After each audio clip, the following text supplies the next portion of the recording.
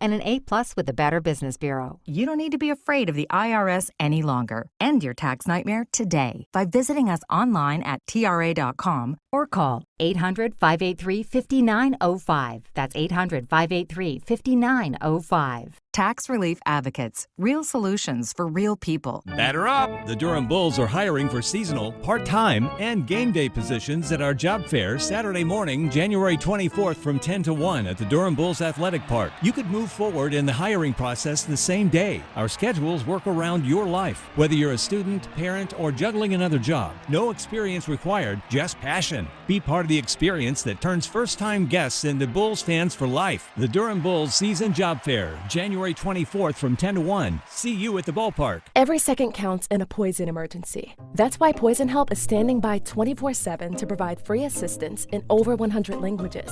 Save Poison Help as a contact in your phone today. Poison Help.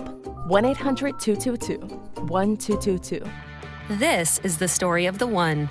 As an HVAC technician, he and his digital multimeter are in high demand. So when a noisy office HVAC turns out to be a failing blower motor, he doesn't break a sweat. With Grainger's easy-to-use website and product information, he selects the product he needs to keep everything humming right along. Call 1-800-GRAINGER, click Grainger.com, or just stop by. Grainger, for the ones who get it done. I'm attorney Brian Ritchie. Workers' comp can be tricky, but my law firm will be on top of all the complicated paperwork and sneaky deadlines so that all of your I's are dotted and T's are crossed. If you've been hurt on the job, I'm on top of it. Contact us at ritchielaw.com.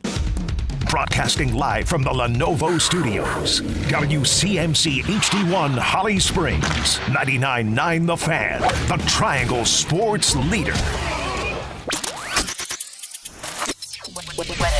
I'm WRAL meteorologist Elizabeth Gardner. The cold air is settling in over us with breezy conditions through the afternoon. Our temperatures will be in the upper 30s, but feeling like 20s on and off with that wind chill. And then we drop into the mid to upper teens overnight tonight. So you'll have to bundle up early tomorrow. Tomorrow afternoon's high 45 under sunny skies. Weather update brought to you by Blue Shark Vodka, the world's smoothest vodka. Pour Blue Shark Vodka at all of your events to lift everyone's spirits. Blue Shark Vodka, the shark that doesn't bite. 3 o'clock check of your money. Dow Jones up 320 points to 49,469. This hour is brought to you by Law Tigers. Injured in a motorcycle accident? Call Law Tigers at 1-800-LAW-TIGERS before you call your insurance company. Case evaluations are always free, and you don't pay a dime until your case settles. Law Tigers, North Carolina's motorcycle lawyers. Pippen tried to feed one in the pocket. It's stolen by Brown. An outlet pass to Foster. Give it to Boozer. Off the window and in. This is a 10-0 Stanford run. Basar changes that with the three from straight on. It's Evans on the right, thinking about it. He'll launch. Oh! Isaiah from deep. 9 on the shot clock. Game clock under 40. Agarwal for 3. That's good. Stanford is up 4. The Drive with Tim Donnelly on 99.9 The Fan. The Drive with Tim Donnelly here on 99.9 The Fan. Happy Thursday, everybody. I'm Tim Donnelly. Dennis Cox producing the show. Hopefully you've, gotten a nap today if you stayed up late watching basketball games like I did. And hopefully if you're a UNC fan especially, you did not stay up late watching basketball games like I did. Probably wasn't worth it for you to, have a little bit of a groggy Thursday morning. We'll explain what that means. And we'll have some audio for you from our conversation with Dan Morgan and much, much more today. But as always, we have to start with the Big 3 at 3.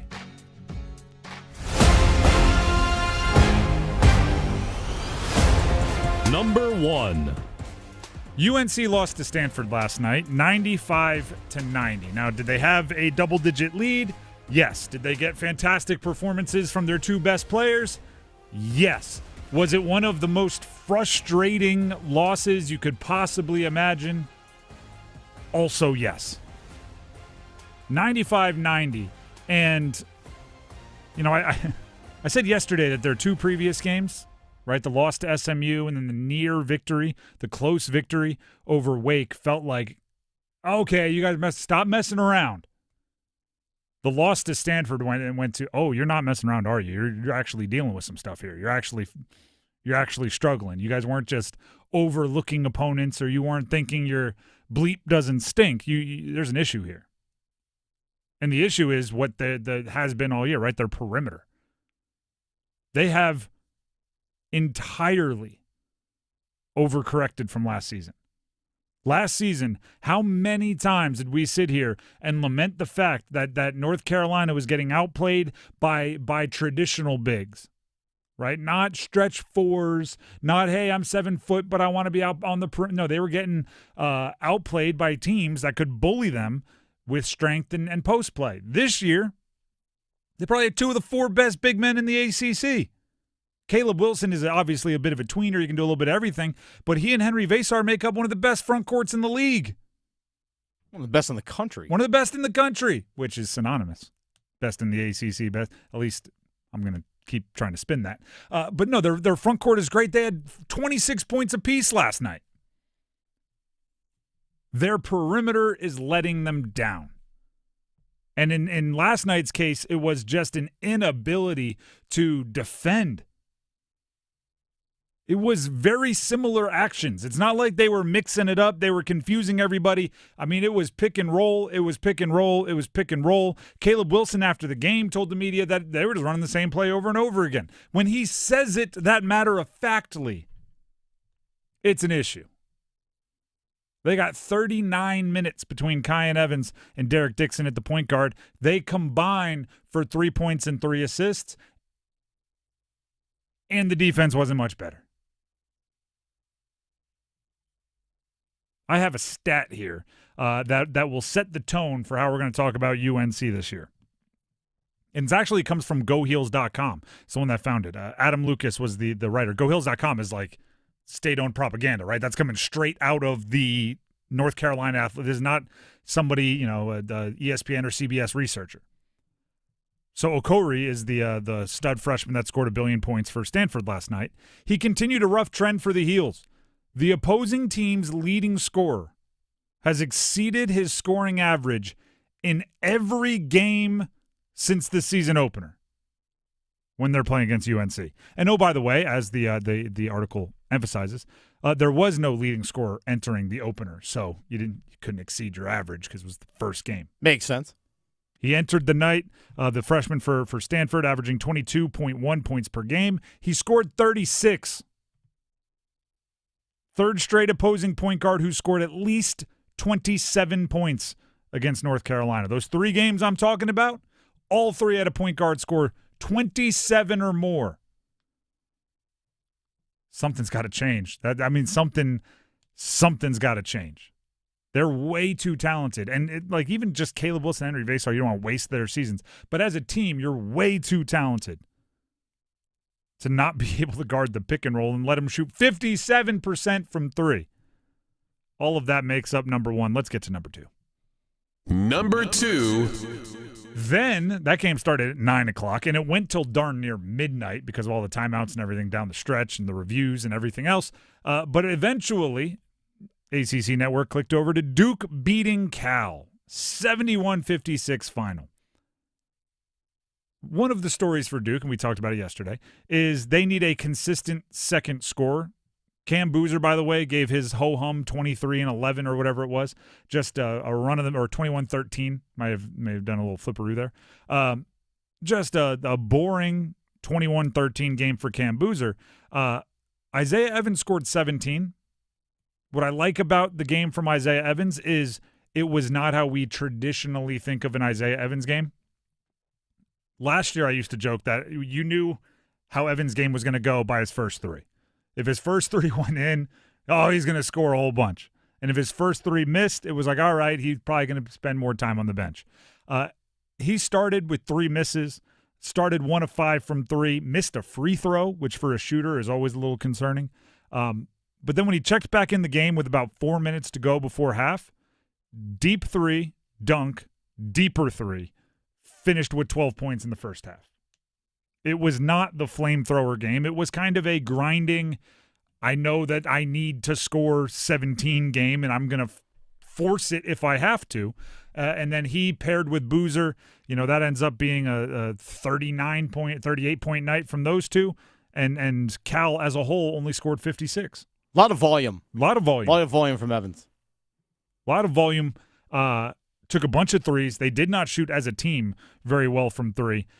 But I think it's necessary that he takes them, right? You have to make sure the defense has to respect your willingness to pull the trigger, because that's what's going to space things out for Boozer, who did have a more efficient night. And if you're going to hold a team to 56 points, take as many shots as you need to get your 17, because it's that important. Also, a ho-hum 21 points, by the way, from Boozer. Yeah, 21 and 13. Yeah, just another day. Just chilling. Had a good, very productive second half. So, again, some of you probably missed that because it was today. I was about to say it was tomorrow. It was already today by the time he got hot in the second half. Good win, though, on the road at Cal. It's strange, the West Coast thing, but we'll get used to it a little bit more every single game. And, they avoided the trap game that I described going into it. That's number 2. Let's jump into number 3. Number 3. Canes had practice today. And it's kind of, I believe, gonna also double up as their morning skate, because they made it be known they won't be having morning skate tomorrow. So, this is the information we're going to get. Shane Gostisbehere was not at practice. Rod Brindamore, after practice, updated the media. He said he's not only hopeful that Gostisbehere will play tomorrow against Florida, but he's hopeful that William Carrier will play tomorrow against Florida. Carrier's been dealing with a lower body issue, and Gostisbehere, quote, wasn't feeling great, so they kept him off the ice today. Wasn't feeling great is the most active phrase coming out of the Carolina Hurricanes. You never really know what it means. It's just wasn't feeling great is how they say somebody missed practice for a reason. What reason? Who knows? Wasn't feeling great. Yeah, wasn't feeling great. Like, you feeling sick, something a little sore. I always think of sick, but then it could just be like slept funny, has a stiff neck. Like, it couldn't be. Wasn't feeling great. Could be anything. So we don't have a ton of information on what is going on with Gostisbehere, why he wasn't at practice, but we do know that they are hopeful he'll be back tomorrow against Florida. It's a home game. Both Carrier and Gostisbehere, I think, fit into this category, although Gostisbehere is scoring a bunch and assisting an unbelievable amount this year, so he's kind of maybe rising above what I'm about to describe. But I think they are both in the, like, when they're gone, you notice it a lot more than you think you would, right? Carrier obviously brings some of the physicality that the Canes need when he's out there, and Gostisbehere is just so wily, right? Like the wily veteran. Again, this year he's averaging a ton of points, so he's kind of rising above that. But if they miss time, you will notice. If they miss time, you will notice. Just like I think we've noticed Carrier being out. Gostisbehere's missed 12 games so far this season, and then also Carrier, he's played in 38 of 47, so he's missed 9 games. And that's just. I don't want to make it out. Actually, let me rewind some stuff. I don't want to make it out like the Canes. We talk about the injuries a lot because they've dealt with a bunch, but it's ice hockey. You know what I mean? Like guys get hurt. I don't think either of those two have been the real, like, whoa, oh my goodness, injuries. Right? You play a physical game, you miss 10 out of the first 45 or 8 out of the first 45. You got to budget that into your depth, right? Occasionally it's going to happen. Some of the stuff earlier in the season when you were missing, 4 of your 6 starting defensemen, that's to me a little bit different. What's happening with Slavin up until recently, that to me is a little bit different. So their injury situations I don't think are outlandish, but they are the kind of people that, your instinct might be like when Carrier has to miss some time, you go like, oh, thank goodness it's Carrier and not blah, blah, blah, blah, blah, blah. But then Carrier's missing. You're like, you know what? I think they really miss Carrier. and that's a credit to him that he does a lot of the dirty work that maybe doesn't pop up in the stat sheet, but when he's not there, you definitely notice it. That's number 3 in the big 3 at 3. We have to go back to that UNC game. They lost to Stanford for the second straight year, and it did feel like the bubble burst a little bit last night. A lot of tired, cranky Carolina fans were lashing out after that one. Stick around. This is Gordon Miller from Miller Lending and Carey. Over the years, I'm often asked why we made the choice to become one of the only mortgage companies in the state to provide loans without closing costs as a primary source of funding. And my response is always the same. How did closing costs ever become a thing? Who was that first person who asked for a lower rate, heard it would cost $15,000 to save $50 a month, smiled and said, "That'd be great"? Recently, we're noticing a trend of large national lenders quoting low rates but with a high APR. This is the definition of what happened when that first person asked for a lower rate but ignored how much it would cost. Quotes today are a two-part process. It's not just the rate, but what are the closing costs? At Miller Lending, we simply don't believe you'll keep your loan long enough to realize additional savings. So before you throw away thousands of dollars in needless fees, pick up the phone and call Miller Lending today.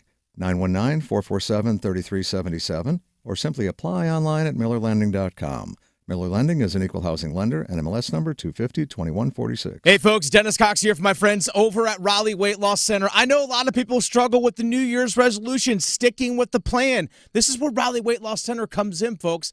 It's an actual plan for you to follow. You stick with the plan, you follow the guidelines, you're going to see results. I joined Raleigh Weight Loss Center, and I lost over 40 pounds, lost over 15% on my body weight, and it's the new year. Get on that plan. That person can be you. No shots or injections, no side effects, no steroids, no HGH, no juicing up. It's all about resetting your metabolism. That way your body can do the natural thing. Give them a call at 919-897-7506 or visit RaleighWeightLossCenter.com. Set up a free 15-minute phone call. Again, free 15-minute phone call. You got questions, you got concerns, you got health issues, bring that all to the table. Have all those questions answered. 919-897-7506 or RaleighWeightLossCenter.com. Set up that free 15-minute phone consultation. Raleigh Weight Loss Center. Results may vary. 9 on the shot clock. Game clock under 40. Agarwal for 3. That's good. Stanford is up 4. And a timeout for the Cardinal, their last. You got to know that Agarwal is going to come off and shoot there. He came off the screen as soon as he got it, shot it. Same thing with Denton Smith the last possession. Our bigs got to get up and challenge those threes in those situations. It is a 7-0 Stanford run. The Drive with Tim Donnelly, 99.9 The Fan. All right, we're going to talk about UNC losing to Stanford last night, 95-90. Before we do any of the UNC discourse, I do want to tip my cap to Ebuka Okori of Stanford. He was on our dean's list earlier this year because he put together a really impressive game, and I went, he's one. This is before last night. He's somebody at the ACC tournament I'm going to do my best to make sure I check out, right? Make sure I see him in a high leverage situation because he was a freshman doing great things. And last night he gave UNC the business so much that he was cramping. Like, all those jump shots take a lot out of your calves. And he ended up cramping up. He finished with a ridiculous stat line of 36 and 9. He is only the second freshman, according to CBS Sports Research, in the last 30 years with 35 or more points and 8 or more assists against a ranked team. The only other in the last 30 years was Trey Young back in 2017 against number 10 TCU. He had 39 and 14 in that game. That's pretty bananas. So Okori, very impressive. I'm curious as to what he becomes. He's a little undersized, but he's either making himself a lot of money in the portal next year or perhaps NBA scouts are taking notice. Who knows? Or maybe he'll stay at Stanford. It's not like Stanford can't afford it. They'll just have to go ask like a Google creator or something. With all that being said, though, what I said earlier about Adam Lucas of GoHeels.com pointed it out. The opposing team's leading scorer, starting with the second game of the year, which is the first where there was a leading scorer coming into the game, every single time they have exceeded their scoring average. Whoever is the best scorer on the other team has scored more than their average against UNC in every possible game this year. I don't want to say that takes away from each of their individual scoring totals, but it does put more of the onus on UNC. Right? Like, good shooters are good shooters, right? They're going to get theirs. But they're going to knock down more shots if they're wide open. There were a couple times last night There were three shooters specifically, and I don't even pretend to be the most up-to-date on Stanford basketball, but it took you about 4 minutes of watching the game to recognize, okay, those three guys for Stanford are going to fill it up. It was number 11, Okori, and then off the bench, number 25. And there were a couple times number 25 caught it. Just nobody in the zip code. And I'm going like, he's one of the shooters. Circle him on the scouting report. Don't give space. Don't help off. He's one of the shooters. If a guy starts like 3 for 3 or 4 for 4 from 3, make him drive by you. And it just didn't happen. Or Okori, the point guard, just in a pick and roll, doing whatever he wants over and over and over again. They shot 57% from the field. They shot 57% from 3. And it's not necessarily a new problem. Darn near every game they faced in the ACC, they've given up double-digit made threes. It's something they struggle with. And after the game, their head coach, Hubert Davis, who a lot of those tired, late-night, angry UNC fans were not happy with, explained why they're having such a hard time defending the three-point line. I don't think you can point to one specific thing. I think it's coming from a number of different directions. I think not getting picked up in transition, short closeouts, no pressure on the ball, late rotations. Kickouts from offensive rebounds, just coming from a number of different directions. It is difficult when a team as a whole shoots that well, different players to say like, oh, well, it was this guy not helping, right? Like it's not one thing. He's right. It is a lot. But the issue was Stanford didn't have to go like to their counters. Right, if you watch the great shooters in the NBA, or if you watch the great shooters of college, they have so many, like, you know, Steph Curry runs nonstop, right? And he's making reads, and he's curling off screens, and then he's double screens, and then it's catch, and he's release, and there's a million different ways they get open. Stanford was just kind of like, we've got 3 ways to get open. We're just going to choose which one we want to do each time down the court, and it's going to work. Like Five Guys. Yeah, we got big cheeseburger, little cheeseburger, you want a hot dog. It's it. That's all it is. We got these 3 things, but we're going to do it damn well. That's exactly what it was. It was the menu that they bring out the one, like, computer paper. It's not even laminated. There's, like, 4 things on the menu. Yeah. And there's, like, we do it pretty well. Yeah, trust me. Right? You go to some places, they bring out the laminated, like, laminated bound book with 75 different options. And I'm like, all right, you probably don't do any of these that great, huh? Just give me the burger. But you go to a place that does, like, 4 things. That's what Stanford. They're like, yeah, our offense is working pretty good today. We have 2 ways to get open. You can have the steak or you can have the vegetarian option. That's all we got. And UNC was allowing that. Because here's the part. By the way, I do want to. This was not my reaction watching it live, but I have seen some cut-ups today, meaning video clips and compilations and everything. Perhaps effort was a part of that should have also been brought on. Again, I went in watching it. I didn't notice as much, but some of the cut-ups of guys who, like, they would be the one getting screened, they would switch the screen, and then once you're no longer guarding the guy with the ball, they were just kind of like, cool, let me hang out. And just their intensity went down, and eventually the screener ended up getting open. Effort might be something that has to be addressed, and I think that's the easiest thing in the world to address, especially when it's caught on film. You have a nice little film session where you have your GA put together all the loafs on film, and you just read them the riot act and go full fire and brimstone, right? These are college kids. They can take it. So address that. But also, like, you need to, for lack of a better term, you need to teach them how to play basketball, right? Like, and I don't pretend to have this expert knowledge, but I love it when athletes, and I love it in football when I get to have some high-level conversations that go back to my college years. Like, I love it when the NBA true savants start talking about all of the different ways that they can guard different looks. And as much as people like used to make fun of when J.J. Redick and LeBron had their podcast, and they'd be talking about floppy action and all the different ways and all the different counters off of it, like, that's what you have to be able to do. This is ACC basketball. Unless you have 5 of the greatest athletes in the history of college basketball on the floor, and you can just play dude defense, right? You can do old school, man, I got him, you got him, you got him, no switches. And you have to be able to know everything and communicate and pass and rotate back and cover each other's back. There was none of that last night. You got to give them those tools. You have to give them those tools.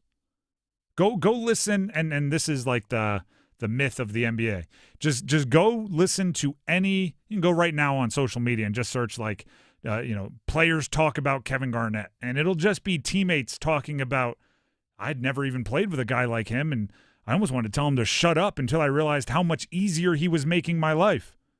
Right? If you're guarding one-on-one up top and nobody's around you, he'll just incessantly say, you're alone, by yourself, you're alone, nobody with you, over and over again.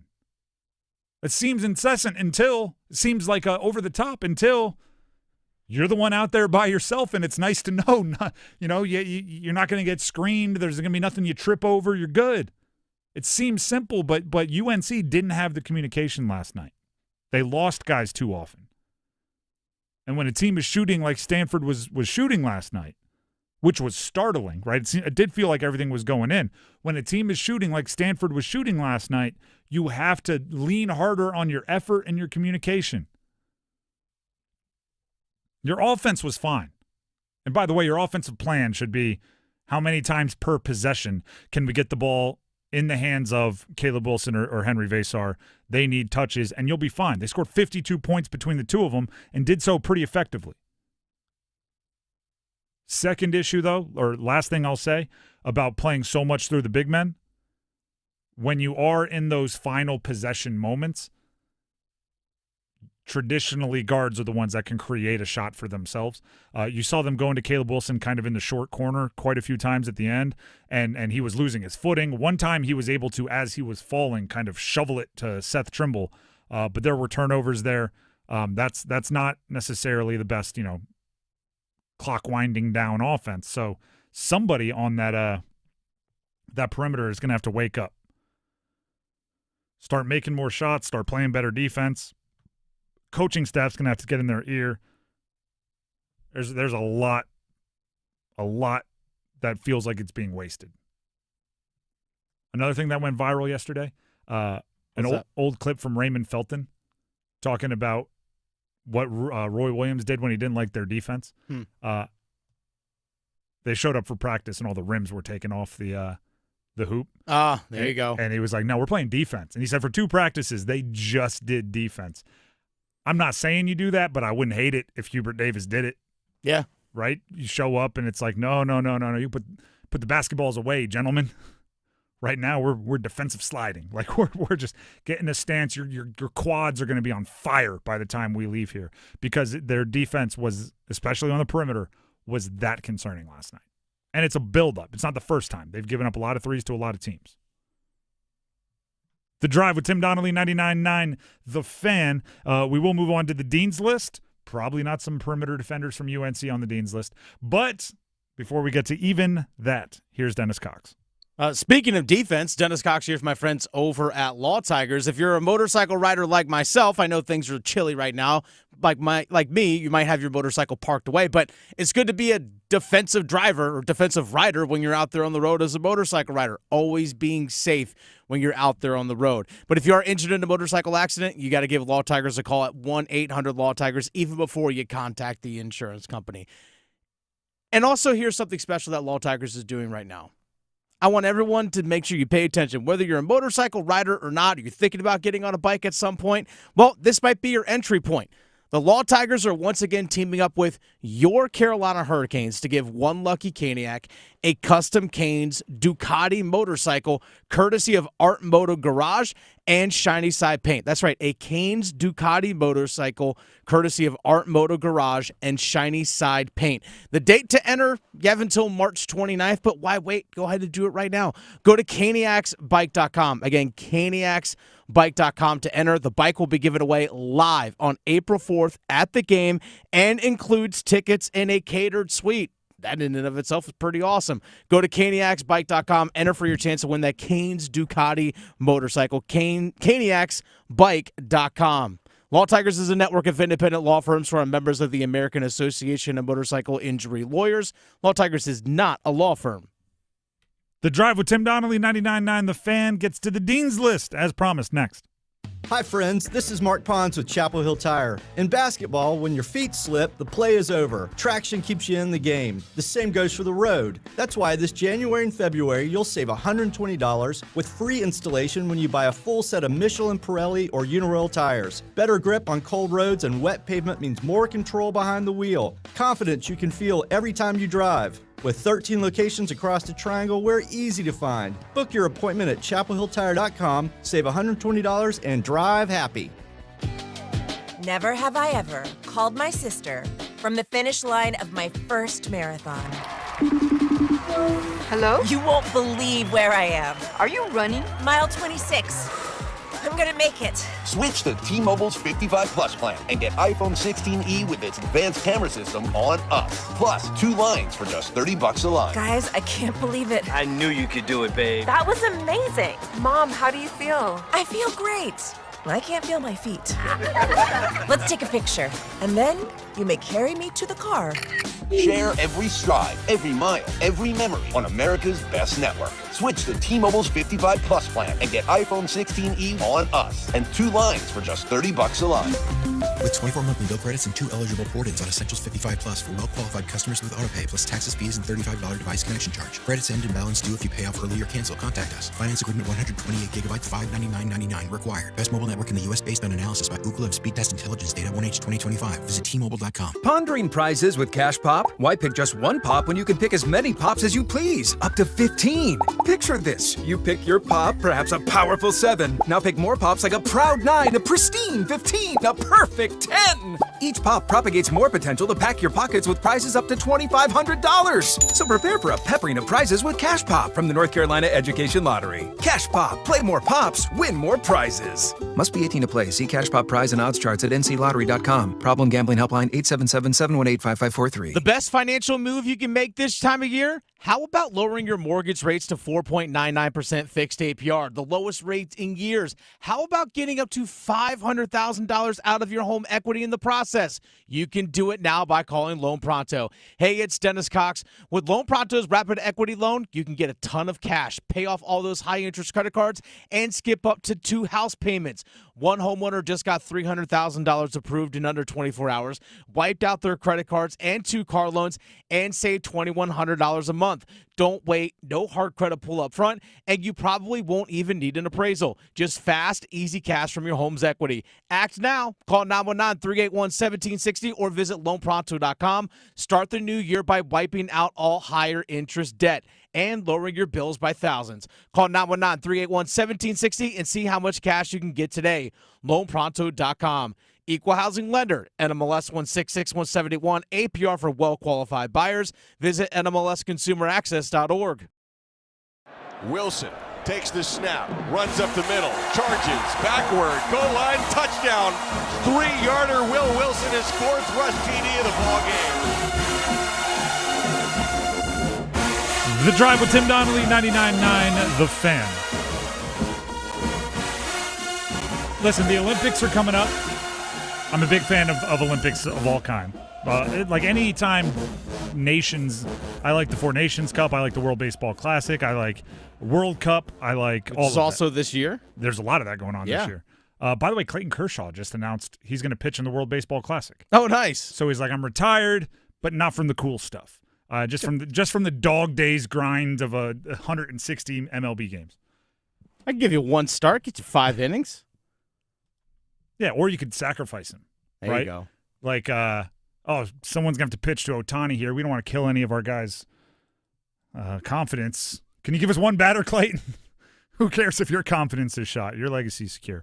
But the reason why I was saying that is the Olympics are coming up, Winter Olympics. The hockey trade deadline isn't until it traditionally is, whatever, a little less than 2 months from now. March 6th this year. So, yeah, a little less than 2 months from now. But there is a freeze on rosters when the Olympics are going on. So there's almost like a mini trade deadline before that. February 4th.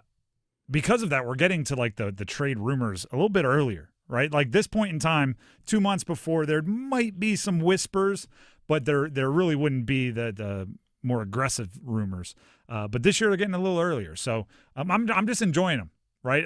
Robert Thomas, yeah, put him in the lineup. Dougie Hamilton, don't put him in the lineup. There's goalies galore, right? Pennington, Soros, whoever it is, I like talking about it. So we'll get to some of those rumors as we get closer to that first mini deadline. But just know we're monitoring them all.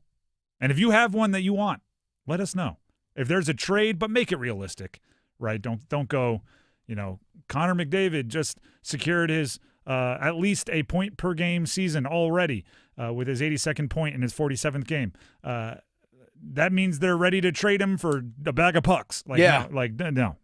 Yeah, Kotkaniemi and a dough and a first. That'll get you Connor McDavid. I don't even want to give the first. A future second. Conditional. Yeah, right. Conditional. Pick swap. But if there's something out there that you hear or that you see, you read, and you think it's fascinating, like send them our way. I enjoy that. That's like my reality television is all of the could they, would they, should theys. And from viable sources, not like Jet Fuel 69, who's a Winnipeg Jets homer, being like, yeah, let's make this deal. Unless, and I'm trusting our listeners to have some good radar here. Unless it's one that makes sense. Like if it's truly like, you know what, maybe you can send it our way. No guarantee we'll like talk about it on air, but if there's some logic, I want to hear it. You can send it just to me. You don't have to send it to Dennis. He sounds like he only wants the officially vetted. You can send it to me because I might make fun of you on air. But if it makes sense, again, have a radar about it. Have a good little gauge. But if it makes sense, I want to hear him. The Drive with Tim Donnelly, 99.9 The Fan. I also hope you want to hear the Dean's List.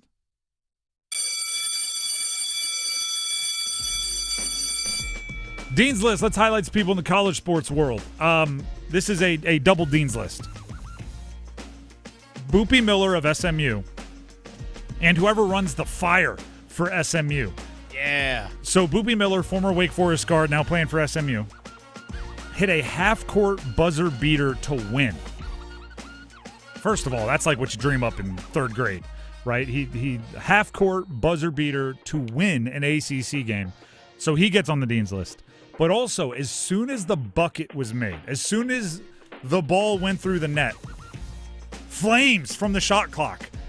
I don't even know if that's an SMU thing. Like, are they just firing flames in the air like every made bucket? I don't know, but it looked awesome. They were on it for the timing. It was like, it was that cool.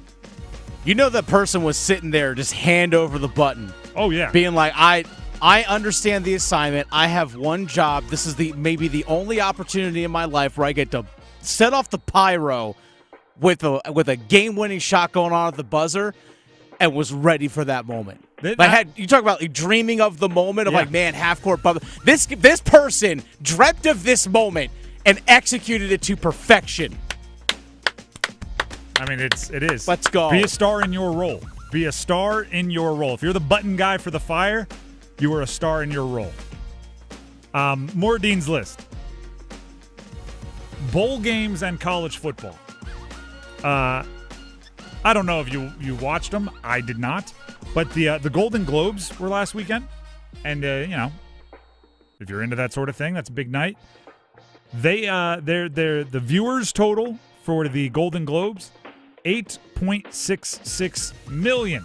Right? So you put Leonardo DiCaprio, Timothée Chalamet, Julia Roberts in a room, they got 8.66 million viewers.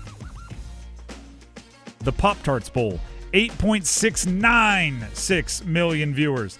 The Pop-Tarts Bowl outdrew the Golden Globes. want to tell me college football is not popular, or it's waning, or it's chasing off fans, and people don't like the portal. You know what? Leo can't hang with the Pop-Tarts Bowl. You know what's going to happen, Dennis. Entertainment's copycat business. There's going to be edible mascots at the next Golden Globes. I was going to say, is Leo DiCaprio going to be a Pop-Tart? He's going to, like, the winner of Best Actor gets to, like, eat a Twinkie. Let's go. Like, just a human-sized mascot Twinkie if you're the, drama or comedy Best Actor or Actress. More Dean's List. Dennis is another funny one. I don't know why. Today's kind of an awful Hey, that's fine. Your boy Matt Rule. Oh, go. Yeah. Okay. Yeah. At the end of the day, let's go. I don't even know what you're going to do with this one.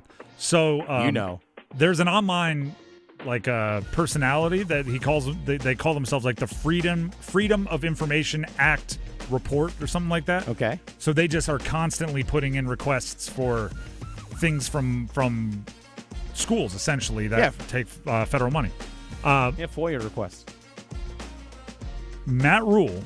So they did like a budgets thing for all the, you learn that Ohio State used $80,000 to get a private jet to Big Ten Media Days and like all these other things. On the way out of town from Big Ten Media Days in Vegas, Matt Rule and his group had $600 worth of Smashburger door dashed right to their jet as they left. Nice. $600 worth of Smashburger. Traditionally, going to Big Ten Media Days is a coach and 3 players. $600. I mean, if they bring like a couple SIDs or whatever, you're looking at like 6 or 7 people. So this is for Media Days. All right, so you're looking at coach, at least 2 players, SID, social media person, athletic director, probably a couple other staff members. Okay, if so we're you're probably being talking like 10. If we're being generous, we'll go 10 people. Okay, then the pilot and co-pilot, taking care of the pilot. If there's someone else on staff that's loading the bag, so you might be looking at 15 people here. $600 of Smashburger? Yeah, I mean I could do that. It's kind of what is I it like? lose 42 pounds for a reason, Tim. $20 a meal, like. Yeah. But that $20 times 10 people ain't getting you to $600. There's delivery fees, tip. I don't know, man. $600 a Smashburger. On top of the jet fee. At the end of the day, maybe that was the jet fee. I just thought it was funny. Nah, you might be on a bicycle. I don't know. Was dessert included? Did you get drink? I think they got everything. I mean, $600. You better not have gotten. I wish we got fries. Like, they better have gotten everything. Maybe they took 3 players. 2 of them were linemen. Guys got to eat. They do have to eat, but I mean, season's right around the corner. Got to be eating well. Hey, Smashburger's good. I'm just saying. Last one, college football. I'm putting Cam Newton on the Dean's List. All right. They announced the 2026 College Football Hall of Fame class. Cam Newton wasn't inducted. This is not a joke. His season at Auburn, you could argue, is the most impressive individual season in the history of college football. Oh, insane. One game of NFL experience outside of Cam Newton on that entire offense, and they ran through the heyday of the SEC and won a national undefeated championship. Do you know who did make it, though, this year? Remember Jordan Lynch, the quarterback from Northern Illinois? Shout out to Dave Dorn. Oh, yeah, that's right. James Laurinaitis, the linebacker from Ohio State. Bruce Colley, an offensive tackle at Texas at Arlington in the 80s. George Cumbie, a linebacker from Oklahoma in the mid-70s, amongst a bunch of others. You can't tell me they're more impressive than Cam. Cam's season at Auburn is literally might be the best individual season in college football history. It's a first ballot Hall of Famer, unless you're taking into account his family took money or whatever. But if that's the case, you got to take a lot of people out of the Hall of Fame because just saying, a lot of people took some cash. You know who James Laurinaitis' dad was, right? It's some wrestling thing, right? Oh, man, that's just some wrestling. I'm talking Road Warrior Animal here, sir. Part of the Legion of Doom? Legion of Boom? That's Richard Sherman. No, Legion of Doom. Oh. Sir. LOD. The Road Warriors. LOB. Cam Chancellor. Sure. Who wins in a fight, Legion of Doom or Legion of Boom? Legion of Doom. I don't know. They had spikes on their shoulder pads. Look at some of the stuff Earl Thomas does. Yeah, you should see some of the stuff that Hawk and Animal did. I'm talking about. You heard of the Doomsday device? You heard of police reports? Earl Thomas got into some stuff, allegedly. Cam Chancellor would be terrifying as a wrestler. Just throwing that out there. The Drive with Tim Donnelly, 99.9 The Fan. That is the Dean's List. Let's go ahead and dismiss, because I have to tell you all about Bailey's Fine Jewelry. Tim Donnelly here for Bailey's Fine Jewelry. You heard me say earlier how much I love the Olympics. Ipso facto, I love Omega watches. Why? Because Omega has been the official timekeeper of the Olympic Games since 1932. And Bailey's Fine Jewelry is proud to feature the largest Omega showroom, offering an unmatched opportunity to explore the brand's full collection. Talked about that award show earlier today. Go look up some of the flashiest, coolest people and what watches they were wearing. Quite a few Omegas on their wrist. They are having a moment. I've been an Omega fan for a very long time, and when you talk Speedmasters, Seamasters, Railmasters, when you talk Globemasters, these are all models of their watches. If you don't know, go to Bailey's Fine Jewelry and check them out. DeVille's, Constellations, Gold, the Sapphire, they're awesome, okay? They are awesome, and you'll see them all around the Winter Olympics, because when you need to keep time at an exceptional accuracy in extreme cold, high speeds, and intense physical impact, Omega is the spot. So drive out to Bailey's Fine Jewelry in the Village District location in Raleigh and ask them about their Omegas. They'll take you right there. It's a pretty cool spot. And let them know you heard about it from me, Tim, right here on 99.9 The Fan. Duke basketball got a win last night into this morning here on the East Coast. What does it say about their chances? Stick around. I'll tell you next.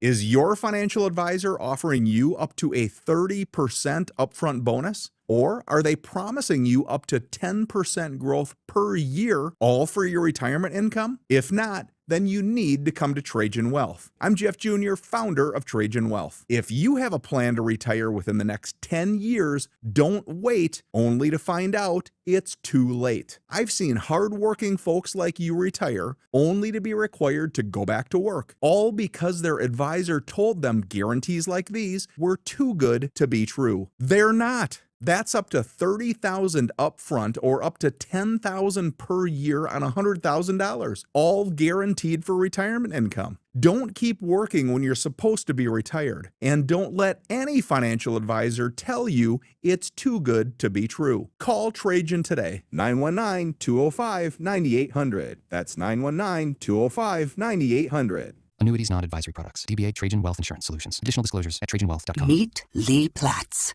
a renter whose possessions fill not only her apartment, but also the darkest corners of a mini storage unit. A land of both truth and fiction. Truth, everything inside is protected by Progressive. Fiction, one day Lee will fit into her clothes from senior year of high school. Renters, discover coverage for what you love and what you can't get rid of in Progressive's Protection Zone. Get a quote at Progressive.com. Progressive Casualty Insurance Company, affiliates, and third-party insurers. With the new IHOP value menu, $6 is all it takes to go to your happy place, where stacks of pancakes with bacon and eggs are just $6 every day. French toast, sausage, and eggs are, you guessed it, $6. And fluffy omelets come with a side of pancakes and only cost $6. Go to your happy plates every day at IHOP. $7 in some locations. Available every day for a limited time at participating restaurants in the U.S. Hours may vary. No substitutions. Not valid with other discounts or promotions. Prices may vary. Rain-X wipers are the #1 wiper blades in America. That means all kinds of drivers choose Rain-X. Big drivers in small cars choose Rain-X. Small drivers in big cars choose Rain-X. Drivers with long hair and short commutes choose Rain-X. Drivers with short hair and long commutes choose Rain-X. Drivers with pets on board, babies on board, and bored babies on board choose Rain-X. Basically, drivers who love a clear view of the road all choose Rain-X wipers. the #1 wiper blades in America. Finding great candidates to hire can be like, well, trying to find a needle in a haystack, but not with ZipRecruiter. Its powerful technology actively finds and invites qualified candidates to apply to your job. So while other companies might deliver a lot of hay, ZipRecruiter finds you the needle in the haystack. See why 4 out of 5 employers who post a job on ZipRecruiter get a quality candidate within the first day. Try ZipRecruiter for free at ZipRecruiter.com/free. That's ZipRecruiter.com/free. ZipRecruiter.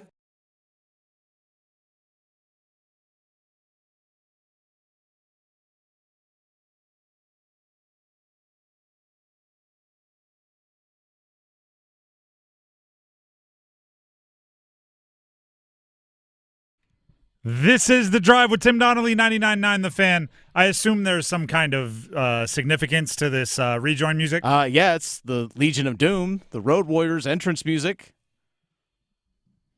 Well, is the dad's name James Laurinaitis as well? Something else Laurinaitis? Joseph. Is Joseph Laurinaitis' son a better college football player than Cam Newton? He's a Hall of Famer, isn't he? Well, he's an inductee. He hasn't been inducted yet.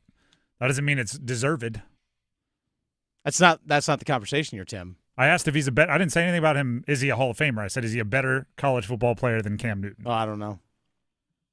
No, he's not. There you go. There you go. Want to see how loyal you were to this Legion of Doom. Right? No, you know what? He's related to Road Warrior. He's got to be better than Cam. The Drive with Tim Donnelly, 99.9 The Fan. Before we transition to Duke here, let me let you know how you can win some tickets. Five Finger Death Punch is coming to Coastal Credit Union Music Park on October 14th for their 20th anniversary world tour with special guests Cody Jinks and Eva Under Fire. Visit 999thefan.com or download our app, the 999 The Fan app, to enter for a chance to win a pair of tickets to the show. Tickets do go on sale tomorrow at 10 a.m., but you can enter to win them online at 999thefan.com. or on our 99.9 The Fan app. Again, that's Five Finger Death Punch tickets. Now, Duke basketball, 11 p.m. Actually ended up being like 11:15. Opening tip last night against Cal. They got the win. And Cal has been playing well enough that they are technically a quad one win. Are you ready for this? Duke has earned its 8th quad one win last night. They are 8-1 in quad one games. There is nobody else in the country with more than 5 quad one victories. So they are not only playing a very tough schedule as designed by their non-conference schedule, and credit to the ACC for stepping up. That was a big game for Duke in that the third straight game they've had to be tested in a certain way and go ahead and win in a certain way, meaning a variety of different wins. They've won with 56 points allowed in this one. They've won with almost 90 points allowed. They've gone back and forth. Somehow, after that game, they had Steph Curry and Seth Curry. Seth Curry makes sense. But they had Steph Curry in the locker room. And he was looking around telling them, I guess I'm a Duke fan. Seth Curry makes sense. Played at Duke. Steph Curry being there, just, I guess, supporting his brother, gave him a little pep talk to the team and then said, I guess I'm a Duke fan. Currys are all over the state of North Carolina, by the way. Here's the hard part about what Duke has going on. They are winning. They are winning a bunch. They are winning against good teams. They are winning for the most part against bad teams. I don't know why I said for the most part there. Flip that. They are winning for the most part against good teams. They're winning against bad teams. Cameron Boozer had a boring 21-13. We've talked about it, how kind of ho-hum it's already been to be a 20-10 game for him. But they have to continue to be critical, right? They have to continue to look for their flaws, seek them out. The team shot 7 of 32 from 3 last night. 7 of 32. And I'm not saying it's an excuse, but I always find this funny. It's a little quirk of college basketball. The home team gets to pick the brand of basketball that you play with. And Isaiah Evans, after the game, talking with the broadcast, said he doesn't like the evolution basketballs. Now, part of me went, all right, excuses. But I have heard other college basketball players talk about this. Duke does play with Nike in their home game, and I guess they like the Nike balls.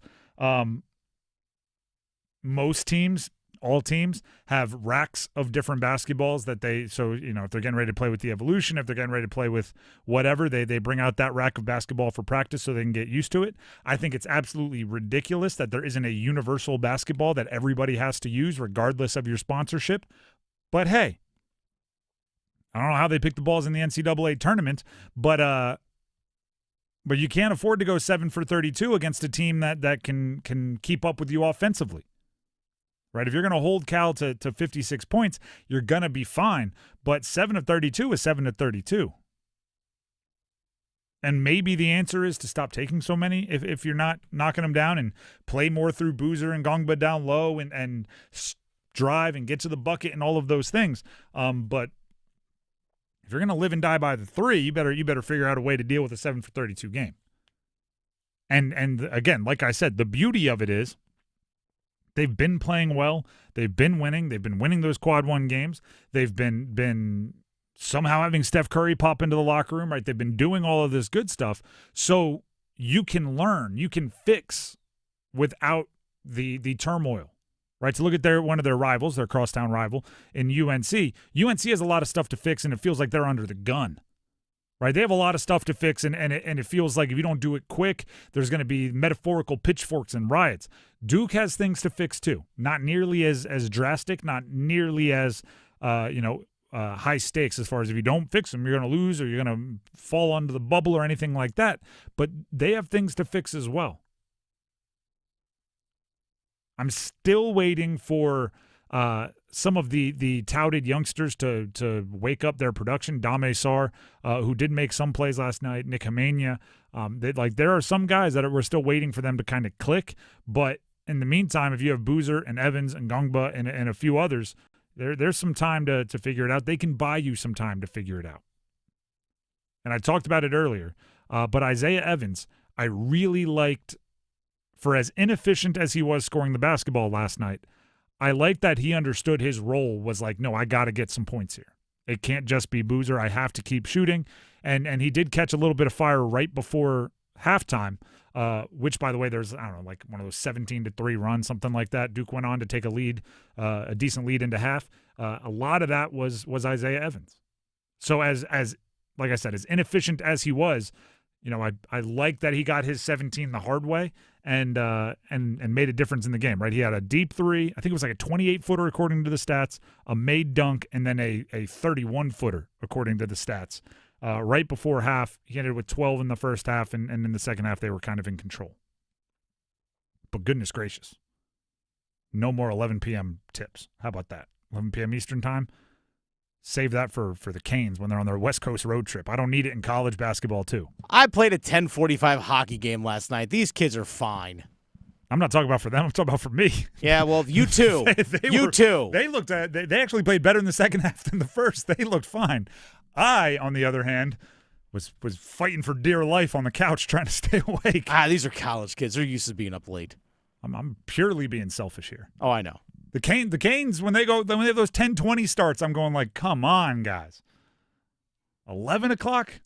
Well, thankfully, on Saturday, these two teams are still out there on the West Coast. UNC, 4 o'clock Eastern time against Cal. There we go. Duke, 6 o'clock Eastern time against Stanford. And along those lines, correct me if I'm wrong, do the Canes play at like lunchtime on Monday? Yeah, it's actually a 1:30 puck drop. We're getting Martin talking. Luther King Day. Let's get some matinee specials in here. Yeah, no show Monday. No, that's true. Let's get some matinee specials out here, everybody. That way we can go, catch the early movie or something. More day games. Let's go. Make some things happen. The Drive with Tim Donnelly, 99.9 The Fan. When does Duke play next? They got Saturday. Obviously you just said that. Yeah. Sorry about that one. A little West Coast road trip. They were saying on the broadcast, I think State is the only team that swept a West Coast roadie in the ACC, going out there beating Cal and Stanford. Look at them. That's crazy to me. Just seemed. I mean, I guess they're doing their thing well out there on the West Coast, and I just don't pay attention. By the way, Stanford 65th in the net, Cal 69th in the net. So these are both quad 1 games for UNC and Duke. There you go. The other thing is Duke has the benefit of watching Stanford offensively light up UNC. So now they're going in on high alert. There's no sneaking up on anybody. Hey, guys, defend the three-point line. Yeah, they can shoot it in their home gym. That one's on Saturday. We'll take a break. When we come back, football at 4. We have audio from Dan Morgan about what the Panthers need this offseason. Stick around.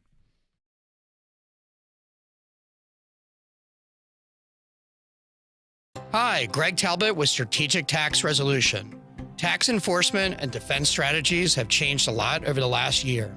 After nearly 5 years, the IRS has restarted automated collections. You could be next for bank levies and wage garnishments. Ignoring the issue is not an option. Call 984-272-2600 to get protected. Do you have unfiled returns or tax debt? We work directly with the IRS and states so you don't have to. Let us use our proven strategies and experience with the IRS and state to resolve your tax issue. Qualified clients have cut their tax debt by more than 90%. How would that feel? Act now to learn the latest updates to tax relief programs. Your eligibility may not be the same. Strategic Tax Resolution. Local, trusted, A+ rated by the BBB. Call 984-272-2600. Ask for me, Greg Talbot. 984-272-2600. You've got a guy on your side. StrategicTaxResolution.com. Get relief. It's the start of something new sales event right now at John Heister Chrysler Dodge Jeep Ram in Lillington. Drive home a brand new 2026 Ram 1500 for 20% off. Or pick your financing deal, 0% for 60 months or 2.9% for 72 months. America's best-selling truck comes with a terrific powertrain limited warranty, 10 years or 100,000 miles. Excludes RHO and tungsten. See dealer for details. So get off your keister and get to John Heister Chrysler Dodge Jeep Ram in Lillington today. What's this? We're expanding the North Carolina Education Lottery Winners Club. That's a pretty big wrecking ball. Well, with all these new scratch-offs, this place is going to be packed with new winners. Okay, let's go ahead and knock this wall down. This is where we're putting the polo field. Whoa, patience, Trixie. This month's tickets are loaded with $90 million in total prizes. The Winners Club awaits. Must be 18 to play. Approximate overall odds or winning range from 1 in 3.35 to 4.68. Problem gambling helpline 877-718-5543. I'm attorney Brian Ritchie. Getting hurt in a car wreck comes with all kinds of stress and frustration. But when you call me, I'll be on top of all of it. So all you need to worry about is getting better. If you've been injured in a car wreck, I'm on top of it. Contact us at ritchielaw.com. Broadcasting live from the Lenovo Studios. WCMC HD1 Holly Springs. 99.9 The Fan. The Triangle Sports Leader. I'm WRAL meteorologist Elizabeth Gardner. Wow, it's cold out there. We're seeing winds out of the northwest gusting up to 30 miles per hour, making it feel like 20s for much of the afternoon. Our actual temperatures will be in the upper 30s. And then we drop to 19 overnight tonight under clear skies. So bundle up tomorrow morning. Tomorrow afternoon's high will be in the mid 40s under clear skies. This hour of the drive is brought to you by Law Tigers. Injured in a motorcycle accident? Call 1-800-LAW-TIGERS before you call your insurance company. Case evaluations are always free, and you don't get paid a dime until your case settles. 1-800-LAW-TIGERS, North Carolina's motorcycle lawyers. 4 o'clock check of your money. Dow Jones at the closing bell, up 293 points today to 49,442.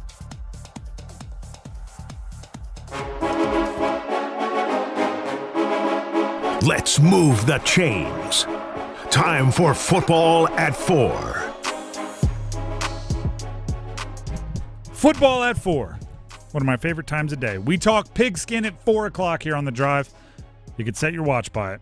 And yesterday at this time, we were talking with Dave Canales. Check Dan Morgan, the boss of Dave Canales. I feel great about playing football right now. The guy who helped hire Dave Canales, Dan Morgan, the GM of the Carolina Panthers, was on the show. And obviously when you talk with the GM, you're paying close attention, right? Going into what I think is a very important offseason for the Carolina Panthers. It is a transition for the Carolina Panthers. In his state of the program, the press conference he gave on Monday, or Tuesday, I believe it was, he said they're always in win now mode. I hear you. That's what you say as a competitor. It's not always true, right? Or else you'd be, trading up in the draft and going to get veterans and doing all like every year.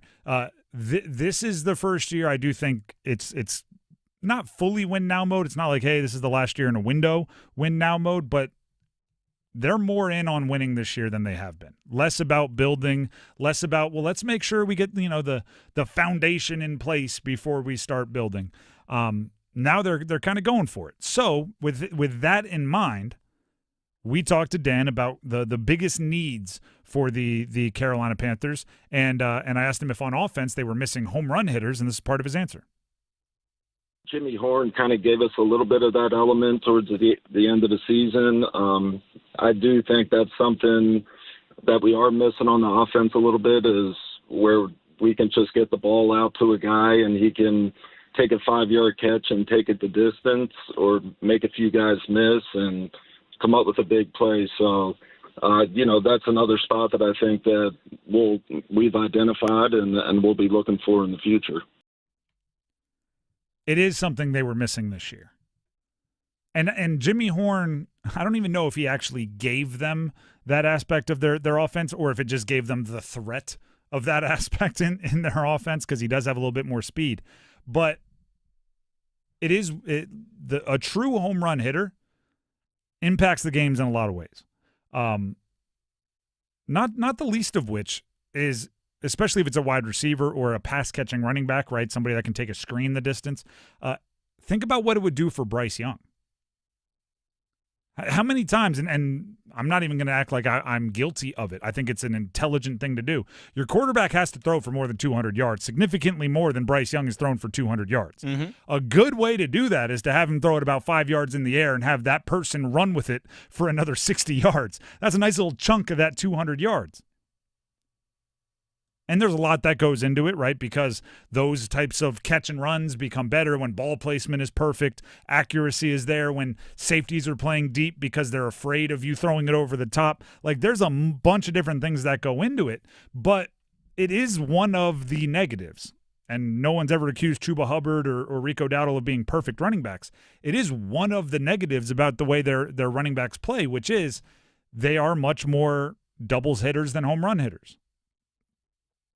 Even somebody like Jalen Coker. Why was Jalen Coker available as an undrafted free agent? I pretty much assume it's because of the 40 time. Right? If he would have run a 4.43, he would have been drafted. I'm pretty confident in that when you watch his tape and you look at how game fast he is. But for whatever reason, small school, slow 40, that's going to lead to an undrafted free agent. He's a great player.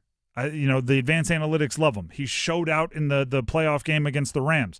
He's made tough touchdown catches. That doesn't turn him into a threat to go 60 every time he touches it. Unless, what was it, the Dallas game last year where I think he had an 82 or 83 yarder. Because they forgot he existed and he caught it in a desert of his own real estate. You need the guy that can make it easy for Bryce. There's nothing like a good old slant that goes for 80 for a quarterback's stats. All you got to do is put it on the upfield shoulder, let your fast guy catch it without breaking stride, split the safeties, and he's off and running. And you're sitting there like, passing stats. Like, it really helps your passing game, and they didn't have a ton of that this year. I remember when they played the Buffalo Bills at Bank of America Stadium. I remember Khalil Shakir caught a ball about 6 yards downfield from the line of scrimmage. He caught it literally at the 50. And all of a sudden, he's running across the goal line. And after that game, they were saying, Josh Allen's the MVP. Yeah. James Cook lit him up that game. But that's the thing. Is like, and I remember actually turning to Chris Lee because he and I do Panthers playbook together. And I said, Panthers don't have that guy. They don't. They just don't have that guy. At least a guy that can consistently do that. And don't get me wrong. That doesn't mean they have bad players. It means, like, they had to go get other things with greater priority before that.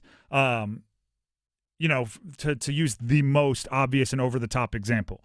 I want to be clear here, hyperbole. But the Chiefs needed Travis Kelce and they needed Tyreek Hill when that offense was working that way, right? You needed, and what I mean by that is you need somebody that can have 10 catches, hard catches, work the middle of the field, contested catches, and you need somebody to scare teams over the top. And the Panthers with Teterow, McMillan, and Jalen Coker, I believe have, 30 yards and in unbelievably well taken care of now. Now they need 30 yards and out, right? Now they need the longer. And you can go find those. Now, I don't want to find a one-trick pony, okay?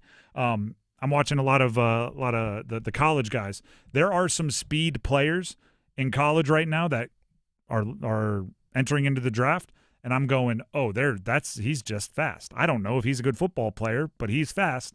I don't think you need that. You need somebody that can do a little bit of everything. Shakir, I think, is a good example. He's an underrated wide receiver because he catches so many deep balls. That was always the thing with Tyreek Hill as a football player that people didn't give him enough credit for, is like he was a very good wide receiver in addition to just being the guy who used to be a track star.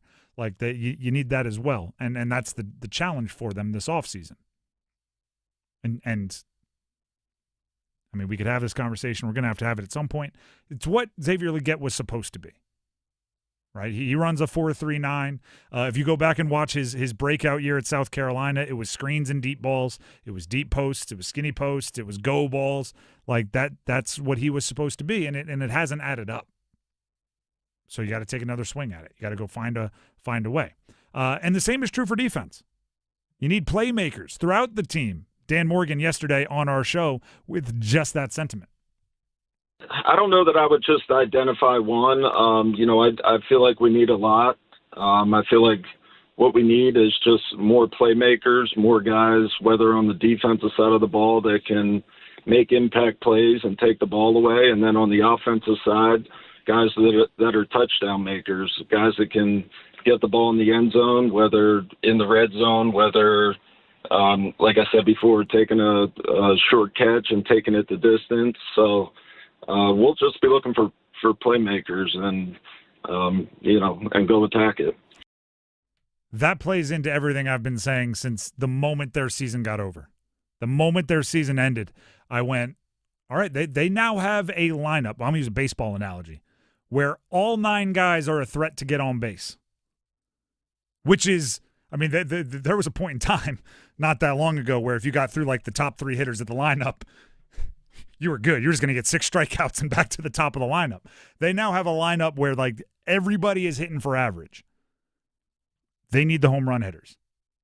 And there are certain positions where that makes sense. Edge rusher, we talked about the offense, the home run hitters. If there's a true ball hawking safety, somebody that has that weird thing where you're like, how is he always where the ball is, and why do they even test him? But it just happens, right? The disguising and everything. I think of the best example in the history of the world at that would be Ed Reed. If you can get one of those home run hitters, it levels up all of the hitters for average that are up and down your lineup. And I think it took a lot of work for them to get their lineup where it is. Right? It took a lot of work to go replace all those strikeout artists that just go up there fanning everybody with average hitters. Now you need to bring in some home run hitters. Right now you need some guys to clean the bases. And everybody else, it'll appear as if they're better. Everybody's going to score more runs. To get out of the analogy, it's why I think priority number 1 is pass rusher. Pass rusher, maybe priority number 1, 2, and 3, if we're being real. Improving the pass rush. Then I think you need a home run hitter of some kind on the offense. That'd be my next priority. Safety to pair with Trayvon Merrick, a real yin and yang situation where they complement each other. Merrick's going to be physical. He's going to be blitzing sometimes. He's going to be getting in the backfield. You need somebody that's more of a center fielder, free safety. Maybe Latham Ransom develops into that. You never know. Definitely that could. answer already could be on your roster. And pass rusher, if Scorton and Princely Omanmielen level up in a big way, they could also be a big part of that solution. And then the if there's a third, something like off-ball backer. Yeah, for sure. I think I take this for granted, and I asked Dan Morgan about it because Dan Morgan was the off-ball backer and, had, 20-something tackles in the Super Bowl. I think part of what I take for granted is, he'll be able to find one. Like, you won't have to spend a lot in free agency. Dan Morgan knows what he's looking for. He'll find the traits wherever, for cheap because he's Dan Morgan. It's the same as anytime a former athlete or a guru coach, it's like, well, you shouldn't have to spend as much on that position because you're so much smarter than everybody at it. But at some point, they will want to get, their Thomas Davis, right? Their Luke Kuechly, obviously. Their Dan Morgan. Their Shaq Thompson. Their off-ball backer that can really be the glue that holds the team together. But that would be third on my list. And do you know what? There's another question, and this will be maybe a whole other conversation. Okay. Bryce Young, they pick up his fifth-year option. He's the guy next year. Who do you want in the room with him as a quarterback? Yeah, Andy Dalton's contract's up. He might retire. I would assume so. It looked really, him and his family looked real, hey, let's remember this. This could be the last time Daddy's, in the NFL. I just, do you want to bring in legitimate competition? Because that could get him looking over his shoulder, and we know we've seen Bryce have his confidence shaken in the past. Do you want to bring in a veteran who can be the sounding board? Do you want to bring another young guy for vibes? Who else is in the room with the quarterbacks is fascinating to me. So maybe we'll have that conversation another day. We'll have to get like a psychologist on the show or something to talk about it, because I think that might be more of a social mental conversation than it will be, well, you need a guy with a strong arm to throw the Hail Mary from your own 20. The Drive with Tim Donnelly, 99.9 The Fan. Before we move on, we have ACC basketball, cons and cons. What are you most confident? What are you most concerned about for the three teams in the triangle? We'll answer all of those questions. But first, Dennis Cox has something he'd like to tell you. I do. Dennis Cox here, once again from my good friends over at Law Tigers. I'm a motorcycle rider. I enjoy being out there on the road on two wheels. Obviously not during this cold weather. That's it's too chilly out there. But I'm excited for the spring. Get back out on the motorcycle. And imagine when springtime rolls around that you are riding around on your own Canes Ducati motorcycle. That's a real thing, folks, because the Law Tigers are once again teaming up with your Carolina Hurricanes to give one lucky Caniac a custom Canes Ducati motorcycle, courtesy of Art Moto Garage and Shiny Side Paint.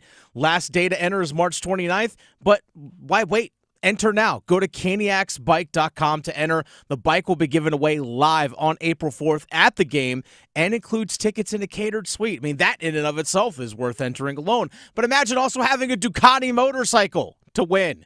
Imagine pulling away from a victory on a Ducati. Jealous already thinking about it. Go to caniacsbike.com to enter. Again, caniacsbike.com to enter for your chance to win. Law Tigers is a network of independent law firms who are members of the American Association of Motorcycle Injury Lawyers. Law Tigers is not a law firm. This is The Drive with Tim Donnelly on 99.9 The Fan. We get to ACC basketball, cons and cons, coming up. Hey, it's Adam Gold, and as the Carolina Hurricanes shoot for their 8th consecutive playoff appearance, that's right, 8 in a row, that's not the goal, I should remind you. The goal is being, as Rod Brindamore likes to say, the last team standing. What do they need? Who will get them there? You know where you can find the answers on every episode of the Canes Corner podcast, live on YouTube after games, and wherever you get your podcast. Rate, subscribe, like, share, tell your friends. It's bow time. A leg and thigh dinner from Bojangles for just $6.99. Leg and thigh dinner from Bojangles for just $6.99. So crispy. So crispy. And juicy. And juicy. So much flavor. So much. Stop it. What are you doing? What, you expect me to get this delicious deal and not say anything? You're unbelievable.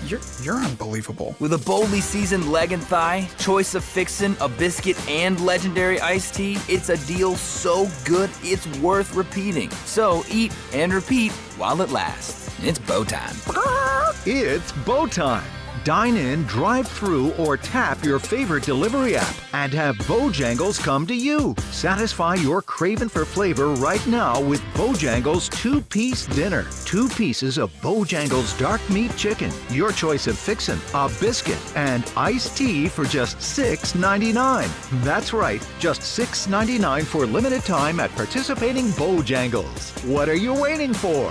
When you're hungry, it's always bow time. My name is Whitney Allen. I am a widow. My husband, Ryan, died. We never thought in a million years we'd have to use life insurance. The unexpected happened. With Ethos, it is so fast and easy. It's 100% online. You can get a quote in seconds, apply in minutes, and get same-day coverage. No medical exams, and you can get up to $3 million worth of coverage through Ethos. Get your free quote at ethos.com/game. That's ethos.com/game.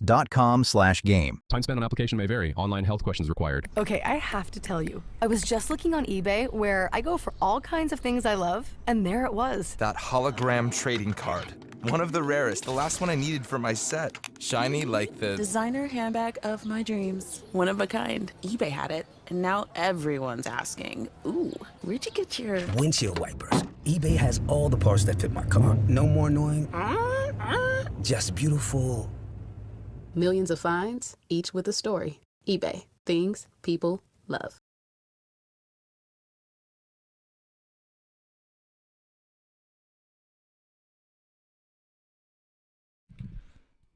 This is The Drive with Tim Donnelly here on 99.9 The Fan. So, before we jump into cons and cons, the Panthers should have mentioned this. I should have mentioned this when we were talking about the Panthers a second ago. The Panthers assistant quarterback coach Mike Bercovici. There you go.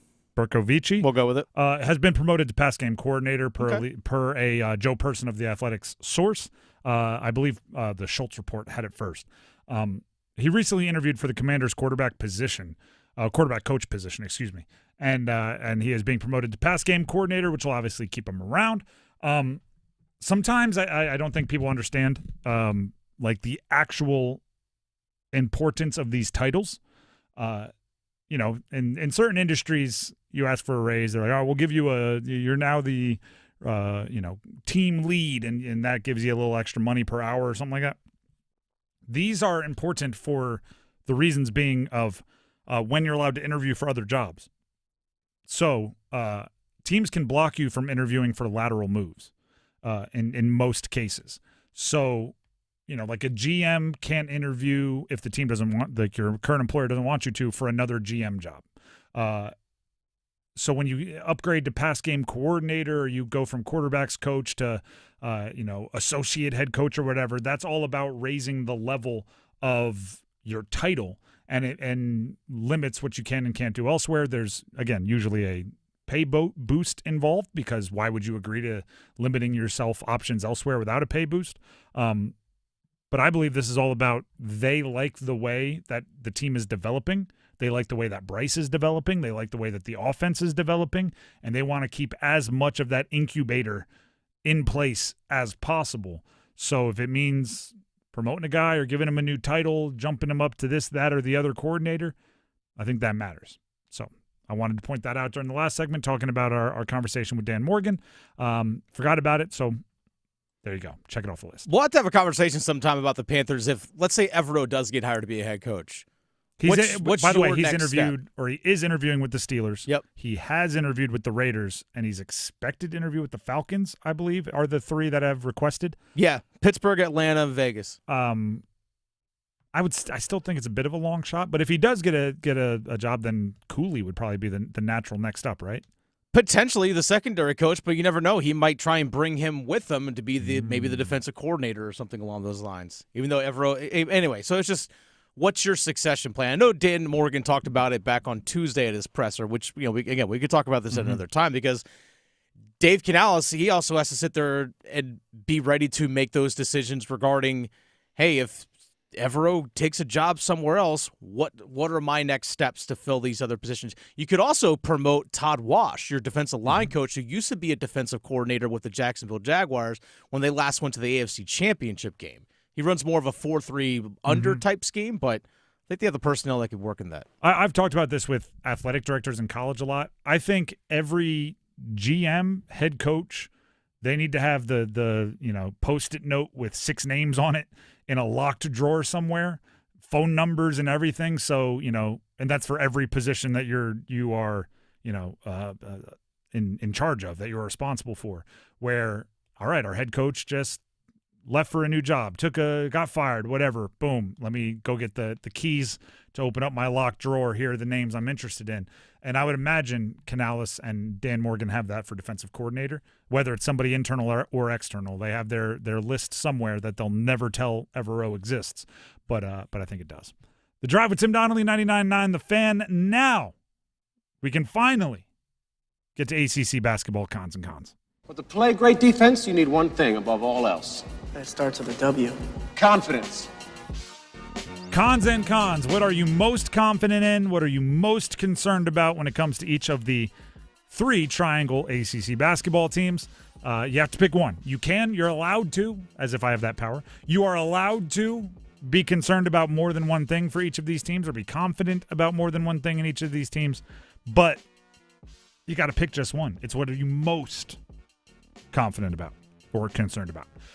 Dennis, why don't you go ahead and pick which team we start with? Well, we haven't talked NC State basketball yet today, so we'll start off with Wolfpack. All right, and as always, I have good news and bad news. Which do you want first? You start with the bad news. I'll lead off for this one. What are you most concerned about for NC State? And if you have some concerns or confidences, feel free to drop them in our YouTube live stream comments. We read them all. 99.9 The Fan on YouTube, live stream, comments right below. My concern is inconsistency and the ridiculous sways and vibe that have followed this team in the immediate aftermath of some of their inconsistency. They've had to be taken to task by Will Wade a few times this year already in post-game pressers, pre-game pressers, media availabilities, and they weren't unearned rants, right? Like the team earned that tough love from their coach. But then they've also had some really, really good performances. They've scored a boatload of points. They've had really good individual performances. And with that has come like a real happy, jokey nature at the post-game press conference, real lovey-dovey, like just everybody's on cloud 9. And I'm going, that just seems like a lot of pendulum swinging aggressively, both in play, right? When things go well, they go very well. They score a bunch. They play good defense. When things go poor, they've looked rough against some good teams. And then the reactions also are always on the extreme, right? It's never a bad game that you just go, well, there's some things we got to work on. We'll get better. It's always a bad game followed by, we're not tough. We're not this. We're not that. They think the NBA's calling. That's a joke. And I'm only kind of paraphrasing. So the inconsistency and the far ends of the spectrum reaction to it just make me think they could be emotionally exhausted by like February. And that's not what you want to do. That's when you need to be peaking and getting ready for March. So that's my concern for NC State. My concern when it comes to NC State right now, it's just their consistency. Especially when it comes to their backcourt. I think the reason why I say that is I don't know if they have a true point guard. I know Trey Holloman was kind of, but then I know he's been hurt, but then there's even been times where he's actually not started in recent games. Kadir Copeland kind of feels like he runs everything. Darian Williams sometimes feels like a point forward. Yeah, they're doing point forward. Yeah, recently. they're doing the point forward a lot of stuff. So I don't know who's that true commander of their offense on the offensive floor. Like, who's the true floor general? Because we've seen Darian Williams struggle at times. Obviously, he's at the shoulder injury and things along those lines. Peter Copeland, I think, no matter what the situation is, he's going to play the exact same way. It's going to be tough and it's going to be aggressive, and I love that about him. But I don't know if that's someone that you want to be floor general to, hey, it's a tight game. We need someone to kind of take control of things. I don't know if he's going to be that on a consistent basis. So I don't know what their defined roles are when it comes to their backcourt. You're not taking something into account. What's that? The power of a headband. Since Darian Williams threw on the headband, he's been playing point forward and he's been handling the rock a lot more. Maybe, you know what? It's like Hoodie Mello. It's remember the like Rip Hamilton once he put on the face mask. Oh, the face full, mask. like the Batman mask. Like sometimes just a change in the gear changes everything. Darian Williams with the headband is a point forward of all point forwards. He's been playing a lot better. It's only been, I think, 2 or 3 games. But it has gotten better. I wonder if it's just his shoulders feeling better and stronger. That's also a possibility. There's just a lot of inconsistency, especially I probably should have gone more with this, but their outside shooting is very inconsistent. It's either Paul McNeil's hot or the team isn't. Yeah. Paul McNeil creeping up some mock drafts, though. You have a 47-point night. People are like, maybe we should draft that guy. Let's get to the confidence. NC State, what are you most confident in? This is a player I think deserves more credit, and it's just a player. Like it's not some big scheme or theory or style. It's Matt Abel. Okay. The freshman. Freshman 5-star, comes off the bench. He is different athlete than some of the other athletes, but for my money, like the best athlete on the team. When you look at speed and things, he looks different. And I think he's just kind of a perfect spark off the bench. As long as he stays bought in and engaged, I think you keep bringing him off the bench because it's really like, especially if Darian Williams is playing a lot of point guard. No offense to Darian Williams. He's not the quickest guy on the court. He's more, skilled and size and knows how to use angles and everything. It's like going from, regular speed to fast forward when you throw Matt Abel out there. He gets the ball and it's zoom. And I think, it's kind of an adjustment for the defense when he gets out there. They're a little bit tired, right? They've played a few minutes now. You throw Matt Abel out there and he's trying to run by you, and it's a different vibe. So I like what he's doing off the bench, and I like that the coach is giving him more time and playing through mistakes and all that more now than he was at the beginning of the year. All right, so next school, let's go with... What are you confident in? Oh, I'm sorry, my confidence. My confidence is the fact that Will Wade does not change. That's something I appreciate about a coach, the consistency of it. He clearly has high standards and high demands for his team. Whether it's wins or losses, he still has a standard. Even if you win, you didn't play to your standard, that's not good enough. And I can respect that about a coach. There you go. So there's a line drawn. Just because you won doesn't mean it's good enough. And I love the reaction to it, where fans are like, this guy's too much when it's going bad, and then when it's going well, I love him. Give him a contract. Keep him around forever. Fans are awesome. All right, next school. What are we rolling with? Let's go Duke. Duke. They won last night. They did. My concern, ready for this? Third scorer. It's been second scorer for the last few times. Now third scorer. If we give, if we concede that Isaiah Evans now is becoming more consistent and he's getting his volume scoring even when he's not, shooting 6 for 7 from 3 or whatever it is, who's the next guy? And Caden Boozer has filled it at times. Patrick Gongba has filled it at times. I think coming into the year probably would have been maybe a Dame Sarr or Nick Amania. Caleb Foster has filled it at times. And maybe they can kind of do the money ball thing and fill it in the aggregate. But 3 feels like a good number. Like if you have 3 legit scores, you're pretty confident 2 of them are going to show up on any given day. You know what I mean? And, that's why in the NBA you get to big threes. You look at all the dynasties, there's threes. I just think in basketball, you can probably get by with 2 if they're super dependable. What you'd like to have is 3. So that's my next concern. My concern when it comes to Duke basketball, it ties into what you're saying. Are you too reliant on Cam Boozer? Because Cam Boozer one day will have a pedestrian 17-9 on 15 shots. Like yeah, he's been scoring 20 on 13 shots. Nobody is that good. Can they compensate for when he has a bad day? Because he is a freshman. He's gonna have an off day, and again, an off day for him. I'm literally talking 17-9, which for most guys it's like, man, heck of a night. But for what he has been doing and the load that he's been carrying for that team, can they pick up the slack? Sarr, Hamenya, some of these other guys, Darren Harris, they're still trying to figure out what their role is going to be for this team. And even Caden Boozer to an extent now, they're still trying to figure out the roles for these guys. Where I felt last year, at any point, Cooper Flagg could lead you in scoring. Con Knipple could lead you in scoring. Proctor, heck, even Sion James could lead you in scoring at times. You had so many guys that could fill the bucket for you at different times that you didn't have to rely on one guy. I feel like they just might be too reliant on one person right now.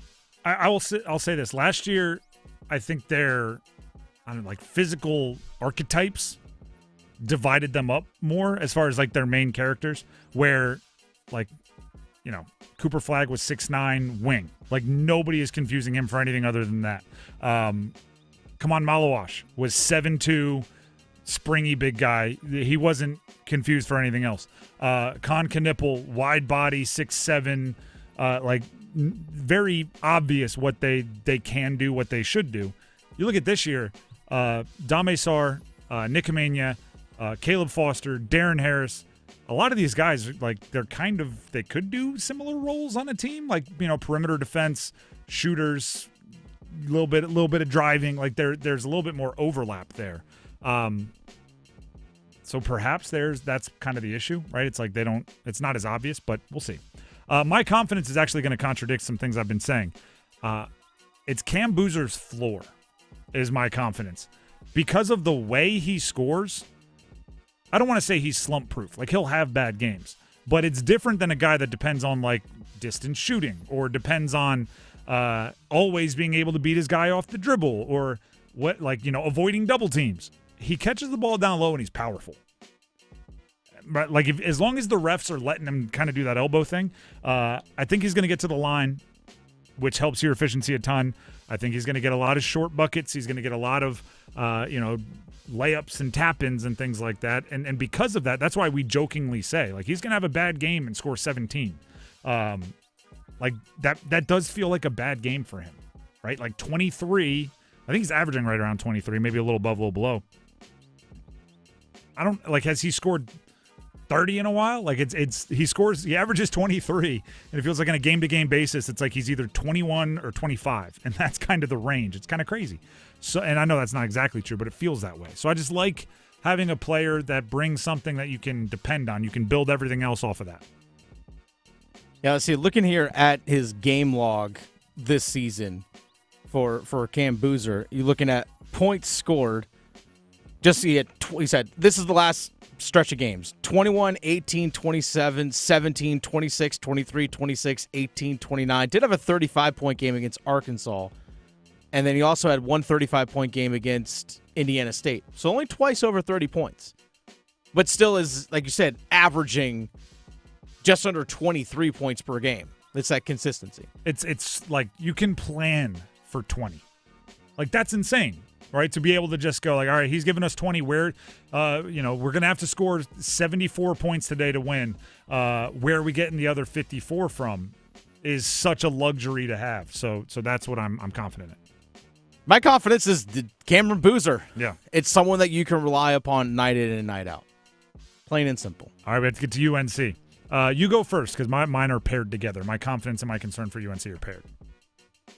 We're probably going to have very similar concerns.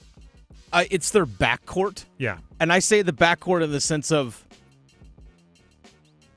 I don't think they have someone that can consistently, at least that they put in the role right now as a point guard, someone that can consistently penetrate a defense and distribute the ball. I don't think Kyan Evans has that wiggle in his game.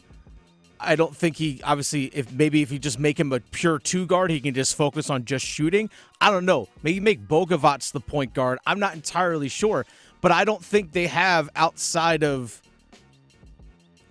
knowing Seth Trimble is going to be just, hey, I'm going to a glue guy out there on the floor. I don't know what their backcourt is, and I don't think the Carolina players know what their roles are in the backcourt outside of Evans is the starting point guard right now, if that makes sense. Here's is Bogovac a 2? Is he a 3? He can handle the ball. Can he play the 1? I don't know. Mine is also backcourt is my concern, and front court is my confidence, right? I think it's that obviously drawn down the middle for UNC right now. Offense, defense, all of it. I'm very confident in the front court, and growing less confident in the front court minute by minute. And here's why. There is a certain amount of trust you have to put in what everybody tells you about incoming players, right? Kyan Evans, what was it, Colorado State, Luka Bogovac coming from over in Europe. we did the research, or at least what I mean is I did the research. I went and read every article. There were former NBA players that trained Kyan Evans talking about how he's this unbelievable shooter, and he's going to be able to, no matter where he goes, he'll be a 40-something% shooter from three. Luka Bogovic, when he was not cleared to play yet, all everybody talked about is they're going to need his shooting. They're going to need his shooting. He's proven in all of these European high-level leagues that he's a shooter. He is a shooter. Kyan Evans is shooting 31% from three, and Luka Bogovic's shooting 30%. Like, that's not going to get it done. And when that is your calling card, and you're not getting it done, it's there. You start to get to some. Well, what's the point here, right? When you have 2 point guards, Kyan Evans and Derek Dixon, combining for 39 minutes against Stanford, and obviously their mark, right? The guy they're guarding is scoring $1 billion because all of the guards for Stanford scored $1 billion, and they combined in 39 minutes for 3 points and 3 assists. Part of me says it's a results-based business, right? Like if you don't have the production, you're going to have to give somebody else a try, and whether that's Jaden Young, some people are calling for Isaiah Dennis, a young guard who's played in 7 games this year, but like at this point, why not? Seth Trimble even.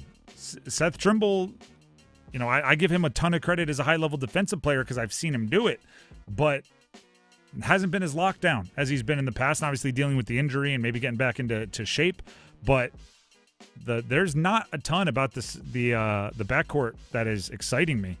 And maybe the most frustrating part about it is they don't have to play great. With the way their front court, which is my confidence, with the way their front court of Caleb Wilson, Henry Vasar, and at times Jaren Stevenson are playing, you just got to be good enough to not waste what the front court's doing. Wilson and Vasar scored 52 points combined yesterday. The backcourt just had to play like replacement level. Just play, zero emissions. Don't win your matchup. Don't lose your matchup. Tie.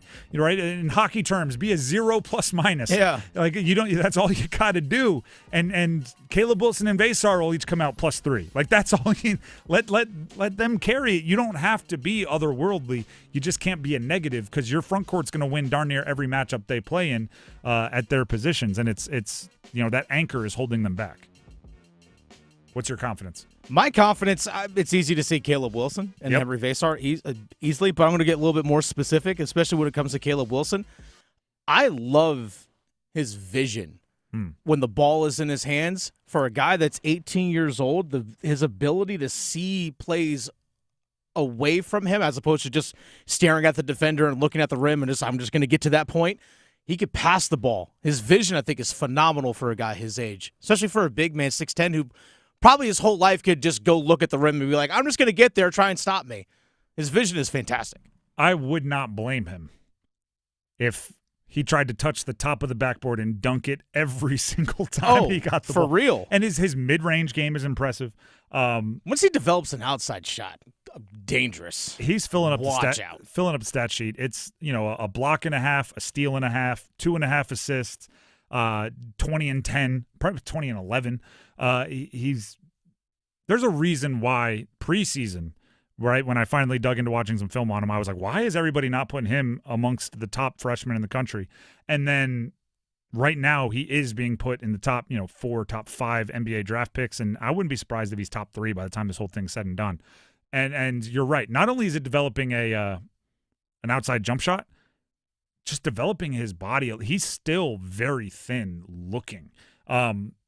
If he were to stand next to Cameron Boozer, who he's going to be compared to a ton because they're the 2 best freshmen in the ACC, Cameron Boozer is built like a truck. Yeah, he's built different. And Caleb Wilson still looks like, once you fill out, you could be a lot bigger. Like he's still looked at in that way. And it probably won't be till he's in the NBA, but once he fills out, it'll be an impressive basketball player. That's Cons and Cons here on The Drive with Tim Donnelly on 99.9 The Fan. Before we get to a feedback frenzy and hear from many of you on the internet, I want to tell you all about Maynard Service Company. Tim Donnelly here for Maynard Service Company. Electric work, plumbing, cooling, heating. There was a point in time back in my parents' or my grandparents' day where you could, if you were good working with tools, you could go out there and you could fix darn near everything in your house. Guess what? If you've had a relatively new, like not ancient water heater, there's a good chance you cut that bad boy open. I'm not saying to do so, but if you did, it looks like a computer in there. There's switchboards, there's wires, there's all kinds of stuff. It may have, likely has, gotten above the level of work you can do when you just grab your toolbox and head up into the attic, right? And because of that, you need Maynard Service Company. They're constantly training on every different kind of piece of equipment when it comes to heating, cooling, plumbing, electric. The old stuff that might still be in your house, still working well, right? They don't make it like they used to. Or the newer stuff that looks like a computer. They can fix it all and take all of that worry out of your hands. So give them a call if you have any needs in plumbing, electric work, cooling systems, heating systems, whatever it is. The number, 919-361-0993. By the way, I know water heaters look like computers inside because when I visited the warehouse, their owner, Brett, gave me the tour, and they showed me a modern water heater sliced right down the middle, and it looked like a computer. I'm saying I saw it with my own eyes. The number to call, 919-361-0993, or visit them online at MaynorServices.com, MAYNOR Services.com. Feedback Frenzy. Your comments next. The Adam Gold Show. I've been saying for a while we got to find out what we've got in Brandon Bussey, and the only way to do that is to see how he bounces back from adversity. Well, the start against the Canadiens has provided that adversity, and now we'll see going forward how he reacts. Does he bounce back and play great in his next start? Does he string a whole bunch of great starts together? Then we'll know. The Adam Gold Show, weekdays starting at noon on 99.9 The Fan. Welcome to Take 5 Oil Change. Hey, which way is your waiting room? Oh, you can stay in your car. It only takes 10 minutes. I can stay in? Get out. I better find a good playlist to listen to while I wait. EDM? Nah. Oh, what about something classical? Nah. You got any suggestions? Dad rock? Now you speaking my language. Take 5. The stay in your car 10-minute oil change. Stay informed with The Rundown, the daily newsletter from High School OT that delivers high school sports news and insights straight to your inbox. Brought to you by High School OT and powered by our sponsors, First Carolina Bank and Smith Douglas Homes. Subscribe to The Rundown at highschoolot.com. At Smith Douglas Homes, we're proud to support our hometown heroes, teachers, healthcare workers, firefighters, and military. As a thank you, receive a $2,500 credit towards your new home purchase. Explore smithdouglas.com. Smith Douglas, where it's your home, your choice within reach. Hi friends, this is Mark Ponce with Chapel Hill Tire, and I'm excited to share that our Bailiwick location in North Raleigh at the intersection of Strickland and Six Forks Roads is now open. From routine maintenance to major repairs, our experienced technicians focus on doing the work right and treating you fairly. You get the same trusted Chapel Hill Tire service you know, now closer to home. With 13 locations, there's always a Chapel Hill Tire nearby. Book your appointment at chapelhilltire.com and drive happy. Pondering prizes with Cash Pop? Why pick just one pop when you can pick as many pops as you please? Up to 15. Picture this. You pick your pop, perhaps a powerful 7. Now pick more pops like a proud 9, a pristine 15, a perfect 10. Each pop propagates more potential to pack your pockets with prizes up to $2,500. So prepare for a peppering of prizes with Cash Pop from the North Carolina Education Lottery. Cash Pop. Play more pops, win more prizes. Must be 18 to play. See Cash Pop prize and odds charts at nclottery.com. Problem gambling helpline 877-718-5543. To the end of the game. There's McNeil, a deep three-pointers up and down. That was 5 feet beyond the arc right. And Paul McNeil has 45, 11 threes tonight. Well, you can see that he's feeling it because that was another deep bomb from three-point range. This is The Drive with Tim Donnelly on 99.9 The Fan. Please subscribe to our YouTube. Go to 99.9 The Fan. Subscribe to our channel on YouTube. And if you do that, obviously you'll be presented with all the content that we put on our different streams, the podcasts, the clips of this show, and others. And you'll have the opportunity to comment. And when you comment, you might just hear it here on the show in something we call a feedback frenzy.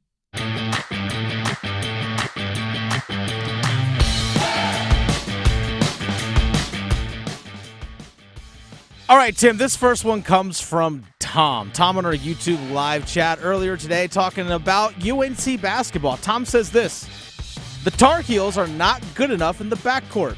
Their guards will be the reason they, being the Tar Heels, won't make it past the first weekend of the NCAA tournament. Okay, first of all, Tommy, can I call you that? I give you credit for not being super overreactionary. I'm seeing a lot of that's why they won't make the tournament. You're giving them a 5 seed or whatever. You're giving them, an at-large spot, and they're just not going to make it out of the first round. You know who else doesn't make it out of the first round? Or out of the first weekend, he said, right? You know who else doesn't make it out of the first weekend? Half the field. Darn near anybody. Yeah. Like almost nobody. When you look at the 350 some odd Division I basketball teams, almost none of them make it out of the first weekend. So, there's a definite possibility that their guard play, if it doesn't improve significantly, can hold them back. There's old cliches about March Madness being driven by guards anyway, because that's where so much of the pressure is felt. They have the ball in their hands so much. Big guys can just run, post to post. Changing a little bit now with modern basketball, but no, there's no doubt in my mind if they can't figure out a way, if Hubert Davis can't figure out a way to get significantly more out of his guards, they will look back on this season as how did we not win with Caleb Wilson and Henry Vasar, which is a bummer. I already saw a UNC fan on Twitter going, Caleb Wilson and Henry Vasar are the new Drake May and Omarion Hampton, where we're going to look back and go, how did we not win more with those two guys? And I'm like, you know what? I wouldn't wish that on anybody, but unless they figure some stuff out, that might be how you look back on this team. Yeah, the UNC team where you had Drake May, Omarion Hampton, Tez Walker. Yep. Cedric Gray. Yeah. There's some players. There are some guys. There are some guys for sure. All right, let's actually shift focus to the ice. We had a conversation about how the Carolina Hurricanes, some people are calling it a soft trade deadline when the NHL rosters get frozen. Can't trade anybody, can't send anyone down during the time of the Olympics. That starts on February 4th and goes all the way through February 22nd. Rosters are frozen, can't make any moves. So do trades happen before then? How active will they be at the trade deadline? Yep. This one comes from Thomas, another Thomas. Different Thomas, though. This Thomas says, goalie. Freddie's got to go. He is cooked. He's 36 and missed most out of the 3 of the last 4 years. He ain't turning that clock back. Bussy is good, but we need another playoff caliber guy. That way, if Bussy keeps developing, we are good. And if an injury happens, we're also in a good spot. We have so many of these key players locked up long-term that I'm too worried about losing prospects. Get it done, Tulski. I've long said, I'm in on a goalie trade. I just don't think teams are giving him up.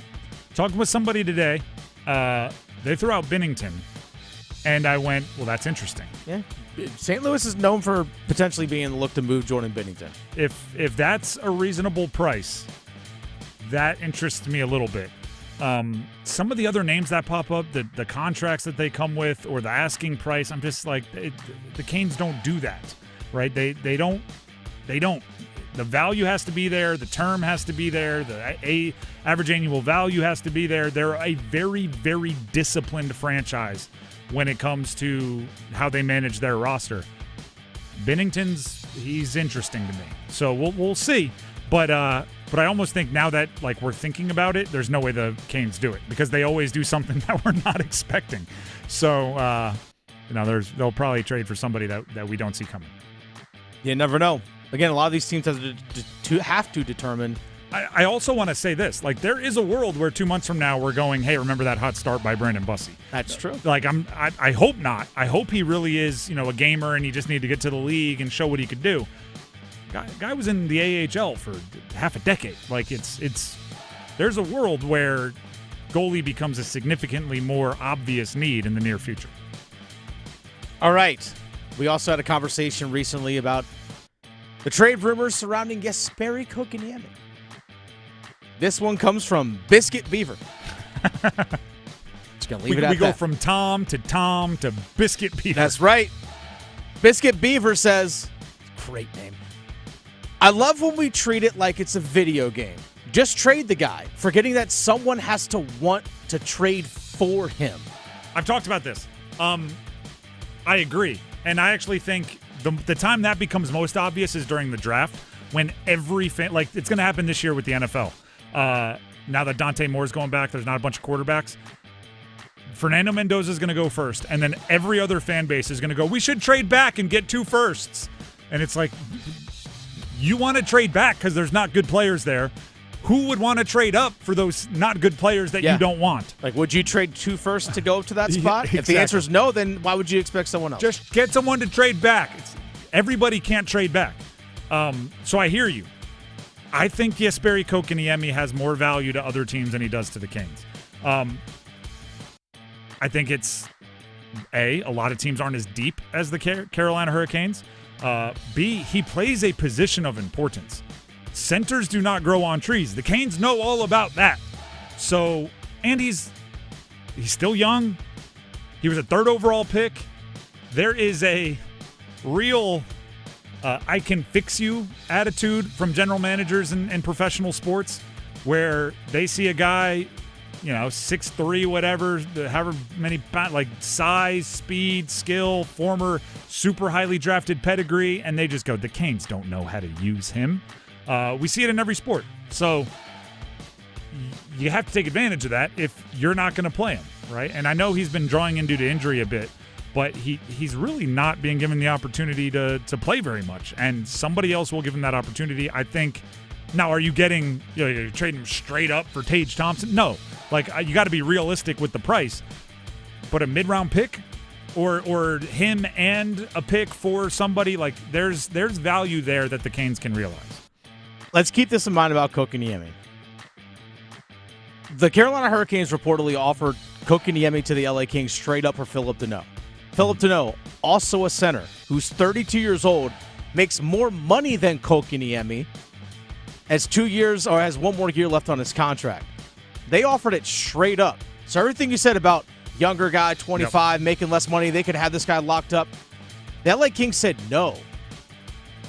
No. For again, Phillip Danault straight up. But Phillip Danault, who was kind of, again, like similar situation to what Kotkaniemi was, on the outskirts, trying to, it just needs kind of just a refresh of things. Yep. Phillip Danault this season only has 5 assists on the year. And Carolina was like, we'll take him at 5.5 if you take Kotkaniemi at 4.82. And the LA Kings said, no. Let's keep that in mind. We're talking about how other teams potentially view him. Center for center, straight up. The team that could have benefited for the younger guy that was higher drafted, all that stuff. They said no. Here's the one thing I would say, and this is actually a bad year to be selling, if they are, a player like Kotkaniemi. The Kings are still in the mix. I believe you trade Kotkaniemi to a team who wants to experiment, maybe a lost season. Let's see if we can rehab this young guy, and we'll give you a veteran because we almost don't want to play well, right? Like our season is lost. This year, I think there's 26 teams over 500 right now. So now you shrunk your market. Yes, everybody thinks they're in it, which is why that first trade deadline, it could be difficult. I think you need to give teams the full 2 months to figure out they're not very good. You know what I mean? Unless you want to go trade him to, I don't know, Vancouver or Calgary or somebody that's not playing well. Because there really aren't that many teams that are in rebuild mode yet. I don't think anybody that's like trying to gun for the playoffs is like, yeah, give us that project who can't break into your lineup right now. That's going to be a real, hey, we've got some minutes here that we can give to a guy to figure it out. Bring it on over. And the Kings might be that in 2 months, by the way. Like they're teetering on the edge. They're definitely not out, and they're going for it, but we'll see. Again, keep that in mind. Keep that in mind. Again, that just kind of gives you an idea of how the rest of the league thinks about a player. All right, yesterday you talked to Dan Morgan. This last one here. You talked to Dan Morgan, general manager of the Carolina Panthers. This one comes from Papa 1986. Papa 1986 says, hey, Dan, go get Trey Hendrickson for our edge and sign Devin Lloyd as a middle linebacker, please, sir. And that will give us fans super excitement for the 2026 season. Can't wait to see and hear what pieces you bring in, but we definitely have to get stronger, especially having a first-place schedule in 2026, so we have to have a first-place talent to play. All right, there's a lot there. Was Devin Lloyd the linebacker that he Yes. said? Okay. Devin Lloyd had a bit of a resurgence this year, a bunch of big plays. Trey Hendrickson, beware of the 30-something-year-old edge rusher that just went from like 17 sacks to 6 and dealt with a bunch of injuries.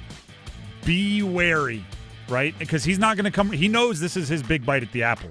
The thing about Trey Hendrickson that nobody's really talking about is he's, I would say a age kind of peer of like the Myles Garrett, TJ Watt edge rusher group, but they were good from the jump.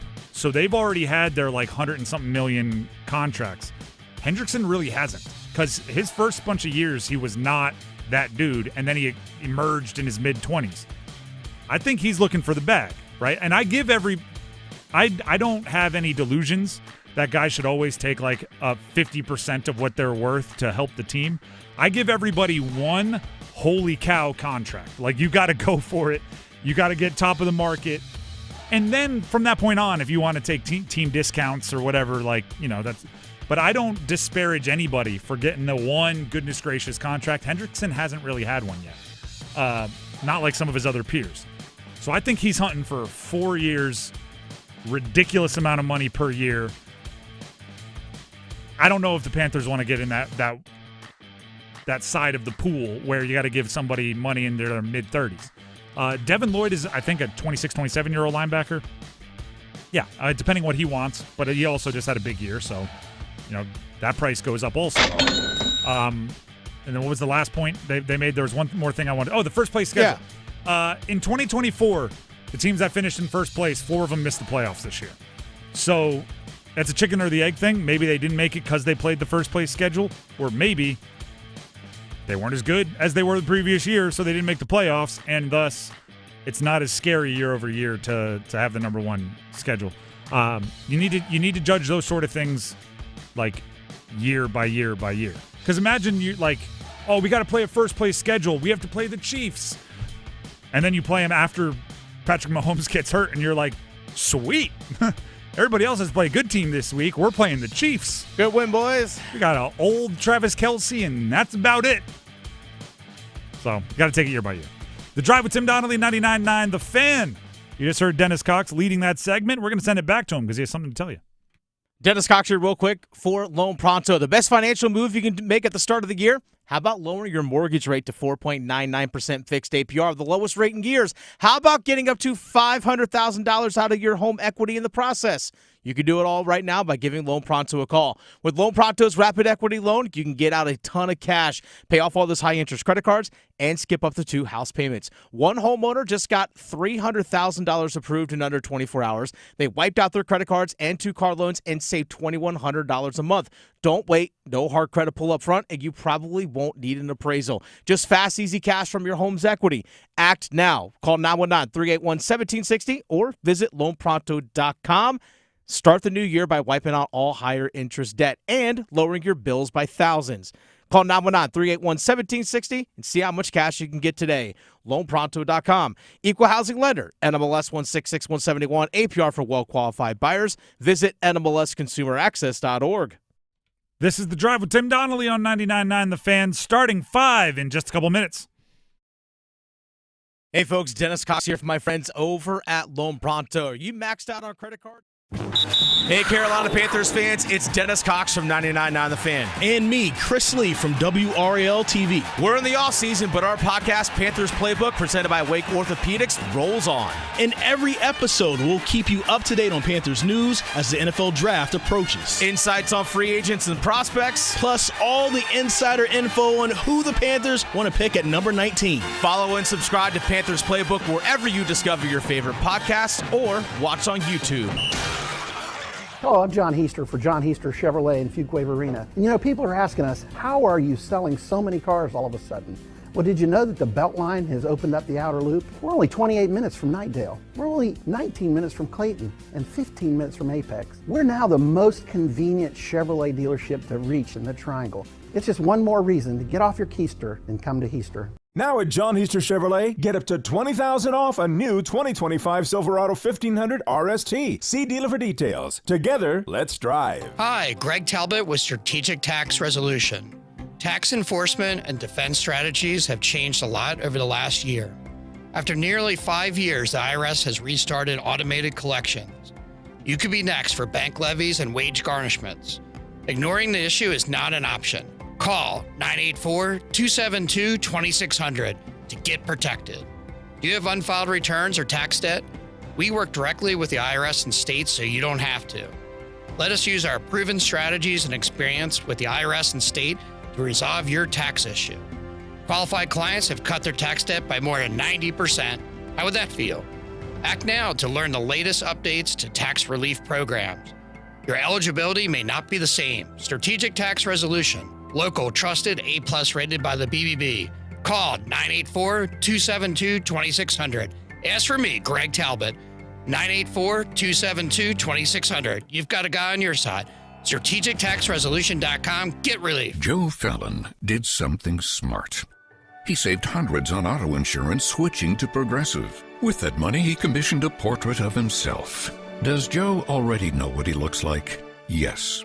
Do guests know what he looks like? Also yes. But not as art. It's Joe's savings, and if he wants to spend it on a velvet painting of himself with the white tiger at his feet, we say, roar, Joe, roar. Switch and see if you could save with Progressive and treat yourself. Progressive Casualty Insurance Company and Affiliates. This hour of the Triangle Sports Leader is powered by Ritchie Law Firm, Injury Lawyers. Ritchie Law is on top of it. Go to ritchielaw.com. That's ritchielaw.com. They score! Broadcasting live from the Lenovo Studios. WCMC HD1 Holly Springs. 99.9 The Fan. The Triangle Sports Leader. I'm WRAL meteorologist Kat Campbell. After a brisk day, it's about to get a lot colder tonight. 18 degrees, the forecast low by Friday morning.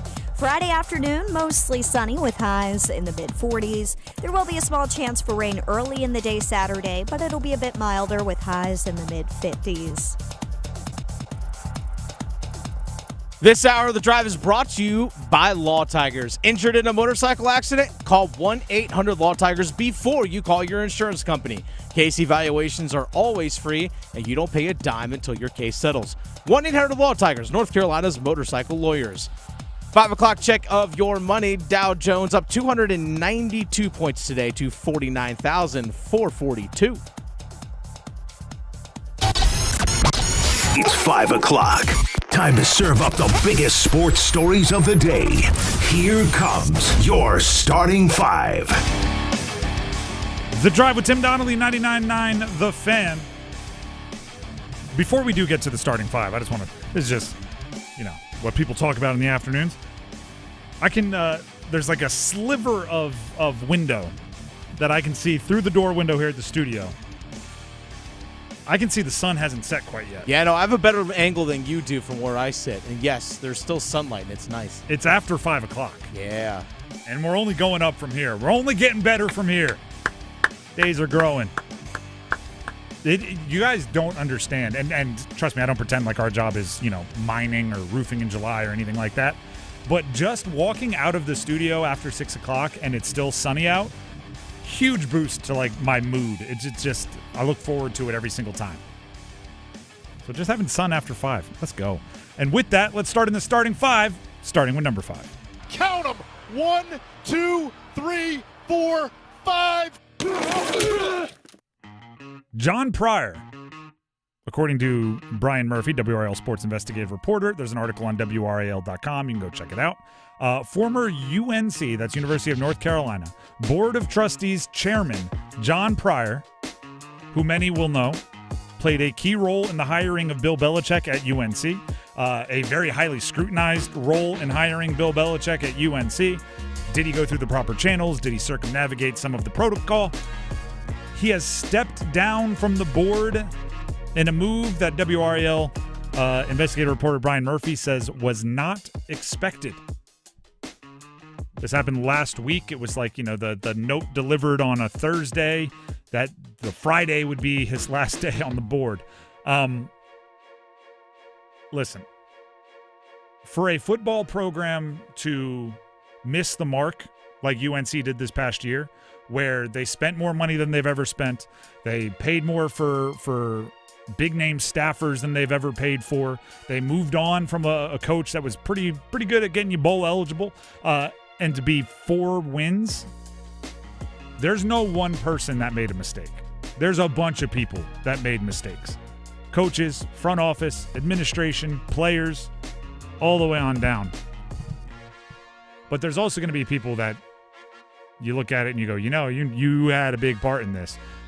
John Pryor is one of those. Like, he's a key member in acquiring and assembling everything that happened at UNC football this year. And it probably says something about how those decisions have gone. That he's out. See you later. I mean, the quotes about him, he could not, based on the quotes I've read, and by the way, check out the Belichick documentary from WRAL. They did a great job, and it tells you a lot of the story, and there's a lot of quotes from Pryor. You can tell he did not see how this would fail. He thought it was foolproof. And it turns out possible. Could fail. It's within the realm of possibility. And, there's something to be said for that.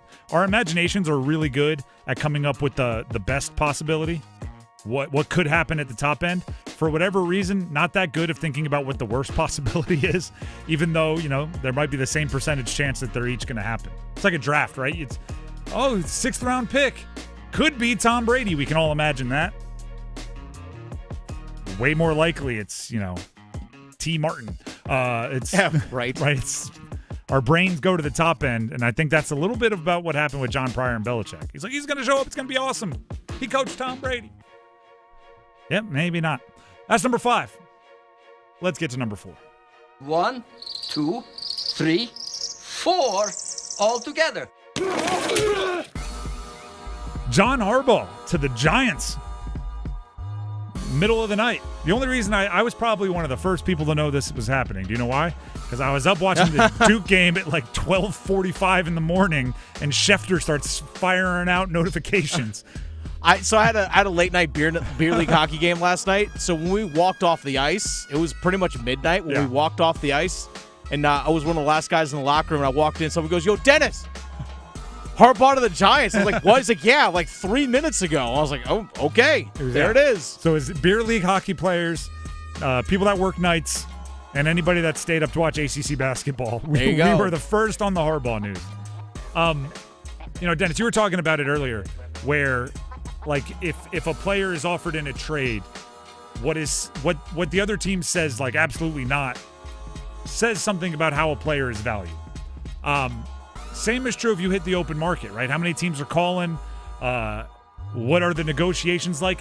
Are you selling yourself to them, or are they selling their team to you? John Harbaugh probably didn't love that the Ravens were moving on from him, right? Oh, yeah. And I don't know if everybody watched. There's a really fascinating, like, hour-long press conference with the owner and GM of the Ravens.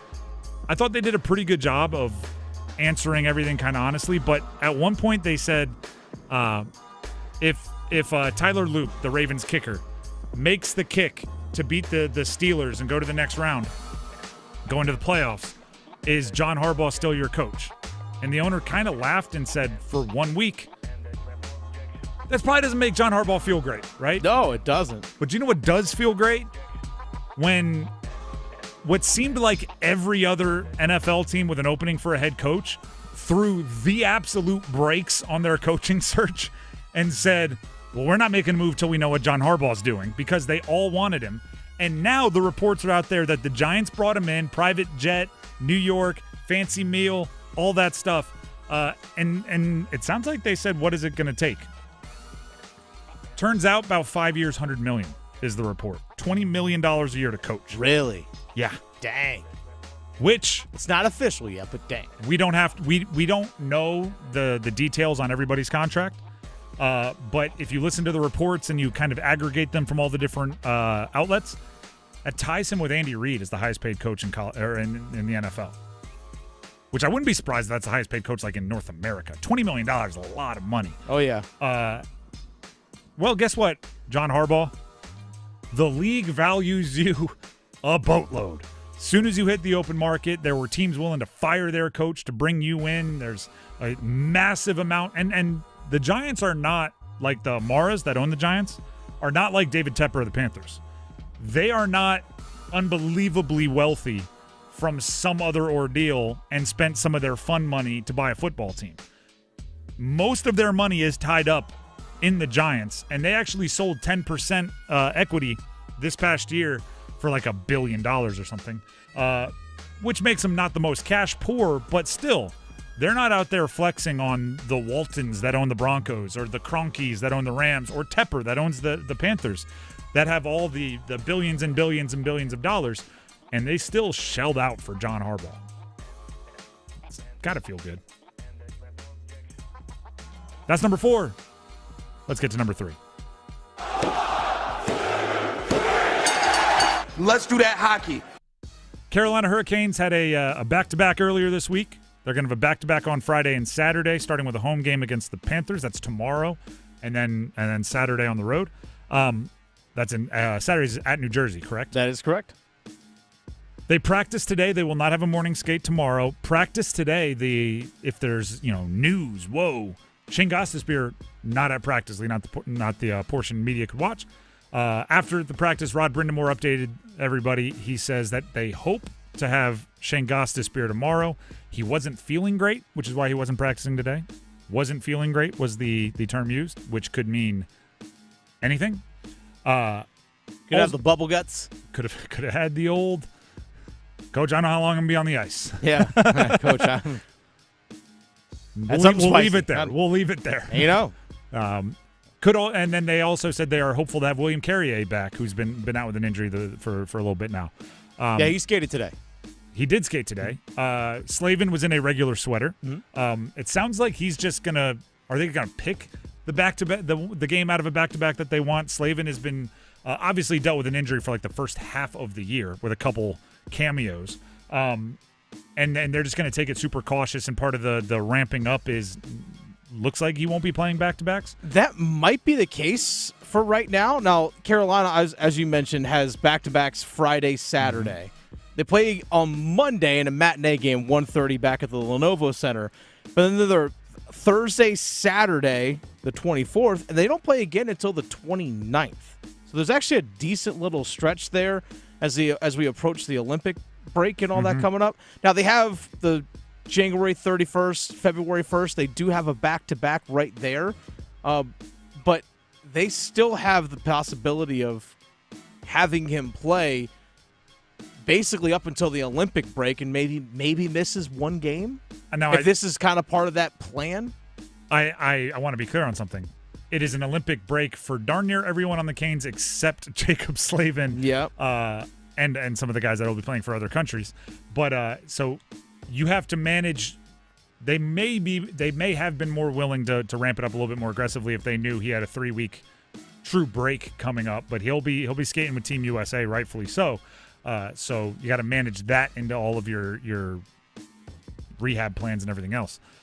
Speaking of the Olympics, we were given a little preview of Sebastian Aho, the YouTube series coming up. Yeah. What is it called? My Story, something like that. I'll pull it up here for you so we can be accurate.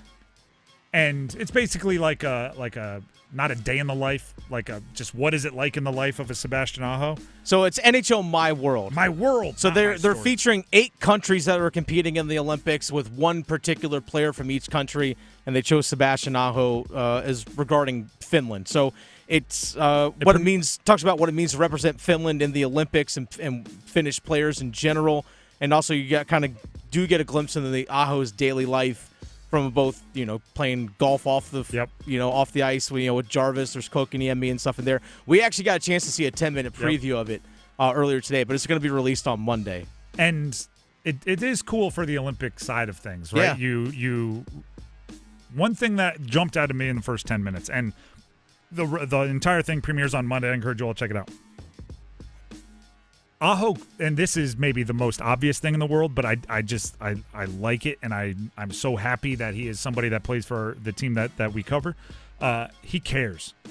He is a unbelievably competitive dude, but it's not just, I don't see him, and maybe I'll be wrong down the way and whatever. But, like, if he played in the NBA, he's not super teaming. You know what I mean? He's loyal. He wants to win for the people that believed in him at the beginning. They talk about the draft process and how quickly he was brought up to the NHL.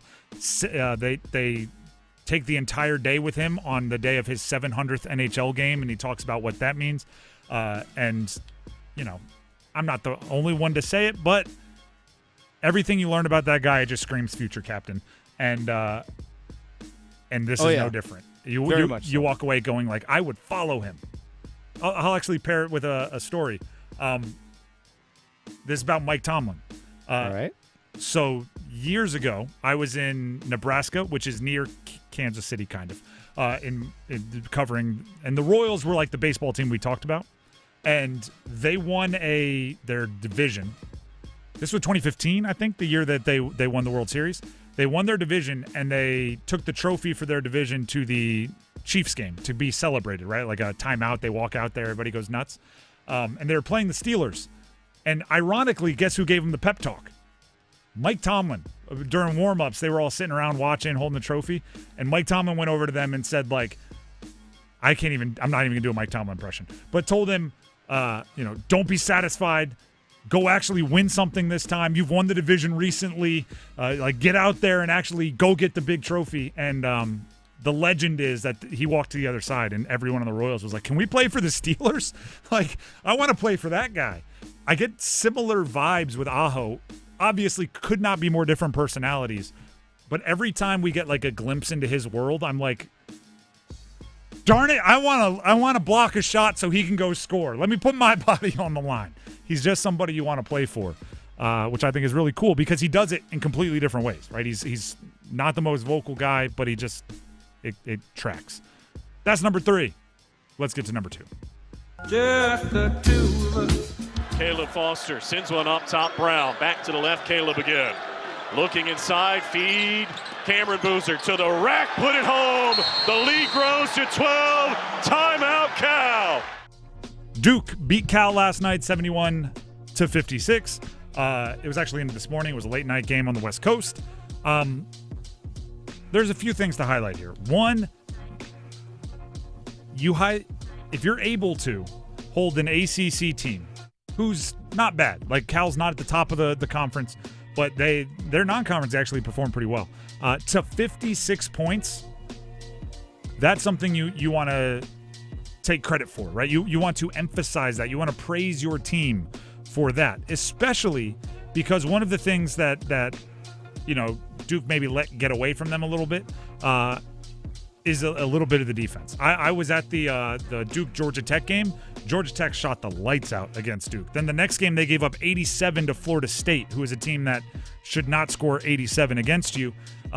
They've reined it in a little bit against some really good teams, Louisville and SMU, but a 56 allowed in a quad 1 game, by the way, a 56 allowed is like, okay, yep, Duke's defense is locking back in, so I'm sure John Shire was happy about that. Scoring, less efficient than they're used to being, did not shoot it well.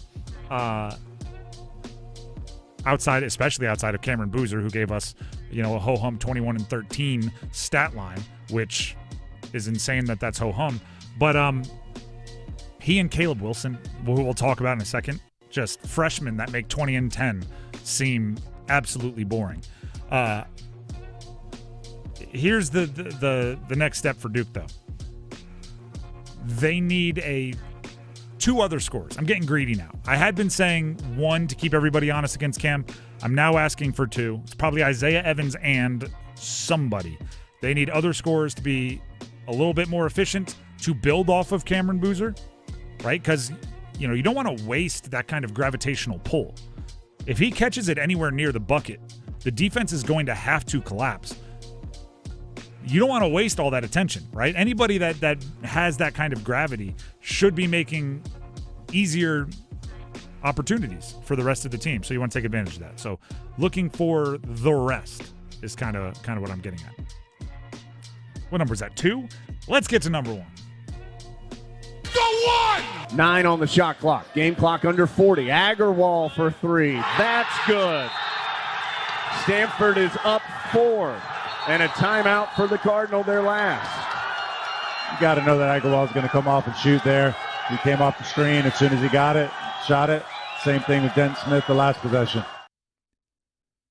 UNC had a tough one last night. And they, well, first of all, they lost to Stanford 95-90. They gave up like a borderline historic performance to a couple players on Stanford. Okori, the point guard for Stanford, a freshman, is in the last 30 years, only he and a game in 2017. Let me make sure I get the actual stats parameters correct here.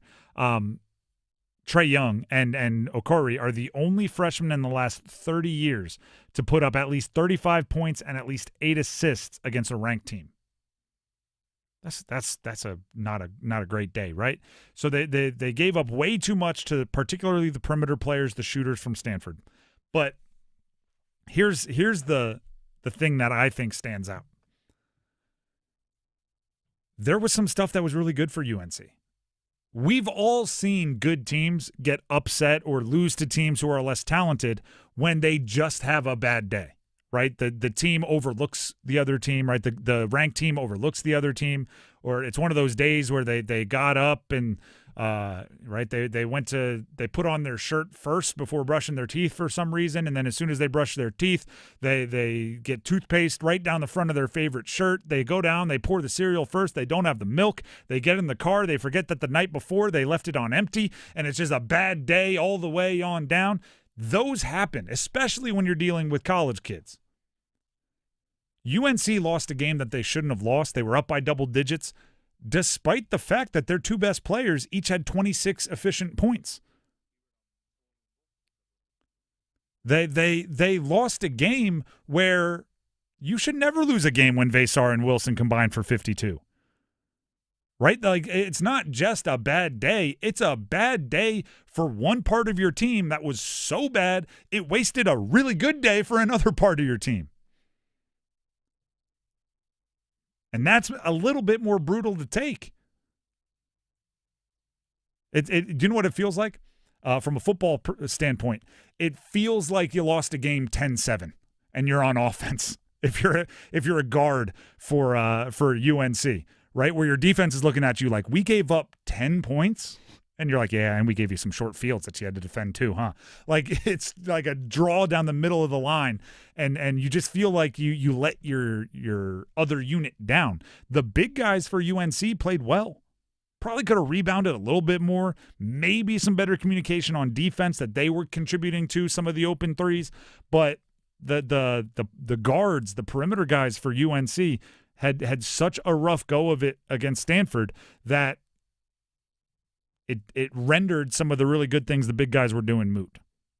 And yeah, that now some things are becoming some trends, right? They've given up like 15 threes a game over the last 3. They've given up double-digit threes pretty much in every single ACC game that they've played. The double-digit leads becoming losses is something now that's happened multiple times. This is becoming trends, and that's way more concerning than the one-off game where young guys just woke up on the wrong side of the bed. Their coach, Hubert Davis, spoke to the media after the game. This is what he had to say about losing multiple double-digit leads as of late. And we were able to to get some leads in the first half, around 12, and then got into a nice rhythm at the beginning of the second half. And, I mean, from an offensive standpoint, we're getting what we want. It's just, defensively, we're just not getting sustained stops, and it's, 2-3 minute stretches where, teams will go on a 7 or 9 point run, and it's something that's been happening to us all year, and it's something that's just going to have to change moving forward. Yeah. And I mean, I think it could be this simple. Not simple. Or actually, no, it could be this simple, but not this easy. They just have to get better defending the 3.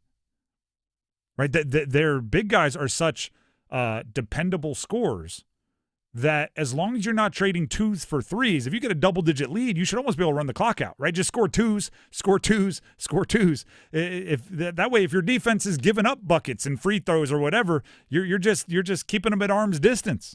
The issue is Stanford was hitting threes. Stanford was hitting threes, open threes, consistent threes. They shot 57% from three, and that's going to allow them to claw back into the game. And it's not that easy, but it is simple. You have to defend the three-point. Run them off the three-point line. Give up twos. Start there, right? Let them dribble by you, pump fake and go, because you're getting a hand up and contesting. The Drive with Tim Donnelly, 99.9 The Fan. Before we grab our numbers game contestants, and we do have a sweet prize going to the winner, Tim Donnelly here for Miller Lending. Listen, everybody. There's going to be some mortgage lenders that are going to promise some rates. They're going to be ridiculous rates. And then you're going to call up and they're going to go, ooh, not for you. Or they're going to go, oh, that just changed. Miller Lending, they offer things no matter what's going on. Their no-cost loan that I talk about so often, if rates are high, if rates are low, if rates are in the middle, if they're going up, if they're coming down, the no-cost loan, it's available to you. Right? Certain market exact moments, others might think they can offer the same thing, but they bail when it changes. Miller Lending's been offering no closing cost loans for decades.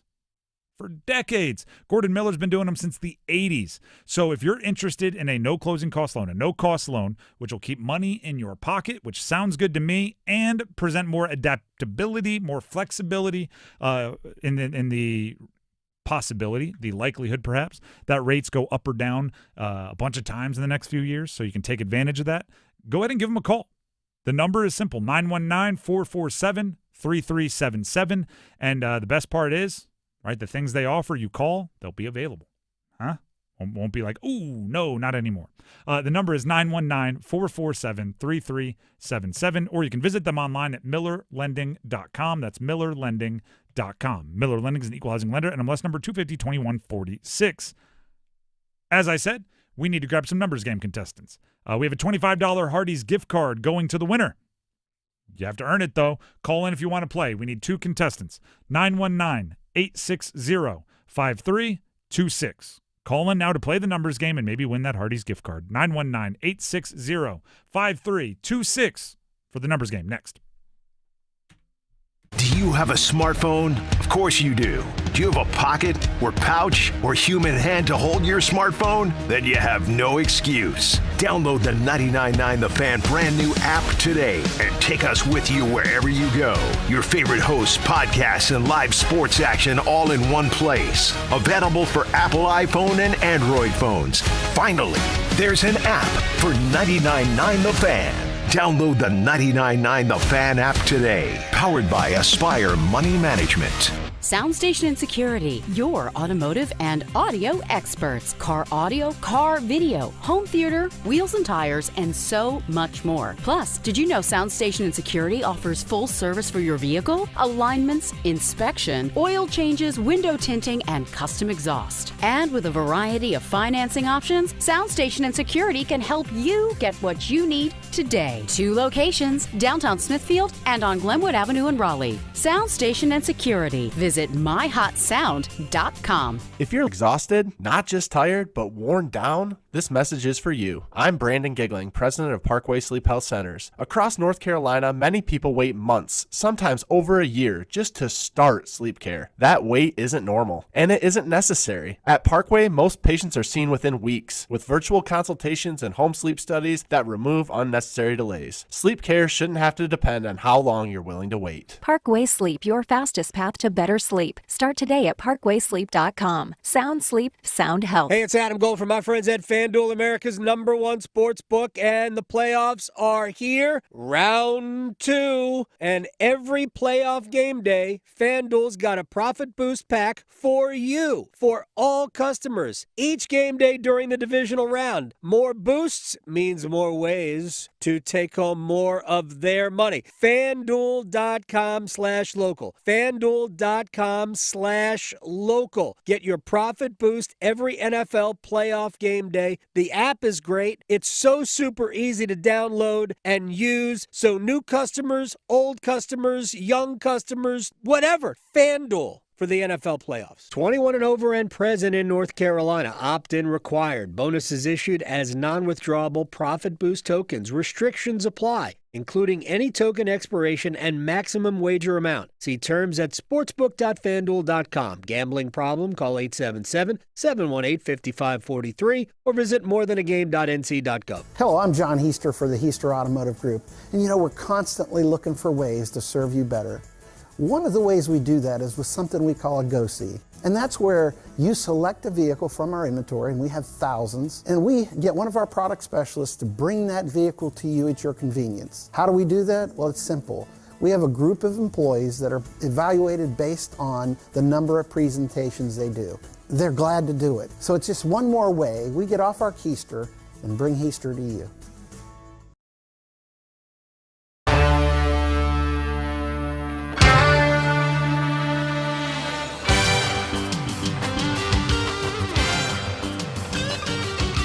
The Drive with Tim Donnelly, 99.9 The Fan.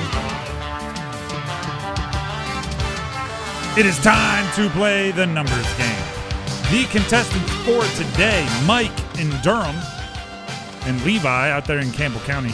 And they will be battling it out with jersey number trivia in order to find out who wins a $25 gift card to Hardee's. As always, we'll bring each of them onto the show. We'll ask them the same question. And and Dennis will actually get to pick his favorite out of their answers, and that person will get to go first. We'll start with Mike in Durham. Mike, are you there? Yes. All right. I don't know if you're into wrestling. It's not my cup of tea, but we talked about it earlier today. Dennis went on a love fest of the Legion of Doom, I believe is what it was called. So we'll ask you, who is the best wrestler in the history of wrestling? I'm going to go to Nature Boy Ric Flair. Dennis, any follow-ups? Nope. All right, we got Ric Flair. And that brings us to Levi in Campbell County. Levi, are you there? Yes, I am. All right. We got a same question coming your way. Who is the best wrestler in the history of wrestling? The Ultimate Warrior.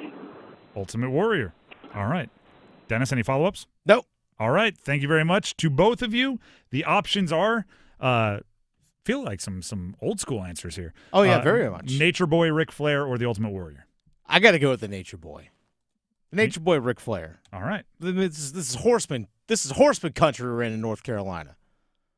See, I wish I could come with you. I don't know what that means. All right. That's fine. That's fine. I wish I could come with you, but we'll just leave it like that. I'm. You know what? I got nothing. All right. Mike and Durham gets to go first. I know that much. Levi, don't worry. You will have your chance. Just have to sit on hold. Mike, are you ready to pick a category? Yes, I am. All right. Categories are NFL Panthers throughout history, NFL players who their name either begins or ends with a Z, as in zebra, NBA players born south of the equator, or NHL Hurricanes throughout history. I'm going to go NFL players. What do you say? It begins with the name Z. Okay. Begins with the name Z. Their name either begins or ends with a Z. I will give you the team and the player. Give me the jersey number as quickly as you can. 30 seconds on the clock. One pass if you need it. Do you have any questions before we get started? No. All right. Your time will start when you hear the horn. Zach Thomas, Miami Dolphins. 52. Incorrect. Rigoberto Sanchez, Indianapolis Colts. I'll pass. Mark Sanchez, New York Jets. 6. Correct. Victor Cruz, New York Giants. 82. Incorrect. Zach Thomas, Miami Dolphins. 55. Incorrect. Rigoberto Sanchez, Indianapolis Colts. 28. Incorrect. Victor Cruz. Not good. I've never wanted to say, just stop more. 80. Just 80 is what we were looking for the Giants. Yeah. You were 80. I was like, just stop talking. Zach Thomas, 54 is what we were looking for, so you were close on that one. Rigoberto Sanchez, the kicker, number 2, or number 8. But you did get Mark Sanchez with 6. You said 28. That's actually kind of ironic. You said 28. We needed 2 or 8. Mark Sanchez, 6. You did get that one. So 1 is the lead in the clubhouse. Go ahead and stand the line. We'll see if it holds up. That brings us to Levi in Campbell County. Levi, are you there? Yes, I am. All right. The categories remaining for you to choose from are NFL players, Panthers throughout history, NBA players born south of the equator, or NHL Hurricanes throughout history. I'm going to do Panthers football. Okay, perfect. I will give you the team and the player. Give me the jersey number as quickly as you can. There'll be 30 seconds on the clock, 1 pass if you need it. We will say the team in this category, even though we know it based on the category, just to keep it fair timing-wise with the other categories. And you need at least 2 for the win. Do you have any questions before we get started? No, sir. All right. Your time will start when you hear the horn. Greg Olson, Carolina Panthers. 82. Incorrect. Jonathan Stewart, Carolina Panthers. 35. Incorrect. Greg Olson, Carolina Panthers. 32. Incorrect. Jonathan Stewart, Carolina Panthers. 48. What was that? 48. Incorrect. Greg Olson, Carolina Panthers. 88. Correct. PJ Walker, Carolina Panthers. 9. Incorrect. Jonathan Stewart, Carolina Panthers. 38. You were getting closer with Jonathan Stewart. 88, Greg Olson, you got it. Jonathan Stewart, 28 is what we were looking for there. And P.J. Walker were at different times 6 or 11. We would have accepted either. Unfortunately for you, Levi, tie goes to whoever goes first. So you're not the winner, but hopefully you had some fun. Yeah, I did. All right, perfect. Try again. And thank you once again. And that means Mike in Durham is the winner. Mike, congratulations. You do know what I have to ask since you are the winner. Right. I need a Nature Boy Ric Flair woo.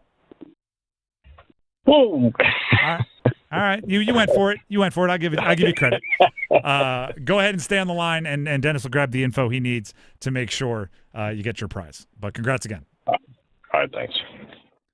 By the way, with Levi as well, he'd said Campbell County, and I'm like, there's no Campbell County in North Carolina. But he said Campbell County. Yeah. There's Campbell University, which is in Harnett County. There's a Chatham County. Maybe he's like a superhero, and he just doesn't want us. He doesn't want us to know where he is. That's true. Initially, when I asked him where you calling from, he said North Carolina. I was a little vague. Yep. Any more specific? He's like, okay. Campbell County. That's true. I didn't even think. That's kind of funny. There it is. You know, he doesn't want to give you the directions to his lair. This That's guy's fine. got some things going on. That's fine. That's funny. Also, Nature Boy Ric Flair woo is one of. I mean, in college we used to break it down, Ric Flair on 3, all that kind of stuff, and everybody would go, ooh, it's necessary, it's fun, and if you really want to lean into it, you can go on to the. I'm not even a wrestling guy, but when you get into like the limousine ride, high fly, blah blah, it's a good time. It's just a good time. So it's one of those things to just get some real yayas out. You just got some energy you want to release, and you can let it fly with some woos. It'll make you feel good. The Drive with Tim Donnelly, 99.9 The Fan. We have the 5 W's coming up at 6. I love when they give me, I have to read a real tongue twister. We got 5 W's. Wolfpack Weekly with Will Wade at 6 p.m. If you forget what's coming up after this show, just go 5 W's. Wolfpack Weekly with Will Wade, 6 p.m. right here on 99.9 The Fan. And it'll be a good time, right? They are right in the middle. They kind of have like a week off, the NC State men's basketball team, which means Will Wade, he strikes me as a coach that loves practice. He's probably getting his guys getting them going, fixing some things that they need to fix. But also they're coming off a game where they beat Florida State by 1 billion last weekend. So, hopefully we'll get some insight from Will Wade on Wolfpack Weekly as it airs right after this show at 6 o'clock. So no overdrive today, just as a little bit of a programming note. But Wolfpack Weekly with Will Wade. Actually, if having 5 words start with alliteration, all the same letter, it's not that hard to say. And I'm not going to say it again because I just jinxed the heck out of myself. Also, please subscribe to our YouTube, 99.9 The Fan. We're trying to build that community. And also the community on our app, 99.9 The Fan, Google Play Store, App Store. 5-star ratings are appreciated. We're always giving stuff away during numbers game, but there's also so many other giveaways. There's entire tabs on our app, right, just to go win free stuff. You can win tickets to see Five Finger Death Punch on there right now. That's on our app and on our website. And that's coming, I believe, in the fall. So head to 999thefan.com or the 999thefan app for that. And there's more giveaways mixed in there. When we hit big milestone numbers of subscribers on YouTube, we give stuff away. We've given away signed Panthers jerseys, signed footballs. We've given away signed pucks. I think there was a Seth Jarvis signed puck, Ike Ekwonu signed football, a Xavier Leggett signed jersey. So you want to be subscribing, A, for the content, but B, because you might go ahead and win some pretty cool stuff, which we're always into. We're like, it's always better to give than receive. It's fun for us as well. So that's what's going on. We also have a little quarterback conversation going on. Would you be willing to pass up, I don't know, something like $40 million guaranteed in order to potentially set yourself up for a career of $500 million? One player may have made that exact decision. But before we do, Dennis has something he'd like to tell you. I do. Dennis Cox here once again from my good friends over at Law Tigers. And there's something happening once again this year that if you've missed out on the past, you have to make sure you don't miss out on it again. The Law Tigers are once again teaming up with your Carolina Hurricanes. That's right, your Carolina Hurricanes, to give one lucky Caniac a custom Canes Ducati motorcycle, courtesy of Art Moto Garage and Shiny Side Paint. I'll say it again, a Canes Ducati motorcycle. You want to see pictures of the bike? Go to caniacsbike.com. Again, caniacsbike.com. That's where you can see pictures of the bike, and that's also where you go to enter, caniacsbike.com. The bike will be given away live on April 4th at the game, and it includes tickets in a catered suite. I mean, that in and of itself is pretty awesome. But go to caniacsbike.com. Enter to win this motorcycle. Even if you maybe are not a motorcycle rider all the time, it's something you maybe I'll decide to do it if you win. If you win it, you're going to ride it because it's that awesome. But you can also just let your favorite radio producer maybe take it for a test drive, see how it rides before you ride it as well. But nonetheless, go enjoy it. Show off your fandom, caniacsbike.com. Law Tigers is a network of independent law firms who are members of the American Association of Motorcycle Injury Lawyers. Law Tigers is not a law firm. Who passed up potentially $40 million, aiming for a bigger prize? And what does it say about the future of college football next? Listen every afternoon for The Drive with Tim Donnelly. As 2026 gets started, it feels like everything is right in college basketball because 2 of the 5 best players, and yes, best players all ages, NBA draft prospects, however you want to play it, are at Duke and UNC. Cam Boozer and Caleb Wilson are going to be one of the stories of not just the ACC, but the entire country in college basketball. The Drive with Tim Donnelly, 3 to 6 on 99.9 The Fan. What's this? We're expanding the North Carolina Education Lottery Winners Club. That's a pretty big wrecking ball. Well, with all these new scratch-offs, this place is going to be packed with new winners. Okay, let's go ahead and knock this wall down. This is where we're putting the polo field. Whoa, patience, Trixie. This month's tickets are loaded with $90 million in total prizes. The Winners Club awaits. Must be 18 to play. Approximate overall odds winning range from 1 in 3.35 to 4.68. Problem gambling helpline 877-718-5543. This is the sound of Claire, cooking dinner at home. And that's the sound of a fraud alert from Wells Fargo, flagging a charge for a pricey restaurant in Paris. Considering Claire isn't in Paris right now, that seemed odd. To the bank and to Claire. 2 taps later, Claire says nope to the charge, and Wells Fargo is on the case. However you make money work, Wells Fargo can work with that. Wells Fargo Bank, N.A., member FDIC.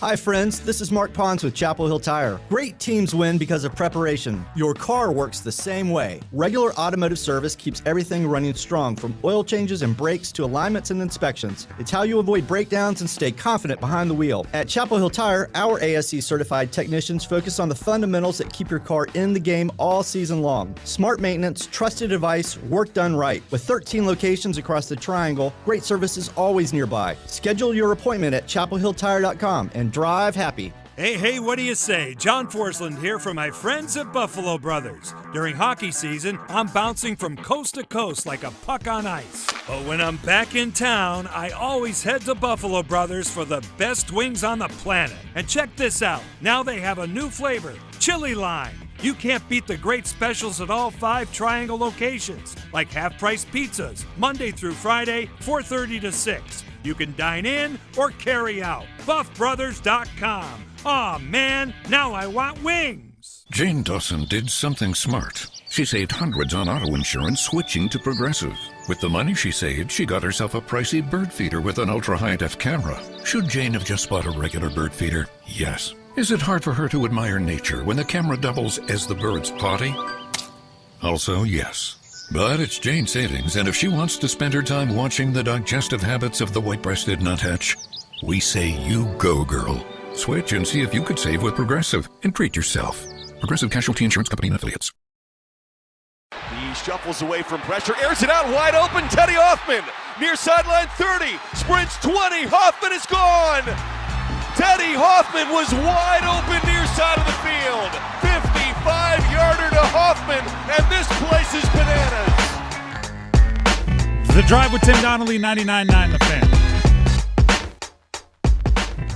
So it was yesterday, I believe, the deadline for early declares into the NFL draft. Dante Moore, the quarterback, and by the way, that does not include the players still playing in the national championship game on Monday, just to be clear. But Oregon's quarterback, Dante Moore, could have gone into the NFL draft. Many are projecting him as a top 5 pick, the second quarterback behind only Fernando Mendoza. And if you are a top 5 pick, if you're a top 2 pick, you're looking at like $40 million. And rookie contracts are guaranteed. He chose to go back to Oregon, which 10 years ago, I don't think is possible. Because it's almost irresponsible to pass up $40 million to go back to college where you'd be risking injury, you'd be risking, poor play, and you'd be doing so for a scholarship check, which, a lot of times is like, when I was playing, it was $4,800 a semester that you'd get if you were living off campus. If you were living on campus and using the meal plan and everything, you didn't get anything.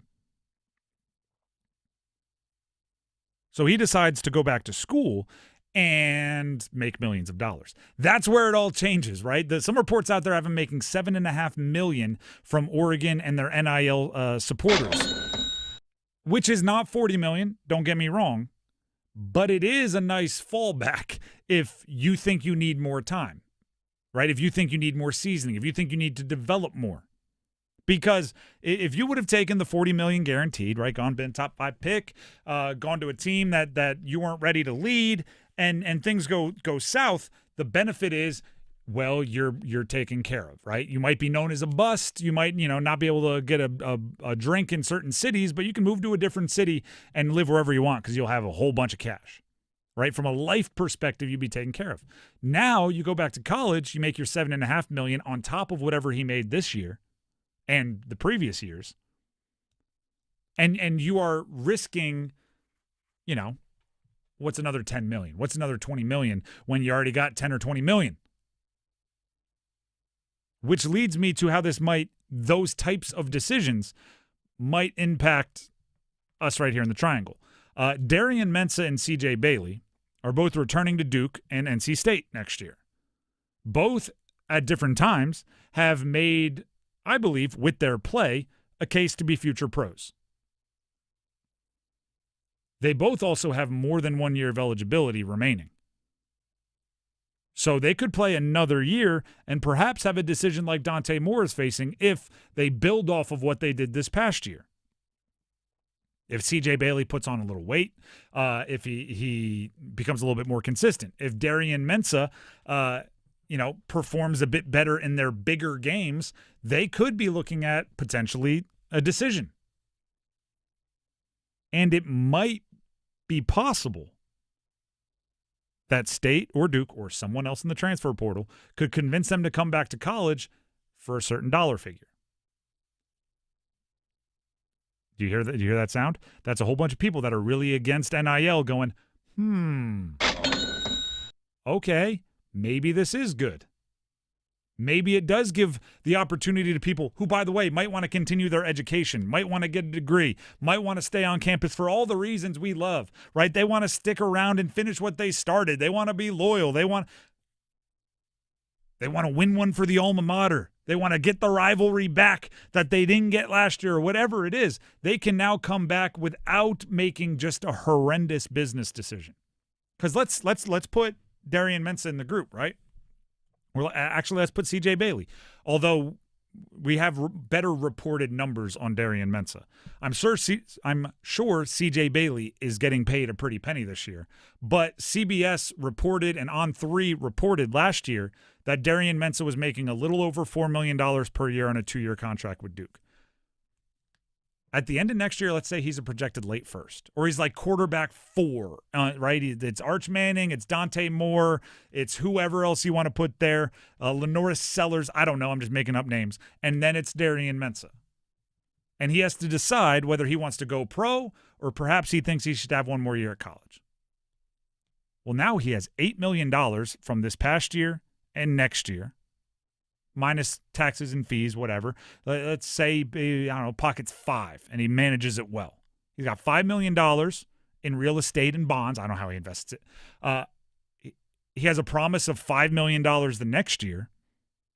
It's probably easier to make a decision on whatever's best for you and whatever you want to do if you have $10 million guaranteed already, regardless of, hey, yeah, I'm going to turn down the possibility for 25.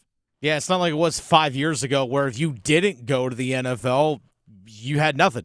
It's unbelievable that guys like Andrew Luck and Peyton Manning over the years elected to go back for their senior years because, you blow out your knee, you have like who was the guy?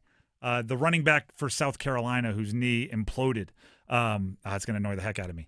Oh, I know exactly who you're talking about. And he, never really got to play in the NFL. Like if that happens to you, there's insurance policies and thing, which, by the way, I'm sure Dante Moore will get, and if there is that, would get even more. Marcus Lattimore. That's exactly what it was. If that happens to you back in the day, like you're just out of luck. You almost had to go pro because it only made sense that way. So NIL, if you go back and look at this time last year, there were a ton of tweets and a ton of experts telling us the 2026 draft could have some really good quarterbacks. And it was those guys I mentioned. It was Sam Levitt. It was Arch Manning. It was Lenoris Sellers. It was Dante Moore. It was all of these guys, right? Could be this year's draft. And guess what everybody's saying right now? The 2027 draft could have some really good quarterbacks. And who are they? Sam Levitt, Arch Manning, Dante Moore, Lenoris Sellers. It's all of the same guys because, instead of forcing going pro because it's the only financial decision, they could all elect to come back, make good money, great money, and do what's best for them. So C.J. Bailey and Darian Mensah, I think a lot of people are banking on like, oh, good, they're coming back for their last year. Last might not be in that sentence. It might be another year. And if you fundraise correctly and you can give them that safety net, they may stick around. NIL, assuming that you have backers to keep up with the Joneses, or at least keep close with the Joneses, NIL may end up leading you all the way back around to where the best players stick at the same school for 4 years or stick in college for 4 years. Right? It may accidentally solve a problem. Now, again, you have to raise the money to make it plausible, but, C.J. Bailey may be at NC State for 4 years. If they can raise the money and if he continues to develop and if he's not going to go number 1 overall. I still think if it's number 1, you go. I think Fernando Mendoza's gone. But that's kind of what everybody wants, right? They want the opportunity for guys to stick at a school as long as they possibly can. Maybe that's there. Maybe. Dante Moore, I know he didn't start at Oregon, but he sat at Oregon and he's going to pay off that loyalty a little bit. Dylan Raiola might have to sit and pay off that loyalty, but I guess Oregon's just got money to pay 2 top-end quarterbacks in the NIL world. The Drive with Tim Donnelly, 99.9 The Fan. Before we go, I want to remind you, coming up in about 5 minutes, the 5 W's, Wolfpack Weekly with Will Wade, 6 p.m. right here on 99.9 The Fan. So enjoy insight into the NC State men's basketball program. And we'll leave you with a little Ric Flair action on the way out. We'll see you tomorrow to round out the week. Until then, have a great night, everybody.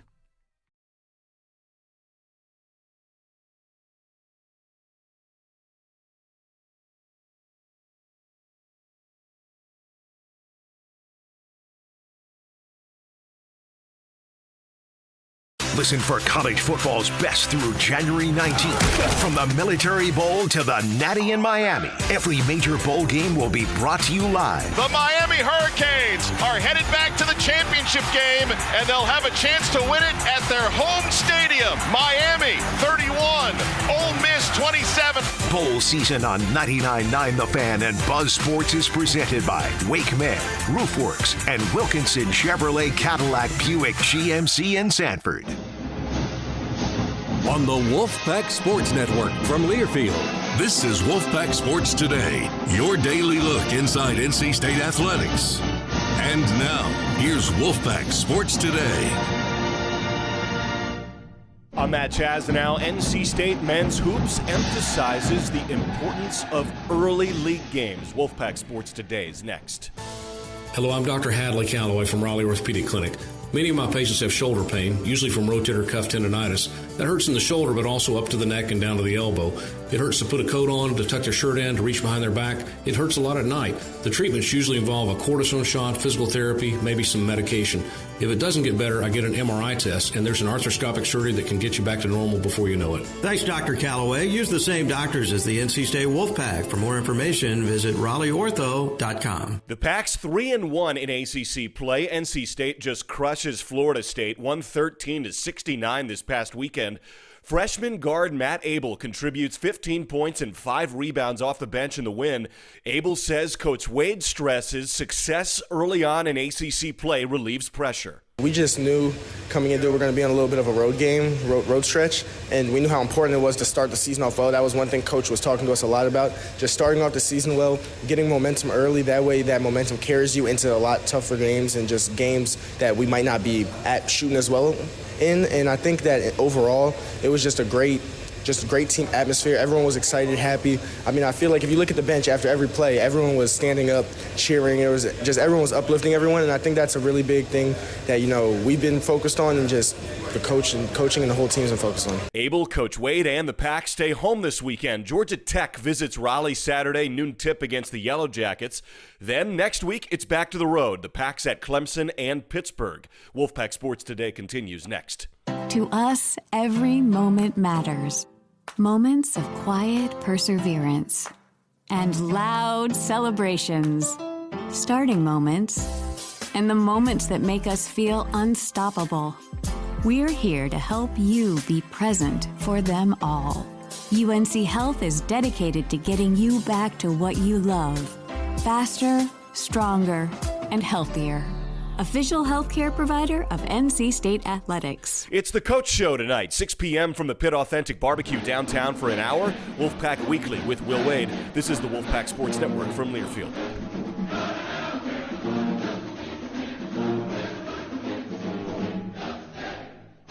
You've been listening to Wolfpack Sports Today, your daily look inside NC State athletics. Wolfpack Sports Today is a Learfield presentation of the Wolfpack Sports Network. Broadcasting live from the Lenovo Studios. WCMC HD1 Holly Springs. 99.9 The Fan. The Triangle Sports Leader. Looking for the ultimate weekend play? Score brunch at the Dugout Tavern and Grill in Apex. Every Saturday and Sunday, the Dugout lays out a scrumptious spread for our weekend brunch from 10 to 2, plus $5 mimosas and Bloody Marys. Stick around for the games on our massive 16-foot surround sound video wall and $20 Sweetwater and Shock Top buckets on NFL playoff days. Or head to the gaming area for darts, pool, and vintage pinball. For the best hangout, head to the Dugout Tavern and Grill on Kelly Road in Apex. This hour of the Triangle Sports Leader is powered by Ritchie Law Firm, injury lawyers. Ritchie Law is on top of it. Go to ritchielaw.com. That's ritchielaw.com. Broadcasting live from the Lenovo Studios. WCMC HD1 Holly Springs. 99.9 The Fan. The Triangle Sports Leader. The following is a Learfield presentation of the Wolfpack Sports Network. Welcome to Wolfpack Weekly with Coach Will Wade on the Wolfpack Sports Network from Learfield, live from the Pit in downtown Raleigh. This is your weekly pass inside the Wolfpack basketball program. Coming up, 60 minutes of NC State basketball talk. Wolfpack Weekly is brought to you by Empire Eats Restaurants, a chef-driven restaurant group dedicated to the Raleigh, North Carolina community. Food inspired by and crafted for you. Coca-Cola. Fan work is thirsty work. Enjoy a Coca-Cola. And by UNC Health, the official healthcare provider of NC State Athletics. Now, alongside Coach Wade, here's the voice of the Wolfpack, Matt Chazanow. Welcome here downtown. We're in the Pit Authentic Barbecue. It's great to be with you. We got ourselves a packed house here, a packed room. It's great to see everybody here in downtown Raleigh at the Pit. We have Coach Wade. We've put Coach Wade to work. We decided Coach didn't have a game this week, so we were going to throw a headset on him and talk about one of the all-time great shooting performances in the history of the Atlantic Coast Conference. 19 made threes on the road in Tallahassee, a 113 to, was it 113-69 was the final. 19 made threes. Coach, that's about as good as it's going to get, I would think, offensively. Before we get started, who brought the flowers today? I can't take credit for that. Maybe it's Mad Dog Model. Mad Dog, did you go to the florist today and pick these out for us? Maybe that was just a credit from our fine folks here at Pit Authentic Barbecue, just trying to help. This is a little bit too professional for what we're doing. It is very. Feels a little. That is true. Feels a little formal for. It is formal. Feels a little formal for our show here. Very floral. We'll need to make a gag out of it, like make it bigger each week or something, or go bigger and bigger and bigger, bigger and better. I like that. Okay. I need to pick your brain about 113 points. That tied. Well, I shouldn't say this because there's a trivia association. I don't want to blow it. So okay. That was a heck of. You really look forward to the trivia. I do enjoy the trivia. I don't. I like it. Well, good. That's good. That's good. We can tighten the screws on you a little bit here. That's good. You enjoy the trivia. I do. In deference to you, because we got to question 4 last week, which you were perfect. You're batting 100. Batting 1,000, but you seemed to be a little anxious to finish it, so I backed it down. I only had 3 questions this week. You're welcome. 5 was too many last week. 5 was too many. Way too many. Backed it down to 3. 113 points, 113 to 69. I've got all kinds of notes and nuggets, but I do want to ask you, give me your big picture consideration of hitting 19 threes on the road in a league game at Florida State after you won on Tuesday at a 9 o'clock tip in Chestnut Hill. I thought the Florida State game, we got off to a good start, which was critical. We were up 5-0 and then up 11-0, and then we were able to kind of stretch our legs there. We got off to a good start, which is huge in noon games. You look at somebody like Georgia Tech, who we're playing. Georgia Tech did not get off to a good start last night against Pitt, and it kind of snowballed for them at home. Conversely, they got off to a very good start at Duke a couple weeks ago, and they played Duke extremely well on the road. So getting off to a good start and setting the tone for the game and making sure the game's played on your on your rules and on your terms is very, very important. And I thought we did a much better job of that in Tallahassee. But we're in the same spot they were. They had the week off before our game. They were a little sluggish, noon game, and so we're in the same spot that they were in. We've had the week off. And we have a noon game at home, so it's the same spot, and we've got to certainly be better than be better than we were in Tallahassee. But I'm more worried about reestablishing ourselves at the home on our home court. We were embarrassed last time we were at home against Virginia, and so we need to reestablish our home court and reestablish how we play at home. Coming up Saturday against Georgia Tech. Was the bye week at a bad time? I'm going air quotes bye week. And it's a little early. Yeah. Was it at a good time in that you've been a little banged up? Was that helpful? Yeah, Trey's back healthy. So he practiced today, full go. So that was good to see. Scotty's not quite back full go or healthy yet. He's been doing the bike and some other work. But Trey's back, so I do think it helps us in that regard. But we were playing pretty good, so you don't really want a bye week when you're playing well. But we did a simulated game on Tuesday of the bye week just to try to make sure that we were keeping sharp and staying in game shape. We brought in officials. We brought in officials from outside to be a part of practice and to referee practice, and so that was good. They're Division III officials. I told a couple of our guys were complaining about calls. I said, hey guys, listen, the same calls that the non-conference officials called, the ACC officials, and we brought in these Division III officials. They all see the same thing. It's you. It's not the referee. It is you. Okay. And I mean, we had some of our guys with the same reactions. They commit the same fouls every game.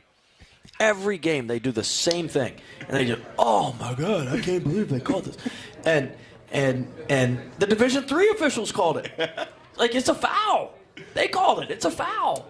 I do think you're still undefeated committing technical fouls this year, well, either you or a player. I think you have yet to lose a game. Well, I don't know if that's the secret, but I'm pretty sure. I don't know if that. I don't think that's the secret, but it seems to help. Maybe it gives us a little edge. Something. It's something. It was just a little edge. It was Quadir in Tallahassee. It was his technical. Yeah. This time out.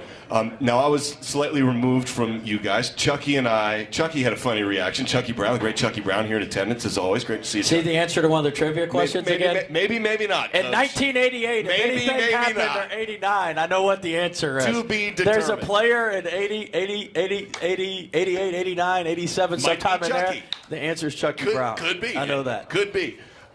He had a funny reaction. He was watching you. He was watching Quadir, and basically he was like, oh yeah, that's a technical foul. Like coach is going to sit him, pull him out. Like, that's a T, probably an auto T, and he's a T, and it is what it is. And you had a little conversation with him after a moment there in the first half. Oh, we had a spirited conversation. Yeah. Yes. Yeah, spirited. It's a good word for it. Very spirited. And then he had 18 minutes, and I forget the numbers off my head from the box score, but he was okay. He played well. Yeah, he was okay. Played all right. He was all right. Who did play really well?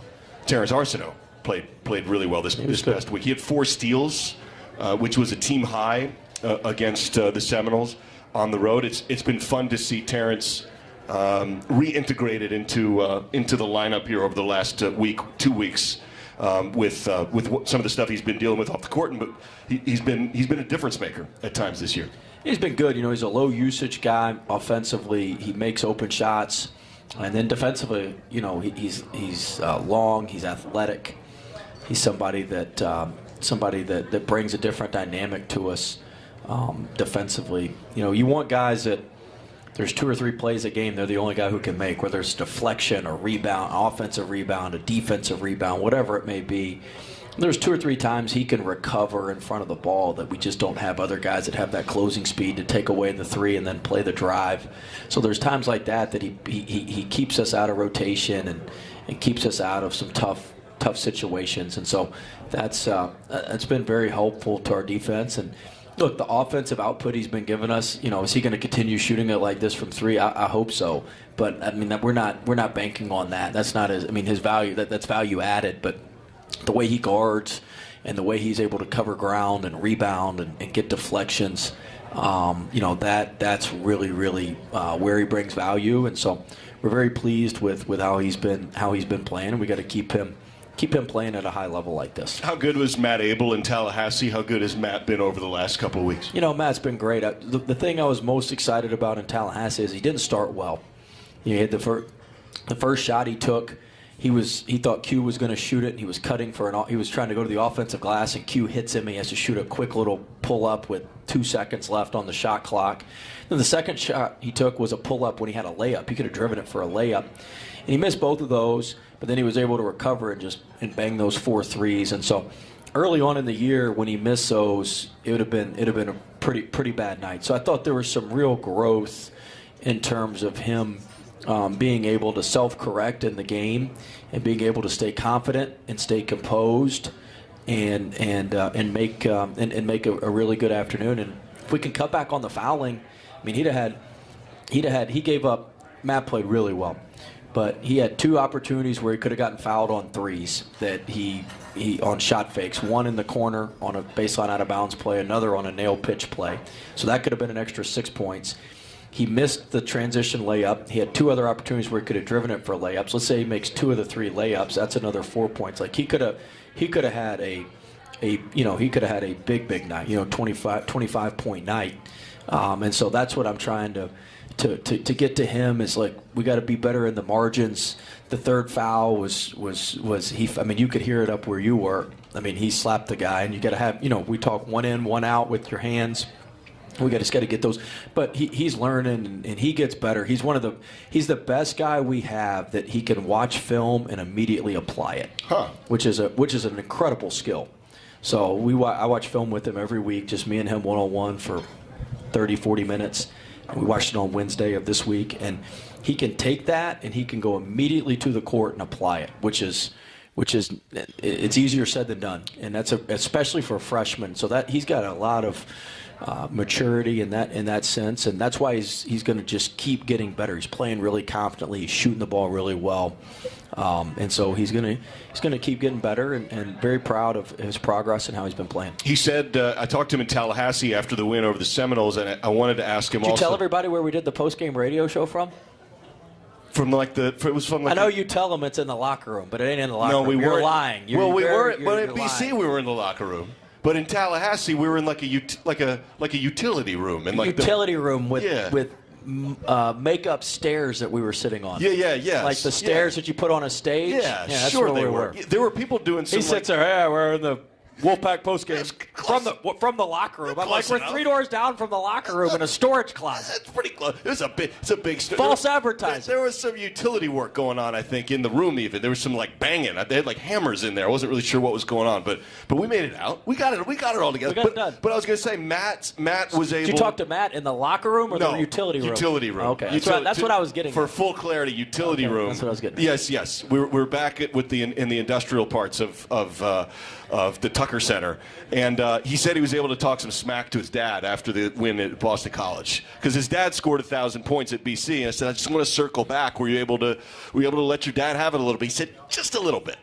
Not too much, but he was just a little bit. He had a big smile on his face when he said that, which is good. That's good. No, it's good. It was good. It was good for him to play well at Boston College. It meant a lot to him and his family, and so you want to see him have success in those situations. So I was really excited about that. Then he was able to build off that going to Tallahassee. We are in the Pit Authentic Barbecue.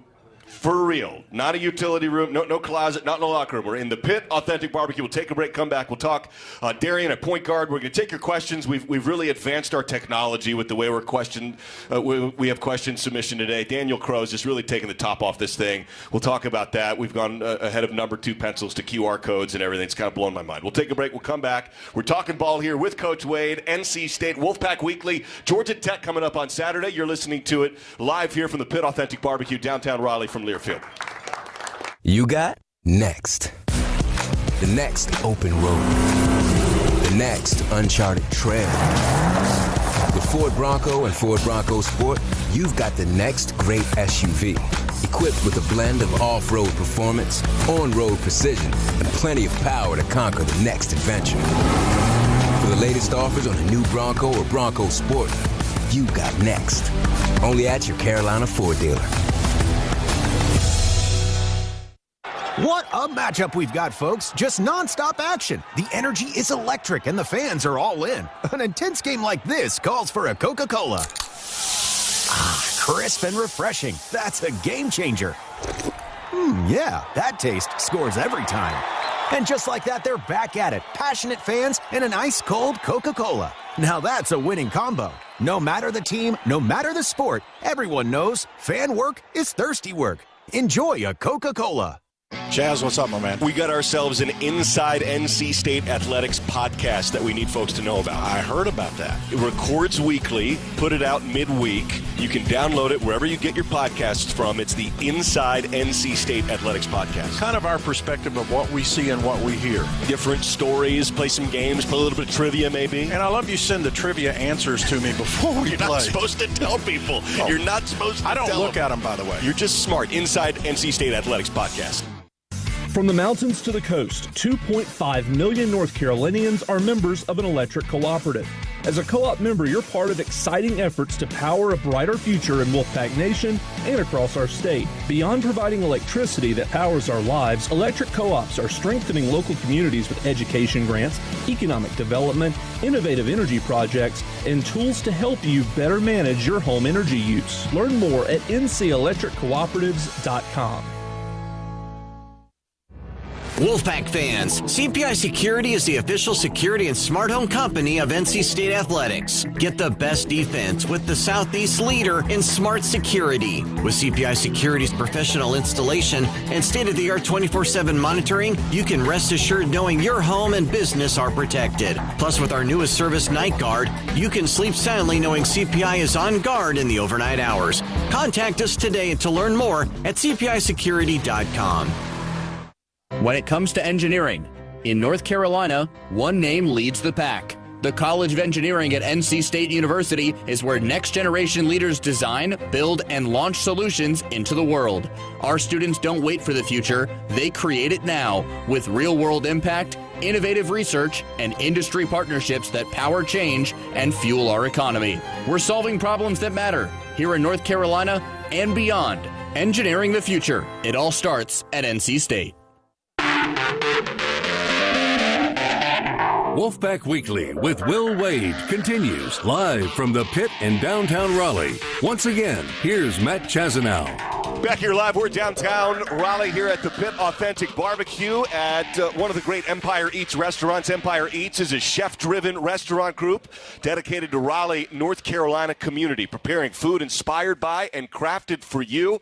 Today, Empire Eats wants to recognize their entire family of restaurants, the Pit Authentic Barbecue, where we are right now, Sithi, Authentic Lebanese, the Mecca Restaurant, Gravy Italian American Kitchen, the Raleigh Times, the Morning Times, the Pizza Times, and Empire Eats Catering. And it's great to be here. That's a mouthful. It's a whole situation. It's a whole great family of restaurants. Coach, when we first started the show, we had that one show in league play, and you were unsure and unaware is really a better word, that there was no fire. There was fire on the court for like 15 feet from you. Yes. Like I'm worried at times that it's going to like burn your eyebrows because you guys are right out there. And Chucky and I can feel the heat, right?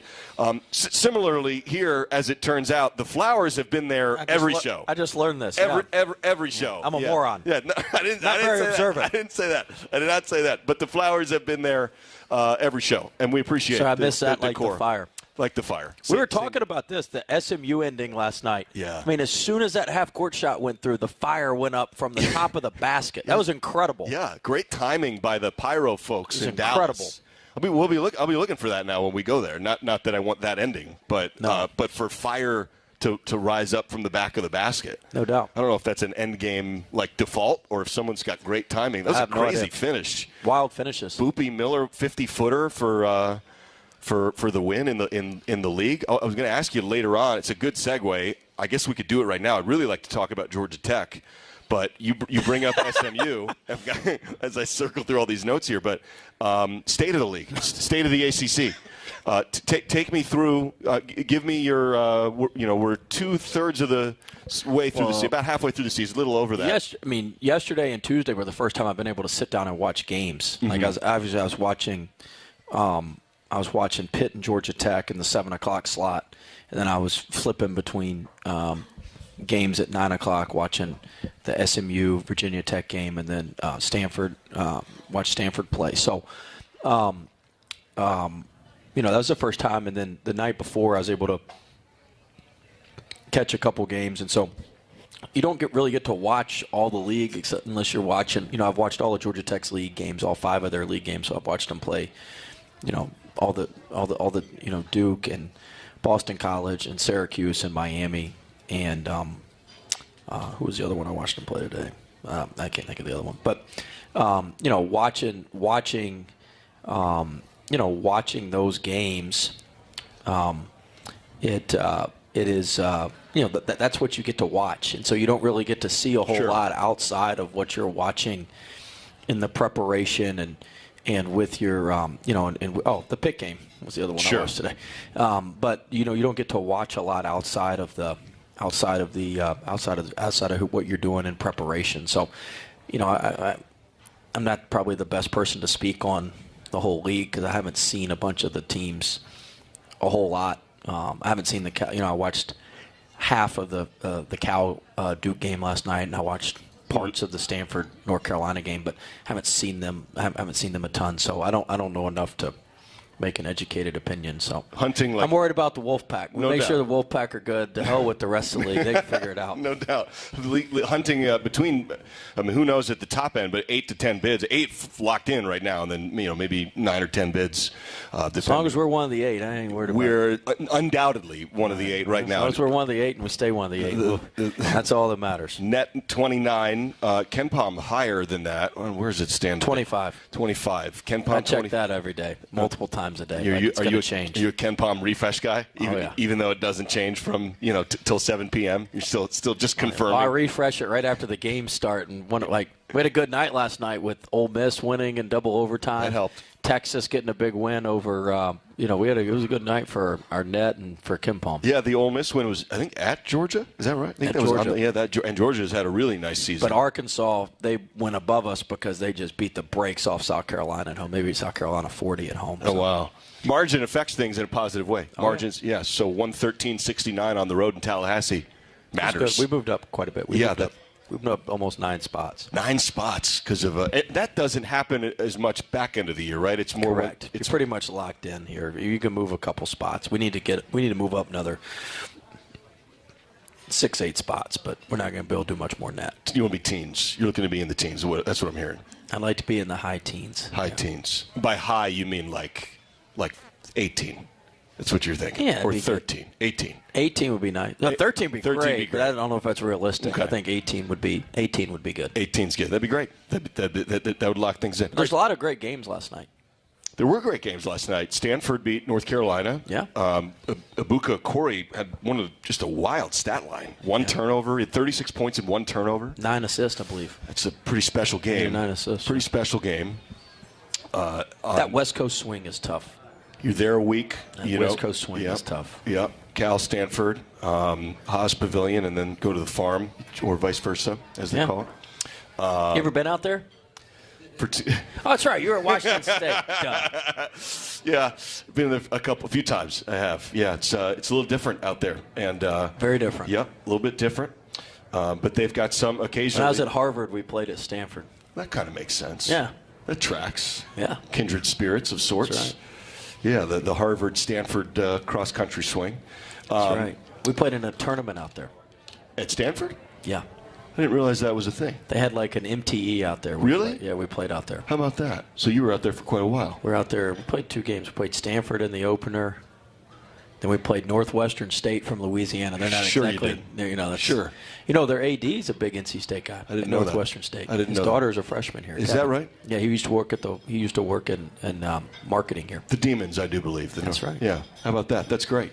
They had a big tourney win about 15 years ago. They beat Iowa. Yeah, on like a buzzer beater. That was a memorable 3-14 game. There was a memorable finish. I remember that. Yeah. We've sidetracked. We're way off. Here. We're way off, which is good. That's all right. Full. We made a full. I'm trying to do like a clean segue back to Georgia Tech, and we're talking Cal Stanford out west. Yes. Does it help to have been out there for whenever the time comes? No. Doesn't do anything. No, there's no positive to that. Nothing. You can try to spin that however you want. You'll get dizzy. I will again too. Just so you know. There's no positive to that. Nothing. Okay. You're halfway to Hawaii. No, I meant, no, I'm with you there. But, does it help you when we go out there knowing what Maples Pavilion is like? No. None of that. Nothing. No.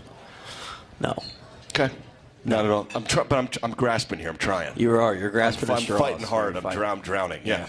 You're taking on water. Let's change the subject. Let's bail. We're bailing. All right. Hey, Georgia Tech. You played Georgia Tech Saturday.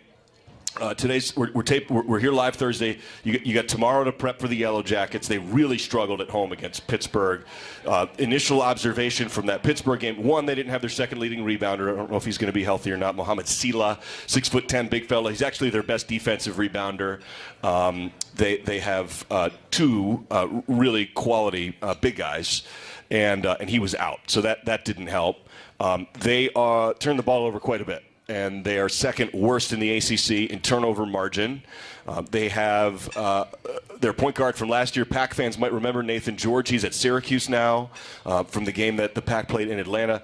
Chaz Kelly, who Pac fans might remember also, he was at BC last year. He's now down with Georgia Tech.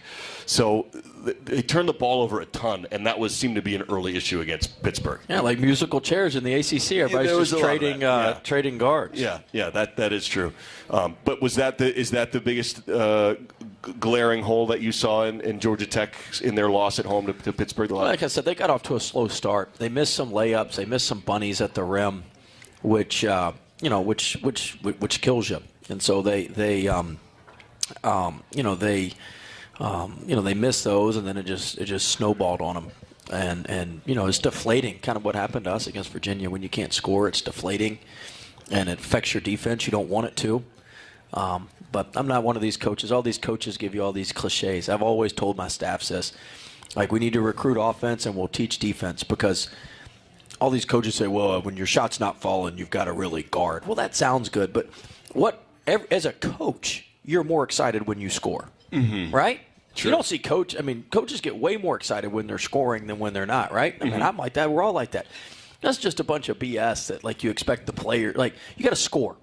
And so, like, when you miss bunnies and you miss open shots and you do that, like, it affects other parts of your game. And that's any team. That was our team against Virginia. That was Georgia Tech yesterday. They missed 3 or 4 shots at the rim, layups, and then Pittsburgh was able to get out in transition. And there's a couple 4-point swings where they missed a layup, and then Pittsburgh would come down and make a layup or dunk it. And when that happens, I mean, those are catastrophic. When you're playing league games and you're playing league teams at home, and so that's Georgia Tech just got off to a poor start in that game, and they got off to a poor start at Miami as well. They played Miami pretty even outside of the start, but they've gotten off to some good starts. At Duke, they got off to a great start, hit the first 3. Duke countered. They came back. They were up 6-3, and then they had a 7-8 point lead in the second half, 7-point lead in the second half. So, I mean, look, they're a team that every week, everybody thinks you can just, like, every day you have a different team. You never know what's going on in some guy's life or this or that. Like, every day you have a different team. And so every game's different. You got to get into the game and kind of figure out what's what. And every game has a different pace to it and has a different rhythm to it. And so you can't just look at it and say, well, Georgia Tech got blown out by Pittsburgh. Well, yeah, that's because they got off to a bad start. They get off to a great start. They're a really good team. And they could have beaten Pittsburgh, and they can kill NC State at home. Like, so, that's the trap that sometimes your players get into. But every game's different, and every day you got a different team, different group, and so you have to be cognizant of that, and that's why you have to prepare hard and be ready for as many situations as you can be ready for. They did have some unique players. I mean, Kwesi Reeves and Bayan Dongo are two really athletic guys. Dongo's, he's 12 points and nearly 8 boards a game right now. One of the league's better offensive rebounders, and then Reeves is their leading scorer at 16 a game, 4 boards as well. Reeves was at Florida, highly recruited guy, borderline 5-star guy, really dynamic player. Number 11, Bay is he's one of like 5 players in the league, averaging 12 and 8. There's only 5 players in the league doing that, and he's one of those 5. Washington's a good point guard, does a good job there. So look, they've got good personnel. They're really well coached. Coach Stoudemire's a great coach, and so it'll be a big challenge. All right, we'll do write-in questions next, or type-in questions next, or both, because we've got write-ins and type-ins as we're live here at the Pit Authentic Barbecue, downtown Raleigh. We'll take a break. Come back. We'll get your questions into Coach Wade. You're listening to Wolfpack Basketball, Wolfpack Weekly with Will Wade here from Learfield, downtown Raleigh. At Window World, we proudly support our active duty military and veterans. Our Salute to Service platform during NC State athletic events honors those who serve our country to recognize the sacrifices made to protect our freedoms. Window World is America's exterior remodeler, improving homes and changing lives. Locally owned, nationally trusted, serving Raleigh and Fayetteville with windows, doors, siding, garage doors, and roofing. Visit WindowWorldofRaleigh.com for your free estimate today. Window World is a proud sponsor of NC State athletics. North Carolina is known for its legendary barbecue joints, and the Pit proudly continues this tradition by serving authentic whole hog pit-cooked barbecue. It's all at the Pit in downtown Raleigh's Warehouse District, just 2 miles from the NC State campus. A celebration of all the great culinary offerings of the Old North State, the Pit has made a name for itself as the destination for the state's signature cuisine. So when you're hungry like a wolf, you know what to do. Visit the Pit in Raleigh. Hey, Pack fans, did you know over the past decade, Rebels Turf and Tractor and John Deere have provided turf equipment to maintain the sports fields at NC State? They're pleased to feature new and pre-owned golf and sports turf maintenance equipment. Rebels Turf and Tractor has a location in Myrtle Beach and their home base in Fuquay-Varina or RebelsTractor.com. You're now able to provide the same field conditions that the Pack plays on each week with the help of Rebels Turf and Tractor. Rebels Turf and Tractor is proud to support Wolfpack Athletics. To us, every moment matters. Moments of quiet perseverance and loud celebrations. Starting moments and the moments that make us feel unstoppable. We're here to help you be present for them all. UNC Health is dedicated to getting you back to what you love. Faster, stronger, and healthier. Official healthcare provider of NC State Athletics. Liberty Senior Living communities offer vibrant lifestyles in some of North Carolina's most sought-after locations. The amenities of fine resorts and the incomparable comforts of home. All Liberty Senior Living communities are designed for active seniors and feature whole-person wellness, distinctive dining, life enrichment, and top-class amenities and services. Visit your local Liberty Senior Living community, the Templeton of Cary or Hayes Barton Place, today and come home to the retirement you deserve. Exceptional senior living here, there, and everywhere you want to be. Hey, this is Matt Chazanow, voice of the Wolfpack. When it comes to banking, Dogwood State Bank stands out. Dogwood isn't your average bank. They're reshaping community banking. They prioritize your needs, whether you're a small business or a seasoned pro. At Dogwood, they understand the value of your business. Come experience the Dogwood difference for yourself. Dogwood State Bank, proudly serving Raleigh, Charlotte, Sanford, Wilmington, Greenville, Morehead City, and Fayetteville. Visit dogwoodstatebank.com to learn more. Member FDIC.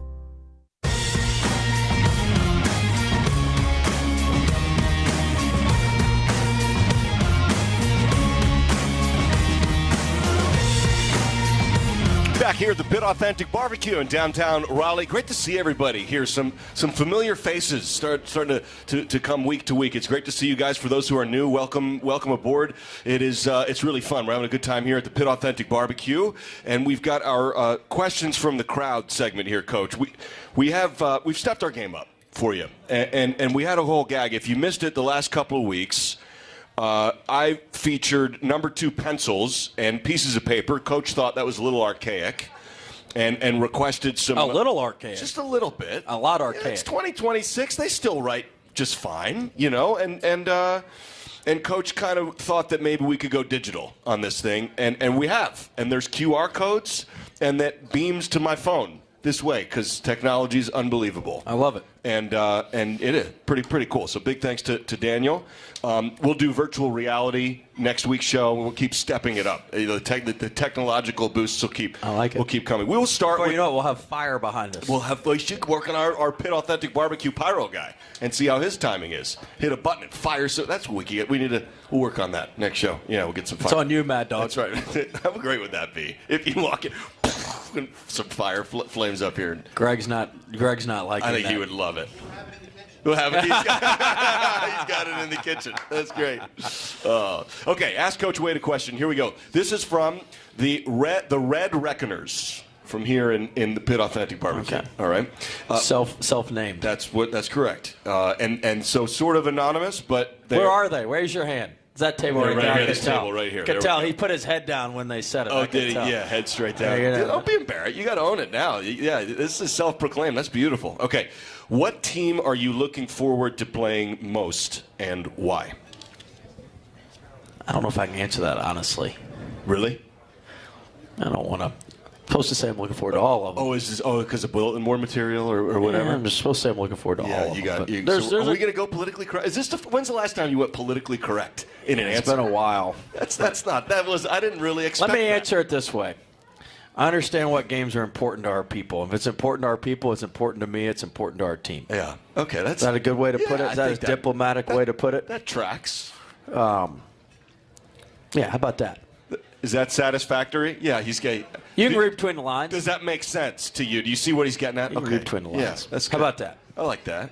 All right. We've got questions here from. Let me see if we've got more coming in. Okay. This is from Kevin. Here we go. If I can even figure out how to work this. Here we go.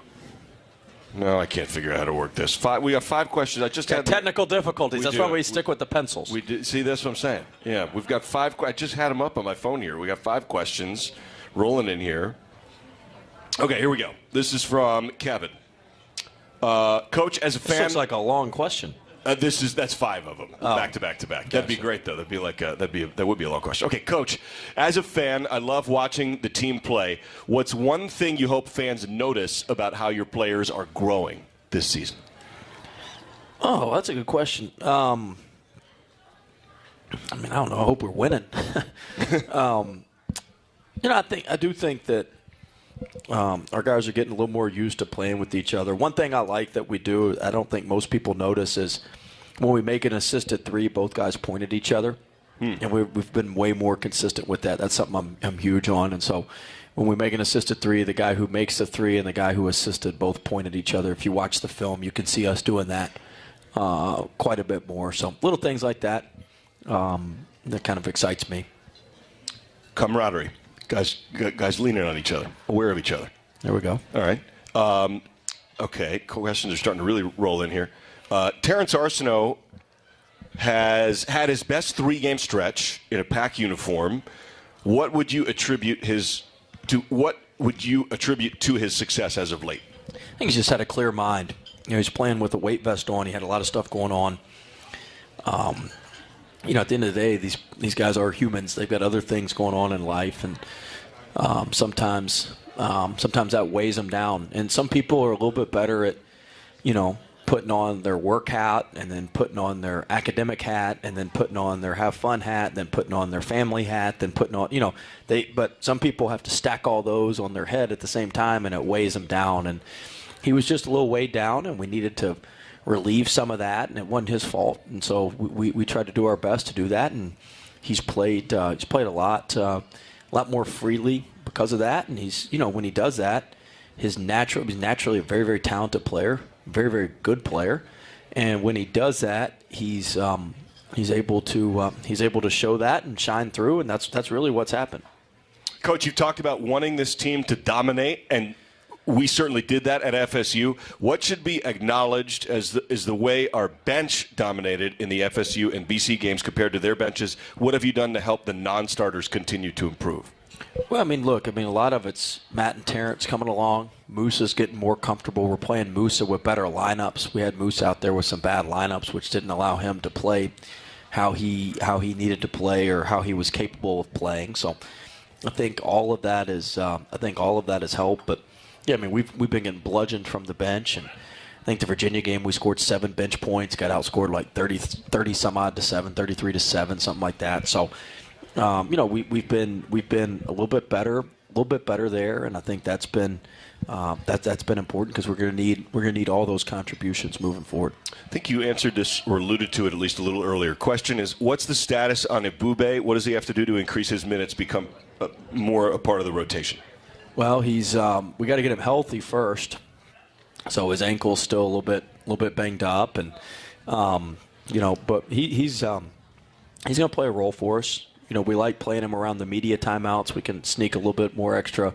We can sneak a little extra rest time for Vin around those, and so to play more, he would need to foul less.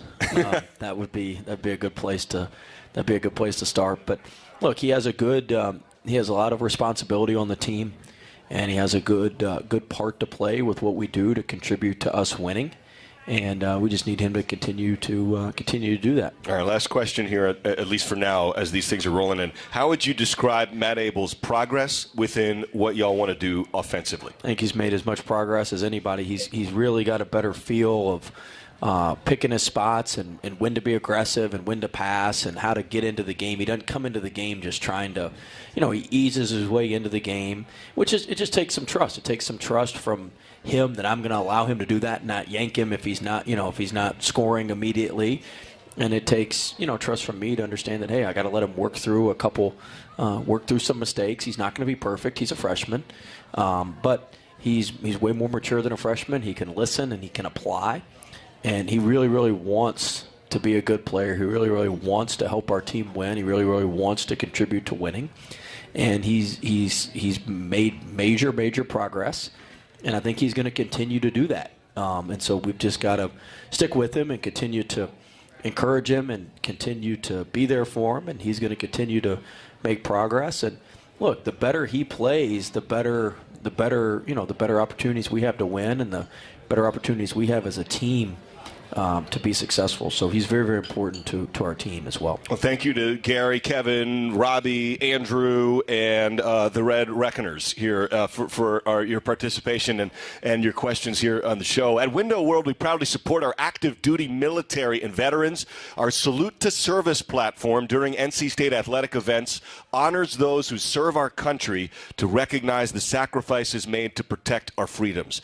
Visit gopac.com/salute to service to nominate today. We'll take a break. We'll come back. We've got trivia, Coach's favorite. Then we'll take another break and put a bow on things. It is Georgia Tech coming up on Saturday. We're here live at the Pit Authentic Barbecue, downtown Raleigh. You're listening to Wolfpack Weekly from Learfield. At North Carolina Farm Bureau Insurance, you're more than a policy. You're family. With offices in every county, we're close by when it matters most. Our local agents customize coverage to fit your life. And our award-winning claims team delivers fast, quality repairs.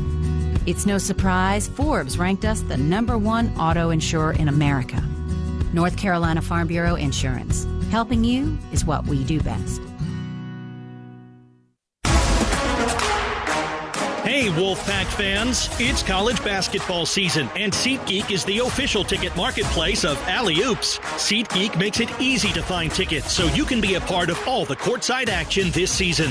Whether you're buying or selling tickets to NC State basketball games or to any other live event in your area, SeatGeek is the place to do it. SeatGeek is the official fan-to-fan ticket marketplace of the NC State Wolfpack. Let's go Wolfpack! SeatGeek. What a matchup we've got, folks. Just nonstop action. The energy is electric and the fans are all in. An intense game like this calls for a Coca-Cola. Crisp and refreshing. That's a game changer. Yeah, that taste scores every time. And just like that, they're back at it. Passionate fans and an ice-cold Coca-Cola. Now that's a winning combo. No matter the team, no matter the sport, everyone knows fan work is thirsty work. Enjoy a Coca-Cola. Wolfpack fans, CPI Security is the official security and smart home company of NC State Athletics. Get the best defense with the Southeast leader in smart security. With CPI Security's professional installation and state-of-the-art 24/7 monitoring, you can rest assured knowing your home and business are protected. Plus, with our newest service, Night Guard, you can sleep soundly knowing CPI is on guard in the overnight hours. Contact us today to learn more at cpisecurity.com. You got next. The next open road. The next uncharted trail. With Ford Bronco and Ford Bronco Sport, you've got the next great SUV. Equipped with a blend of off-road performance, on-road precision, and plenty of power to conquer the next adventure. For the latest offers on a new Bronco or Bronco Sport, you got next. Only at your Carolina Ford dealer. From the mountains to the coast, 2.5 million North Carolinians are members of an electric cooperative.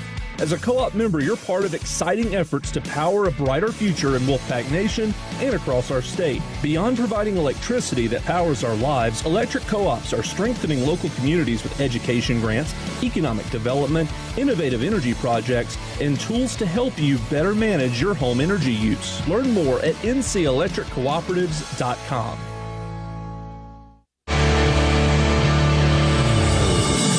Wolfpack Weekly with Will Wade continues live from the Pit in downtown Raleigh. Once again, here's Matt Chazanow.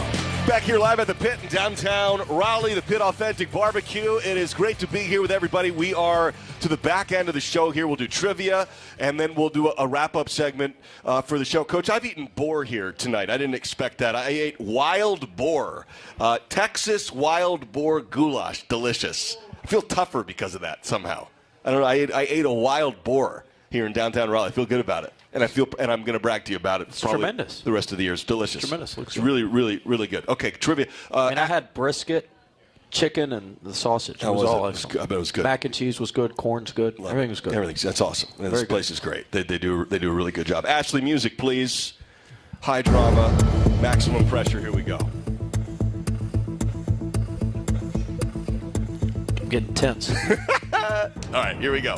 This All-American Pac big man from the 1950s is the ACC's all-time leader in 20 rebound games for a career, games in which he had 20 rebounds. His top 3 season tallies are the 3 top tallies in ACC history in 20 rebound games. Dominated the post. Who is this? You set this up. You were talking about this a couple weeks ago. Shavlik. Ronnie Shavlik. That is correct. Ring him up in a positive. There you go. Ring him up. Well done. Ronnie Shavlik, 22 career 20 rebound games. Incredible. Crazy. It is crazy. I knew that one wasn't Chucky. It was 1950s. That was not Chucky. No, that's not Chucky. That one was not Chucky Brown. Although he may be coming up. Maybe. Okay. And I found out. Ashley. Ashley's back in the studio. She does a great job. She incorrectly buzzed you when you were right because that was my fault because I said ring him up and she thought I meant ring him up the wrong way. But yeah, so we a strikeout. Exactly. And so that's my mistake. Okay, Ashley, please, music again. Here we go. This historic offensive performance of 19 made threes is the Atlantic Coast Conference all-time record. All-time for trays in a league game. Boston College did it in 2020, and this team did it on the road. The Wolfpack. NC State. Ring them up. That's correct. Yes, that just occurred here in NC State history. That was easy. We talked about that the first segment. Did. Correct. Yeah, that's right. That's accurate. You're 2 for 2. 19 made threes. I like it. I was kind of losing my mind with Mad Dog and Chucky, and I'm going, guys, I'm looking at the numbers and the pacing and the personnel that we have out there. I'm thinking this never happened. This might be a record-setting game. And sure enough, it was pretty awesome, pretty special. Doesn't happen very often. Okay, music, please, Ashley. Coach is 2 for 2. The 2004 ACC Player of the Year from New York City brought his Lincoln University Lions to the Dale this past week. Julius Hodge, correct. How was that? How was it? I was texting with him. Really, just now? Just now? No. We were leaving to go on the road as they were coming in, but no, he was wearing his NC State letter jacket. Was he? Oh yeah, that's cool. He loves the Pack now. That's awesome. He follows everything that we've got going on. We text quite a bit now. He loves the Pack. That's awesome. Has he talked at all about Lincoln University Lion basketball? Too? Has he? How's it going? They had a tough road trip. Okay, they lost at Shaw. On Thursday.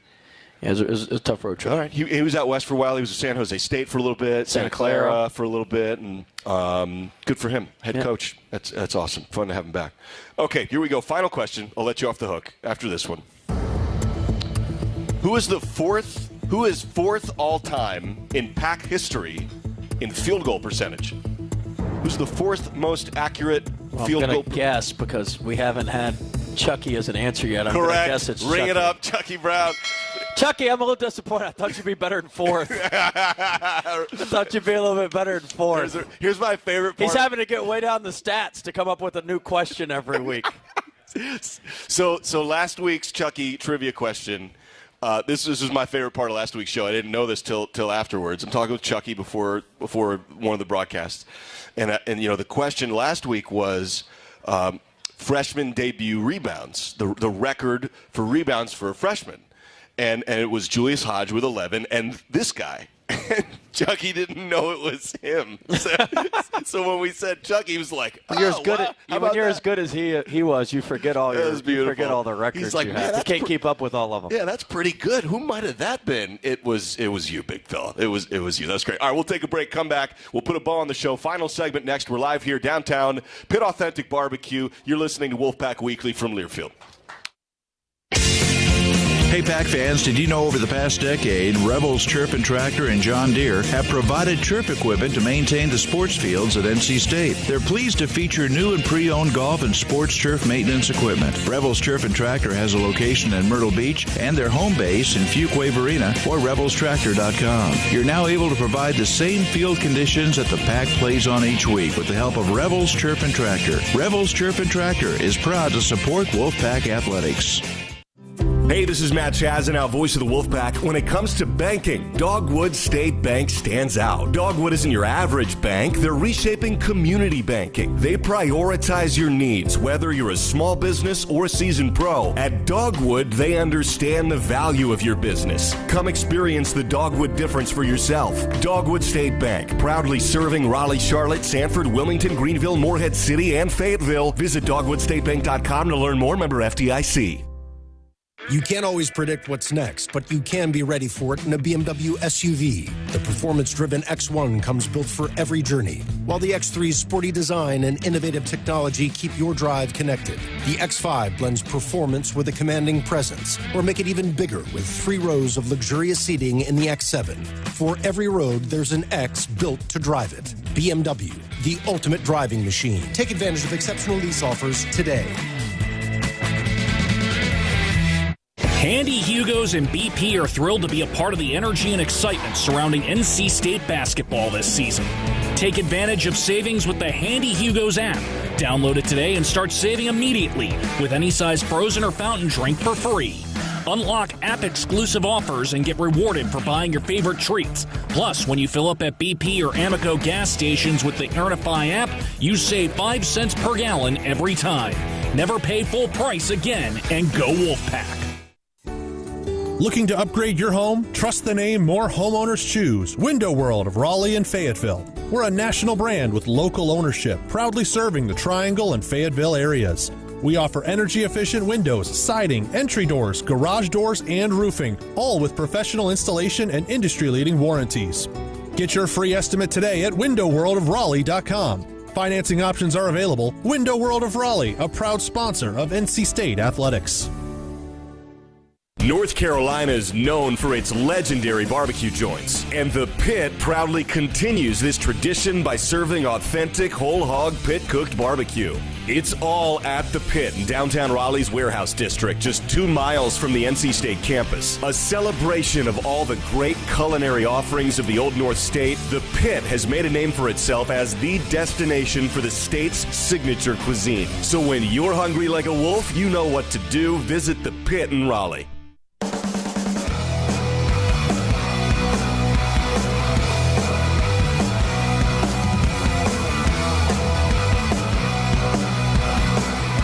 All right, final segment here at downtown Pitt Authentic Barbecue. It is Georgia Tech Week. It's the Yellow Jackets Saturday noon tip. Pack Fans Food Lion is the proud sponsor of the Score to Give More program. So for each free throw the Pack makes in this season, Food Lion Feeds will donate 100 meals to a local college food pantry or food bank. So this season, a total of 273 free throws have been made. That's a current total of 27,300 meals donated to help our neighbors in need. Coach, we are here downtown Raleigh. This is the last segment before we get set for Georgia Tech. You go Georgia Tech here at home after kind of a bye week or an off week, and then you actually head back to road games. Head back to the road. That's right. That's right. You've got Clemson. You've got Pittsburgh coming up after this week against Georgia Tech. This all part of this stretch of the year where if you back up a week or so, you had 6 of 8 on the road, which is a lot. So you kind of cram in a bunch of your road games here in one slate, which in and of itself can be really difficult. But I've sensed a great momentum, frankly, with 2 road wins against Boston College and Florida State. You know, the team, like you had said post-game to me on the air, you said, I really wish we had kept playing this week. I wish we could keep on rolling and keep this momentum going. Yeah, I think we found our rhythm a little bit, and we got to pick it back up on Saturday at noon, and so we got to pick right back up where we left off because we're going to have 2 really, really difficult road games after this, and this is going to be a difficult home game. We've got to reestablish ourselves at home. Our last outing at home was embarrassing, and we've got to come back and reestablish ourselves, as a dominant team at home, and so. We can't be dropping home games. We can't be dropping home games in the league, and so that's really important that we get off to a good start and play with great energy, play with great effort, and are able to get rolling here against Georgia Tech on Saturday. Have you found this team to be responsive? And what I mean is, you had mentioned slow starts against Wake Forest and Virginia. You talked about that, and then boom, you had faster starts against Boston College and Florida State. Is this team particularly receptive to whatever the message is of the week? Yes, most of the time. But, I mean, this team, we don't have a lot of carryover. We have to restart. We have to keep reminding them of the message. It's not like you give them the message once and they're like, oh, yeah, I got that, and we can move on to something else. We have to go back to the same message, back to the same message, back to the same message. Just a little frustrating. But, hey, that's who it is, and that's who we are, and so I can't change that. And so we're going to keep hammering the message. And so that's what we do. And so we're going to keep hammering that. And I wish we had a little bit more carryover, but we just don't.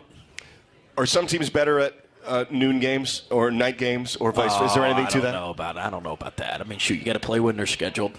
So it's noon. And I mean, the Pack was great in Tallahassee at noon. It was great, and they were great at 9 p.m. in Chestnut Hill when you made your own energy. Yeah. In a quiet building. It was a quiet building. It was a quiet building. But I mean, look, we got to play it when it's scheduled. It's a big game for us. It's an important game for us. And, at noon, we need to be the most excited team, most fired up team to be there and start that way and finish that way. Have you found something with Darian at the point? I hope so, yeah. I mean, we feel like we have. He'd been averaging, before we moved him to the point, he'd had the ball in his hands about 2 minutes and 15 seconds a game. Since we moved him to the point, he's about 5 minutes and I believe 16 seconds a game now. So we've increased the amount of time he has the ball in his hands. When he has the ball in his hands, good things are going to happen for us. Not necessarily him shooting, but just, his assists. He's second on the team in assists. Q's got, I think, 103 or something. Darian's got 59 or 60. And so good things are going to happen. And so we've been able to increase his time with the ball. And when we do that, it benefits everybody on our team, not just him. I mean, he benefits actually less than some of the other guys on our team. But that's what we have to do, and so we're gonna continue to give him the ball. He's going to continue to play point guard. Darian's part of his personality is he's not the most. He's not the most. He's not like Q. Q's going to go take the ball from you and say, "Give me the ball." And Darian's going to be like, all right, you can have the ball, and, it's okay. Is he passive? Is that the word? Is he? Yeah, I'm not going to put a definition on it. But, so sometimes you've got to give him the ball and tell him, no, you're getting the ball. And tell everybody else, he's getting the ball. You guys are not getting it. He's getting it. Yeah. And if you don't like it, well, you can come sit on the bench. Yeah. Sometimes you just have to do that. And we tried to, tell Darian, hey, why don't you please go get the ball? It'd be really nice if you'd go get the ball. We'd really enjoy it if you would go get the ball. Gentle. We tried to kind of ask him nicely, and that didn't work very well. So we went to this method, which is everybody's going to give him the ball. He's shooting 42% from three this year. That would be fourth best in the league if he had shot more, if he had qualified. He's one of the most efficient players in the ACC. That's why he's got to have the ball. This isn't rocket science. You get the ball to your best players, you get the other team's worst defenders on them, and then you see what happens. You get, that's what I always say. You get your best players on their worst defenders, and recruiting takes over. Yeah. You just let it kind of naturally, it naturally go. And so, we had been running too much equal opportunity. Everybody, we were moving that ball, and all five touch it. Your best two shoot it. Remember that. All five can touch it. Everybody gets to feel that thing and feel real good about things. But your best two better be shooting it. I love it. We had all five touching it and the bottom three shooting it. Now we got a little bit better. Now we got a little bit better little bit better equilibrium to what we're doing. Thank you, Coach. Thank you for this time. I appreciate you. All That's right. Coach Wade. Thank you to everybody who's here in attendance. 11 a.m. airtime, noon tip at Lenovo Center against the Yellow Jackets. We have been live here at the Pit Authentic Barbecue downtown.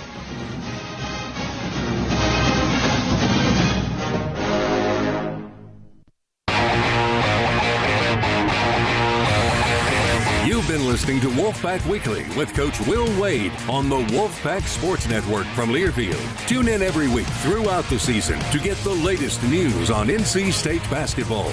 Tonight's edition of Wolfpack Weekly has been brought to you by Empire Eats Restaurants, a chef-driven restaurant group dedicated to the Raleigh, North Carolina community. Food inspired by and crafted for you. Coca-Cola. Fan work is thirsty work. Enjoy a Coca-Cola. And by UNC Health, the official healthcare provider of NC State Athletics. The proceeding has been a Learfield presentation. Broadcasting live from the Lenovo Studios. WCMC HD1 Holly Springs. 99.9 The Fan. The Triangle Sports Leader. This is SportsCenter. I'm Christine Lisi. The Seahawks added quarterback Sam Darnold to the injury report, listed as questionable for Saturday's NFC Divisional Round playoff game versus the 49ers due to an oblique injury. He did practice today, and Darnold told reporters he does expect to play.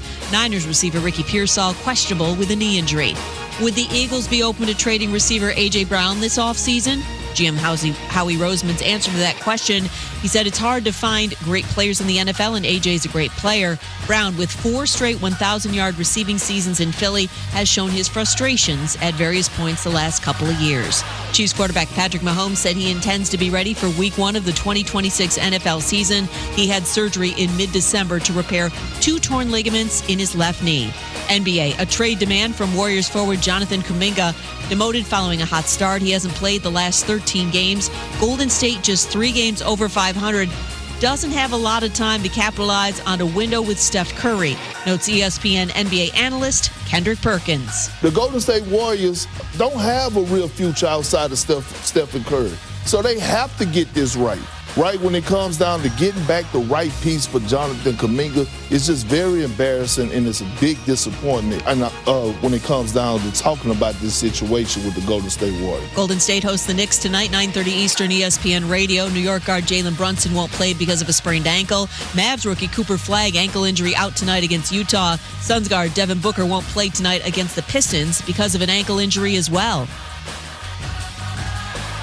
Hey, it's Evan Cohen. Coming up Friday, we'll continue to react to the John Harbaugh news and ask the question, which head coaching position will be the next one filled? It's on Sportsmanlike, 6 a.m. Eastern, right here on ESPN Radio, ESPN2, and ESPNU.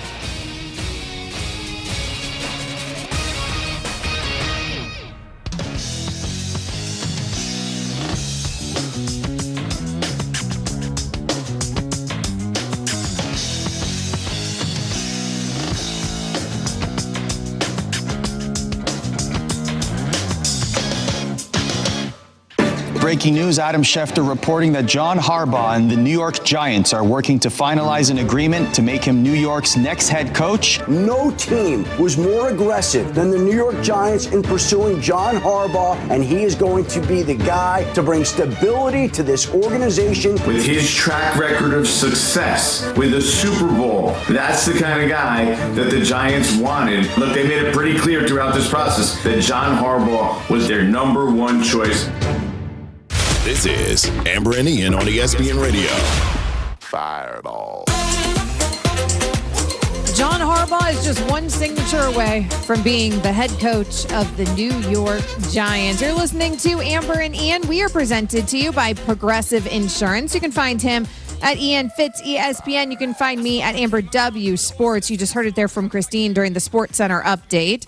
Coverage of Knicks and Warriors will head your way tonight, 9:30 p.m. Eastern. So we'll hop off air a little bit early, make way for that game. And there's some stuff to talk about in the NBA. But let's stick right now with the NFL, Ian, because we got the news from Adam Schefter. That man doesn't sleep, quite literally during the night. Adam Schefter, I mean, this Adam Schefter is married. This wife of his, we all need to focus more on Mrs. Schefter, okay? Mrs. Shefty, she's the one over here doing God's work, because I can't imagine what it's like to sleep next to a man that must have his phone in his hands It's under his pillow. 24/7. Right? It must have the ringer on, right? So he doesn't miss anything. So the buzz, zzz, and that's why you have it under the pillow. It just buzzes, and then you get up. It wakes him up, you think? You think she sleeps through it? No, well, I will tell you this. When I was doing the show with Freddie Coleman, we were on till 1 a.m., and after having my next round of foot surgeries, there's a hospital bed here in this studio. My wife was like, if you just want to roll back into that bed at 1 a.m. instead of coming into our room. Such a married couple thing. Just go right ahead and just knock yourself out, buddy. My husband you're and I good. sleep separate. Don't need to wake me up all and the time. move the dogs. We're good. Just go ahead and rack out. I'll see you in the morning for a cup of coffee. We do it all the time. Like if he has to get up super early or vice versa, or if somebody's coming, somebody has something to do until late, or why are we waking each other up? Okay, we've been doing this song and dance for a really long time. We're 2 decades in. You're good. Yeah. Hey, we're good. Okay, we can sleep in separate beds every once in a while. So maybe Mrs. Schefter has her own bed in the Schefter mansion. I don't know. 9 coaching openings, right? In the NFL. Hey, honey. Yes.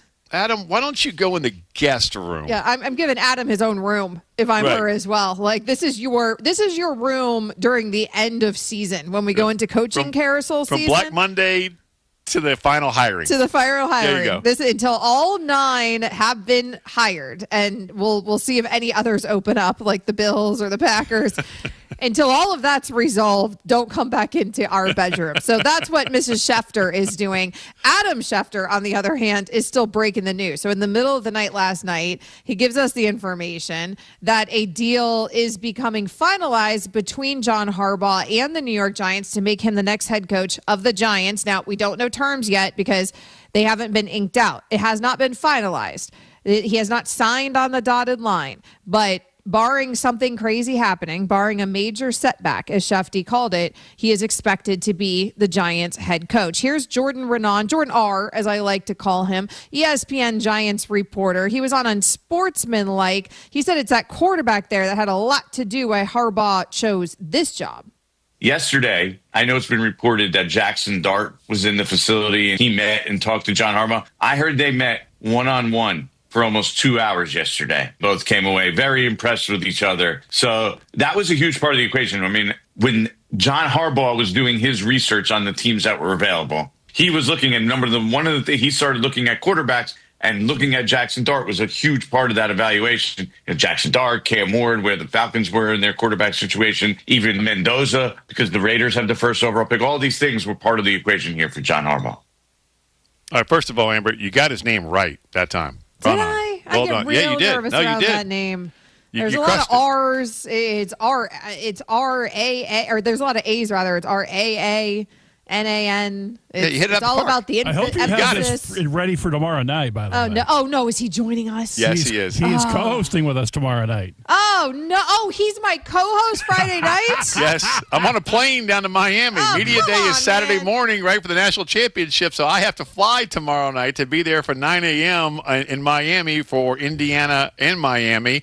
So Jordan Renan, which you just drilled, you got it right. It's 3 hours of this tomorrow. Stosh, we used to have an entire rejoin. I don't know if we still have it. We used to have an entire rejoin of just me bleeping up his name. Oh, I promise you we will find it in time for tomorrow. He's already working on it. Are you kidding? Good. So Jordan R., he's joining us tomorrow night. He can dive into that more. But yeah, it makes sense that Harbaugh would want to go somewhere that he thinks has a promising young quarterback, Ian. And this, we touched on this briefly last night, Amber, where this Giants roster and this Giants team isn't as bad as the national perception. They blew not 1, not 2, not 3, not even 4, but 5 double-digit leads last year in the second half. 5 of them. So when you bring in a guy like John Harbaugh, you're bringing in credibility, stability, and a confidence, an aura that is about winning. I mean, he was in the AFC Championship game just 2 years ago. His quarterback didn't play well. Mm-hmm. And lost 17-10 to the Kansas City Chiefs. So it's not like this man hasn't been a perennial winner for 18 years. His quarterback was hurt all year this year. The defense didn't play up to the normal Baltimore Ravens standard. This is a squad that does have talent. The number one thing they have to do is fix that offensive line. And it's not like they haven't tried. whether it's Shane as a GM or even their predecessor. They tried to fix it. They just missed on picks. And the biggest one to me is Evan Neal at right tackle out of Alabama. He was a surefire top 10 perennial Pro Bowl type talent, and it just hasn't panned out. Whether it's injury, mentally, whatever it is, it just hasn't worked. You know what? I'm good. Atlanta, good luck. Everyone else, good luck. I'm going to the New York Giants. He made a very quick decision because obviously he was impressed. And now, Giants fans, you've won the offseason Super Bowl. Have the confetti falling in the parade of champions. This is the first coach you've had to walk your sidelines with 100-plus wins since Steve Owen, who was coaching against Tom Landry, right? So that's how long it's been since you've had a guy with that many wins and then also a Super Bowl title. He brings stability, credibility, and that aura of, hey, we are going to win and win now with him to New York. Remarkable hire and a coup for the New York Giants to be able to get John Harbaugh in and get ready. I really do believe that the Giants, with this hire, and when you look at that roster, and when I mentioned the 5 double-digit leads that were blown last year, this is a team that I truly believe will be contending in Week 16, 17, 18, for a playoff berth. Well, that's the expectation now when you bring in John Harbaugh as your coach. And you're right. They're the big winners here because he had his pick of the litter. He could have gone anywhere. There was 8 opportunities that he could have taken. And we know that he had meetings set up with the Titans and with the Falcons. So it wasn't like Harbaugh was only considering the Giants. But they must have thrown so much money at him, because he didn't even make it to those meetings with the Titans and the Falcons, right? Like, that's what we're going to find out, that they threw some crazy amount of money at him for not even to consider those other rosters. And given, I think the Giants are a very good job. I'm not taking anything away from it, but also it's smart that they didn't let him leave the building. That's their guy. Make sure that you have a commitment in place. Make sure he doesn't even have the opportunity to fly down to Atlanta and listen to their sweet nothings about all the talent that they have on that team. You don't even want to give Arthur Blank that chance. And so the Giants do the right thing, but I would imagine that number is going to be quite hefty here from the New York Giants. Amber, that's the old adage. If you want him, don't let him leave the building. Yep. And they did not let him leave the building. So good on them. We'll see how it works out. But certainly so far in the coaching carousel offseason, they are the big winners here, the New York Giants. Be a part of Amber and Ian Nation on the Dr. Pepper call-in line. Call us, 888-SAY-ESPN, 888-729-3776. ESPN Nation is brought to you by Dr. Pepper. It ain't college football season without the delicious taste of an ice cold Dr. Pepper. College football, it is a pepper thing. So coming up next, now we know where John Harbaugh is going. He's going to New York. Well, we still have 8 other jobs to fill. So are the dominoes going to start falling now that the hottest of the candidates has committed to one of these openings? What about Green Bay? Are we going to see more openings? Where's that extension that they promised us with Matt LaFleur? All of that and more coming up right here on ESPN Radio. The College Football Playoff National Championship. Let's go! The magical run by the 10th-ranked Miami Hurricanes continues. The U is back. When they faced a top-ranked and undefeated Indiana Hoosiers. Hoosiers! Coverage begins Monday at 6:30 Eastern. With kickoff at 7:30 Eastern on ESPN Radio and on ESPN.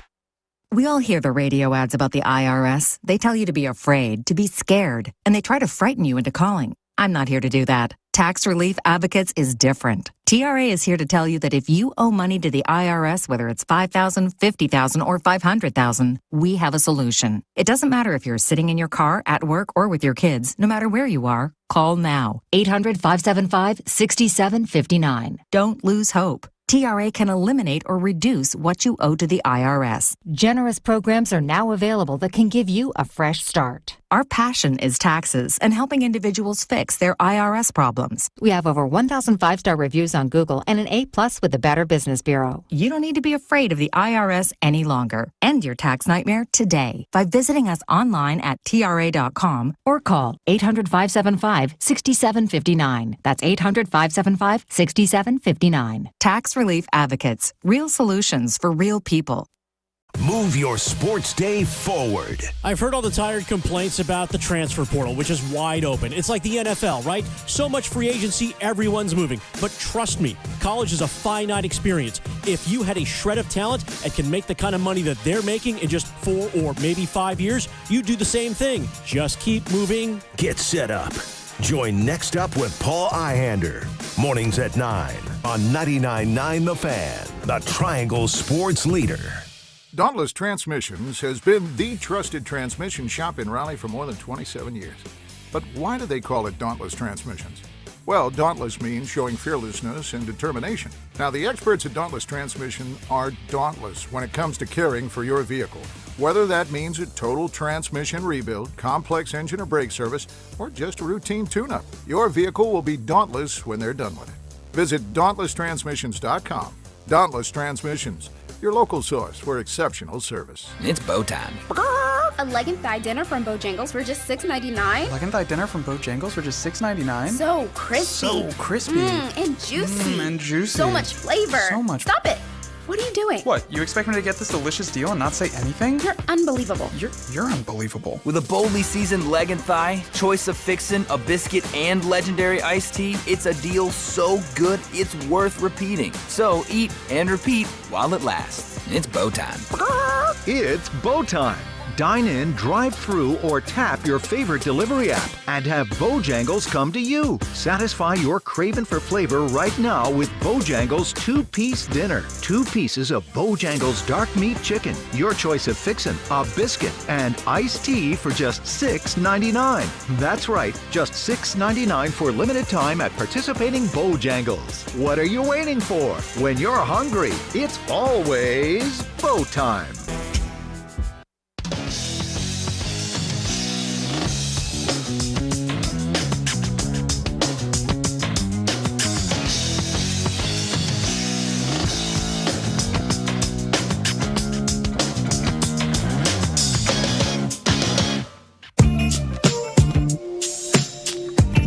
So what impact will John Harbaugh taking the New York Giants gig now going to have on the rest of this coaching carousel? Are we going to see some of these dominoes start to fall? You're listening to Amber and Ian. We love when you chime in on the Dr. Pepper call-in line, 888-SAY-ESPN. Curtis is calling us from Wisconsin. Hey, Curtis, what do you have for us on the Harbaugh hire? How you doing, guys? Thanks for taking my call. Everyone's all excited about this Harbaugh hire. I watch a lot of football. I've seen what he's gone through in the past 6 years. In my opinion, not very impressive. Teams get tight in big games. Also, he doesn't call plays on defense or offense.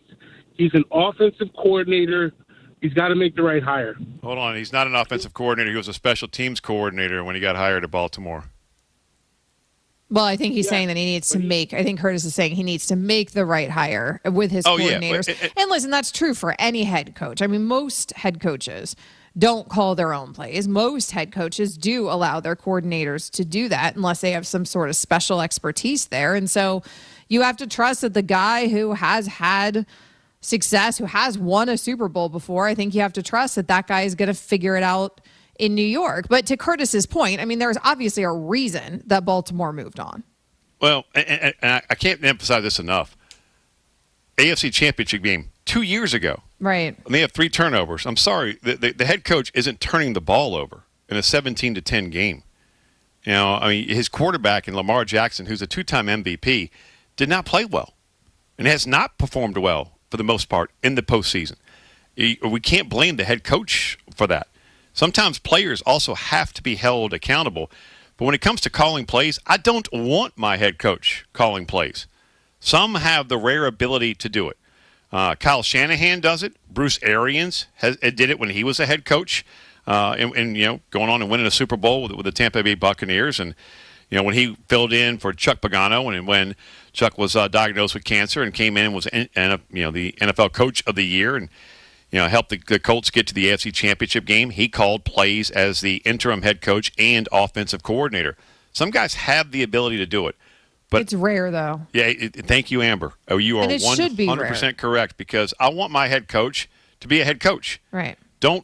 When If you're calling plays for the offense, if you have a message for the defense, well, you can't go over there and say it because you're focused on the offense. If you're a defensive-minded guy and you're calling the plays for the defense, then you can't go over and talk to your offense. So that's why I like, Harbaugh being a special teams background, because there's no other coordinator that has to mesh with the entire roster than a special teams coach. And I think that's what makes Harbaugh unique. But to your point, Amber, and I agree with you, I don't want my head coach calling plays. I want him to be a head coach, not a play caller, unless you are one of those rare unicorns like Shanahan, right, that is able to do both, and that's rare. I mean, he has to make the right hires. I don't fully agree with you about the Lamar, because the counter argument about the Lamar Jackson conversation is that he's a multi-time NFL MVP. And so is the explanation for them not necessarily performing when you have that level of talent at that most important position on the field. And we all know how incredibly talented it is the explanation somewhat the play calling in the postseason? Is it somewhat coaching? But again, since he's not the one calling play, we can have this conversation, they weren't running the ball enough, this season, that kind of thing at the end of the season, blah, blah, blah. Fine. That all comes down to him hiring the right coordinators. And the head coach, to your point, the head coach can override going, man, run the ball. Right. Run the ball. And maybe he should have done that. I mean, there are reasons that Steve Bisciotti wanted to move on from John Harbaugh, but there's also no reason that I can see that with a change of location that he can't necessarily rekindle that magic that he once had, because all of these guys will tell you sometimes you just need a new approach, a new location. And I think, we can't relate to the whole the voice is stale in the locker room thing, all of us who aren't athletes, but we can understand just from our own careers perspective, Ian, sometimes you just need something new to kind of get excited again and get extra motivated again. You get a new, anytime we've probably changed jobs ourselves or shows or co-hosts or whatever it is, producers or whatever, it gives you like that added oomph sometimes where you're a little extra motivated, and that's what you need. And so maybe that'll be John Harbaugh, because he had been there for a very long time. All right, so in your opinion, what impact does the Harbaugh hire have on the rest of the coaching carousel? Well, I heard them talking about this on Get Up today. I thought it was interesting because the idea that Harbaugh starts the entire process, but they kept getting bought, which makes sense, obviously, when you're talking about some of these other hot candidates, because John Harbaugh was the hottest of the candidates. And so now maybe you go down, now maybe you're interviewing Stefanski. If Harbaugh was your first choice and he's, now he's spoken for, so does Arthur Blank go to Stefanski? How does that work on and down the list? So I understand that, but what's interesting is Matt LaFleur keeps getting thrown into this conversation because they haven't actually signed that extension. Now, the Packers told us they're working out an extension, or they're trying to work on an extension with Matt LaFleur, but they haven't actually done it. And they were hypercritical on Get Up today of the Packers not having that done. First, let's take a listen to Adam Schefter, our ESPN senior NFL insider, on Get Up. Green Bay has been in flux. We've been waiting to see whether their new president, Ed Policy, and the head coach, Matt LaFleur, can figure out their differences, which to date, they've been unable to do, but both would like to have it happen. They have had talks. They will continue to have talks. But to date, there has been a discrepancy on the length of the deal and the value of the deal. Thus, no deal so far. Now, I think both sides want to get it done and are motivated to get it done. And if I had to bet, I would say that they figure out a way to get it done. But it's Thursday, and it's still not done. So we're waiting to see that they can finally bring that deal home. And I can tell you that there are other teams out there waiting to see if the Green Bay Packers can finish this off. So other teams interested potentially. Matt LaFleur, who still has a year left on his contract, by the way, with the Packers.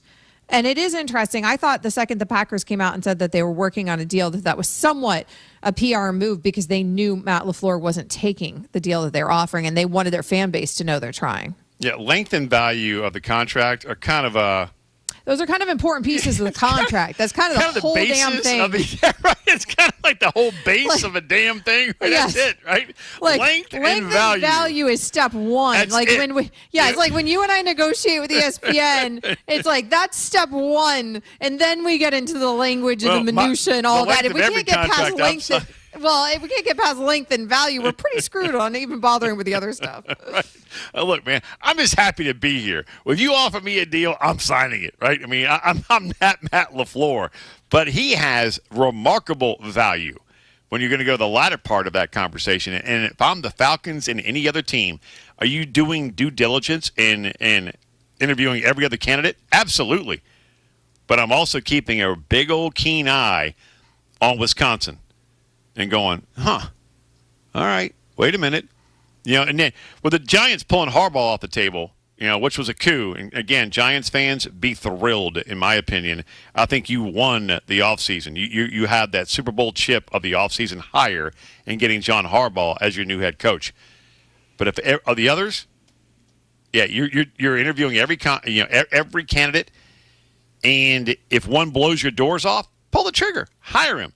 But if nobody really does, you're still kind of peeking around the corner going, what are you doing, cheeseheads? What do you got? What are you doing? What's going on up there? I am fascinated to see what happens here, because if Matt LaFleur is not retained or extended, in Green Bay, he will be out of a job if he wants to for about 48 hours. He will have his pick of the litter. Mike Greenberg, host of Get Up, was on Get Up, and he was real critical of the fact the Packers haven't extended LaFleur. Let's take a listen. This doesn't smell right to me. What? Got a new president. If I'm Matt LaFleur, I don't like that this is taking this long to get a deal done. I'm an elite coach. Give me my new contract. Pay me like the rest of these guys are getting paid. Give me the clout and the gravitas that everyone else has with these long-term deals. Yeah. If I'm Matt LaFleur, I'm like, either treat me like the elite coach that I am, or let me go find some place that will, because there's like a half a dozen teams out there that will.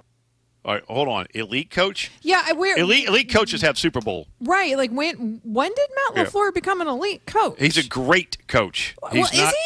Oh yeah, I think so. Here's my thing. See, I don't fully agree with any of this, and I know, and now we're up against it. So, and I know I'm on an island by myself. But I was listening to that panel and Get Up thinking, like, why do we have this idea that these teams have to throw obscene money at these guys if they're a little unsure and if the guy hasn't delivered a championship? If, in fact, the team feels like that they have enough talent that they should be closer to one than they've been. And so then why? Like, why do we actually have to do that? You're still under contract for a year. You still have to show up to work either way. You're not actually going to be able to leave if we don't want you to leave for any of these other jobs right now. So why do we have to extend you? But it's one where no one wants a lame duck head coach. The players smell it. Everyone does. But it's going to be either it's going to get done or he's going to be on the street. But I don't think he's not an elite unless you have a chip. Coming up next year, we're up against it. 3-time Super Bowl champ. He's going to chime in. He's going to tell us what he thinks about John Harbaugh going to the Giants right here on ESPN Radio.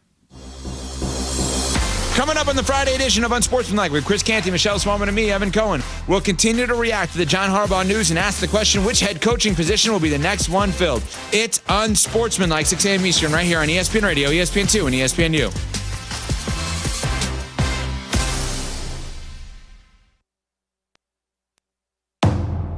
Avatar Fire and Ash has arrived. I am the fire! Get your 3D tickets now for the greatest chapter of the biggest saga in history. Whatever happens, protect his family. Critics rave it's by far the best Avatar movie. If your father and I do not return, you go as far and as fast as you can. Movies don't get any bigger than this. Avatar Fire and Ash, rated PG-13, now playing. My name is Whitney Allen. I am a widow. My husband, Ryan, died. We never thought in a million years we'd have to use life insurance. The unexpected happened. With Ethos, it is so fast and easy. It's 100% online. You can get a quote in seconds, apply in minutes, and get same-day coverage. No medical exams, and you can get up to $3 million worth of coverage through Ethos. Get your free quote at ethos.com/game. That's ETHOS.com/game. Time spent on application may vary. Online health questions required. Hey, it's Adam Golden. As the Carolina Hurricanes shoot for their 8th consecutive playoff appearance. That's right, 8 in a row. That's not the goal, I should remind you. The goal is being, as Rod Brindamore likes to say, the last team standing. What do they need? Who will get them there? You know where you can find the answers on every episode of the Canes Corner podcast, live on YouTube after games, and wherever you get your podcast. Rate, subscribe, like, share, tell your friends. Hi friends, this is Mark Pons with Chapel Hill Tire. In basketball, when your feet slip, the play is over. Traction keeps you in the game. The same goes for the road. That's why this January and February, you'll save $120 with free installation when you buy a full set of Michelin, Pirelli, or Uniroyal tires. Better grip on cold roads and wet pavement means more control behind the wheel. Confidence you can feel every time you drive. With 13 locations across the Triangle, we're easy to find. Book your appointment at chapelhilltire.com, save $120, and drive happy. The best financial move you can make this time of year? How about lowering your mortgage rates to 4.99% fixed APR, the lowest rates in years? How about getting up to $500,000 out of your home equity in the process? You can do it now by calling Loan Pronto. Hey, it's Dennis Cox. With Loan Pronto's Rapid Equity Loan, you can get a ton of cash, pay off all those high-interest credit cards, and skip up to 2 house payments. One homeowner just got $300,000 approved in under 24 hours, wiped out their credit cards and 2 car loans, and saved $2,100 a month. Don't wait. No hard credit pull up front, and you probably won't even need an appraisal. Just fast, easy cash from your home's equity. Act now. Call 919-381-1760 or visit loanpronto.com. Start the new year by wiping out all higher interest debt and lowering your bills by thousands. Call 919-381-1760 and see how much cash you can get today. Loanpronto.com. Equal housing lender, NMLS 166171, APR for well-qualified buyers. Visit NMLSconsumeraccess.org.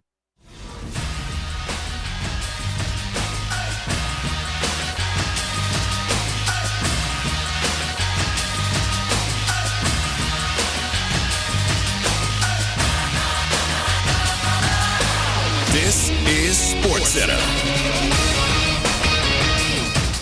I'm Christine Lisi. The NBA's Eastern Conference leading Pistons home to the Suns on this Thursday night. Phoenix leading at Detroit 19-17 in the first quarter. This was the first day forward Jonathan Kuminga could ask for a trade, and he wasted no time in doing so. Demanded a trade today from the Warriors. Golden State's prioritizing expiring contracts in return for Kuminga, who has not played in the last 13 games. ESPN NBA insider Shams Charania. The Warriors have been canvassing the trade market for Jonathan Kuminga. 2 teams that have stood out with interest, mutual interest. Jonathan Kuminga has interest in them. They have interest in Jonathan Kuminga. Are the Sacramento Kings and the Dallas Mavericks. He's got a unique contract structure, a team option next season that allows him to be a little bit more trade eligible and really a viable option on the marketplace. Knicks point guard Jalen Brunson sprained ankle out at Golden State tonight, 9:30 Eastern, ESPN Radio. Mavericks rookie Cooper Flagg won't play tonight versus the Jazz due to a left ankle sprain. NHL, the Sabres 14-2 their last 16 games, home to the Canadiens. Montreal leading this one in the first period on a goal by Cole Caulfield. On ESPN, Penguins up 1-0 on the Flyers in the first thanks to a power play goal by Justin Brazeau. NFL 2 days before they host the 49ers in an NFC divisional playoff game. Seahawks added quarterback Sam Darnold to the injury report. He's questionable with an oblique injury. Darnold did though say today he expects to play. Niners receiver Ricky Pearsall with a knee injury questionable. Linebacker Fred Warner ruled out. Oklahoma quarterback John Mateer is returning to the Sooners for the 2026 college football season. Hey, it's Michelle Smallman, and coming up Friday, the best weekend of the NFL is finally here, and I'll tell you what you need to know to get you ready for the divisional round. It's on Sportsman like 6 a.m. Eastern, right here on ESPN Radio, ESPN2, and ESPNU.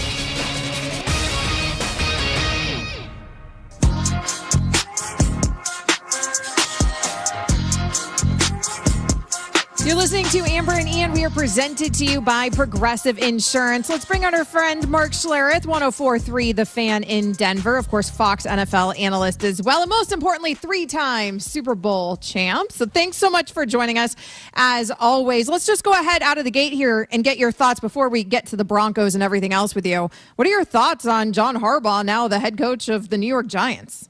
I love it. And honestly, I thought the Giants were one of the better job openings, you know, a blue blood franchise, one of the crown jewels in the NFL. And listen, you look at them, kind of the way they're structured, their front seven on defense. I think they've got a young quarterback that I think I'm excited about. I think most of the NFL is excited about his potential. They'll get Scatterboo back, who was an energy giver, energy enhancer. Malik Neighbors will be back from his injury. There's a lot of things there that I think are impressive. And then you get an adult coaching that football team, a guy who has done it, a guy that is universally respected, is very demanding. I had one of the most interesting conversations. I was doing a New Orleans game, and I was talking to Brandon Staley, who's the defensive coordinator for the New Orleans Saints, and he was the Chargers head coach for a time. And I said, what would you do kind of differently? What have you learned from the experience? And as you go back, if you get another head coaching job, what would you do? And he said, listen, I would be so much more demanding of the players, holding them accountable, being demanding. And if I don't get what I want, then I'm moving on. And I think that's one of the things that people don't really recognize, especially when they're first-time head coaches. You're trying to be buddy and develop relationships, and all those things are important. But at the same time, man, you've got to be in charge. You've got to be the boss. You've got to be able to fire a guy's butt. And, I always say there's two types of fear. There's a biblical sense of fear, which is awesome reverence and respect. You've got to have that from the guys that you lead. And then the fear of, man, if I don't do my job, I'm going to get my butt cut. And, I'm going to be on the streets looking for work. And there's got to be that aspect of it as well. And that's what John Harbaugh brings. He brings a professionalism and a respect that I don't think many other people, they don't have it to the level that he has it. So I think it's a great fit. Stink, go to the Pittsburgh Steelers, another one that, I think we're all a bit stunned that both of these jobs, meaning Baltimore and Pittsburgh, were open at the exact same time. When you go to Pittsburgh, what does it mean as a player and then especially as a potential head coach that the Rooney family is in charge? Yeah, you've got stability, right? It's not going to be one of those one-and-done situations. You're going to get an opportunity to invest in your, the organization, invest in your players, and create your legacy, create your culture. And I think it's nice to know that, hey, man, I'm going to get an opportunity. Now, you still got to win, and you got to do all those things. But I think just that overall stability gives you a lot of hope and gives you a lot of confidence. And I think that's one of the big things. As you go into this thing, I've always felt like, and I hate the term retread coaches, but I think guys who have been fired from a past job, like what they have learned from that, the way you can go and approach that stuff, I think that's important. I think guys, most guys that become exceptional head coaches got fired from their first opportunities. So I think that's big. I think one of the other things that happens to you as a first-time head coach, and I've talked to a bunch of general managers just this week about this, but when you're a first-time head coach, one of the things you have a tough time doing is putting a staff together because nobody really knows you in that realm. You've never had that experience before. And so your connections aren't usually as strong, and there aren't guys that are chomping at the bit to go with you, right? Because they want to go with somebody that's established. So it's hard to put a staff together that's good. And so, it's happened, and it happened, with Liam Cohen this year. It happened with Mike McDonald a year ago. But one of the things that Mike McDonald did in Seattle was they hired an offensive coordinator who was a collegiate guy, and they fired him after 1 year and went out and got Clint Kubiak. So you've also got to have the authority to rip off the Band-Aid and go, hey, man, I screwed up. I made a mistake, and I'm going to rectify it right now. And I think it's a really hard thing to do for first-time coaches. So, with Pittsburgh, I would look at that like, hey, man, I know they've done first-time coaches in the past. It'll be really interesting to see who they get. But, that's another great opportunity. All right, let's get to those Denver Donkeys, man. And Mark Schlereth, three-time Super Bowl champion, two of those with Denver, makes his home in Denver, does a radio show in Denver on 104.3 The Fan, joining us here on Amber and Ian here on ESPN Radio. The Bo Nix evolution is remarkable. Well, from the opening snap when he was a rookie to what you see right now, describe it as a guy who used to protect that position. Yeah, he's an exceptional competitor. He's, talking to Sean through the draft process.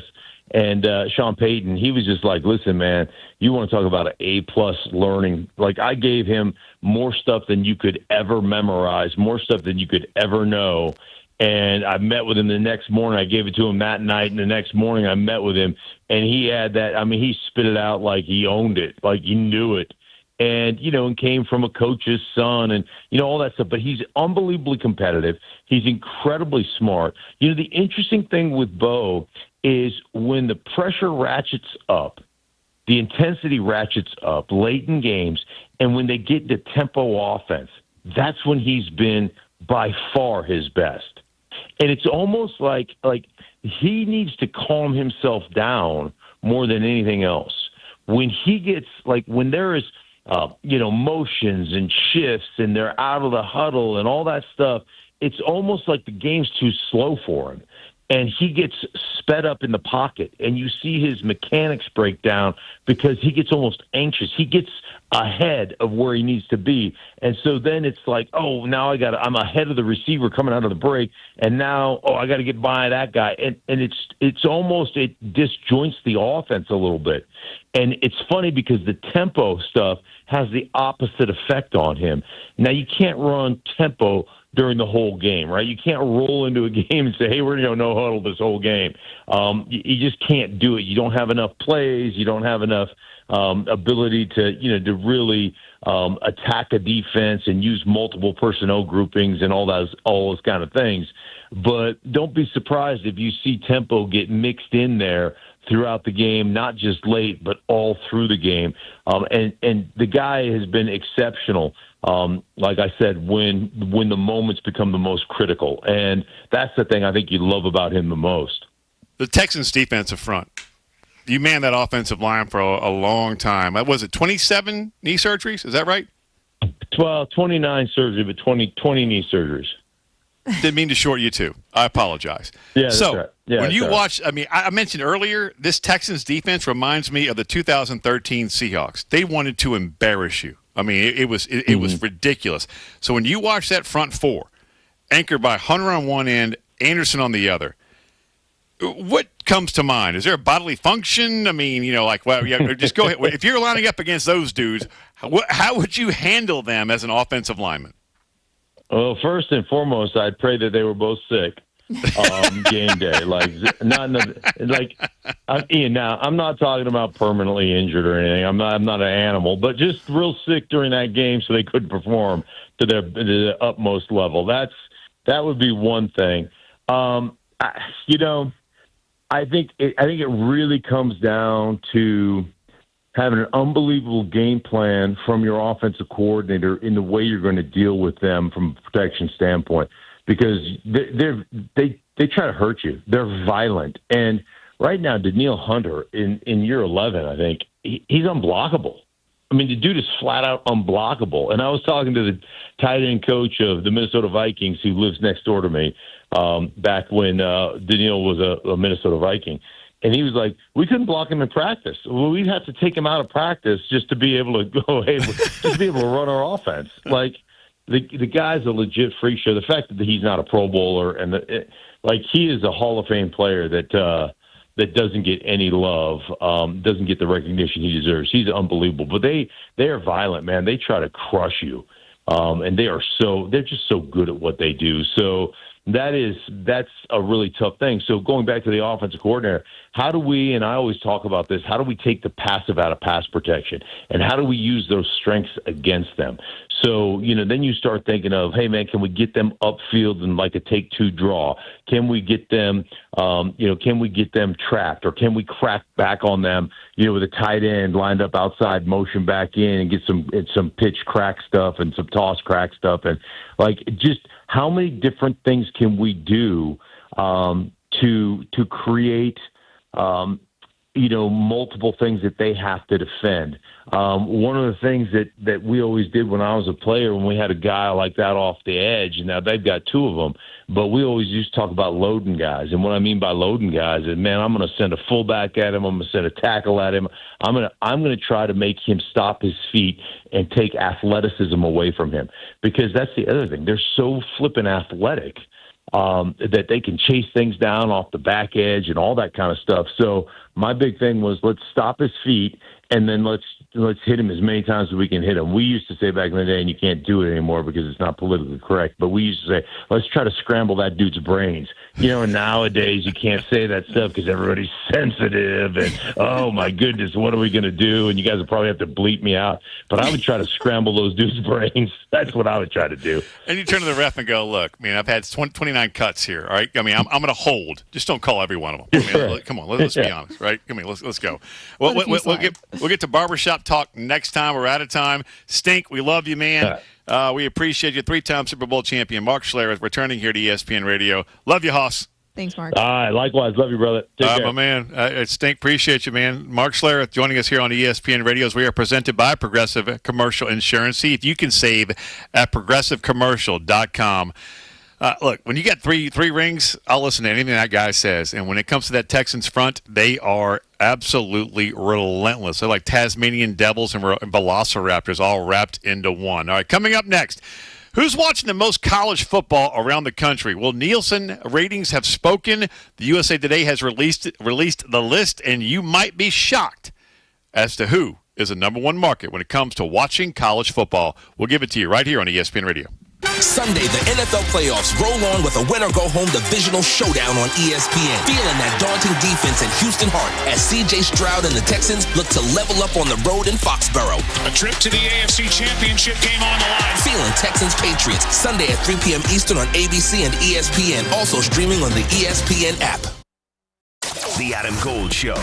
I've been saying for a while, we got to find out what we've got in Brandon Bussey, and the only way to do that is to see how he bounces back from adversity. Well, the start against the Canadiens has provided that adversity, and now we'll see going forward how he reacts. Does he bounce back and play great in his next start? Does he string a whole bunch of great starts together? Then we'll know. The Adam Gold Show, weekdays starting at noon on 99.9 The Fan.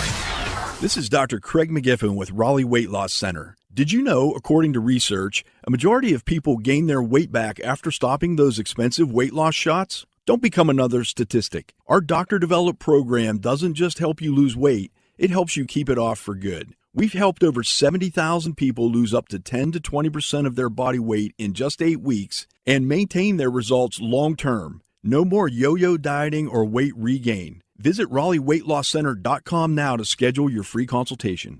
Dennis Cox here for my friends over at Raleigh Weight Loss Center. I've lost over 40 pounds, and I've kept that weight off thanks to the program at Raleigh Weight Loss Center. And now that 2026 is here, it's the new year. It means a new you. The Raleigh Weight Loss Center program has successfully helped thousands of people like myself lose up to 10 to 20% of their body weight in 60 days. Schedule your free 15-minute phone call to learn more. Call Raleigh Weight Loss Center at 919-897-7506 or visit RaleighWeightLossCenter.com. Results may vary. Do you owe $10,000 or more to the IRS like Will? When I was 50, my whole life fell apart.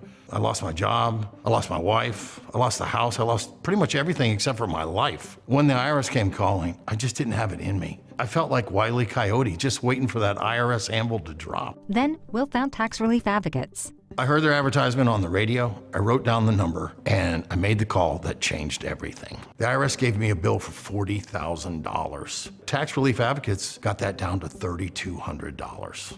I've paid 9 cents on the dollar. Now that's a great deal in anybody's book.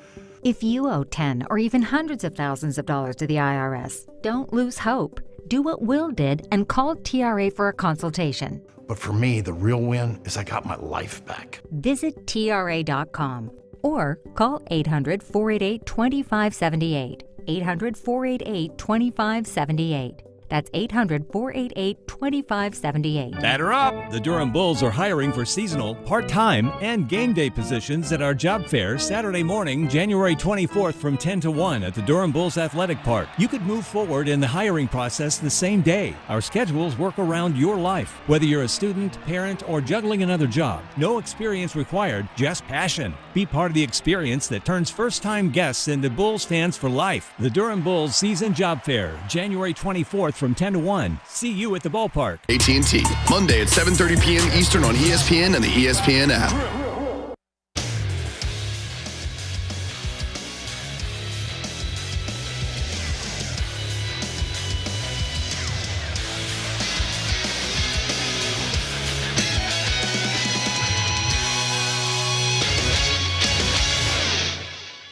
It'll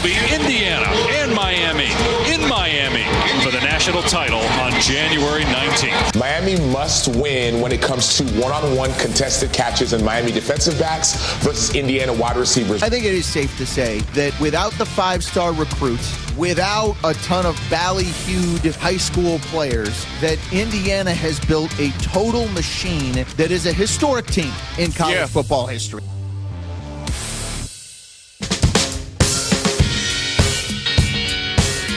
Historic for certain. Indiana entered the season 100-1 to win the national championship. Now, most people are picking Indiana to win the national championship against the Miami Hurricanes. Miami entered the season 25-1 to win the national championship. Tune in for NBA action tonight as the Warriors host the Knicks. Coverage begins at 9:30 p.m. Eastern on ESPN Radio and on the ESPN app. But all over this national championship, Ian, there's historic stats. Like with a win, the Hoosiers would join Yale in 1894 as the only teams in major college football history to finish a perfect 16-0.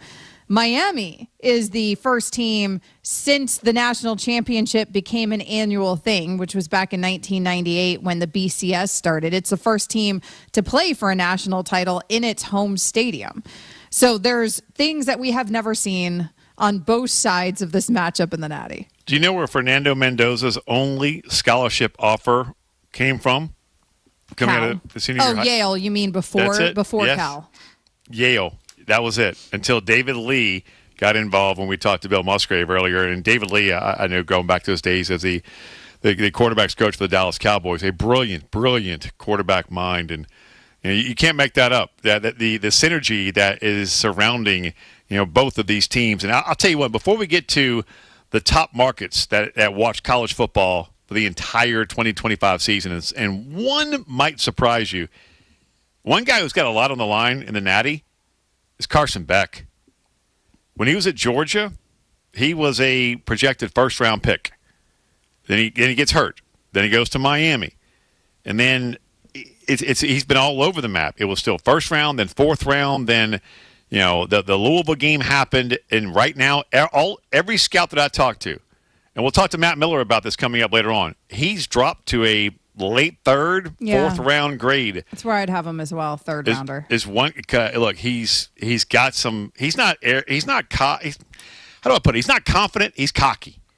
He's got a lot of bruh to him. I mean, he's a very experienced starter in college. His record speaks for itself. I'd have some bruh to me if I was him as well. He's been really successful throughout his entire collegiate career. People forget how good he was at Georgia. Oh, it was remarkable. Because of the way that it ended. But that's a little unfair to him because he was remarkable. He really was for them for years. And obviously he's been remarkable for the Hurricanes this season. But what's interesting is he's changed the way he's played dramatically. For the Canes to start winning this way, he cleaned it up. And he has become, I know you hate the phrase game manager, but there's times where he has become more of that, and he's been willing to do that. And it's their run game that has really gotten them to this point in the national championship. So I don't know with the style of play that they do now. I don't know if Carson Beck's going to have the opportunity. Like, he might have the opportunity to win a national championship. Cristobal wants to run the ball. But I don't know if Cristobal is going to feature Beck to the extent, like, he's going to feature Beck to win. I don't think he's going to feature Beck to get his draft stock up. And I don't know if Beck's going to have the opportunity to increase that draft stock. No head coach is going to call a game or have their OC call a game to improve anybody's draft stock. It's right to win the game. And with the advantage that Miami has as far as size on the offensive line, expect a heavy dose of Mark Fletcher Jr., their running back, who was really just taking his game to a whole nother level. When we had them against Texas A&M in the first round to right now, he has elevated his game from being more of a singles and doubles type hitter to now doubles and triples. Now, he's not going to hit you that home run and take 180 yards to the house, but damn, Fletcher has been absolutely outstanding. So having said all that, they're way down in South Florida. What are the top markets in college football when it comes to watching your TV and listening on radios? Nielsen has the numbers. They've been released. Here we go. Number 10, and we'll give you music and everything else on the top 5. Do I get to guess any of these? So this is the markets that watch college football the most. These are the highest rated markets Okay, and college football is more popular than it's ever been, even though it's also complicated now and people complain about it with the transfer portal and everything else. I would imagine that these markets are all in the South. You have drilled one thing right there, my dear. I'm gonna let you guess the top 5. Number 10, Jacksonville. That's that Florida, Georgia region. Mm-hmm. Number 9, Nolens, LSU. Okay. 8, Knoxville, Tennessee. Yeah. You seeing a theme here? Yeah. 7, Atlanta, Georgia Tech. Number 6, Oklahoma City, Oklahoma State. Now, Number you're never 5. going to get you won't guess 5. You got no shot. Well, but if go I got ahead. no shot at 5, then hit me with it. Tulsa. Okay, I would have no shot at 5. Oklahoma State. You ain't going to get in 4 either. Really? Number 4. Take a guess. I don't know now. Number 4. I mean, I think Tuscaloosa is going to be somewhere on this list. Somewhere in Alabama, Not maybe a big enough Birmingham. market. Not enough people. Even like Birmingham not making an appearance. They're on the list. Not at number. Not at number 4. Not at number. And so I see what you're doing here. So is it like it's Atlanta over Athens? It's not just Athens. I don't know then. The Greenville, Spartanburg, Asheville area for Clemson. Okay. Which is like DFW, right? Dallas, Arlington, Fort Worth all combines into one TV market. Right. Number 3, you got no shot. Hit Number 3. Yep. Nope. No chance. No, just go for 3. It's fine. Just go. Dayton, Ohio. Oh, gosh. No, I would have never guessed that. Hit the fight song.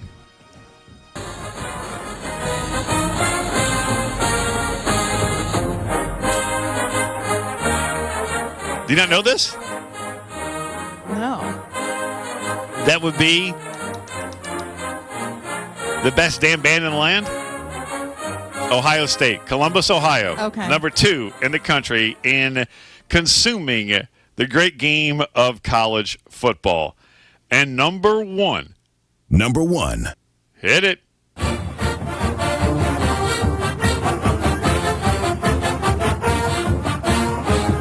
There's 2 fight songs here. Is this like Alabama and Auburn?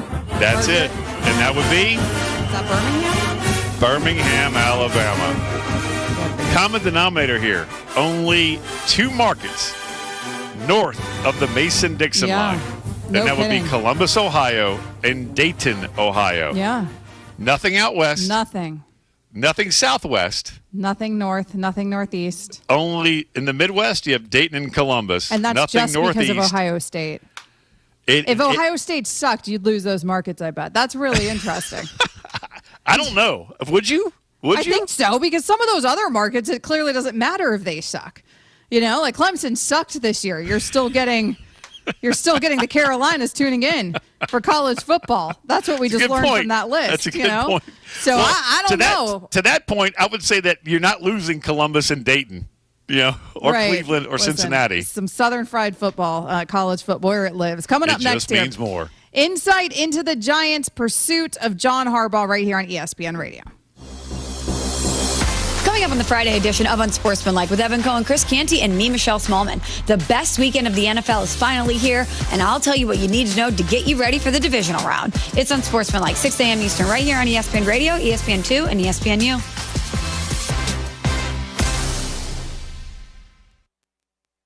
Rich Eisen here. Hiring for your small business can feel like a full-time job, but LinkedIn Jobs AI Assistant takes the heavy lifting out of it. It filters applicants based on the criteria you set and suggests 25 great fit candidates daily, so you can invite them to apply and keep things moving. Hire right the first time. Post your job for free at linkedin.com/Eisen, then promote it to use LinkedIn Jobs' new AI Assistant, making it easier and faster to find top candidates. That's linkedin.com/Eisen to post your job for free. Terms and conditions apply.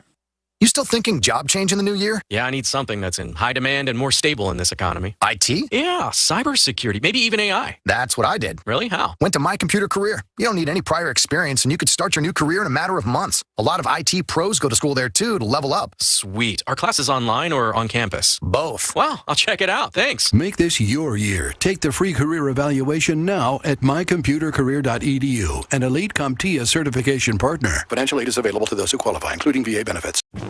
Hey, Carolina Panthers fans, it's Dennis Cox from 99.9 The Fan. And me, Chris Lee from WRAL-TV. We're in the offseason, but our podcast, Panthers Playbook, presented by Wake Orthopedics, rolls on. In every episode, we'll keep you up to date on Panthers news as the NFL Draft approaches. Insights on free agents and prospects. Plus all the insider info on who the Panthers want to pick at number 19. Follow and subscribe to Panthers Playbook wherever you discover your favorite podcasts or watch on YouTube. It's bow time.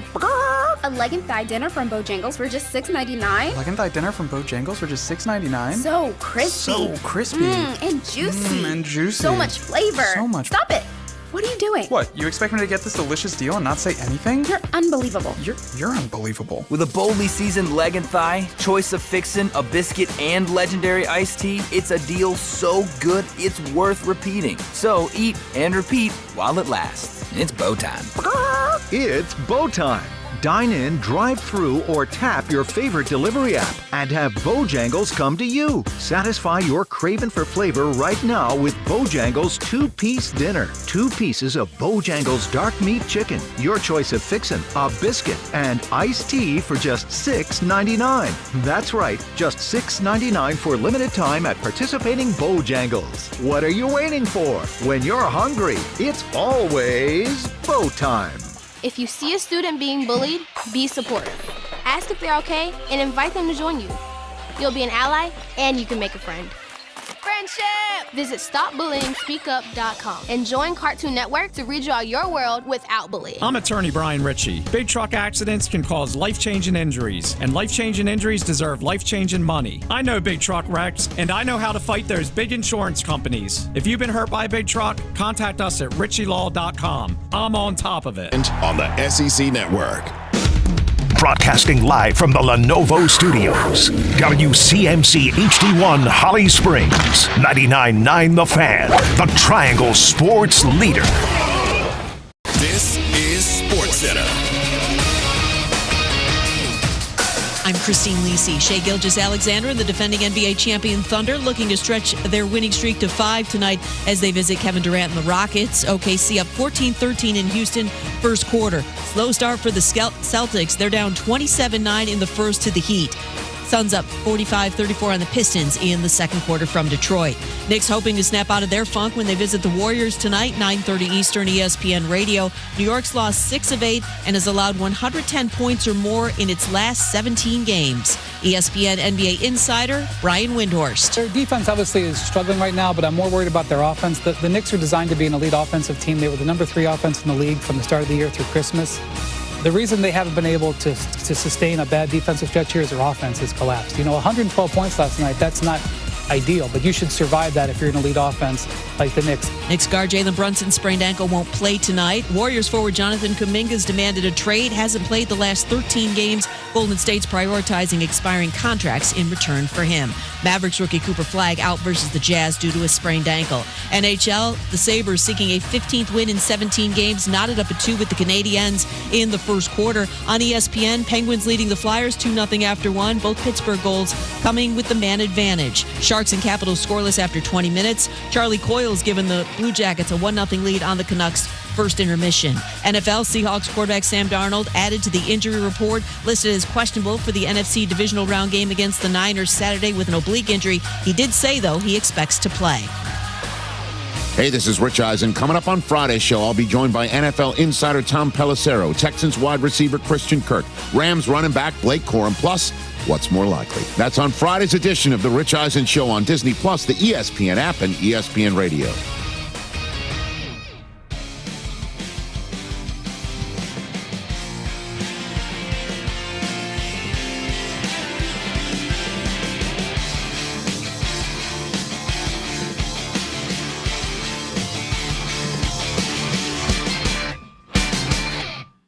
Breaking news, Adam Schefter reporting that John Harbaugh and the New York Giants are working to finalize an agreement to make him New York's next head coach. No team was more aggressive than the New York Giants in pursuing John Harbaugh, and he is going to be the guy to bring stability to this organization. With his track record of success, with a Super Bowl, that's the kind of guy that the Giants wanted. Look, they made it pretty clear throughout this process that John Harbaugh was their number one choice.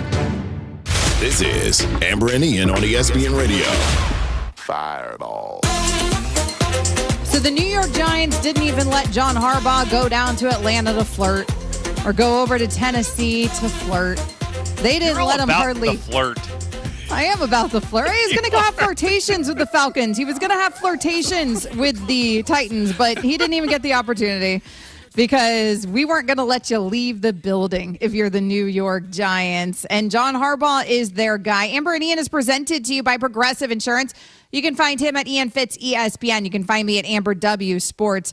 Let's bring in Ian O'Connor, columnist for The Athletic. He covers the Giants. And thanks, Ian, so much for your time. So as I understand it, there's no actual contract that has been signed yet, though, between the parties. So where do we stand with that?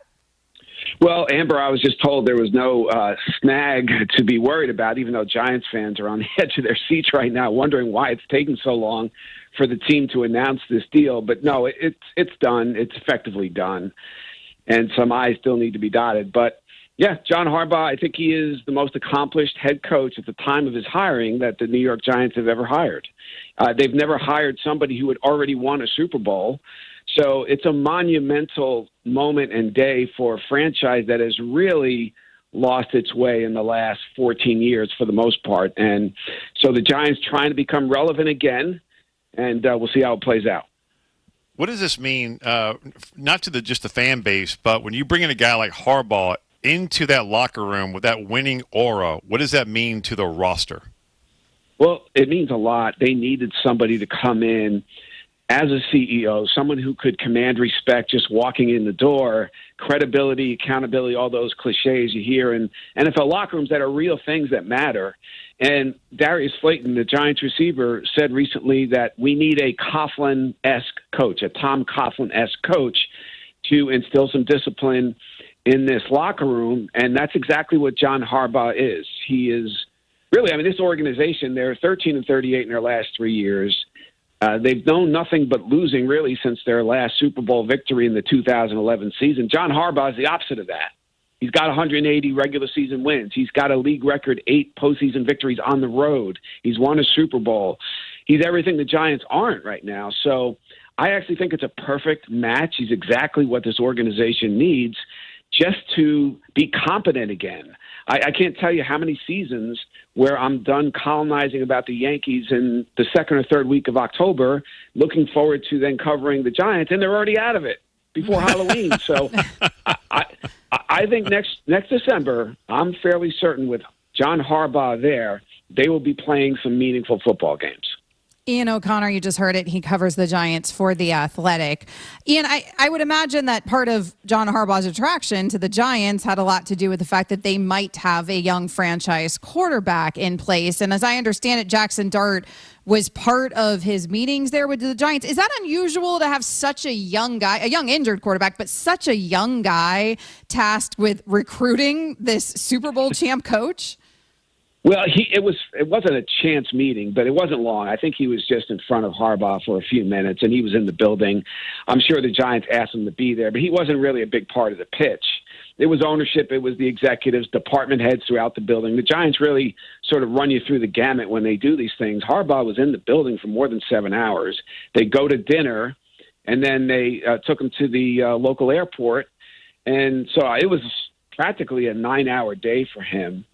And he knew before the flight back to Baltimore that he was going to cancel his interview with Tennessee. He knew, listen, 2 days after he was fired, he was telling people that the Giants were at the top of his list. I believe that before he even got fired, he reviewed the teams he thought would have openings in case he got let go, and the Giants even then were at the top of his list. And so he wanted this job. This was, if the Packers opened up, that might have been a problem for New York, but the Packers didn't, at least as we're speaking here. And so I never thought that the other contenders, the Titans, the Falcons, the Dolphins, and the Browns, really had a chance to steal him away from New York. And for people who don't know the inner workings of the Giants, they had 5 blown double-digit leads. The roster, to me, is not as bad as a lot of people think. What, in your opinion, what is so appealing to the Giants for a guy like John Harbaugh, where it was that was number one on his list over all the other openings that are out there? I think the quarterback. Now, I don't know if he looked – I know he looked at tape of Cam Ward and Jackson Dart, and I don't know if he decided that Dart might be a little better. But he likes both, but I know he likes Dart a lot. And so if he wants to coach, he's 63, wants to coach another 10 years. This is going to be his quarterback for the duration of his coaching career. That's the way he's looking at it. They have Malik Neighbors coming back from injury at some point. Cam Scatteraboo coming back from injury. They have a left tackle. They have some pass rushers. Abdul Carter is probably going to explode next year in his second year in the league. So they do have, and Joe Shane, who's embattled, right, with that 13-38 record as a GM the last 3 years, but he has assembled some pieces that he always talks about. They were attractive to Harbaugh, but the storied place that the franchise has in the history of the league. I remember 4 years ago when the Giants' job was open and Jim Harbaugh's name was bandied about to some degree, and I asked John, what do you think of the possibility? What do you think Jim would think of working for the Giants? And Harbaugh paused, and he said, the New York Football Giants? Are you kidding me? Of course he would want to work for them. So he understands the place that the Giants have in the history of the league, and that is very appealing to him. You mentioned Jackson Dart as one of the top things that appealed to Harbaugh. So what are you hearing about the offensive coordinator, which goes hand in hand with Jackson Dart and the appeal to Harbaugh? Yeah, Todd Monken is a guy in Baltimore, is expected to be the offensive coordinator, and I think that's a good hire. We'll see what he does with the defensive coordinator position. I wouldn't be surprised if Jim Leonard ends up with that job. But Harbaugh is really – That's a good one. That's a good one right there. That would be if it happens. You know, Anthony Weaver looks like he's going to have a shot as well. But Harbaugh is more of a CEO kind of coach, a delegator, a disciplinarian, an overseer who he's really good at his job. He's really good at everything. But Monken is going to be very critical in the development of Dart if he indeed takes the job. And he's got a lot to work with because Dart can beat you both ways, arm and legs. And I covered Eli Manning in his first year in New York. Dart is a much better player at the same stage than Eli Manning was. So that worked out pretty good for the Giants, 2 Super Bowl MVPs for Eli. So we'll see how it works out for Mr. Dart. You're setting the bar pretty low for him there, Ian. 2 Super Bowl MVPs. But I certainly understand your point. Hey, Amber, if I can add something to that. In July, I sat down with Jackson Dart, and I said at the end of our interview, because he's an Ole Miss guy like Eli, and I know he looks up to him, I said, right now, if you could sign up for Eli's career with the 2 rings, or you play it out, which would you choose? And he said, I'm playing it out. I'm going to gamble on myself. So that's how confident he is in his ability to be a franchise quarterback and a consistent winner in this league at a high level. So, and the Giants are very well aware of that confidence, and they love it. Just look at his wardrobe. Exudes confidence. There you go. Ian, before we turn you loose, because I'm always curious about the logistics of how this works. Like, how quickly does Harbaugh have to be there? How quickly does he have to move? What is the next thing here? I think the next big thing will be the press conference. It's not going to happen this weekend. I'm guessing not the holiday on Monday, so we're looking at Tuesday.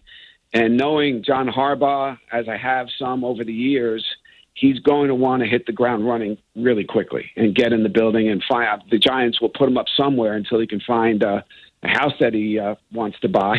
So I think that they'll get this done. I imagine they'll announce it tonight or tomorrow, press conference Tuesday, and then John will be off to the races. Crazy life that these guys live. Crazy life for you, too, getting to cover this now. Ian O'Connor, check him out, a columnist from The Athletic. He covers the Giants and plenty more. Thanks, Ian. We appreciate it. Thanks, Amber and Ian. Take care. If you want to weigh in on anything from Amber and Ian Nation, you hit us up on the Dr. Pepper call-in line. We love when you do that. 888-SAY-ESPN. Coming up next, as we count down to Monday's national championship, a wild suggestion about just how the Hoosiers got here, right here on ESPN Radio. NBA Thursday on ESPN Radio. Jalen Brunson and the New York Knicks complete a 4-game West Coast trip in San Francisco against Steph Curry and the Warriors. Coverage begins tonight at 9:30 Eastern with tip-off at 10 Eastern on ESPN Radio and on the ESPN app, presented by Indeed. Every 40 seconds, a child is reported missing. That's 2,000 children every single day. It's a heart-wrenching reality that we can no longer ignore. Find the Children is a non-profit organization dedicated to helping find missing kids. You can be a part of their mission by donating your unwanted vehicle, running or not. Call 1-800-294-0222. We guarantee that you will receive the maximum tax deduction. We provide fast, free pickup with 24-hour response. Call 1-800-294-0222. Find the Children provides crucial resources to help find missing children and educational materials to teach kids how to recognize and avoid predators. Our recovery programs have a proven track record of reuniting kids with their families. It's time to act. Donate your unwanted or unused car. Help us build a world where every child is safe. Pick up the phone and call 1-800-294-0222. Together, we can bring these kids home safely. This advertisement was paid for in partnership with Cars R Us and Find the Children.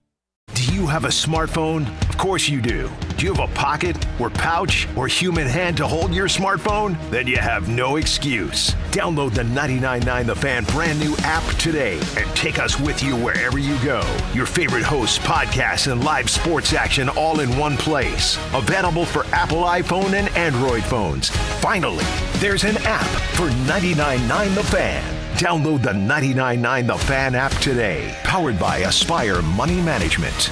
The best financial move you can make this time of year? How about lowering your mortgage rates to 4.99% fixed APR, the lowest rates in years? How about getting up to $500,000 out of your home equity in the process? You can do it now by calling Loan Pronto. Hey, it's Dennis Cox. With Loan Pronto's Rapid Equity Loan, you can get a ton of cash, pay off all those high-interest credit cards, and skip up to 2 house payments. One homeowner just got $300,000 approved in under 24 hours, wiped out their credit cards and 2 car loans, and saved $2,100 a month. Don't wait, no hard credit pull up front, and you probably won't even need an appraisal. Just fast, easy cash from your home's equity. Act now. Call 919-381-1760 or visit loanpronto.com. Start the new year by wiping out all higher interest debt and lowering your bills by thousands. Call 919-381-1760 and see how much cash you can get today.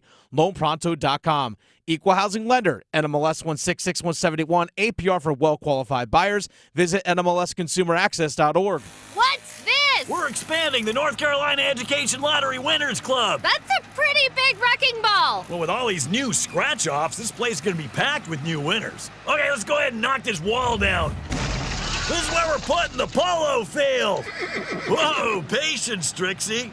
This month's tickets are loaded with $90 million in total prizes. The Winners Club awaits. Must be 18 to play. Approximate overall odds or winning range from 1 in 3.35 to 4.68. Problem gambling helpline 877-718-5543.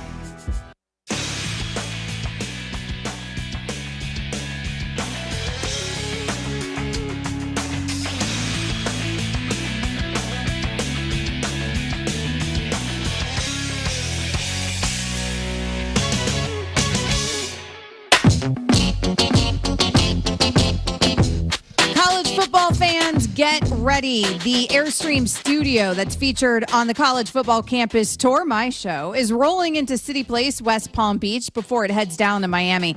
So you're going to want to join it on Saturday night, January 17th. It's going to be there in City Place from 4 to 8 p.m. There's going to be awesome giveaways. You can try your shot at the Serve Pro Rapid Response Reflex game. You can try the Robin Hood football toss game. You can even get a free Monster Energy drink. So bring your friends, rep your school, be part of the action as ESPN Radio takes over City Place, West Palm Beach. That is this coming Saturday, January 17th from 4 to 8 p.m. You don't want to miss it. It'll be Indiana and Miami in Miami for the national title on January 19th. Indiana has built a total machine that is a historic team. The Hurricanes defense will need to stop everything.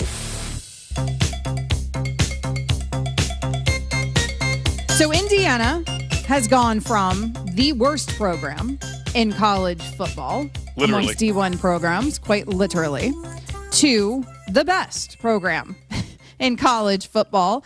They've gone 27-2 since they hired a coach from D2 to take over their squad. That includes, of course, a 15-0 run this year, headed into Monday night's national championship game. And when you have that kind of success and that kind of monster turnaround, something we've never seen in college football history, Ian, the whispers start. Have you heard the whispers? There's been whispers the last couple weeks. It's ridiculous. Go ahead. So there's all these whispers about, how are they doing this? Okay, so some people are starting to look into this a little bit more closely. Now, no one's going to go on record talking about it.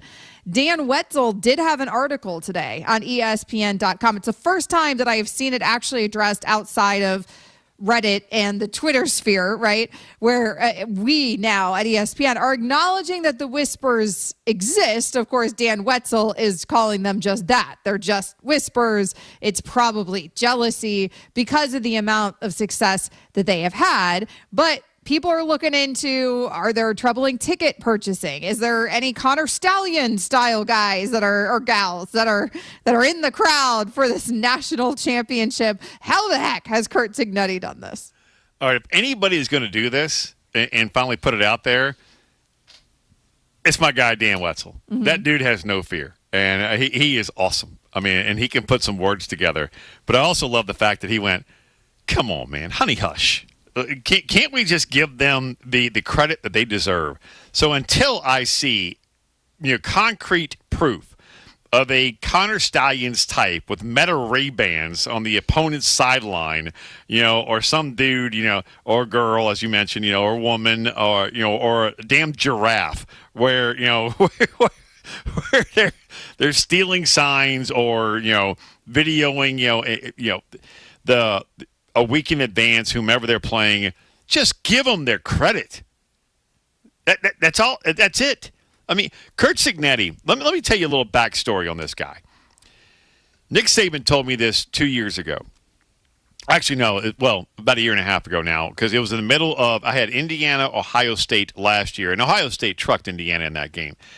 But Saban had told me that, to sum up Cignetti's attitude, and I know you love this about him, Amber, because the dude doesn't smile, but he's not afraid of a challenge.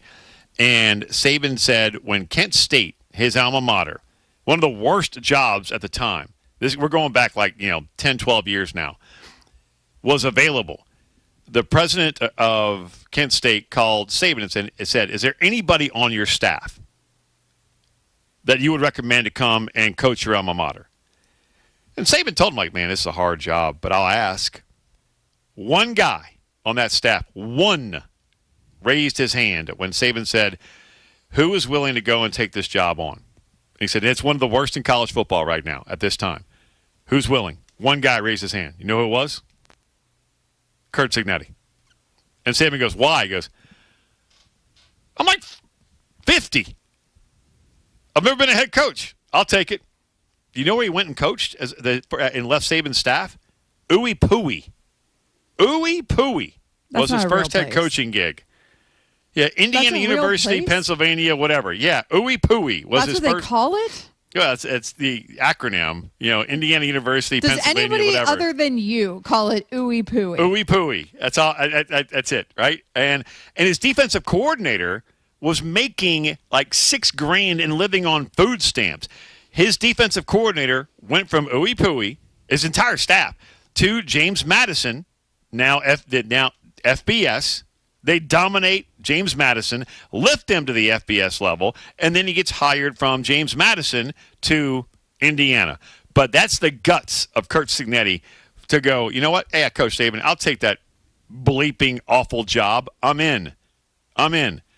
The dude is fearless. And what does he do?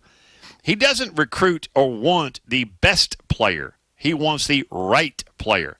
The average age of Indiana's team right now is 1 year less than the Green Bay Packers' average age for their team. Mm-hmm. They are an older, mature team. Like D'Angelo Ponce, our All-American corner, told me on Monday, if it wasn't for our maturity, we wouldn't be here. So when it comes to all these, well, how's Indiana done it? They must be cheating. Honey, hush. Shut the hell up. Give them their credit. Until I see proof, I'm just going, this is a remarkably coached, mature team that plays together like five fingers in a glove. Our boss is texting us right now that it's not Ooey Pooey. That apparently it's IUP, however, so is that IU? Indiana University of Pennsylvania, yeah. Yeah, so I guess they don't call, I guess Ooey Pooey is some other school. I guess there's whatever. There's numerous schools with all sorts of confusing acronyms. So this one is Indiana University of Pennsylvania. They just use IUP according to our boss, one Mike letter too Uranaga. much. There you go. There you go. Listen, people. I've got Jim O'Brien when I was at Ohio State and the Blue Jackets of Buckeyes Radio Network. When Jim O'Brien goes, "We're playing Ooey Booey." I've never heard of any of these places, but that's a hell of a story that you just told, and there is no proof to your point. Dan Wetzel says that, of course, in his article. Nobody's actually brought proof forward, but it's not just the turnaround, this unbelievable turnaround that's hard to wrap your head around. That's why people are questioning it. It's also their dominance. Indiana has outscored opponents 639 to 166 this season. They've rung up over 5 times as many touchdowns as their opponent and nearly 3 times as many rushing yards. They've produced 30 turnovers. That includes multiple pick sixes. They rank first in the country in third down conversion percentage, first in red zone defense, a top 5 in penalties per game, and second in penalty yards per game. You can go on and on and on. And Indiana goes from the worst program in the country to not just the best program record-wise, but the best program statistically across the board. And that's hard for people to understand and swallow. And that's why people are looking at it a little cross-eyed. That kind of thing drives me nuts. So a team like Indiana, when you get the right guy in there, you can't have a turnaround. In this day and age in college football with NIL and the portal, sure you can. And the most amazing thing to me about this squad is that last year when they made that CFP run, most of those guys were from James Madison. Mm-hmm. I mean, half the starters were from James Madison. But that's why it makes it even crazier. That's why people don't get it. They're like, how are you? You don't even have the talent to be doing this. How are you doing this? Because those guys are talented, but they play together as a team. That's the most amazing thing. Like, you look at one of the most remarkable stories about this Indiana team. You look at Daniel Ndukwe. He's a third-string edge rusher who had, as a third-string edge, 2 sacks, 2 forced fumbles, and a blocked punt against Oregon. That's not the starter. That's not the backup. It's the third-string dude. It's a next-man-up mentality. They were a remarkably coached team. There is no individuals. There aren't any individuals on the team.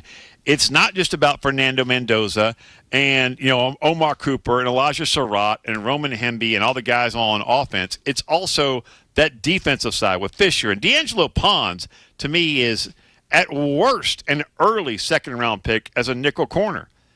You have 2 of the best nickel corners, slot corners in football in this game. And Keontae Scott from Miami and Pons for who I talked to on Monday here on Amber and Ian here on ESPN Radio, playing in this game. One of them plays for Indiana. I mean, they have the experience. They don't necessarily have the fancy talent, but they have the experience. And they play as a team. So they've got 45 guys on their roster that are at least in their 4th year.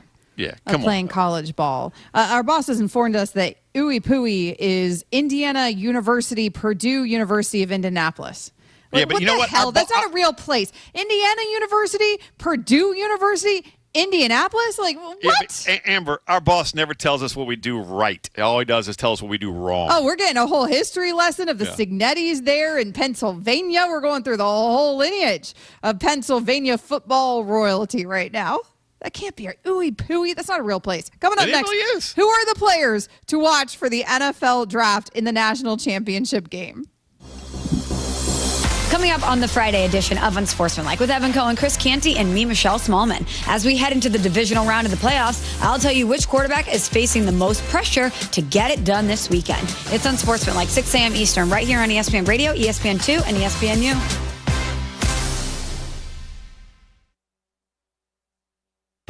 Switching to Progressive is a game-winning call. And that reminds us of other game-winning calls in the history of sports. So it was the 4th quarter and we're down by 5. Sweat pouring down my face. Suddenly it hit me. If only I could wrap part of the towel around my forehead. And that's how I became the first basketball player to wear a headband. Okay, not really a game-winning call, but it was a good call. You can make one too. Switch to Progressive and you could save hundreds. Progressive Casualty Insurance Company and affiliates, not available in all states. This college football moment is brought to you by ServPro. College football teams have moments they recovered from and made it like it never even happened. Like on October 2nd, 1993, when the University of California faced a 30-0 halftime deficit to Oregon. Cal went on a remarkable 42-11 run in the second half to capture a 42-41 victory, one of the largest comebacks in college football history. ServPro, like it never even happened. Listen every afternoon for The Drive with Tim Donnelly. As 2026 gets started, it feels like everything is right in college basketball because 2 of the 5 best players, and yes, best players all ages, NBA draft prospects, however you want to play it, are at Duke and UNC. Cam Boozer and Caleb Wilson are going to be one of the stories of not just the ACC, but the entire country in college basketball. The Drive with Tim Donnelly, 3 to 6 on 99.9 The Fan. It's bow time. A leg and thigh dinner from Bojangles for just $6.99. Leg and thigh dinner from Bojangles for just $6.99. So crispy. So crispy. And juicy. And juicy. So much flavor. So much. Stop it. What are you doing? What, you expect me to get this delicious deal and not say anything? You're unbelievable. You're unbelievable. With a boldly seasoned leg and thigh, choice of fixin', a biscuit, and legendary iced tea, it's a deal so good it's worth repeating. So eat and repeat while it lasts. It's bow time. It's bow time. Dine in, drive through, or tap your favorite delivery app and have Bojangles come to you. Satisfy your craving for flavor right now with Bojangles 2-piece dinner. 2 pieces of Bojangles dark meat chicken, your choice of fixin', a biscuit, and iced tea for just $6.99. That's right, just $6.99 for limited time at participating Bojangles. What are you waiting for? When you're hungry, it's always bow time. See if you're a winner every night. Watch live lottery drawings on WRAL-TV's 11 o'clock news. That's right, Carolina Pick 3, Carolina Pick 4, and Carolina Cash 5 numbers every night on WRAL-TV's 11 o'clock news. See if you're a winner before you go off to bed. Get your lottery numbers live every night. North Carolina Education Lottery. Only on WRAL-TV's 11 o'clock news.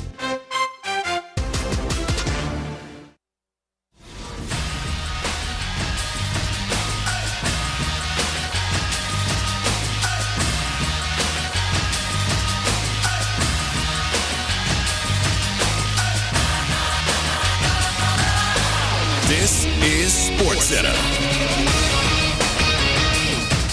I'm Christine Lisi. 2 nights after the Bucks were booed at home and Giannis Antetokounmpo booed back at fans, he and the Bucks are in San Antonio tonight. Giannis has nearly all his team's points so far. He's got 14. Milwaukee leading at San Antonio 17-16 in the first quarter. Thunder up 44-38 on the Rockets in the second. Chet Holmgren 16 and 3 blocks. In the second quarter from Miami, the Heat leading the Celtics 52-43. Suns up 63-56 on the Pistons at the half in Detroit. Forward Jonathan Kuminga wants a one-way ticket out of San Francisco. Kuminga, who has not played the last 13 games, has demanded a trade from the Warriors. No easy answers here, says ESPN NBA front office insider Bobby Marks. How do we find a resolution? I think that's the end goal here. Please. We have 3 weeks to do that here with Kuminga's trade contract, which is right around $22.5 million here. They certainly need front court help, right? And how do you go out and do it? But how do you do that and align with the Curry, Butler, and Green timeline? 3 players that have 1 year under contract. NBA trade deadline is February 5th. Warriors host the Knicks tonight. ESPN radio coverage in an hour. New York guard Jalen Brunson with a sprained ankle has been ruled out. NHL on ESPN, Sidney Crosby, Chris Letang, each with an assist. Penguins leading the Flyers 3-1 in the second period. Nick Suzuki with the go-ahead goal. Canadiens up 3-2 on the Sabres in the second. Capitals leading the Sharks 1-0 second period on a goal by Dylan Strome. Blue Jackets up 3-0 on the Canucks in the second period. NFL, Seahawks quarterback Sam Darnold listed as questionable for Saturday's playoff game against the 49ers with an oblique injury. Hey, it's Evan Cohen. Coming up Friday, we'll continue to react to the John Harbaugh news and ask the question, which head coaching position will be the next one filled? It's on Sportsmanlike, 6 a.m. Eastern, right here on ESPN Radio, ESPN2, and ESPNU.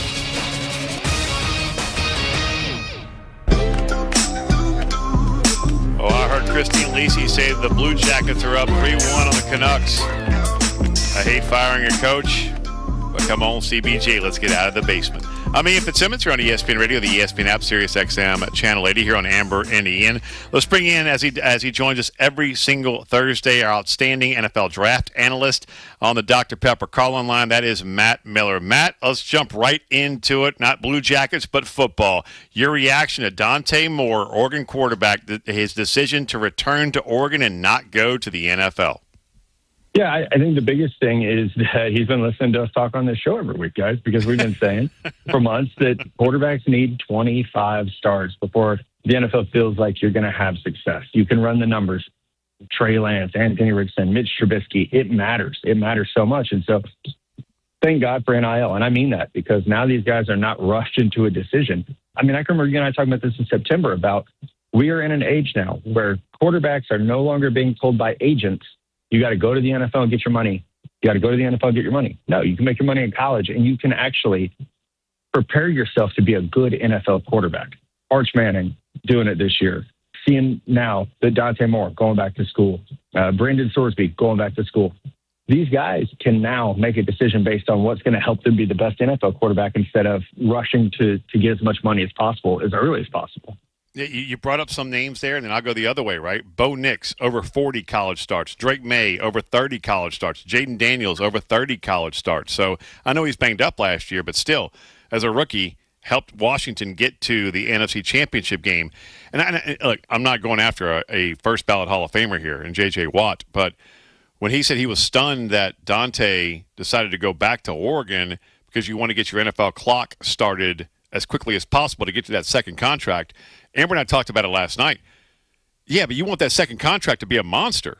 And by going back and getting mentally more prepared to succeed at the next level, Matt, when you talk to NFL GMs, how much does that factor into their development? Because they're not going to develop you. You have to be developed to get there.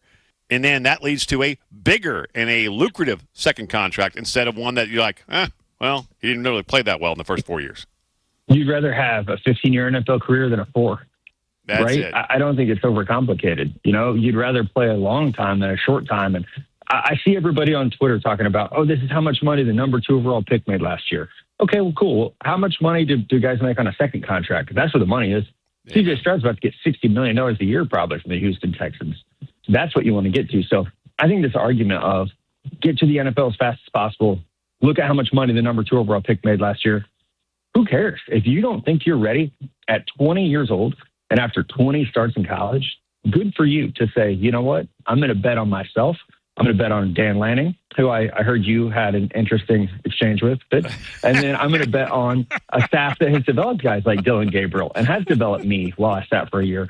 So I was raised, you're not supposed to talk about another man's money. And no one wants to talk about the Dante Moore is staying in college to win a national championship, win a Heisman Trophy, and get better at playing quarterback. All anyone wants to talk about is money, and I just don't get it. Matt Miller, outstanding NFL draft analyst for us here at ESPN, joining us as he does every Thursday on Amber and Ian. All right, let's get into beneficiaries of Dante Moore's decision to come back. First thing that comes to my mind is Ty Simpson. What about you? Yeah, Ty Simpson and, the University of Oregon, because I don't think any of us look at Dylan Raiola and say he's ready. So I look at, Ty Simpson is the guy who, if you look at Ty Simpson until November 15th, he looks like a top 10 quarterback. So the question is going to be, do NFL teams put that on him? Do they put that on Alabama? Do they put it on a supporting cast? What fell apart there really is going to be the question of where that drop-off happened at. But, you've got the Jets up there, the Browns up there, potentially the Arizona Cardinals at number 3 overall. It's a lot of teams that could have a need at quarterback that Ty Simpson could start to look real attractive real soon. All right, let's get into Fernando Mendoza. This dude is wicked smart. I'm not making this up, Matt, when I say I'm standing right next to the coach's box, right, where you're allowed to go as far as into the player area on a college football sideline as you can. Mendoza comes to the line of scrimmage. This is a touchdown, the deep post up the left seam, right, against Alabama. And I swear to you, when he goes into shotgun, he smiles. And I'm looking at Kirk Cignetti, and a little smirk comes across his face. It's just different, dude. I mean, the guy had a scholarly to Yale, plays at Cal Berkeley, and he's operating like when you show him something, and he almost damn laughed at Alabama's defense. Like, this is what you're going to try and stop me with? When you talk to NFL scouts about Mendoza, forget the arm talent. What about the mind that he has? I think that's the first thing that comes up. And it goes full circle. We were talking about experience with Dante Moore. That experience with Mendoza. He's been around the block. He's seen it. He's been well coached. He's been developed. Right. And so it matters that he's seen it before. And so, the arm talent's great. The accuracy is fantastic. He throws one of the most catchable footballs that I've seen in a long time from a prospect. And I think Indiana receivers had 6 drops this year. That's a testament to them. It's also a testament to his accuracy, where he's putting the ball so that his guys can make a play on it. So I think, he's as close as we can get to a lock on January 15th about who the number 1 overall pick would be. But I think Tom Brady's going to love him. I think the Raiders are going to love him. And I think he might want to just go ahead and change his zip code on Zillow to Las Vegas, because it's a pretty good chance in 3 months that's where he's going to be at. Nice Zillow reference. Matt Miller, NFL scout, joining us here on ESPN Radio. Where do you have Carson Beck, Miami quarterback? I'm in the 3rd round. He's a tough eval. And I say I have a 3rd round grade on him. We have seen recently there aren't many quarterbacks drafted in the 3rd round. And it goes back to what we talked about with Shedeur Sanders and Quinn Ewers after the draft last year. If you're not a starter, you tend to go a little bit later than the grade, because teams say, well, hey, in the 3rd round, we might be getting a starting right guard. 3rd round's early for a backup quarterback because, like you said earlier, it's not a developmental league anymore. So, I mean, there are things about Beck that are good, but I don't know that dude's ever seen a pocket he didn't want to get out of. He struggled the last 2 years when things get muddy. And it's wild that, they won that game on him leaving the pocket. But that one time it worked. The rest of the time he was bailing so early. So there's talent there, there's tools. I don't watch him and think NFL starter, though. Man, you are in step with every scout and GM that I've talked to. They all say 3rd, 4th round. So Carson Beck, ball out and the natty, and maybe you improve. Well, we will find out. All right, let's get into other guys, and let's start. Let's just stay with Miami right now. Man, they got a right tackle, folks. Francis Mauigoa. Damn, he is a load. What do you see with him, and where do you project him to go? He has been my number 1 offensive tackle in this class, wire to wire. And I've heard it from scouts who say, he's a guard, he's overrated. I said, turn on the damn film. I don't know if there's anything about him that's overrated. His power, his understanding of combo blocks and leverage. I think he should be in play as early as number 2 overall, number 3 overall. Wow. If there's not a quarterback that's going to go there, look at what Darnell Wright has meant to the Chicago Bears. Just get yourself a great right tackle, an all-pro right tackle, drafted number 9 overall. He solidified that offensive line for them. Now they have a strength. And I think with Mauigoa, you're talking about a similar type of player who, okay, he's a right tackle. All right, cool. Well, you're going to have to go up against some really good pass rushers on that side of the line. That's what everyone does these days. So I think he's one of the safer players in this draft, one of the more sure things, especially on offense. This is a defensive-heavy draft, and Miami's got a couple of those guys. But if I'm up there, if I'm the Jets or the Cardinals, and you don't want to go defense, Mauigoa would be pretty high on my list. I mean, it's him and Jeremiah Love, or unless you want, Carnell Tate at wide receiver would be in the mix, but those are your offensive players in the top 10. Miami's defense. I'm assuming you're going to go Bain, Messidor, and Keontae Scott, who I believe is we may have the 2 top nickel corners in the draft in this game, and Scott and D'Angelo Pons from Indiana. We'll touch on Indiana in a moment, but go to that Miami defense. What do you see? Well, you nailed it. Ruben Bain is a top 6 player. Messidor is a first rounder. Keontae Scott, that's what a slot corner should look like. He is physical. He's feisty. He makes plays on the ball. He's fast in the way he closes. I don't think it's out of the realm of possibility that he is a top 40 pick, even though he is going to be primarily a slot guy. He's just so incredibly talented, and there's a need for that. And the way that he's played down the stretch, how well coached he is, I think sometimes we overthink things when it comes to the NFL draft. He's one of those guys, don't overthink it. He's a hell of a player. Just draft him. We already talked about Mendoza. We all believe he's going to be the number 1 overall. Who else stands out to you on Indiana's offense? Yeah, Carter Smith at offensive tackle is absolutely a playmaker. Omar Cooper, wide receiver. Elijah Surratt, Roman Hemby. They are loaded with guys that I think we're going to see drafted in the 3rd to 5th round. So they're not superstar prospects. They're really good football players. They're going to be high-end role players in the NFL. They're going to be good starters. And that's a testament to Mendoza, that he is the only first-round pick from this offense, but he is such a good distributor, and he's so smart with the ball, to your point earlier, that they're able to have a ton of success with that.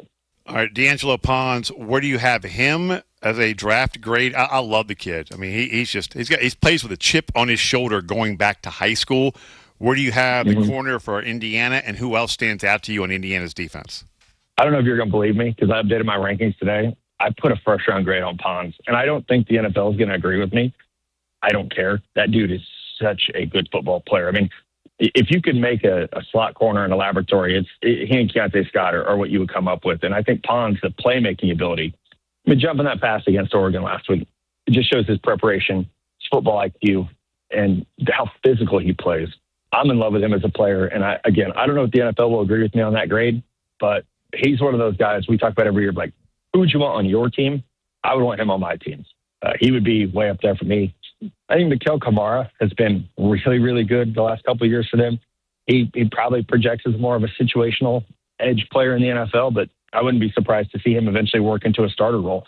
Aiden Fisher will be a really good two-down linebacker in the pros, probably a midday 3 guy just because of that two-down limitations. But again, it's a well-coached team more than it is a team loaded with prospects. Which, Miami's going to have more of the prospects. Indiana's just a team that doesn't make mistakes. Last one, the most intriguing NFL divisional playoff game that you must watch. Which one is it? Man, that's tough. I'm going to say Bears-Rams just because Caleb Williams, you have to score 30 points to beat the Rams. We've seen the Bears go toe-to-toe with the Niners. We saw them go down to the wire with the Packers. That offense can be incredibly explosive. So every game this weekend is exciting, but Bears-Rams, it'll be a shootout or a blowout because if the Bears can't keep up, the Rams score 25 a game. It's going to be negative Right. 20. I know, but I'm telling you, the Rams score 25 points every week. So I love it. And to your point, in a snowstorm right in Philly last year, there you go. Right, there it is right there. It's not like Stafford hasn't played in cold weather before. Miller, I appreciate you, man. As always, we'll talk to you next week. Thank you so much for the time. Enjoy divisional playoffs this weekend and the national championship on Monday night. Thanks, partner. You bet, buddy. See ya. I was just corrected, and Matt, I always appreciate you. I was just corrected by our producer, Stas Yankee. Not negative 20, negative 8 with the wind chill.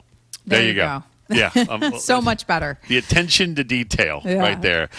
College football. Go ahead. You got it. College football fans, get ready. You. The ESPN Radio College Football Campus Tour is rolling into City Place in West Palm Beach this Saturday, January 17th from 4 to 8 p.m. before it heads down to Miami. Don't miss it. Coming up next here on Amber and Ian, we're going to see some old-fashioned hate in the NFL playoffs this weekend. We'll get into the divisional round right here on ESPN Radio. College basketball Saturday on ESPN Radio. It's an SEC showdown in Norman. 3 on the way for the win. Who got it? The Alabama Crimson Tide face the Oklahoma Sooners. Coverage begins Saturday at 12:30 Eastern with tip-off at 1 Eastern on ESPN Radio and on the SEC Network. Hey, it's Adam Gold, and as the Carolina Hurricanes shoot for their 8th consecutive playoff appearance, that's right, 8 in a row, that's not the goal, I should remind you. The goal is being, as Rod Brindamore likes to say, the last team standing. What do they need? Who will get them there? You know where you can find the answers on every episode of the Canes Corner podcast, live on YouTube after games, and wherever you get your podcast. Rate, subscribe, like, share, tell your friends. Lenovo is celebrating 20 years of calling the Triangle home and empowering local education partners, helping them foster learning opportunities that'll inspire next-generation innovators. At Lenovo, we're shaping today and tomorrow using smarter technology for all. Buying or selling a home is a big deal, literally. It's one of the largest financial transactions you're likely to make. So work with someone who will work with your best interests in mind. Someone who agrees to operate with transparency, honesty, and fairness every step of the way. Realtors are members of the National Association of Realtors and are bound by a strict code of ethics that requires they put your interests above their own. Because that's who we are. Make sure your agent is a Realtor. Wesley Financial Group is not a law firm. I'm Chuck McDowell, founder of Wesley Financial Group. Did you buy a timeshare because they told you it was a great investment? That's a lie. Most timeshares can be bought online for $1. To find out what your timeshare is worth and to cancel it, call us today and we'll send you our timeshare exit kit free with all your options for cancellation. Call Wesley for your free exit info guide. 800-771-1300. That's 800-771-1300. Do you worry about how much someone drinks? Do you feel angry or depressed most of the time? Do you feel neglected or unloved? Do you feel that if the drinker loved you, she or he would stop drinking? If you answered yes to any of these questions, you are not alone. Not everyone trapped by alcohol is an alcoholic. Families and friends are suffering too. Al-Anon and and Alateen can help. Call 1-866-200-0223 or visit alanon.org/help. All of us have a role to play in promoting a mental health friendly workplace. Whether we're a CEO, manager, coworker, or someone with a mental health condition ourselves. So what can I do to help? Learn more at whatcanyoudocampaign.org. Hey, it's Evan Cohen. Coming up Friday, we'll continue to react to the John Harbaugh news and ask the question, which head coaching position will be the next one filled? It's on Sportsmanlike, 6 a.m. Eastern, right here on ESPN Radio, ESPN2, and ESPNU. Hey, this is Rich Eisen. Coming up on Friday's show, I'll be joined by NFL insider Tom Pelissero, Texans wide receiver Christian Kirk, Rams running back Blake Corum, plus what's more likely. That's on Friday's edition of the Rich Eisen Show on Disney+, the ESPN app, and ESPN Radio.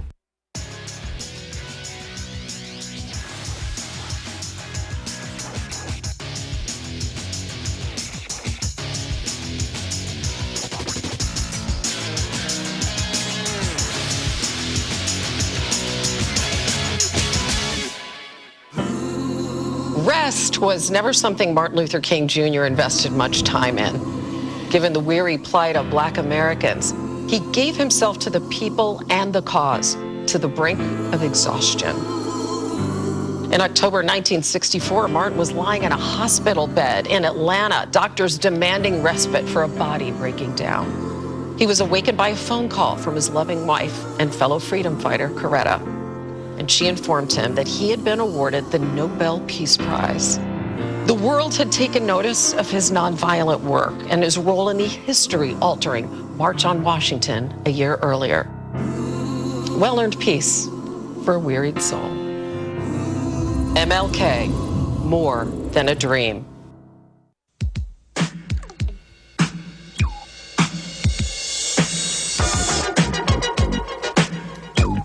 We have got a big weekend of football headed our way. The NFL divisional round will kick things off on Saturday for us. Ian, we've got Bills and Broncos and 49ers and Seahawks getting it going. And then we'll have on Sunday Texans and Patriots and Rams and Bears as well. And then, of course, on Monday, we get the national championship in college football. So we've got some good football coming our way over the next few days. On that latter note, you're trying to drag me to a certain area on Saturday to watch NFL games where we've been invited to go to a certain party, right? And I can't do it. No. A very exclusive VIP party. I can't go. Why can't you? What else do you have going on? Actually, I think it's on Sunday, not on Saturday. Either way, there's NFL. It's available all day. It's exclusive. We've both been invited. It's an hour drive. I need somebody to go to it with me. It's an hour drive. We're staying at the same hotel. I tell you what, I'll make a deal with you. No, I don't want to do that right now. Because you almost had me there. Because you don't want to go. You're looking at me with those puppy dog eyes like, come on, dude. No, I can't. No, hold on. We'll discuss later on. But it's not an hour drive, although everything will be an hour drive. Also, with the president going to the national championship, I mean, security and the way that's all going to go, it is going. Miami traffic, when there is an event, it is always. You've warned me about that. Crazy. Yeah. I mean, just crazy. So I am fully expecting Miami to be wildin' on Monday heading into that night. But we will get there. We will witness, and that's all that ends up mattering. And you're going to try and suck me in to go to this damn party. And this VIP event. You should be. I'm not a VIP. This is the problem. You've been in this business too long. You've been invited to too many things. No, it's not even special to you anymore. I'm a dirt underneath my fingernails and boots and dirty jeans kind of guy. Yeah, well, you clean up every once in a while. I see you on those sidelines. You clean up. You put on a suit. I clean up once a week. So there you go. You just clean up the day before. All right, maybe I'll let you off the hook there. Amber and Ian is presented to you by Progressive Insurance. But either way, whether you're at the VIP party or whether you're somewhere else, you're going to be watching the NFL action because, boy, do we have some games that are headed our way. We've got the Rams and Bears, which is going to be an ugly one. It's going to be nasty twofold because those teams hate each other and also because it's going to be ungodly cold. All right. First of all, the weather, I'm all about it. I would go to this game just to experience being outdoors in a -8 wind chill to watch this. Oh, it's stupid. There's an article right now on ESPN.com about how these guys prepare for the coldest weather games that they've ever played in. And there's like the article discusses, these punters and stuff that have played in these games, and they're running their hands under hot water because they can't feel them, and you can't feel your feet, and your face is frozen. That's not football weather. That's stupid weather. That's what that is. Tom Brady started wearing scuba gear. Yes. In New England, that in there, which in is the genius because scuba gear doesn't really restrict you, Right. So, and then when he finally said that, Matthew Stafford started wearing it when he was a Detroit Lion playing at Green Bay and then in Chicago, where he will be this weekend. Right. Sean McVay, head coach of the Rams, now as a head coach wears scuba gear underneath his clothes, which is absolutely genius. But is it? Because here's the thing, I also read that as well about Brady and how he has started this trend now with the scuba gear. And I guess it makes sense because it's designed to keep you warm even in very cold water. And be non-restrictive. But we have, long underwear is what I call them. What do you guys call them? Like hot long chilies johns, and long johns. There you go. That's the word I was looking for. The hot chilies and all that stuff that you wear when you're skiing, the ski gear. So why would you need scuba gear when you could just put on ski gear? I guess scuba gear is less restrictive. I don't know. I don't know. Those long johns are comfy. All I know is this. Rams-Bears is going to be nasty. Yes. And if there's any game aside from, obviously, San Fran and Seattle, for me, which now I'm kind of freaking out about Sam Darnold in my personal little space, having a family member out there in Seattle. But if you give me one game that I had to watch and most intrigued by, it's this one. It's Rams and Bears. I'm all about it. And not just because of the weather, not just because of Sam Darnold and cardiac Caleb Williams. Sam Darnold, excuse me. Now I'm focused on Seattle and his oblique injury. But Matthew Stafford. But also, sports hate. Mm-hmm. You know who the offensive coordinator is for the Rams? Mm-mm. Mike LaFleur. Oh, right. I do. Yes, I do. Matt LaFleur's brother. Right. Ben Johnson, head coach Bears. Matt LaFleur, head coach Green Bay. Yeah. Give me all of this and more. Yeah, so are the Rams going to avenge the loss there Come on, for Amber. Matt LaFleur? Here is Rams head coach Sean McVay being asked, has he spoken to Matt LaFleur since that Bears game? Not necessarily. I think what you do is if how the actual just cold in general in terms of how the ball feels, but last year was a great example. We had two really cold games. We'll listen to. I was going to say we'll listen to it. I mean, yeah, that was obviously somebody talking about the differences there of playing in cold weather, and we heard Tom Brady also doing that on the broadcast last week. And there are differences, right? Like how you hold the ball. There's things that you take into account. The ball, obviously, it's not just it's coming out of your hands a little bit differently. It's hard, all that kind of stuff. Okay, now we have the right cut. So here is Rams head coach Sean McVay being asked if he has spoken to Matt LaFleur. What would you guess? Now, you know what? We watch the tape, we do our work, and, Matt is a very close friend of mine.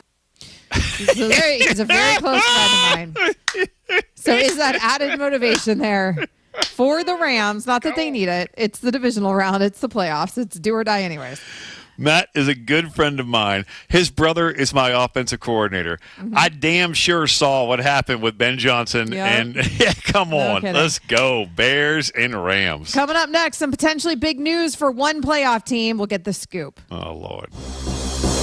Hi, this is Evan Cohen. Join us Wednesday, 6 a.m. Eastern for Unsportsmanlike after 19 seasons in Pittsburgh. None of them losing ones. Mike Tomlin has decided to step down as Steelers head coach. Who's next in Pittsburgh and what's next for Tomlin? We'll discuss Wednesday, 6 a.m. Eastern on Unsportsmanlike.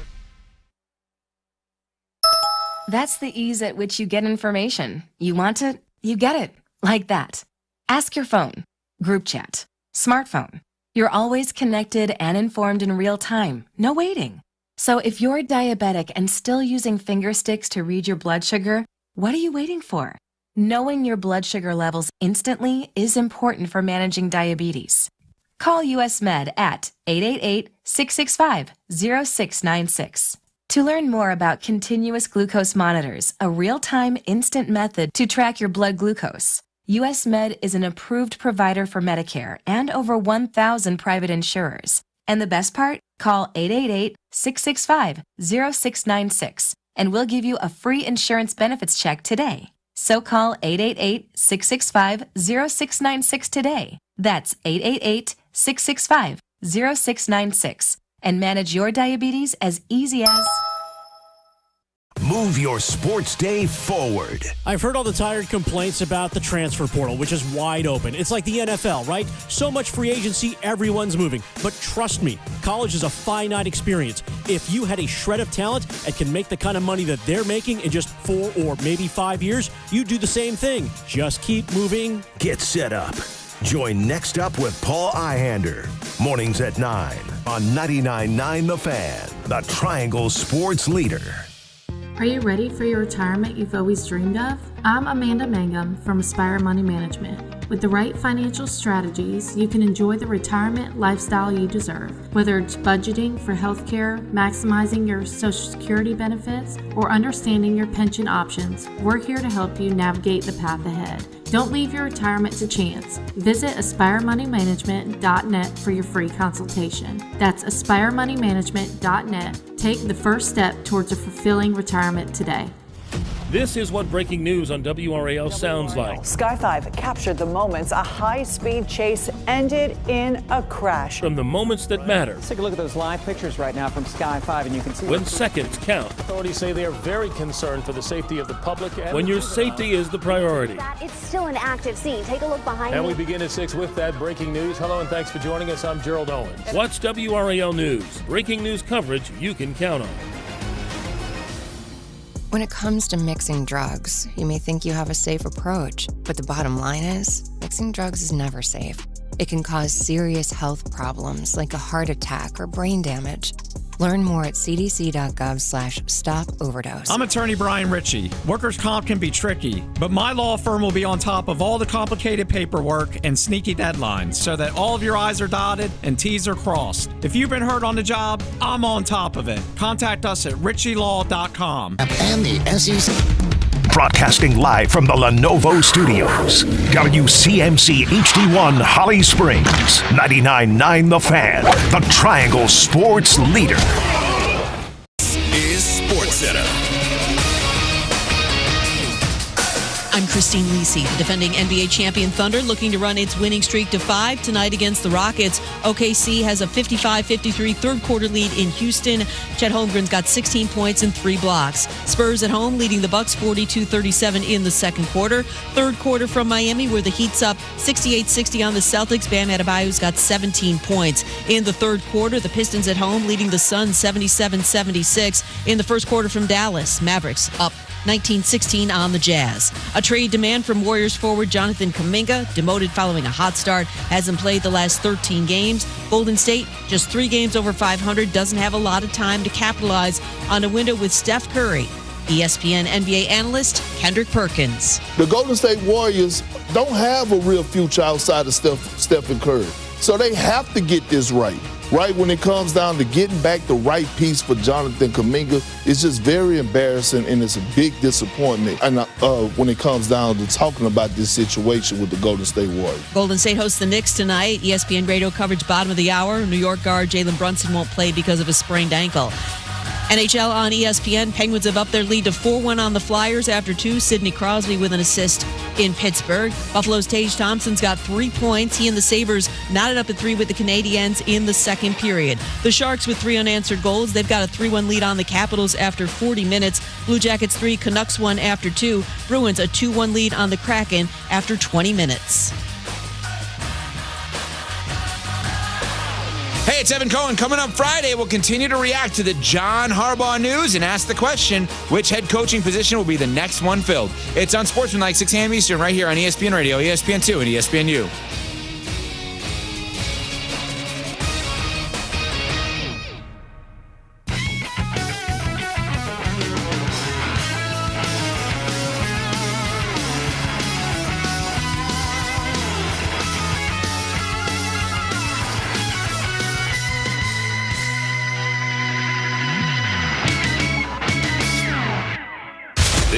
is Amber and Ian on ESPN Radio.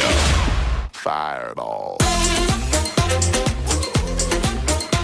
The NFL divisional round is upon us. We'll get you ready for it. If you want to weigh in on any news from Amber and Ian Nation, hit us up on the Dr. Pepper call-in line, 888-SAY-ESPN. You can find him at Ian Fitz ESPN. You can find me at Amber W Sports. We're presented to you by Progressive Insurance. So Saturday, we'll kick things off, 4:30 p.m. Eastern, Bills at Broncos. 8 p.m. that night, we'll see the 49ers take on the Seahawks. On Sunday at 3 p.m., the Texans are at the Patriots. And at 6:30 p.m., we'll see the Rams take on the Bears in frigid temperatures. But let's talk about that Seattle Seahawks matchup, because apparently the 49ers have such bad injury luck, Ian, that even if you're playing the 49ers, it starts rubbing off on you. And that's what's happening to the Seattle Seahawks. Let's bring in Steve Rabel, radio voice for the Seattle Seahawks. And Steve, thanks so much for your time. We know Sam Darnold, he has this oblique injury. He has officially been listed as questionable. What are you hearing? Do you expect him to go? I do expect him to go. He expects him to go. He said as much today. And I don't know how much of it is injury and how much of it is just sort of I felt a little something grab when I was throwing the ball. And so they said, well, doctor, it hurts when I do this. Don't do that kind of thing. And so he took it a little bit easy. He still practiced, and he's probably going to go through the walkthrough tomorrow. In fact, I know he will. And he may ease up on the number of throws, but I don't have any doubt that he'll be there, he'll play, and he'll do what it takes to help win this football game. Steve, you're an original member of the expansion Seahawks way back in the day, man. What is this run? You go back, forget the 13 and the Super Bowl, but this particular group, because a lot of people did not expect this to be the number one seed. As a guy who played the game for the Seahawks and now calling the games for a long time for the Seahawks, for you personally, when you watch this team, what's it mean to you? Well, it means a lot. Let's face it. This is the 50th season of the team, and to have been a part of that first one for 6 seasons as a player, and then I've been broadcasting ever since. So this is a big deal. Certainly not just for me. 45 years ago, I met my wife out here. So, football is a big part of our lives and has been for all of our married life as well. But it also does something to the city. I mean, it's just a remarkable feeling that everybody has out here when, we've been out of the playoffs a little bit here for the last couple of years.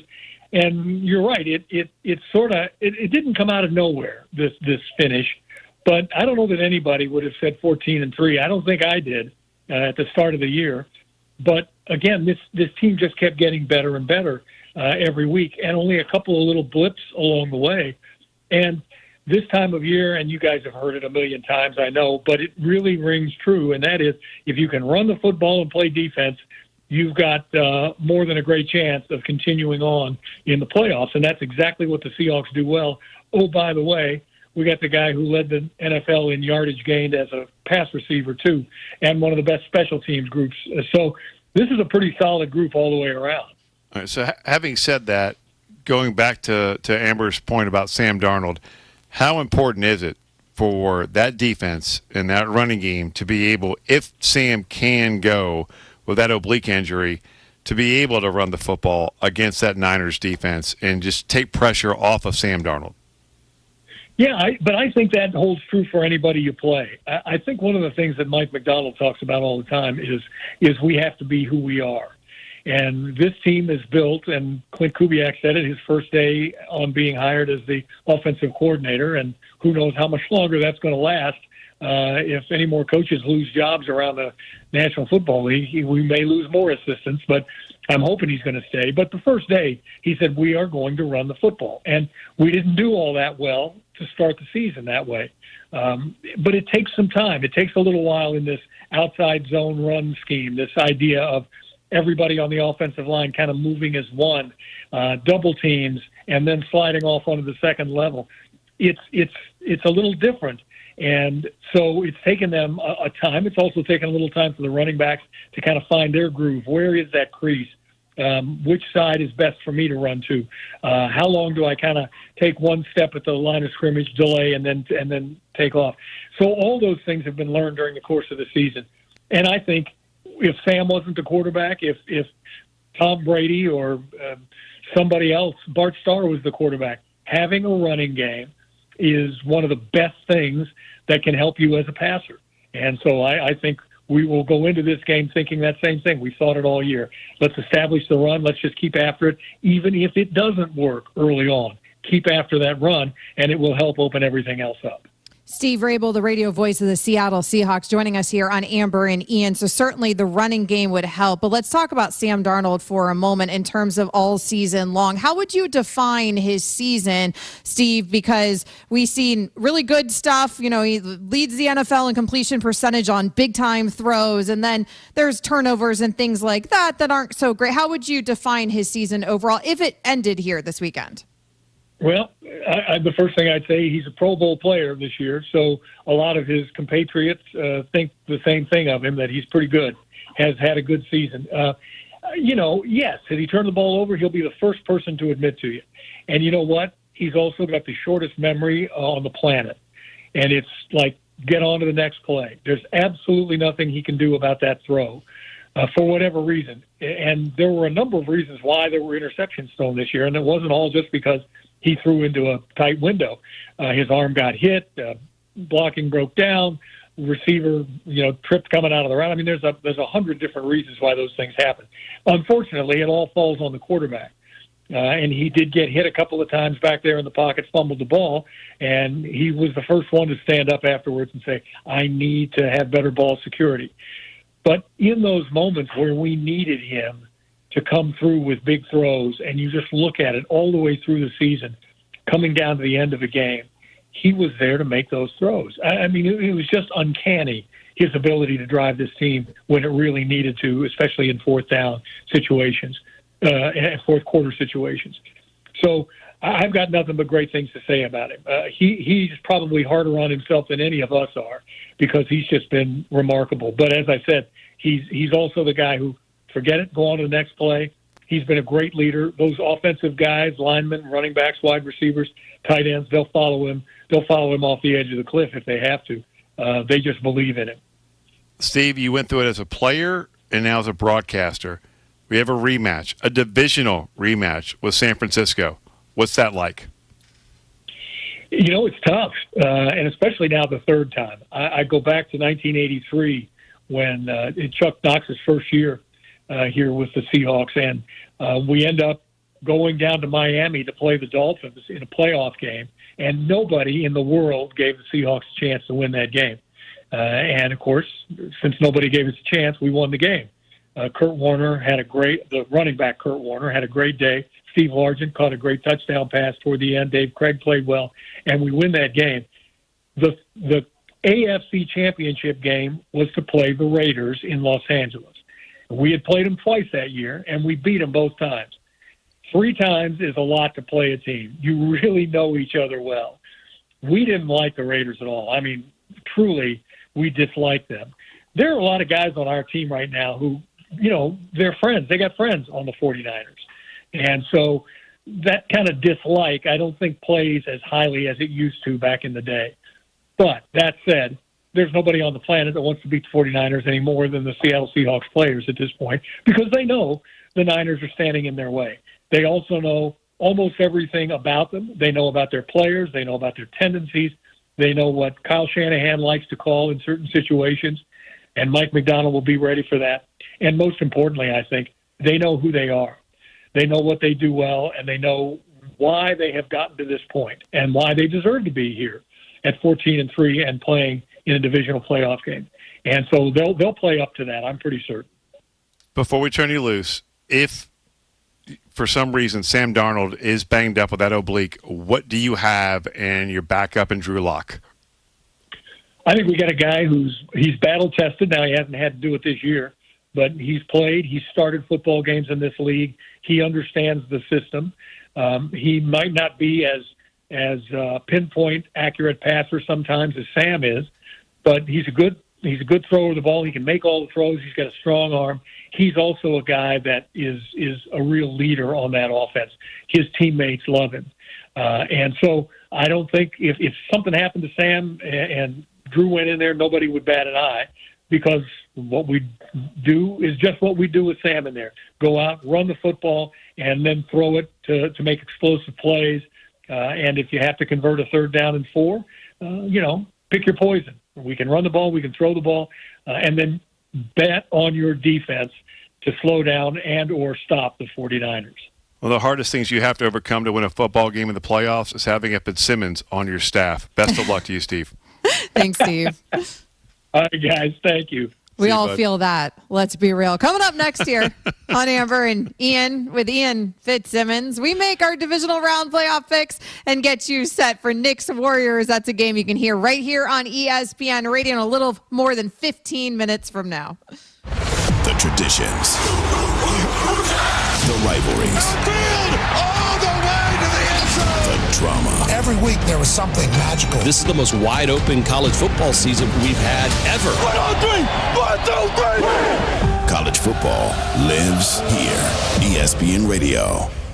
Individuals and businesses with tax problems, listen carefully. Do you feel like you're losing control of your finances? If you owe over $10,000 in back taxes or have unfiled tax returns, we can help you take back control. The IRS is the largest and most aggressive collection agency in the world, and they can seize your bank accounts, garnish your paycheck, close your business, and file criminal charges. Take control of your tax problem now by calling the experts at U.S. Tax Shield and take advantage of the Fresh Start program and new laws that may allow us to negotiate a settlement for the lowest amount possible. Our team of tax attorneys and enrolled agents can stop collections and get you protected so you can take control of your financial future. U.S. Tax Shield offers a price protection guaranteed quote to get you protected today. U.S. Tax Shield is A+ rated with the Better Business Bureau, so call now. 800-687-5192. That's 800-687-5192. U.S. Tax Shield. 800-687-5192.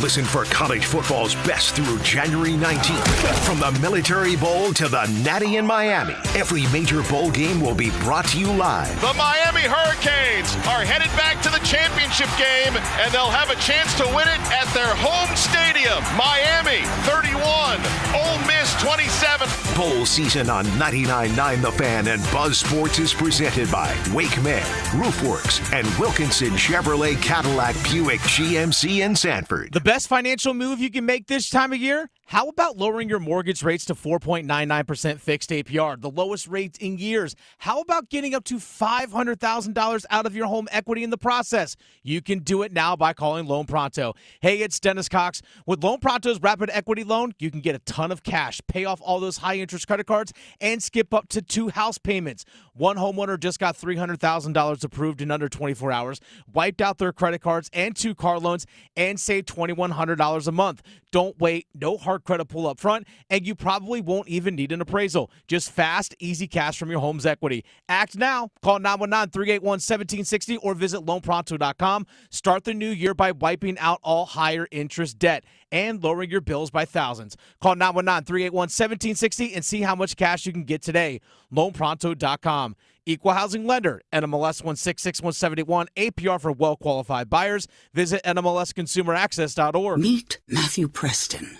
Inside his apartment, everything he holds dear is protected by Progressive's Renter's Insurance, like his laptop and a surprisingly valuable collection of baseball bobbleheads. Outside his apartment, his laptop is still protected, as are his bobbleheads, which he carries around with him for reasons no one knows. Renters, the limits of protection aren't just the 4 walls of your home. When you're in Progressive's Protection Zone, get a quote at Progressive.com.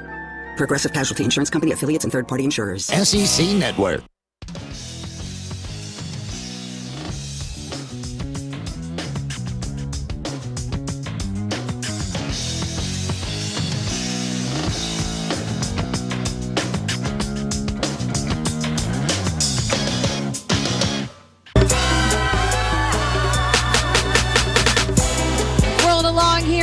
Amber and Ian, we're hopping off air a little early tonight.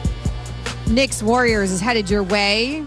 just about 15 minutes from now. The game tips off at 10 p.m., but coverage will start right here on ESPN Radio at 9:30 p.m. Eastern. ESPN Radio is brought to you by Progressive Insurance. You could save big when you bundle your auto, home, motorcycle, RV, or boat. Visit progressive.com. You can find Ian Fitzsimmons at Ian Fitz ESPN. You can find me, Amber Wilson, at Amber W Sports. Let's go ahead and make our picks. It's a team, man. It's a team. One guy can't do it. It takes all of us. ESPN Radio's Pick'em Challenge.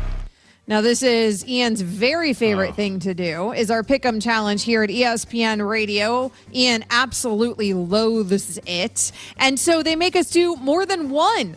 They make us do a regular season Pick'em Challenge. That's clearly already ended. There was already a champ that was crowned in that one. And then we also crowned the loser in that one as well. You and I, we fell somewhere in the middle. And now they're making us do another Pick'em Challenge. This is just for the postseason. Right now, from the wild card round alone, Freddie and Harry are on top.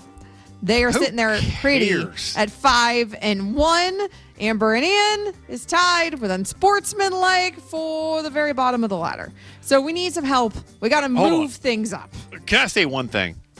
I suppose. And I've said this before, and I'll say it again for people just tuning in. You're paid to say many things, so if you only said one, it would be strange. Well done. These are not games that Amber and I would wager on. We are assigned to pick every game, and then during the regular season, we are assigned 3 games. And most of the time, those 3 games are games that we would not wager on. Right. But we are told to go ahead and try and pick a side. During the regular season, that really is a rub because obviously there's a bunch of games, and it's annoying that you have no say over which games you want because you may not even feel good about them at all. You may not like the spread. You may not want to pick. You would maybe not put your money we on went any part of that 41-26-2 and bet to your hands bleed this year. But, you know, that has no impact on this particular the way the Pick'em Challenge task. works. Yes. Now, for the postseason, I get what they're doing, though. But there's 4 games. There's like, one game that I would wager on of these 4. Okay. One. So why don't you give us that? Why don't you give us, before we actually do the Pick'em Challenge, why don't you give us the real advice? Give me the Niners +7. By the way, where's your competitive spirit? You know, that's a good point, Stosh. What about logic, Stosh? Show some of that competitive fire, man. Come on. Yeah, we got to kick the butt of these other shows. I mean, Eisen can't be above us. Come on. Clinton and Friends leading the way. Come on. Game night. Game night's If you want beating competitive us. spirit, go up against my number on Bet to Your Hands Bleed, and we'll have some competition. Let's go. I mean, come on. Well, let's go. Let's see if we can rise up this board as well. Freddie and Harry, I'm coming for you. Let's start there, Amber. I will take San Francisco plus the points against my brothers. So you're Seahawks. betting against your brother? Am I hearing that properly? No, it's +7. Oh, plus right. Okay, so Seahawks in this game are favored by 7 points. So, yeah, give me San Fran, even though all the travels and all the injuries. The injury to Sam Darnold in the oblique, look, it went from 8 to 7 So when you that just think news the came Niners out. are going to keep it closer? Is that what I'm understanding? Yeah, I think San Fran keeps it close. I think Seattle wins, but if I'm getting 7 points, I'll take San Francisco plus a 7 at Seattle. Okay, I'm fine with doing that. That's very objective of you. I'm also a little concerned about the fact that Sam Darnold is listed as questionable. Seems like he's going to go. Is he going to be 100%? He's the quarterback. He has the most yards outside the pocket of any quarterback in the NFL this season. That dude does like to move, and he likes to move outside the pocket when the protection breaks down in front of him. Is he going to be able to do that to the same extent if he's got a hurt oblique? So I'm with you on that one. I'm fine with that. Let's talk about Bills at Broncos. Broncos are favored by 1.5 according to DraftKings Sportsbook. Bills are down 2 wide receivers. Josh Allen's coming in banged up. When he's banged up, he's absolutely just fantastic. But that Broncos defense is filthy. I'll take the Donkeys minus the 1.5. Wow. Okay. I want the Bills in this one, but you just made a really strong argument. We normally go with whatever you say. I don't really know why I want the Bills. It's really not anything other than the Josh Allen effect.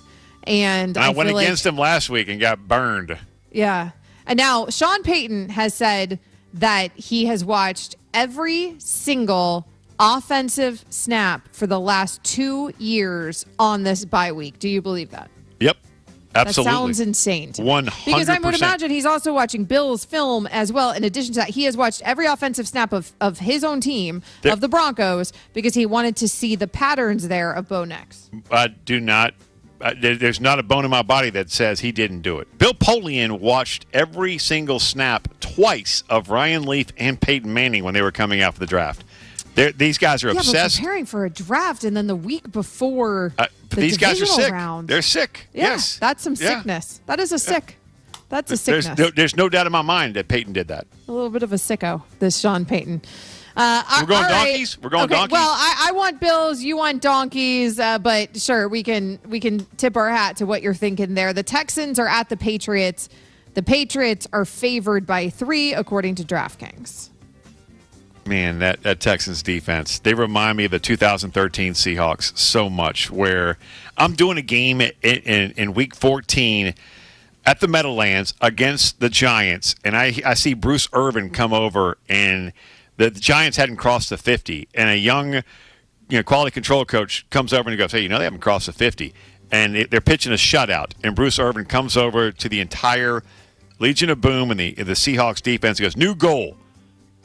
Forget the shutout. They don't cross the 50. And you know what? The Seahawks defense, when Eli Manning finally crossed the 50, they were hacked off. They were pissed. This Houston Texans reminds me of that attitude. Give me the Texans on the road plus the points. Yeah, it's a very, very good Texans defense. Obviously, the Patriots in their own right. I mean, offensively, it's going to be really interesting to see what Drake May can do against that Texans defense. So you're talking about maybe the NFL MVP or probably the runner-up for the NFL MVP there. I'm okay with you taking the Texans, though, and riding with that D-line. Rams are at the Bears. Rams are favored by 3.5. This is going to be subarctic conditions there in Chicago. -8, which is feels like -40, I'm pretty sure, with the wind. -2 is it going to be the temp?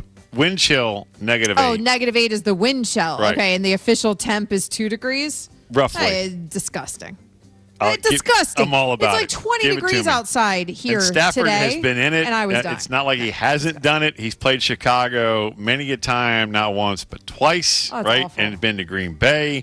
You know where I'm going with this. Give me the league MVP. I'll lay the points at Chicago.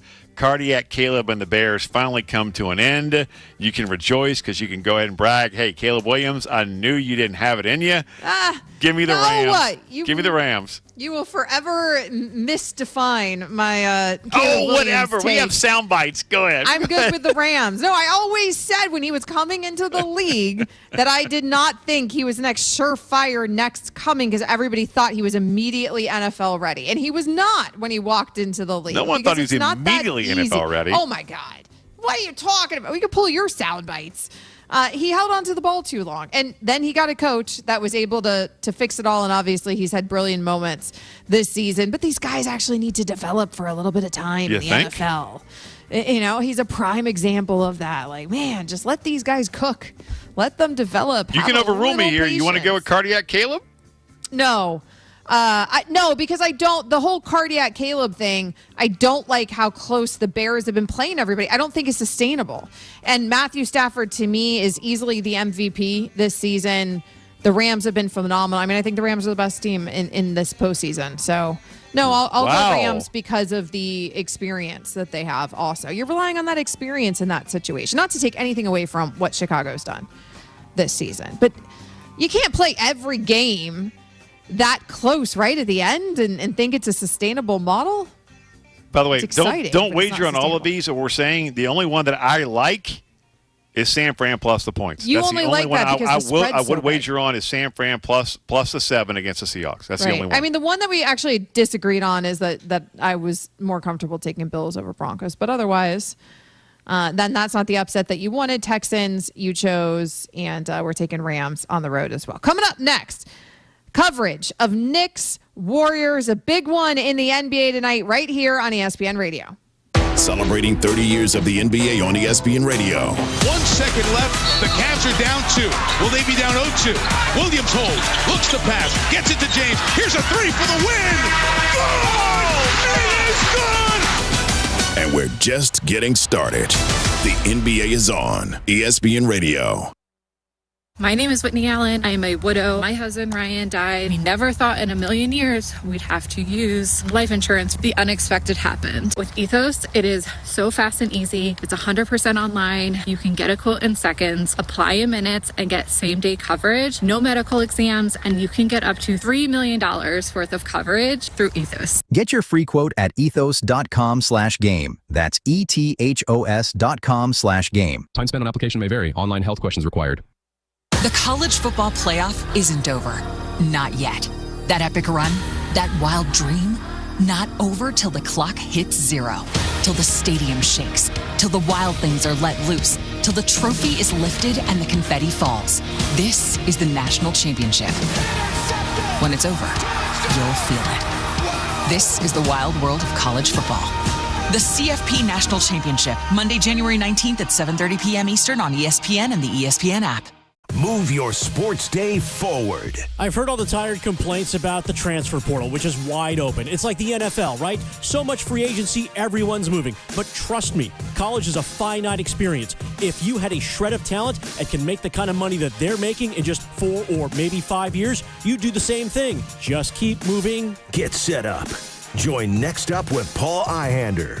Mornings at 9 on 99.9 The Fan, the Triangle Sports Leader.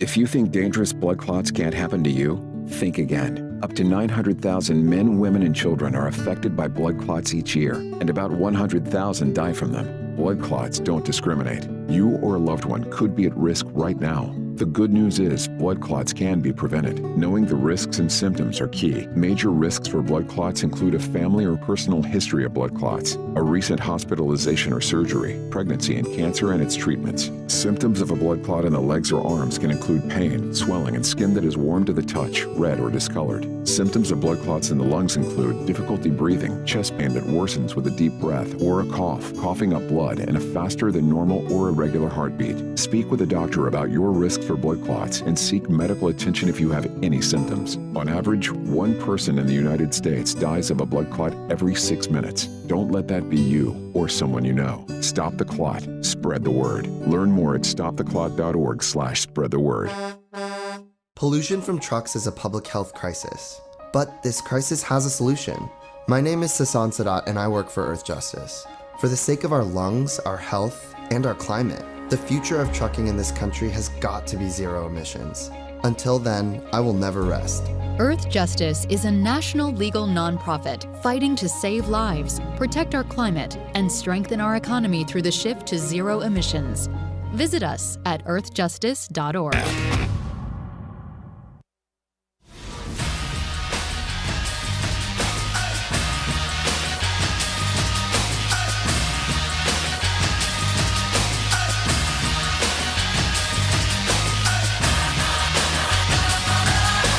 This is SportsCenter. I'm Christine Lisi. Giannis Antetokounmpo and the Bucks visiting the Spurs 2 nights after the Bucks were booed at home, and Giannis booed right back at the crowd. San Antonio leading Milwaukee 66-53 at the half. Giannis has 16 points. Elsewhere in the NBA on this Thursday night, Thunder leading the Rockets 85-77. 10 minutes left in the fourth quarter. 16 points, 7 rebounds, and a block for Chet Holmgren. Pistons leading the Suns 102-100. 3 minutes remaining in the fourth quarter. Heat's got a 95-87 lead on the Celtics. 10 minutes to go in the fourth. Tyler Hero, 20 points and a couple of steals. Mavericks at home have a 51-37 second quarter lead on the Jazz. This was the first day forward Jonathan Kuminga could ask for a trade, and he wasted no time doing so. Demanded a trade today from the Warriors. Golden State's prioritizing expiring contracts in return from Kuminga, who has not played in the last 13 games. ESPN NBA insider Shams Charania. The Warriors have been canvassing the trade market for Jonathan Kuminga. 2 teams that have stood out with interest, mutual interest. Jonathan Kuminga has interest in them. They have interest in Jonathan Kuminga. Are the Sacramento Kings and the Dallas Mavericks. He's got a unique contract structure, a team option next season that allows him to be a little bit more trade eligible and really a viable option on the marketplace. NHL back-to-back nightmares on the road for the Flyers. They gave up 5 goals in last night's loss. They are down 6-2 to the Penguins in Pittsburgh. 6 minutes to go in the third period. This game on ESPN. Sabres leading the Canadiens 4-3, 14 minutes to go in regulation. Tage Thompson with his second goal of the night, the go-ahead tally. Hey, it's Michelle Smallman, and coming up Friday, the best weekend of the NFL is finally here, and I'll tell you what you need to know to get you ready for the divisional round. It's on Sportsman like 6 a.m. Eastern, right here on ESPN Radio, ESPN2, and ESPNU.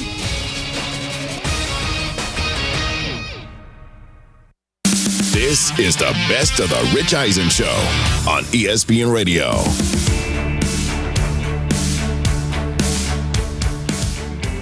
ESPN Radio audience is back, presented by Progressive Insurance. We just showed you and those watching a clip of NCIS. New episodes return on February 24th. Last night, the midseason finale, packed with twists, especially for Special Agent Alden Parker, played by Gary Cole, who is here on the Rich Eisen Show. You, sir, are a diehard Cubs fan? Do we call I am a diehard Cubs fan, yes. Your first Cubs game was? My first Cub game would have been probably in 1965. And I do remember that probably around there I also saw a no-hitter by Jim Maloney. I think it was in 1965. Jim Maloney's no-hitter. Not a lot of people talk about that one. No, I don't know that it was that memorable. I remember it because I was like waiting for when is something going to happen. But my dad assured me that it was something good going on. So August 19th, not for the Cubs, but August 19th, 1965. There you go. Is that right? 65 wow. Against the Reds. So you were there. Gary Cole was in it. Gary Cole's in attendance. I was there. Years and years and years ago, when I was on my first iteration with ESPN, I was covering spring training, and so was my, at the time, girlfriend, who's now my wife. And we were in Phoenix, just at a driving range, just hitting some golf balls. And the other person on the driving range who came up to us and started talking to us about what you should get married and have children, which was always interesting when your girlfriend's standing there, was Ernie Banks. I will never forget that in my like, oh my Never God, heard that before. What are you doing here, Ernie Banks?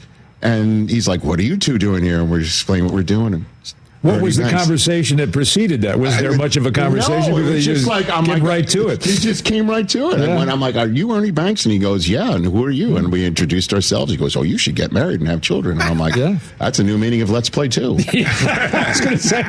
You know what I mean? But it was just so cool. So Ernie was your guy, I imagine, growing up? Ernie Banks, Billy Williams. Okay. Yeah, I kind of went back and forth between those two guys. Okay. And then when they won the World Series, what did that mean for you? It was disorienting, actually. I mean, it was. It was like, I mean, I remember I didn't get to watch the game live. I was shooting Veep. We were shooting late, but of course we were following it. Kevin Dunn, who was also on the show, another diehard Cub fan. Okay.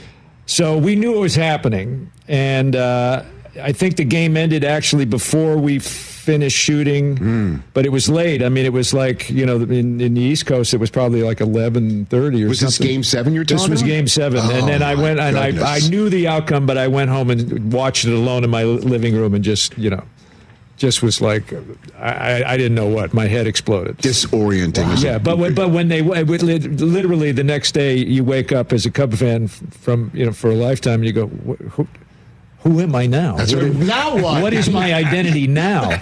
I mean, I can't mock them anymore. Well, Chris is a Red Sox fan. You probably had that after your first Red Sox championship. Sure. Like the dog that caught the car finally. Yeah, I mean, thrilling, great. I mean, joyous too, but also just like, wow, this happened? Okay. Well, now you have Southern California, Harvard Westlake's finest Pete Crow Armstrong, PCA, doing some wild things now too, right? Wow. There's not a ball he can't get to, it seems. He's unbelievable. Yeah. Remarkable. Yeah. So... And sometimes that puts the other outfielders in danger, because all of a sudden he's showing up in places where no other human would be. Yeah, yeah. And you did the first pitch, correct? You did. I did. Okay, I did. How'd we do? We did okay. Oh, look at you! There he is. Look at you with the shades and everything. Yeah. Okay. I actually I was a little intimidated by it, so I worked for about a month. I threw for about a month. Yeah, you did. I just went to various diamonds and just tried. The object was just get it there on the fly. Do not be YouTube famous. No, that's the key. No bouncing in. Yeah. No, so I did a Tim Wakefield. Okay, nice little. But it got there. Clark the Cub received it. Clark the Cub. Yeah, and he didn't even have to move much. He did one like. What a relief. But it was okay. Most pressure you've ever had. Yeah, probably. and I actually looked better because that day there happened to be 3 first pitches. Oh, and they saved me for the third one because I was also going to sing the 7th inning. Yeah. So the first 2 guys, one guy did a like a Bull Durham like somewhere in Wisconsin. Hit the mascot. Yeah, and then the other one bounced it in twice, and then I was up, and I went, you can't join this club. No. So I just did what I had been rehearsing, which is to take one step in, plant, and get it there without too much shame. Well, congratulations on that. Gary Cole here on the Rich Eisen Show. Let's dive into your career if you don't mind. Sure. Is it true are you college roommates with John Malkovich? Were you college roommates? Was not college roommates with John Malkovich, but I went to college with John Malkovich. Okay. Yes. So you did. Which college was this? Illinois State University. Illinois State. Bloomington Normal, Illinois. The Illinois State University. Okay, very good. Yeah. And did you know you wanted to act then? Yes. I was. I got involved in high school. My sister was a performer and a musician, and I saw her perform, so I got involved in it in high school. Right. I was a wannabe jock, it was pretty certain by the time I was in my sophomore or junior year that my playing time was going to come to an end probably by my senior year. So I got involved in theater, and I think by the time I went to Illinois State, I kind of had made up my mind, I guess, that this is what I'm going to do. I'm going to be in for the duration was the phrase I kept thinking of. Okay. And then you wind up to live and die in L.A. was your first big, I guess, Lucas. You were in Lucas as well? Tell me about that experience, please. Well, I was in Lucas. In quotes? Yeah. Right. I was in Lucas. I was an assistant coach on the football team. Mm-hmm. I had one line, I believe, that was in the training room. I forget what the line, I think it was a 2-syllable line, like, come here. That was it. And then that made the cut, but then when I watched the movie, it wasn't my voice. It was someone else's voice. What the hell? They dubbed me. They couldn't find me, apparently, to replace the dialogue. So did you and Charlie Sheen hang out on the set of Lucas? I only remember Charlie Sheen, and I believe Jeremy Piven also. Okay. Was Speaking in of Lucas. Chicago. Yeah, okay. he was. Yeah. All right. All the young, not Cusack wasn't in it, but. How did you wind up on Office Space? Office Space was just kind of a traditional call from an agent, except for, along with the script, I got a VHS cassette of 2 little short animations called Office Space by Mike Judge. Yes. And I popped those in, and they both begin with Milton sitting in his cubicle mumbling to himself. I could do this, I could do that, I could do that. And then you hear footsteps, and this Lumberg-esque dude comes in with glasses and kind of peers over the cubicle and begins to torment Milton. And so when I watched it, I like a lot of people probably recognized that guy, as a boss I certainly had, or at least the personality of one, and I'm sure a lot of people did too. Yeah. So I figured, well, what am I going to do for this audition? I can't do it better than that, so I'll just do that. So I went in and tried to do my best imitation of this animation, and I guess Mike liked it. So. He certainly did. Were you channeling any former boss of your life? I had a boss named Buck Palmer. I worked at a place called Kinney Shoes. I don't know if you remember Kinney Shoes. Wow. Sure. And it's funny because now that I think of it, Buck wore one of those blue dress shirts, but with the white collar. Mm-hmm. And I thought, my God. And he never raised his voice, but he was, you could tell he wasn't thrilled to be there. And he certainly wasn't thrilled that anybody else was there, too, including his employees. So there was probably a little bit of Buck, but mostly Mike Judge. Hey, Gary, this has been fantastic. We'd even hit on Veep as well, which means you've got to come back. if you don't mind me already extending an invitation and assuming you would. This has just been a blast. I'm again, huge fan. You've given me nothing but laughs and enjoyment throughout your career to date. And I appreciate you stopping by here. Well, thanks for having me. I appreciate it. Of course. Gary Cole, everybody. Again, last night was the mid-season finale for NCIS. New episodes return on February 24th. In the meantime, just stream it on Paramount Plus. There's only a billion seasons for you to catch up on. And new episodes air on Tuesday, so make a note of that when new episodes come back for NCIS. Thanks, brother. Really appreciate it. Gary Cole here on The Rich Eisen Show. We will wrap this up in a moment. This is the best of The Rich Eisen Show on ESPN Radio.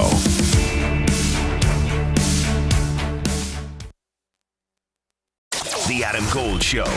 I've been saying for a while we got to find out what we've got in Brandon Bussey, and the only way to do that is to see how he bounces back from adversity. Well, the start against the Canadiens has provided that adversity, and now we'll see going forward how he reacts. Does he bounce back and play great in his next start? Does he string a whole bunch of great starts together? Then we'll know. The Adam Gold Show, weekdays starting at noon on 99.9 The Fan. It's bow time.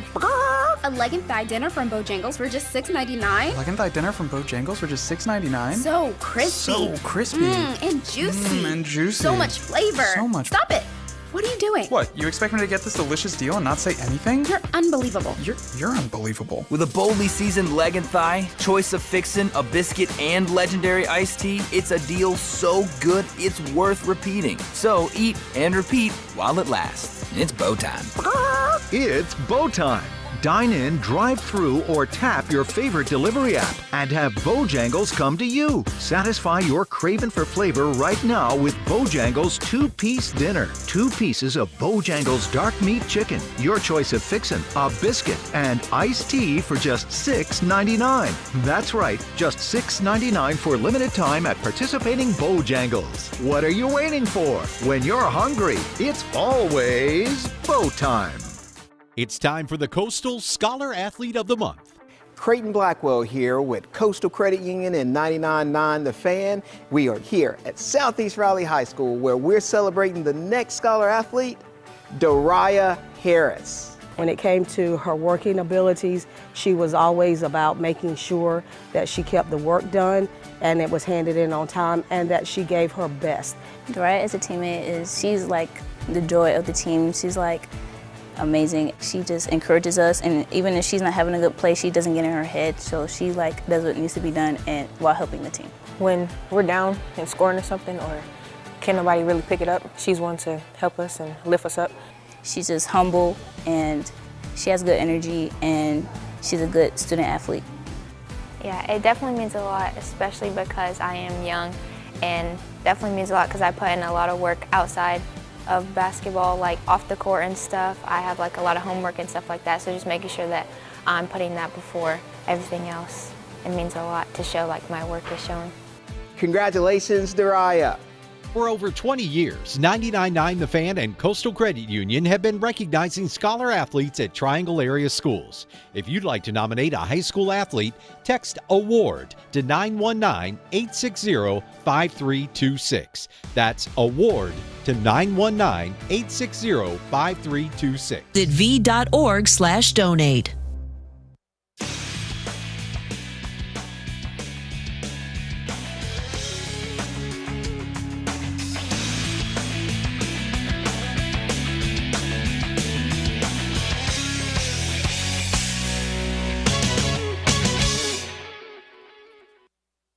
This is the best of The Rich Eisen Show on ESPN Radio.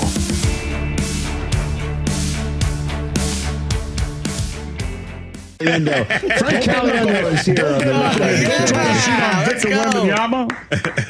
I'll work on a Barkley. ESPN You're saving Radio. some of them for later. I can feel it. I start to do a voice, and you're like, No. Actually, Barkley is not one that we have on our list here. By the way, ESPN Radio is back. ESPN Radio presented by Progressive Insurance. Frank Caliendo is here. How's my upper lip, by the way? Last time I was sweating, the upper lip was going You look crazy, great. and I was like worried. Because you decided to wear a jacket here. That was not smart. That's not. And then I wore long sleeves today, and I was like, what am I doing? And then the other shirt didn't fit well. So you're good. I'll give you a heads up. Sarah's at the ready, off camera, She's just prepped. in case she can come in like a pit crew, like the like if you if you need it for Jean Leclerc, you can do that. FrankOnStage.com to see Frank starting on New Year's Eve in Phoenix, Arizona, December 31st. For those who need the actual date, do you do a Nance? Not well. It's one of those. I find it every once in a while. It's there's a couple different Nances. There's football Nance and there's golf Nance. Oh, okay. My friend John Holmberg does a really good, and when we go Romo and Nance, he will usually do the Nance. Right. But it's that hello friends, Jim Nance, along with my pal Tony Romo. Oh, Jim. Jiminy Chiroo. Did you see? Mary Poppins, Jiminy Chiroo. Bert, he's still alive. Dick Van Dyke doing a great job. Oh, my goodness. I love the Dick Van Dyke Show and all the Mary Tyler Moore, tremendously talented people. They're so good at what they do, Jim. I'm smiling from ear to ear and actually across my ears. I didn't think my smile could be bigger than my face, like Mr. Potato Head with extra extremities. Because Nance will say the name Pacheco like it's a 6-syllable word. You know what I mean? Right, like, like Pacheco. Pacheco. You know, here's Isaiah Pacheco coming out of the backfield. Yeah, like he'll really lay into it. Yeah. You know? Who were they saying a couple weeks ago that they pronounced the name differently than they'd ever pronounced it before? It was Mariota. That was Collinsworth. That was Collins. Started calling him Marcus Mariota. And we're like, where the hell did that come from? Well, Tarico was doing it too. Well, I know. Like, there must have been a production meeting. It was exactly that. You know, if Gruden was there at a production, he's like, I'm just going to do it the way I've always done it. How's that sound, man? Marcus? That sounds like you're going to start swearing, man. Marcus Mariota? I'll tell you what, man. That's pretty good. Yeah. How about this? Let's start doing that with every NFL quarterback. Aaron Rodgers. I love Aaron Rodgers. Or is that French? Aaron Roger. I'll tell you what, man. Got to look out for the French. You ever been to the Eiffel Tower, man? That's almost as tall as Victor Wembanyama. I wouldn't take a shot against the Eiffel Tower. That's the same. That's where he's from, man. He's from France. You ever see London? You ever see France? I have, John. I have seen France, as a matter of fact. You ever seen Wemby? I wasn't sure where I was going with that. And I remember we're on Disney Plus right now, man. Disney Plus. We put the plus in it, man. I tell you what, man. That's a pretty good situation right there. It's better than Disney minus. Oh, my God. Frank Caliendo here. Unless you have absolute value around it, then it's always Disney Plus, man. You remember absolute value brackets? Oh, God. I'd love to put some absolute value brackets. Oh, my God. I don't know where I was going with that. Ladies and gentlemen. So, FrankOnStage.com. There you go. Omaha, Nebraska, Naples, Florida, Brookfield, Wisconsin are all spots. All right, we've got some fun planned for you. Already? As always. You ready for the fun? Yeah, I heard you talking about it. You didn't show me any of them last time. Right. And they went over very well. You had no idea we were going to do the Mount Rushmore of sandwiches. And now, as I'm wiping the lip. Do you need Sarah coming in? Okay. Oh, she's on her phone. Okay. That's okay. That's all right. How's it look? What do you think? It's good. Yes, she's giving you the stamp. That's good. So, but people were like into that. They're like, the fact that I didn't get them in advance. That's correct. So I started like propping that up and saying that was a big deal. And now, then when you wanted to show it to me, I was like, there was one of them that I wanted to give you a heads up on in case you were not well versed on the roster. This is where you lie and say I saw none of this. You did see none of these. No. Okay, here we go. I saw the last. First one, Frank Caliendo, because it is the holiday time. Yes. Okay. I'd like you to tell me what's being served for Christmas dinner at the John Madden Christmas dinner that's being served right now. I mean, well, you know, there's a I was going to meta on that. But okay, so at the Christmas dinner, you got the turkey and the chicken and the duck, and you stuff them all together. You got the turducken. That's first of all. Then you got the casserole, which is beans stuffed into. You got the corn stuffed into carrots. That's not for succotash. That's what they used to say. And then we used to do a thing where Pat and we'd spend Christmas together sometimes, and Pat'd be like, "Pass the gravy," and I'd pass the gravy, and then boom, you got moist turkey.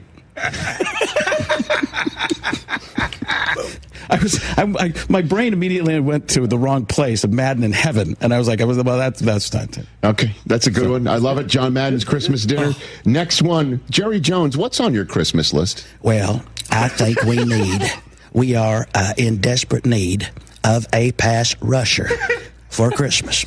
It has been a while since we have been able to rush the pass, and I believe that as the owner, president, general manager, and coach of the Dallas Cowboys, that I will get what I want. I am on the nice list. Some owners are on the naughty list. I have never in my life been on the naughty list, and I do not believe that will ever take place. Do you think you need to change maybe the rules on who makes the playoffs in terms of your current situation? We have looked into it. That and robot refs. Cletus? Is Cletus the ref? The Fox mascot. Yes. A giant transformer-like robot will become the head referee, the Ed Hockley, but not as strong. Okay, ladies and gentlemen, but not as strong. Very good. Frank Caliendo. Next up, I'd like to ask Adam Schefter, what is the meaning of Christmas? Well, according to my sources, at this particular time, it appears that Christmas is about giving. It is the giving season in the Christian faith. Christmas is about the birth of the baby Jesus, away in a manger, no room for a crib. And according to my sources, I'm going to go more secular with deck the halls with boughs of holly. According to my sources, fa la la la. It appears that Santa is already making his toys available around the world. Really? We have the elves are in production, getting ready. It's the preseason for the elves as we approach the regular season for the elves, and then the playoffs. Christmas Eve goes into the Super Bowl of Christmas for Santa Claus, which is Christmas Eve. The end. It's now time. Do you want to come in? Sarah's coming in. Ladies and gentlemen, she's coming in. Sarah's coming in. Sarah Jackson, get in there. All right, here we go. It starts a lot. There we go. I told you. We always get a cutaway to Del Tufo whenever. There we go. Look at you, man. Oh yeah, Frank. Frank Caliendo. So you got some. It's sweat right there and some sweat right there, and then boom, she can't get rid of it. Tough acting, Sarah Jackson, ladies and gentlemen. Tough acting to Sarah Jackson. Yeah.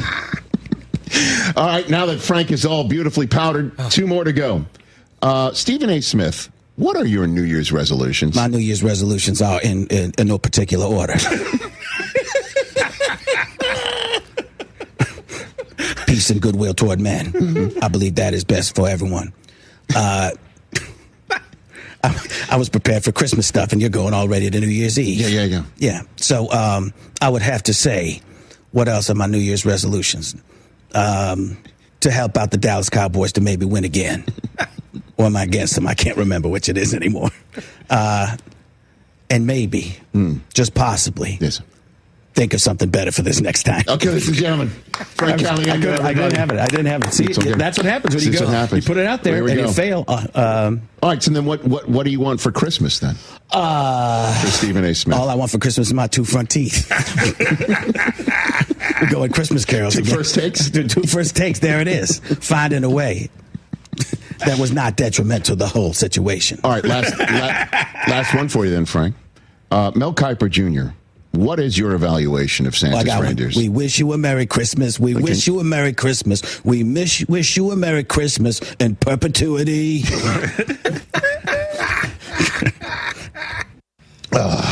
Frank Caliendo, everybody. Another side-splitting, face-hurting appearance here on The Rich Eisen Show. Check out, again, frankonstage.com for tickets to go see this man live. We're back with more here on The Rich Eisen Show. We'll be right back. back after this. This is the best of The Rich Eisen Show on ESPN Radio.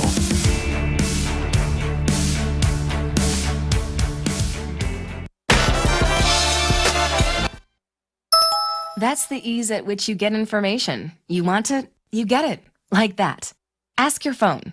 Group chat. Smartphone. You're always connected and informed in real time. No waiting. So if you're diabetic and still using finger sticks to read your blood sugar, what are you waiting for? Knowing your blood sugar levels instantly is important for managing diabetes. Call US Med at 888-665-0696. To learn more about continuous glucose monitors, a real-time instant method to track your blood glucose, US Med is an approved provider for Medicare and over 1,000 private insurers. And the best part? Call 888-665-0696 and we'll give you a free insurance benefits check today. So call 888-665-0696 today. That's 888-665-0696. And manage your diabetes as easy as... Hey, Carolina Panthers fans, it's Dennis Cox from 99.9 The Fan. And me, Chris Lee from WRAL-TV. We're in the offseason, but our podcast, Panthers Playbook, presented by Wake Orthopedics, rolls on. In every episode, we'll keep you up to date on Panthers news as the NFL Draft approaches. Insights on free agents and prospects. Plus all the insider info on who the Panthers want to pick at number 19. Follow and subscribe to Panthers Playbook wherever you discover your favorite podcasts or watch on YouTube. You know the feeling. Wake up, get ready, get the kids, the list goes on. But what if what you drive could make your life a little less complicated? With convenient home charging, a quieter ride, and an average range of more than 250 miles, EVs are one step toward a cleaner future, so you can focus on what really matters. Give yourself more time to recharge. EVs are for everyone. Sponsored by the NC Clean Energy Technology Center and the North Carolina Association of Broadcasters in cooperation with this station. The way I describe it for people is my dad shot himself and the bullet hit everyone in his life. It was a week before my 30th birthday and I had this impulse to call him, but I didn't because I thought I could call him later that week. 63 Americans a day die by gun suicide. With safe gun storage, we can give our loved ones a second chance at life. Learn more at endfamilyfire.org. Brought to you by Brady and the Ad Council. The next disaster is coming. Make a plan. Keep extra medication on hand. Make copies of important documents. Stay informed and be ready. Learn more at americares.org/send-us-in. I'm attorney Brian Ritchie. Getting hurt in a car wreck comes with all kinds of stress and frustration. But when you call me, I'll be on top of all of it. So all you need to worry about is getting better. If you've been injured in a car wreck, I'm on top of it. Contact us at ritchielaw.com. .org/donate. Broadcasting live from the Lenovo Studios. WCMC HD1 Holly Springs. 99.9 The Fan. The Triangle Sports Leader.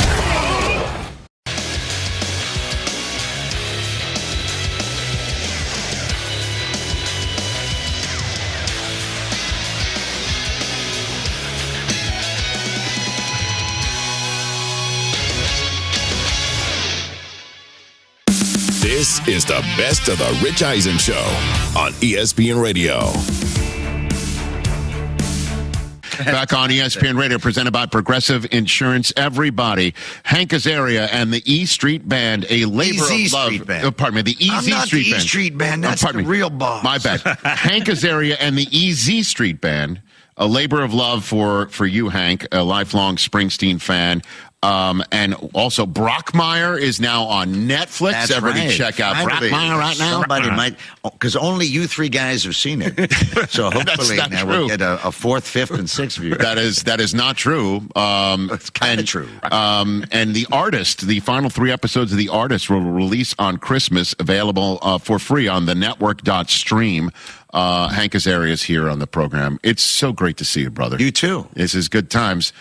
So Pete Alonso is an Oriole. What is happening? Edwin Diaz is a Dodger. Pete Alonso is an Oriole. What's happening? An Oriole. What's going on? Yeah. What's going on with your? I think David Stern seems like he wants to do what he did with Milwaukee, which is sort of young, his own young guys. Seems to be what he wants to do. So we'll see. I don't know. We lost Nimmo too. And I kind of loved him. Mm-hmm. He was to me, he was like Roy Hobbs. He wore number 9. He was always homegrown with the kids and always had time for everyone. He was the nicest guy ever. He was on a train barnstorming tour, striking out the whammer as well. Did he do that? Barbara Hershey shot him. Wow, it's crazy. The analogies are really quite astounding. Eerie. That's unbelievable. Unbelievable, yeah. I didn't know that about Nimmo at all. Barbara Hershey shot him. She better not get away with it. Okay. I didn't know that about that. Okay. Yeah. And Soto, as a Yankee fan, I was really enjoying the first 2 months of the season. Quite a bit. I really You knew enjoyed that it. wasn't going to stay that way. Did I? He milked it for all it was. He really did. He was so, every day, but Hank. I just was like, for the love of money. It was salty though because he was just mad. Oh, the mercenary of all mercenaries. There's no bigger mercenary in the history of mercenaries. Rich doesn't like people to see people get paid. Apparently, what does that mean? Because you were mad at him for leaving you. Yeah. I'm not going to get any sympathy from this Met at all. And you know what's amazing is when it came down to one game. You think about it, baseball always does that. And the Marlins, you always knew it would come down to the Marlins. You knew going in. Mets. I sound like Joe Bonino over here, but you know it was done. You know it was finished. That that's finished with the Marlins. You knew you're done, but you did. You know, it's like no way. It happened. Used to be the Braves back in the day, but now it's the Marlins. I know. Chipper Jones, I curse his name. I know. Son is named Shea. How about that? That is so disrespectful. That's so brutal. Because that's how well he hit it. That's how well he hit it. And that's why he did it. Oh, my God. Yeah. It's kind of funny if you're not a Mets. It's really funny. You know. And how many Knicks games have you been attending? I haven't been to one yet. Why? Because of your band, or you just what's some of the band? I wrote a one-man show. I'll be putting up off Broadway next year. What's that? It's a one. I don't have a title yet. Okay. It might be called "Listen, Never Mind" because that's what my mother said a lot. It was "Listen, never mind." That was a dismissive catchphrase. All in one breath. It was like if you say Mom, I'm not hungry. I'm not that hungry. Listen, never mind. There's some people starving in the world. And some didn't make any sense. Right. Either. Like, I'm thinking about twisting my ankle. Listen, never mind. It's almost Yom Kippur. Didn't make any sense. Certainly when it was like December. You know what I mean? Like, it's not even around Yom Kippur. It just was, don't bother me with this. So it's about your upbringing? About my life. It's about my upbringing. About all kinds of serious and not serious things. Okay. Yeah. All right, so that's what you've been doing. I've been working on that. We did our big reading of it, where you have producers and theaters and backers come see it. Okay. So I'm working on that very hard lately. So you're going to trod the boards? I am going to trod the boards. You're going to go do that once again, go trod the boards? Richardizing, yes, a triumph. It shall be a triumph. And the band, how is the band doing, man? The band is great. We got Bruce's seal of approval. Did you hear about that? Did you? Because I've always been wondering about that. I shouldn't claim that. Nobody sue me. Please. Now, just so you're aware, there may or may not have been, over certain poker nights in recent months, an opportunity that was endeavored to create, through ChatGPT, a cease and desist letter from Bruce Springsteen to be sent to you. Too late. You missed that window. Is that right? Because that would have been hilarious. That was, it was for like, how do we do it? What do we do? We try to get some of the lawyers at the game to maybe use their letterhead. We thought that might be a dead giveaway, but he has given a well, informally, we my son Hal, yes, buddy at school. His dad is really like the best oral surgeon in New York. This guy Jason Delbinger, and a great guy, big Jets Mets Knicks fan as well. Okay. And one day I get he's a big Springsteen fan, and he's come to see a few of our shows. I get a a video from him on the text, and it's him at the office. Like, why is Jason sending me videos of himself from his dentist office? You're a fan of oral surgery? No, exactly. And it pans over. It's like, hey, Hank, where are you? And then it's like, Hank, it's Bruce Springsteen. I have a terrible toothache. But while I have a terrible toothache, I was fabulously entertained by your version of Prove It All Night, which I must say, you do a pretty good job of it.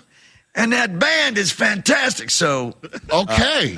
I cried silently to myself for about 3 days. That's done. And that is it for me in show business. So now that is... Well done. That's awesome. That could be used potentially, if necessary.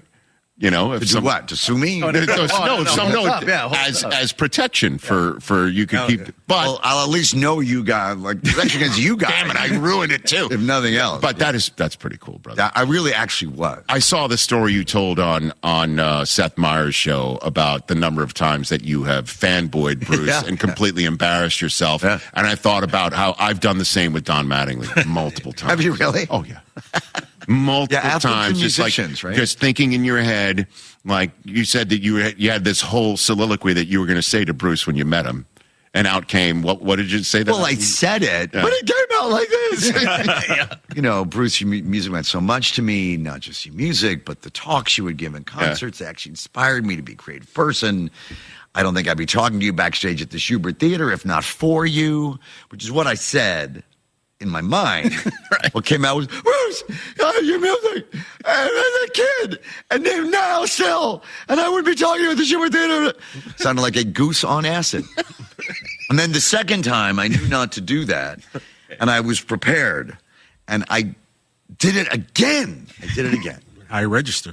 Yeah, no, I went up the octaves. You talk about the voice going. Yes, the higher register. Where you got to do that to say what you got to do that to believe what you're saying.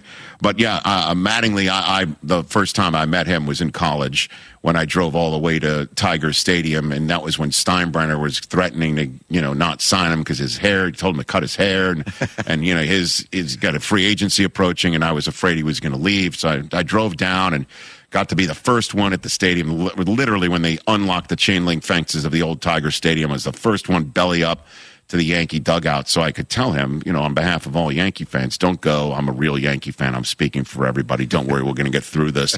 And all that came out as soon as he came up was Donnie Baseball, woo! That was it. Woo! And then that's what you meant. And then I did see him years later when I was the sideline reporter, doing great journalistic work for the Major League Baseball All-Star Game celebrity softball broadcast on ESPN in Seattle. Sure. In the year 2000. Sure. Yeah, who could forget that celebrity softball contest? I kind of remember it. Yeah, sure. You had to do a lot of stuff for the mothership. He was there as an honorary captain, and he told me that he had seen me now on ESPN, and he was a fan of my work. And I'm like, wow. Ooh. That's unbelievable. Thank you for saying that. And he goes, so nice to meet you. And I'm like, well, we have met before. And I told him that story and creeped him out again. Yeah. You see, don't do it. No, I did it to Nomar on a plane once. That's right. You did that to Nomar on a plane. And the only thing that came out was, we have the same birthday. And he was like, cool. Hank Azaria and the Easy Street Band. Yeah. Visit easystreetnyc.com to see him. Or just easystreet.com. Either way, you'll find it. That one's easy to find. Easy. Sorry, Rich. I'm stepping all over you. Oh, good. I'm just trying to get the ticket sales up for Crested Butte. Crested Butte, Aspen, and Sony Hall in New York. Ladies and gentlemen, Hank Azaria. Great. Best. Love this man. I love this man as well. Your favorite donkey. The Rich Donkey Show. We'll be right back. This is the best of the Rich Eisen Show on ESPN Radio. Evan, Canty, and Michelle are unsportsmanlike. Nuno thinks he could be a detective. I've watched enough of these Law and Order FBIs that I think I could probably solve a murder. Is it insulting to FBI agents? Very insulting. I'm very confident in my skills to solve a crime, too, Nuno. Together, we could really take down some bad guys. Yeah, I'll stay out of that and say I'm not capable. I don't want y'all trying to solve any crime where I'm the victim. I need real professionals to do it. Unsportsmanlike. Weekday mornings starting at 6 Eastern on ESPN Radio and on ESPN2. How are you? My name's Scott Van Pelt, host of SV Pod. along with my partner in crime, Stanford Steve. What do we talk about mostly on the podcast, Steve? Sports. Some. Parenting? I feel like that comes up a lot. I feel like most recently I've needed some help because I feel like my shortcomings there are evident. It's life stuff, relatable content. It's fun. It's just two bald-headed goons just talking about nonsense a lot in a crowded podcast space. There's that one. We're here. Here we are. Are you ready to make a difference for the environment while helping the visually impaired at the same time? Then donate your vehicle to Heritage for the Blind today by calling 1-800-983-6530. Every donated vehicle will either be properly recycled in an eco-friendly manner or given a new life through reuse. Donating your vehicle is easy. Simply call 1-800-983-6530 and Heritage for the Blind will do the rest. They'll even arrange for your vehicle to be picked up at no cost to you. And for a limited time, when you donate your car, you'll receive a $200 restaurant voucher and a 2-night, 3-day hotel stay at one of 50 locations. Call 1-800-983-6530 right now to schedule your vehicle donation and make a positive impact on the environment while helping others. Heritage for the Blind, where every car donation counts and every person makes a difference. Call 1-800-983-6530 now. This advertisement is paid for by Heritage for the Blind. Do you have a smartphone? Of course you do. Do you have a pocket or pouch or human hand to hold your smartphone? Then you have no excuse. Download the 99.9 The Fan brand new app today and take us with you wherever you go. Your favorite hosts, podcasts, and live sports action all in one place. Available for Apple iPhone and Android phones. Finally, there's an app for 99.9 The Fan.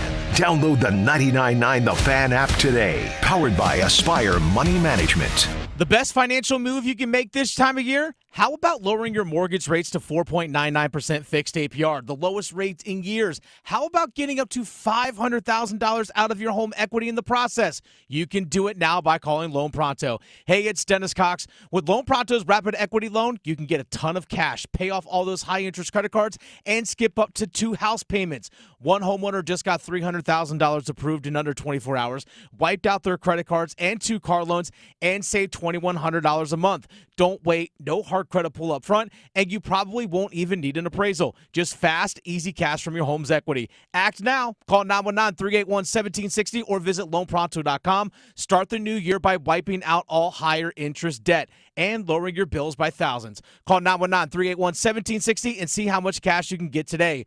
Loanpronto.com. Equal housing lender, NMLS 166171, APR for well-qualified buyers. Visit NMLSconsumeraccess.org. Folks, it's back and it's better than ever. Dennis Cox here from my friends over at Law Tigers. The Law Tigers are once again teaming up with your Carolina Hurricanes to give one lucky Caniac a custom Canes Ducati motorcycle courtesy of Art Moto Garage and Shiny Side Paint. Last time that you can enter this contest is March 29th, but don't wait, folks. Go to caniacsbike.com to enter. Again, caniacsbike.com. Law Tigers is a network of independent law firms who are members of the American Association of Motorcycle Injury Lawyers. Law Tigers is not a law firm. Donate.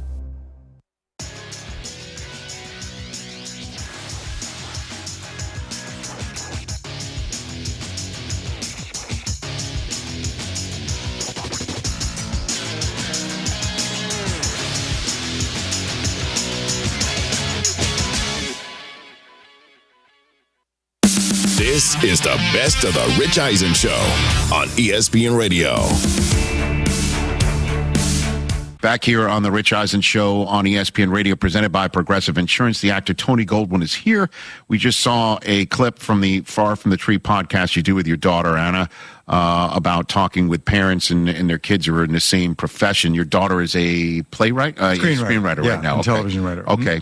Did you want her? Did she find it herself, or did you not want her to be in the same business? Yeah, no. I mean, my wife, well as you do? My wife Jane and I, and Jane's also in our business. She's a production designer, a film production designer. Right. We didn't push our kids into it. Right. But look, I felt really lucky to have found a profession that I'm super passionate about, and to do something that every day I can't believe I get paid to do it. Yes. So when both of our daughters decided they wanted to kind of go into this, my other Tess is a writer and an actress and director, and it was just a natural thing. So we didn't stand in their way, but we just tried to give them a sense of what the reality was. Sure. because it's not an easy business to find your way in. Not at all. Yeah. And so what is your first memory of the business? Like, what's your first memory of growing up in your family of show, if you will? You know, honestly, both of my parents were really careful to keep us away from Hollywood. You know, they didn't want us to grow up to be Hollywood brats. Right. And so we weren't really exposed to the business per se.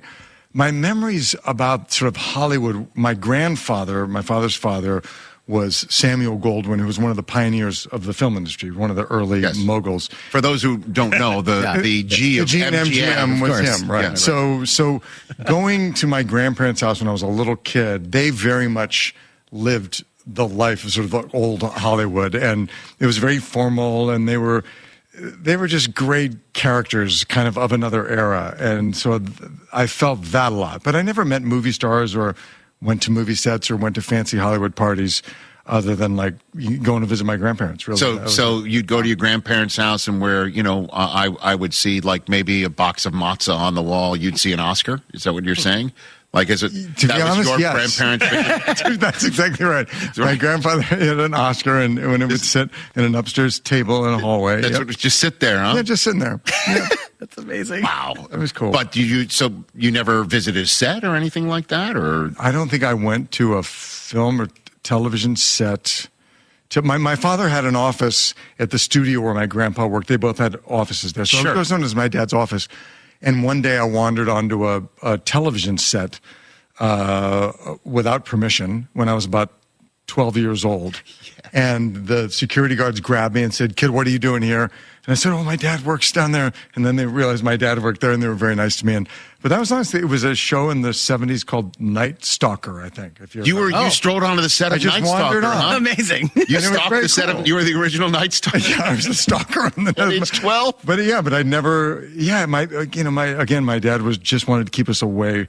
They wanted normalcy, so which I'm ultimately grateful for. So, it was good parenting. So, like if you could, your grandfather and your dad would be a great podcast pairing, don't you think? They would. I wish they were still. I wish they were still with us. Like if you could do that, if I could do it, that would be the dream. You know what I'm saying? The dream guest. Because it is a neat, again, idea for your podcast because you come from a family being in the same business to try. Is there any from your interviews any through line? From your own experiences that you see that makes for a successful, sort of father-son, father-daughter, mother-daughter, mother-son setup? Anything like that? Here's what's been a really interesting common thing across the professions that we've been doing. Obviously, all of the people that we've been talking to are very successful and deeply passionate about what they do. And every parent that has come on has expressed the friction they have felt being a consumed professional and trying to be a parent, and they all expressed like, I wasn't there enough, and I felt guilty, and and I wish I could have been there more for my kid. And then the adult child is like, that's totally not true, because watching you do something you cared so much about and have had such an impact on your profession and inspired me to go into my profession has been the greatest example I could have had. So you have this kind of combination of guilt and absolution from, I'm sure all of you guys are the same. You work really hard, and if you have kids, it's like you can't, it's a constant struggle. So that's been pretty neat. The other thing is just, it's a very unique intimacy you share. Like, the coaches Schaefer talk about sharing that professional intensity is a very unique and special thing.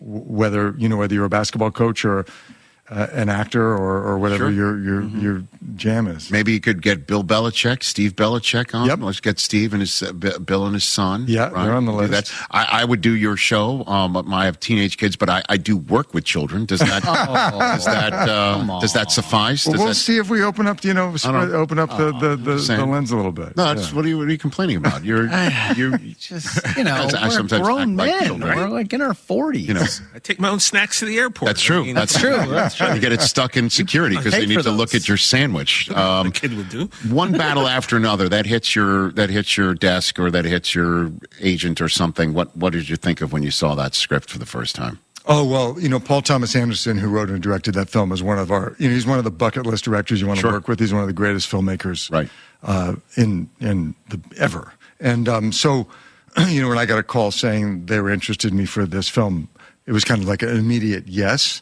But talking to Paul, when I read that script, it's just so entertaining. I mean, as entertaining as that movie is when you see it, reading it was like being on a roller coaster ride. And also there's this whole sort of kind of subversive social commentary in that film. And the character that I get to play, Virgil Throckmorton, is just absurd. And it was so much fun. And doing it with Sean Penn, whom I'd known for a long time and admired forever, but we hadn't been able to work together. When did you first meet him? When had you first crossed? I met Sean on the set of Night Stalker.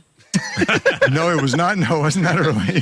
I think that preceded Sean's career. But we met, I don't know, just through the Hollywood community, through sort of social activism, and then we had mutual friends and so we met socially and stuff. Right. That's all. But I mean, I'm just wondering how a Paul Thomas Anderson script reads. You know what I mean? Because on the screen, it's just such a vision that obviously he puts into it. I'm just wondering how it jumps off the page. As I said, some of Paul's films are very esoteric, and you think, I can't imagine how reading this. One Battle After Another was so entertaining to read. Like I said, it felt like a roller coaster ride. So the experience of the movie, while dazzling, it had the same feeling as a read. It was like you couldn't stop. I felt like I read it in half an hour, and it was a long script because the movie's over 2.5 hours, and it feels like it's 90 minutes. And then, again, it's been nominated for 9 Golden Globe nominations. Yeah, it's had a good week. Yesterday. And it's won the Gotham Award, and it's won Critics' Choice Awards, and it's award season. I think you're going to be hearing more about it. Yeah, for sure. So how did you get involved with Ghost? Was that your first movie?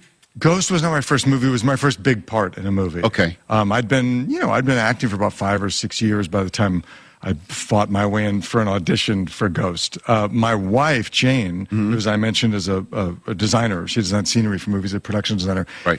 Her career, she's a few years older than me, so her career was already blowing up when I was still struggling as an actor. So she'd done a bunch of big movies, and she was the production designer on Ghost. And she kept coming home at night going, they haven't cast the bad guy in the movie. And I was like, Jen, I can't even get my agents to get me an audition. And she kind of kept on me, and I think she whispered in the ear of the director, my husband's an actor. And I finally got an audition, and then I got lucky, and it worked out. My husband make a great Carl. That's right.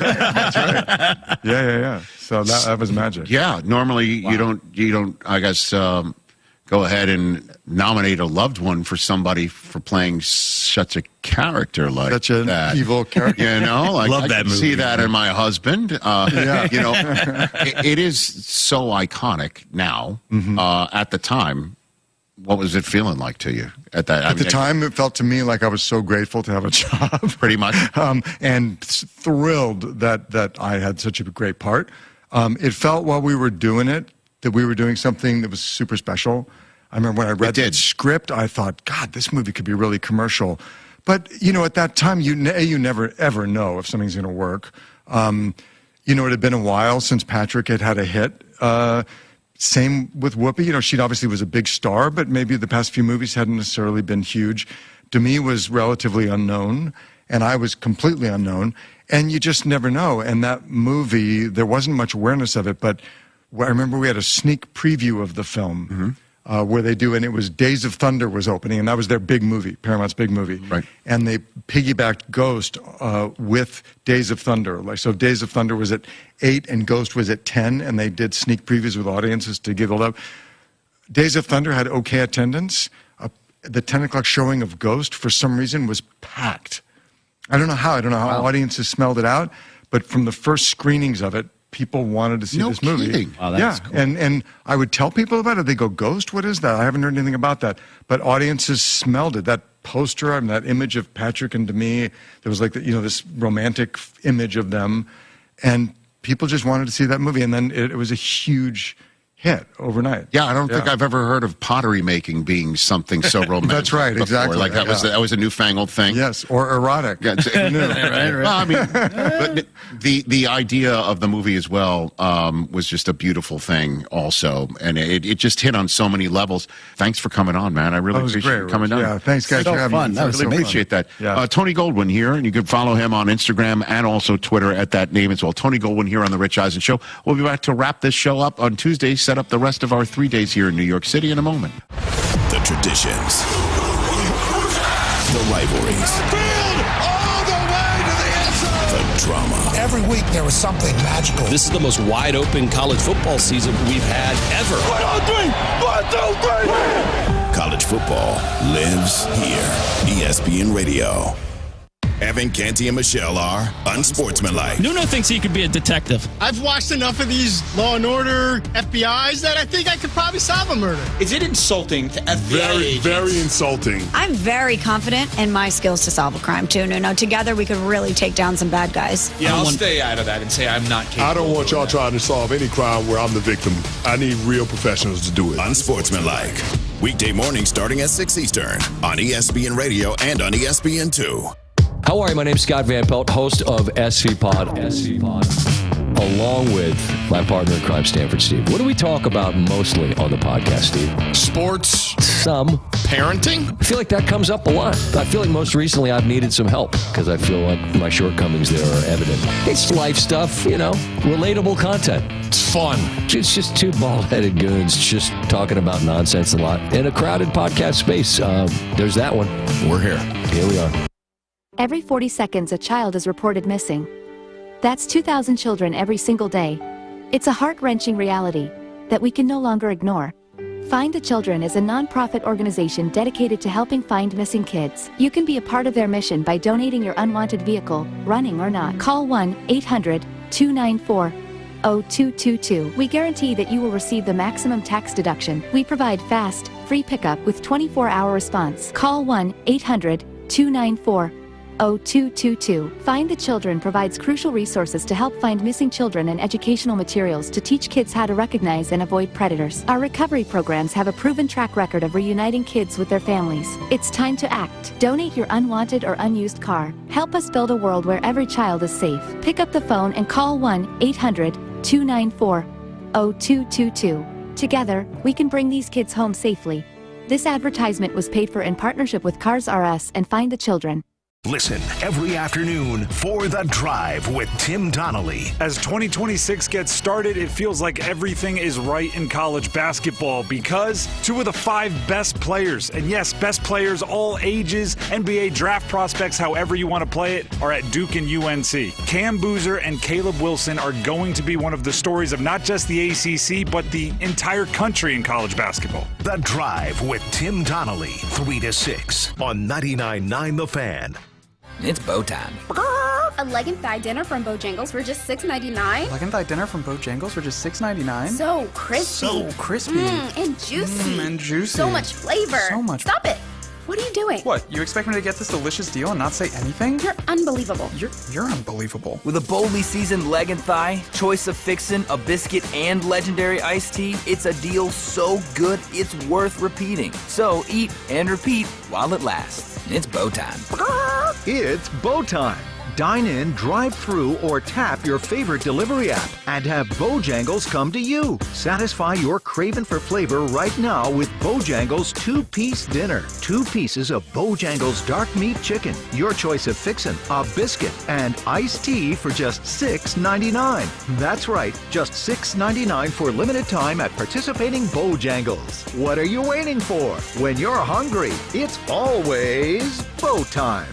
Batter up! The Durham Bulls are hiring for seasonal, part-time, and game day positions at our job fair Saturday morning, January 24th from 10 to 1 at the Durham Bulls Athletic Park. You could move forward in the hiring process the same day. Our schedules work around your life. Whether you're a student, parent, or juggling another job, no experience required, just passion. Be part of the experience that turns first-time guests into Bulls fans for life. The Durham Bulls Season Job Fair, January 24th from 10 to 1. See you at the ballpark. .org/donate.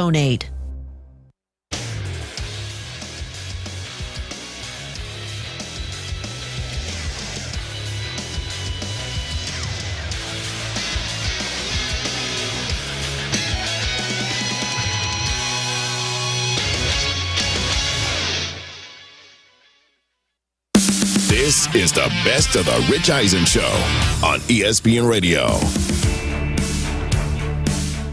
Andy Garcia is here on the Rich Eisen Show. Go. Hi, how are you? Good to see you. Man, do these lines written by Taylor Sheridan just jump off the page? You're saying I can make a meal of this when I'm sitting down on camera to do it. You know, he's such a great writer. You just say the words. You know, he's. It's not only his writing, the way how he can write individually for every character, so uniquely specific, specifically, but also his storytelling, the arcs of his stories with the characters, which is very important in an ongoing series. You know, his ideas about that, and of course the voicing of this central character for Billy Bob is just quite extraordinary. You know, he can't take a step without basically having the the weight of the world on his shoulders. Right. It's coming at him from all angles all the time. And now we have in this new season also Sam Elliott has joined the show. Oh, yeah, as his dad. Yeah. And them together, you know, Billy and Sam together are really sublime, you know. What a cast, too. I mean, you got an Academy Award nominee that you're across from right there. In that scene right amazing in the show. Right. Yeah. And you know, we had Allie Larder here just the other week. Yeah, and Michelle, everybody. Everybody just, it's a group of scenery chewers, you know what I mean? Like like you're all chewing up the scenery and in a good way, you know. Mm-hmm. And I can't get enough of it. What did Taylor Sheridan tell you about your character? I don't want to spoil anything because we're kind of still learning about how dark you are or how I'm rooting that you're going to turn into a nice guy a little bit here, Andy. I'll be honest with you, from the fan point of view. He has two names. You know? Yes, he does. I know. You set him up already when you opened the show. Right. You know, in the first season you learn about him a certain way, yes, and in the second season he kind of sees the other side of the coin. Right. But Taylor asked me to come out to Fort Worth to meet him before that. He wanted to create this character for me, and of course, for me, I found that to be a great privilege. You know, I was a big fan of his already, not only from Yellowstone, but from his movies. He's still an actor, but you know, I knew him as an actor, but also I knew him, you know, of the films he wrote, which were quite extraordinary. I said, this guy could really write. And so when I got the call that he says that he wanted to create this character, he told me that there was essentially this kind of cartel presence in the Permian Basin and in Texas, and I had no idea. That's the thing about all his shows too. And by the way, obviously, you know, you've worked with Costner before. He's worked with Costner. We saw what Yellowstone has been basically the base of operations for everything else out of it. And, you know, watching Taylor Sheridan's Lioness, for instance, just the fact that he learns that world, and now I'm learning it. He seems to be so detail-oriented in every world that he creates. Yeah, and it's based on a podcast, too. You know, it's Christian Wallace's podcast. So. Sure. But the words are Taylor, you know. Right. But, you know, that was it. I said, you know, he said, I want to create this character for you. And I said, I'm in. I'm all in. I said, you know, let's go. Right. There was nothing written yet, but I said, I'm all in. You know? Yeah. And you didn't even see a written word. No, your own. Don't need to. No. We spoke about life and movies and the character, where he was from, and he says, no, it's you. He's not from Texas. He's, you know, and we started to spitball a little bit about, I said, okay, then so he's maybe South Florida, he's Cuban. He's the connection to where the source, the raw material comes from, you know, and he developed this area and through time, these relationships in the business world. And then he went off and wrote. But I was happy that he was a fan. He had seen a movie of mine many years ago with Al Ashby called 8 Million Ways to Die, and he was a fan since then. So heard of that one? I was, you know, like I said, I was privileged that he thought of me, you know. So you're saying that your character Galeno roots for the Miami Dolphins? Is that what you're saying right now? I hadn't picked up on that. Yeah. What do you think of your Miami Dolphins right now? Well, we're on a little bit of a streak, you know. You are. I mean, if we can win out, you never know. Maybe we'll sneak in, you know. We have you kind of just went, for you, something called Higher Register, which is a gag or a bit that we do around here. When you mentioned Dolphins, I went my register. Well, the register goes up, and you got to go Higher Register in order to believe it. Like, hey, if we went out. I see. You know what I mean? Like, hey, you know, you never know. You never know. I'm a half, you know, glasses half full kind of guy with the Dolphins. Well, this kid, Achan, when he gets the ball, it's a home run almost every time. Well, you know, what happened also is that McDaniel, very cleverly, because of his abilities, Achan, he put a tackle in as a secondary tight end, and sometimes in the backfield as a fullback. And it's opened up a little bit more of the zone blocking and more people out there blocking for the A-chance of the world. Well, plus the way he schemes things up, it just it comes from obviously the San Francisco world where just all you got to do is just get one little extra angle, one little extra motion, and suddenly that step will hit a crease and off you can go. Yeah. Certainly as fast as he is. Yeah. So how far back with the Dolphins do you go? Like from the beginning? From day one, I was there opening kickoff when Joe Howard took the opening kickoff 105 yards. No kidding. In the Orange Bowl, yeah. You were physically there? I was physically there, and in the 60s, and I went all through the Shula years and the undefeated season. I was at every game, and the Marino years, and then I moved to L.A. in 78. Yes. And I periodically would go back and see a game, but mostly in those days there wasn't like the Sunday ticket, so we'd find satellite places that had satellites. Right. Eventually, I got a satellite from my house to watch the games. Did you meet Marino? You ever meet him? Yes. He's okay, give me that one. What do you got for me there? Oh my God, he's the best. And I asked him. I was at one of the games. I was sitting with him in their booth up there. Yeah. And I said, Dan, what do you think? What do you think you would do with these new rules where the defensive backs can't touch anybody and they can't muscle them? And he went like, oh my God. He didn't even have to answer. He just laughs, right? He just went like that. It'd be thousands and thousands of yards. 5,000 every season. 6,000 wouldn't even be any stretch. There's been great passers of the ball in the NFL, from Joe Namath and all. But I think, hands down, I think Marino is the greatest passer in the game. I mean, you got to sit here, and he and Elway from the 80s. Yeah. Suddenly, with each passing year, a lot of people forget how incredibly great they were. Amazing, yeah. So Marino. So you go way back in the day. Way back, yeah. Die hard. Gary Yepremian making that moment in the Super Bowl. Come on. Well, I mean, that actually prevented the Dolphins from having the final score match their record of 17-0. Yeah. If had he made that field goal, they'd have been up 17-0. Instead, it made it 14-7, which they won. I'm not bringing up the losses to you. You know what I mean? But I thought you were talking about Gary Yepremian trying to pass. Yeah, that's make the pass. Right, and instead of had he not made the field goal, it would have been 17-0 is the final score for a 17-0 team. Oh, I see what you're saying. Okay. Instead, it was 14-7 as the final score because of what happened. But all right, so we got the Miami Dolphins there. Landman again is available every single Sunday on Paramount Plus, and congrats, season 3's picked up. I just heard this morning as soon as I got here. Yeah. I got to come here more often.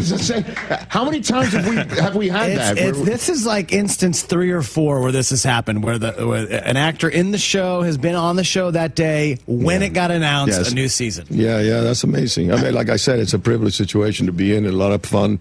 And, the cast, to play with that cast and with that writing, it's really beautiful. And again, just look at that cast that's up on there on the screen. It really is phenomenal with Taylor Sheridan at the controls as well. And you're working on your golf game while you're shooting, Landman? Is that what I did actually, because Taylor, I think it's in the episode 4 this weekend. He had written this thing in a monologue that Billy comes to my office and he says, you can, basically says something to the effect, it's a tease. There you go. It's a tease saying, you can pretend you can play golf at the country club, but I know, I saw you kill a man in front of me, I know who you are. And so I saw that. I called Scotty Cameron, and he's made me these Napa putters, which is the putter that Ben Crenshaw kind of made famous, the old 8802, Wilson 8802 from the 60s, Palmer and stuff. And he made me that putter. He says, so when Billy comes to see me, I said, I'm going to be putting in my office. And then the director, Stephen Kay, said, oh, great, just keep. So we have this kind of rather intense scene, and my character's just putting through it. So amazing. Taylor Sheridan writes a scene for you to play golf in your office. No, he just mentioned that Billy said, I know that you like to play golf. So I just said, well, I thought it was interesting that I would be putting. Golfers. You suggested? How about I just brought it out and brought the putter with me, and I said, what if I'm putting to the director? And he said, great, let's do that. You know how golfers, if we have a chance to practice our putting wherever it is, we'll just sit right here. We'd be on a break. Everybody would be putting. Right? Look over your right shoulder. There's the surface right there. Every time I'll look up from his desk, actually getting ready to do the show, and I'll see him putting over there, and I'm like, what's happening? So exactly. So if you zoom into that shot, you'll see the little Scotty Cameron label on the putter. So that's Danny Morell's putter. It's a gunmetal blue Napa. It's called Napa. Scotty said, "I'm going to make it gunmetal." You know, yeah, that's a great flex, by the way, Andy, to just be like, "Hey, Scotty Cameron, can you make me a custom putter?" Yeah, he's been good to me. Well he's done. been good to me. Yeah. How is your game going? It's my handicap's going up. I can't, You're working. Yeah, but also length. You know, if you have, it's when you have to hit hybrids and 3-woods into par 4s, you're going to have to get up and down a lot to keep your handicap at some. The lowest I've ever been has been like a 7. I'm maybe like a 14 now. So all right, I got to go here, even though I probably shouldn't, but I'm going to go here. Andy Garcia here on the Rich Eisen Show. I've seen you out at the club, okay, and at Lakeside, yes, indeed, and I see Pesci there. Mm-hmm. What do you and Joe Pesci talk about when you're just hanging out, if you don't mind me asking? Andy Garcia. I don't think anything specific, but we do talk about golf, actually. You know, he'll say... Just golf? Well, he'll look at what I do, and he says, "What are you doing? What are you doing? Why are you doing that?" But you don't talk about the profession? You never... Sometimes, but I wouldn't say that it's something that we always talk about. I think it's just easygoing, you know, nothing. I wish I could tell you an anecdote or say we like to talk about this or that, but it's pretty easygoing. You know? He loves the game, you know, he takes it, he's very serious about the game. He's serious about people playing fast in front of him. Andy Garcia right here on the Rich Eisen Show. Back in a moment here in Los Angeles. This is the best of the Rich Eisen Show on ESPN Radio. Evan, Canty, and Michelle are unsportsmanlike. Nuno thinks he could be a detective. I've watched enough of these Law and Order FBIs that I think I could probably solve a murder. Is it insulting to FBI agents? Very insulting. I'm very confident in my skills to solve a crime, too. Nuno, together we could really take down some bad guys. Yeah, I'll stay out of that and say I'm not capable. I don't want y'all trying to solve any crime where I'm the victim. I need real professionals to do it. Unsportsmanlike. Weekday mornings starting at 6 Eastern on ESPN Radio and on ESPN2.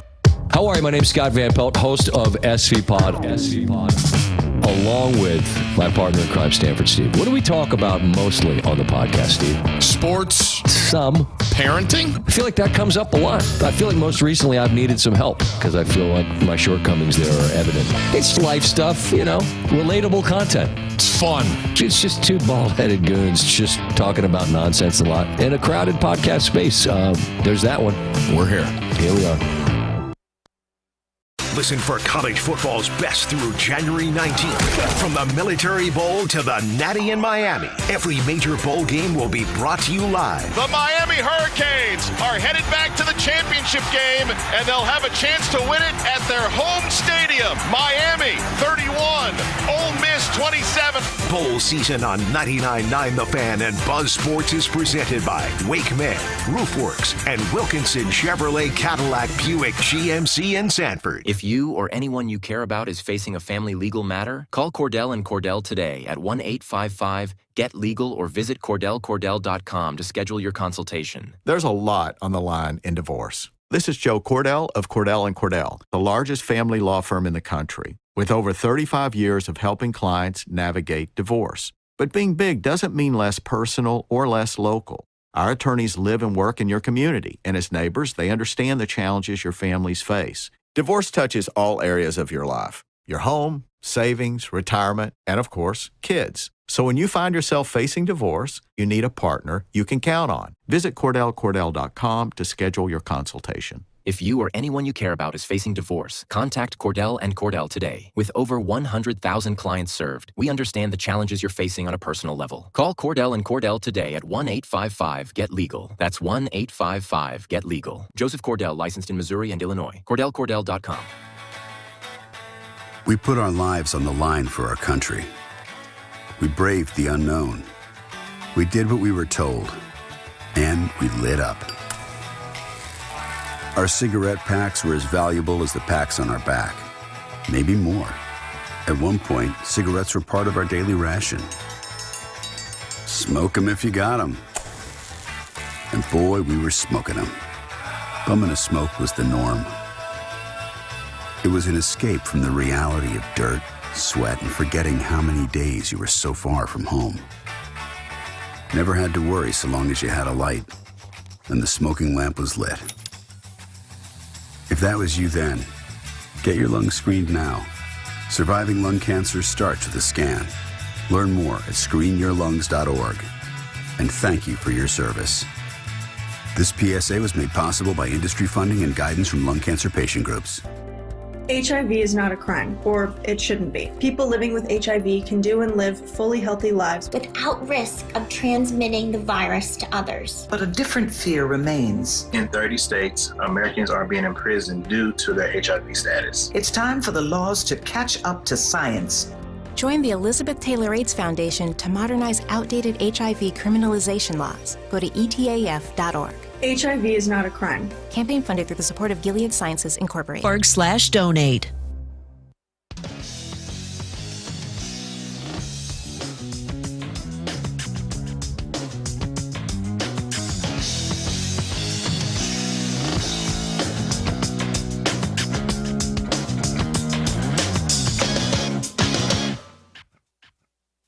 This is the best of the Rich Eisen Show on ESPN Radio.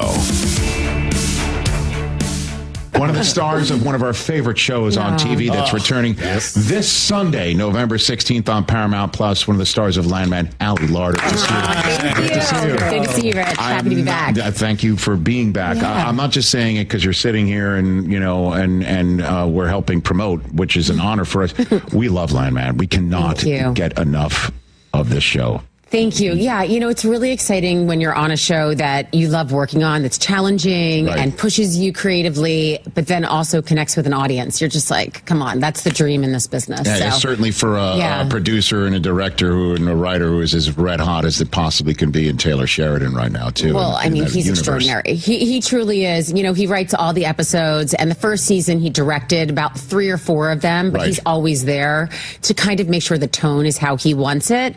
He writes it, and then he'll really get into the editing, but he kind of let the show go, meaning it's like the train is moving. He got it set up the exact way he wanted it, and now it barrels ahead, and he can do the 15,000 other shows that he's doing. Well, in terms of that, we're big fans of Lioness, and obviously all of the Yellowstones. I thought he shows up on the set just to put himself in the show to show off his biceps, or if he takes off his shirt to hang out with hot girls. That's true too. For sure, with the Bella Hadid. Come on. I think you can do whatever you want when you're at that point. Live your best life. That's why they call it the universe. It's the Taylor Sheridan universe. We're all just revolving planets in there. And interesting again for Landman. It's up there as far as I'm concerned with a drama that makes you laugh with Succession. Mm-hmm. Succession was a drama, on HBO that made me laugh more than anything else, where it's kind of like out a of comedy. The discomfort.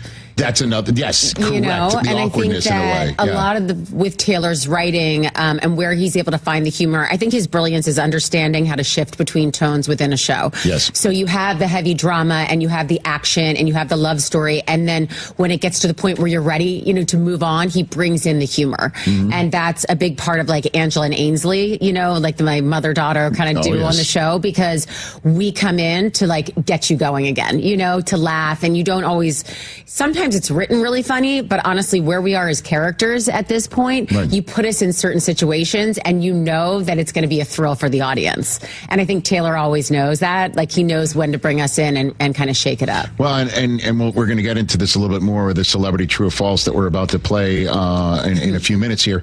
But, in certain ways where you'll see an actor and an actress who's from abroad capture an accent that's American, and you're like, wow, I didn't know that person was from such and such a country. I kind of feel the same way about you. You're a New Jersey girl. Very playing somebody straight from Texas, it's like you grew up there. Yeah, Allie. I think I think that for me, what was exciting about taking on this role was the level of talent that I was getting a chance to work with. Starting with Taylor's writing, going to Oscar winner to Billy Bob Thornton, John Hamm, Demi Moore, and this season bringing in Sam Elliott and Andy Garcia. It's just it's an extraordinary cast that makes you raise your game. And so we also had the time, like I'm not laying around in between, scenes or when I have a day off. Yes. I'm always working with my dialect coach, my acting coach, and preparing for the scenes and making sure that for me, I can handle the pressure of when I go on to set so that I can deliver to the best of my ability with these icons that I get to work beside. Yeah. I don't know. Is Sam Elliott believable as a guy from Texas? He's actually a Malibu guy, too, which is crazy. I mean, would you ever think it? Nope. I know. I would, but I mean, just the voice, the everything. He's still got it. I mean, he's down there, and he's he's real cowboy. He sits on an apple box, in between his takes. Don't even put him in like a high director's chair, and he's right there with you, and he looks you in the eyes, and he takes his time to talk, and, he's very special. Then he opens his mouth. Yeah, you're just like floored by. That's Sam Elliott, man. That's right. we're all hoping to just have the Elliott voice in essence. Yes, I have a lot of scenes with him. Because this season is really it's kind of about the family. Mm-hmm. The first season was setting up Oil and really showing you what the show was about, and this season kind of really tightens up and it goes into the inner workings of our family. And it's like we've just been back together for a couple weeks, and after you are kind of you're fighting, and that leads to kind of all the sexy stuff after. Who are they without that? And we dig into, a lot of those moments, and kind of you see what Angela's worth is to the family and how much she puts her family first in kind of very much like, a lioness kind of way. I got it. Can't wait for that. And by the way, to all the guys in the studio, unfortunately, that means more Michelle Randolph scenes. Darn it. Isn't she so beautiful? But she's so talented, so kind. I mean, she's just a special one. She's got it all. Yeah, what she said. She's a special one. And by the way, and that's not her first Taylor Sheridan show either. Right. She was outstanding in 1923. She was amazing in that.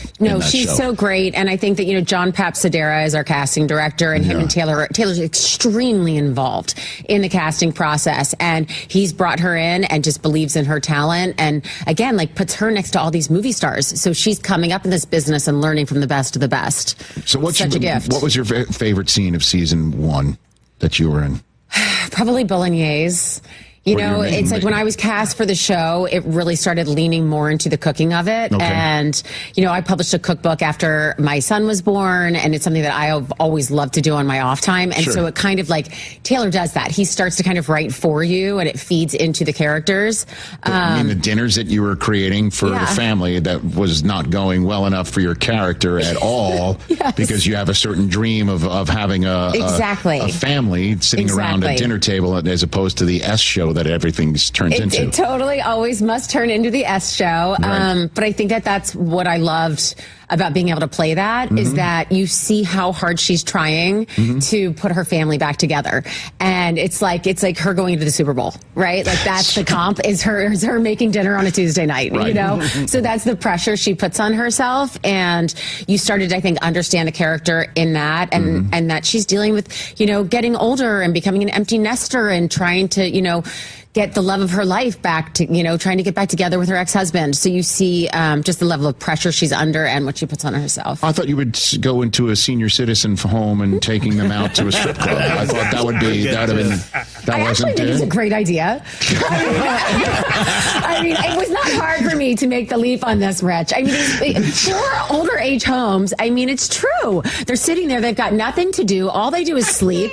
Give them a margarita, Rich. And a few dollar bills and take them out for lunch. Let's go. So you actually would do something like that. Why not? I mean, you're in your golden years. That's right. You shouldn't be wasting them. I mean, it is only late morning. I mean, it's 5 o'clock somewhere. You're out in Los Angeles. Not a bad idea. All right, so we have a celebrity true or false to play with you here. Okay. Where there's some parts of your career we have got some questions about to see if what we're reading is true or false. Okay. Here we go, and hit it. Hit it, please.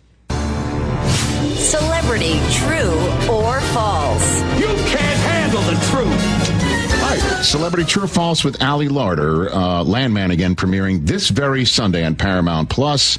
Let's start, however, with your first break of your career. True or false? Your first break came when a modeling scout stopped you on a street and asked you to star in a commercial for the Philadelphia Phillies. That is absolutely true. Where was this? In Philly, someone came up to me. I was with my mom, and I grew up in Cherry Hill, which is 10 minutes from Philly. Sure. And they asked me just to be in a Philadelphia Phillies commercial, and then I got there and I did. I had to be in a bikini. I was very young. I want to say I was probably like 13, maybe 14 years old, like 13, I think. I mean, really young. And I had to go up to the lifeguard and give him a couple tickets to see if he'd be my date for a Phillies game. Great to see you, Allie Lauder. Great to see you too, Rich. Thank you for having me. Thanks for coming. Please come back Thank you. Anytime you want. And everybody should check out Landman. We do. We can't wait to see season 2. This is the best of the Rich Eisen Show on ESPN Radio. Evan, Canty, and Michelle are unsportsmanlike. Nuno thinks he could be a detective. I've watched enough of these Law and Order FBIs that I think I could probably solve a murder. Is it insulting to FBI agents? Very insulting. I'm very confident in my skills to solve a crime, too. No, together we could really take down some bad guys. Yeah, I'll stay out of that and say I'm not capable. I don't want y'all trying to solve any crime where I'm the victim. I need real professionals to do it. Unsportsmanlike. Weekday mornings starting at 6 Eastern on ESPN Radio and on ESPN2. How are you? My name's Scott Van Pelt, host of SV Pod, along with my partner in crime, Stanford Steve. What do we talk about mostly on the podcast, Steve? Sports. Some. Parenting. I feel like that comes up a lot. I feel like most recently I've needed some help because I feel like my shortcomings there are evident. It's life stuff, relatable content. It's fun. It's just two bald-headed goons just talking about nonsense a lot in a crowded podcast space. There's that one. We're here. Here we are.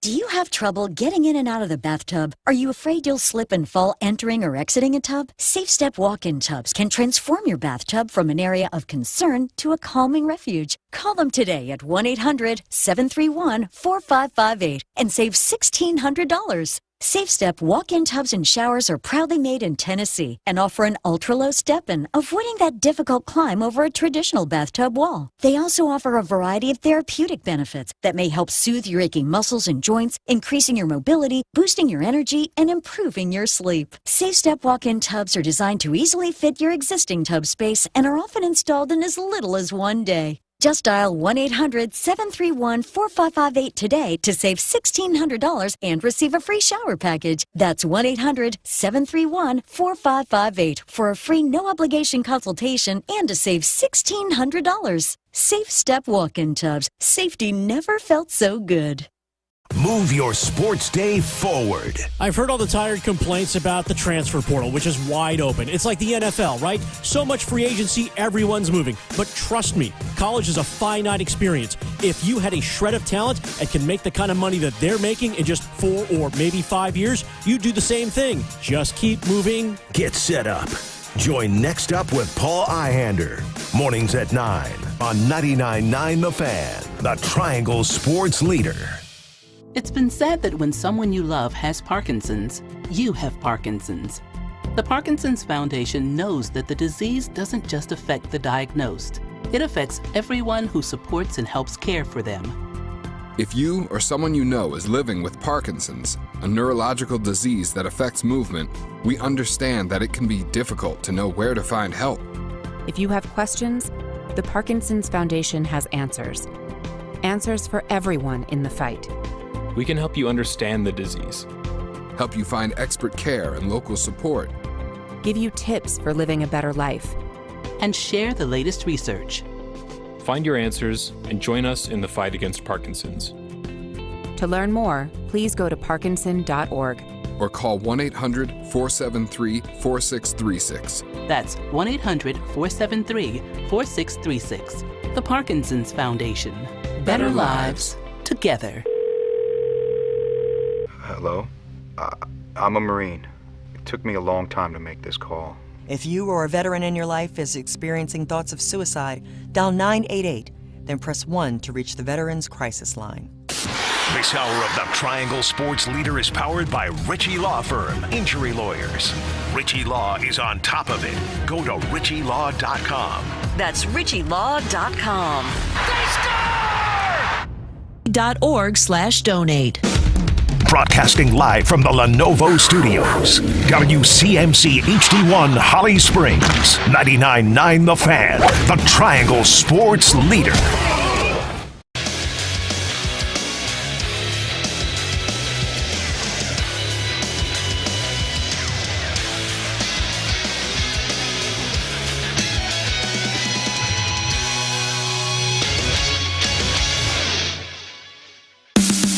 This is the best of the Rich Eisen Show on ESPN Radio.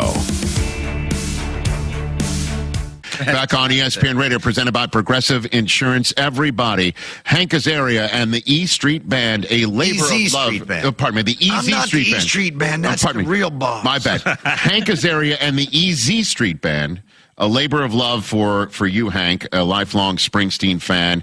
And also, Brockmire is now on Netflix. That's Everybody right. check out Finally, Brockmire right now. Somebody might, because only you three guys have seen it. So hopefully now we'll get a fourth, fifth, and sixth view. That is not true. It's kind of true. And The Artist, the final 3 episodes of The Artist will release on Christmas, available for free on the network.stream. Hank Azaria is here on the program. It's so great to see you, brother. You too. This is good times. So Pete Alonso is an Oriole. What is happening? Edwin Diaz is a Dodger. Pete Alonso is an Oriole. What's happening? An Oriole. What's going on? Yeah. What's going on with your? I think David Stern seems like he wants to do what he did with Milwaukee, which is sort of young, his own young guys. Seems to be what he wants to do. So we'll see. I don't know. We lost Nimmo too.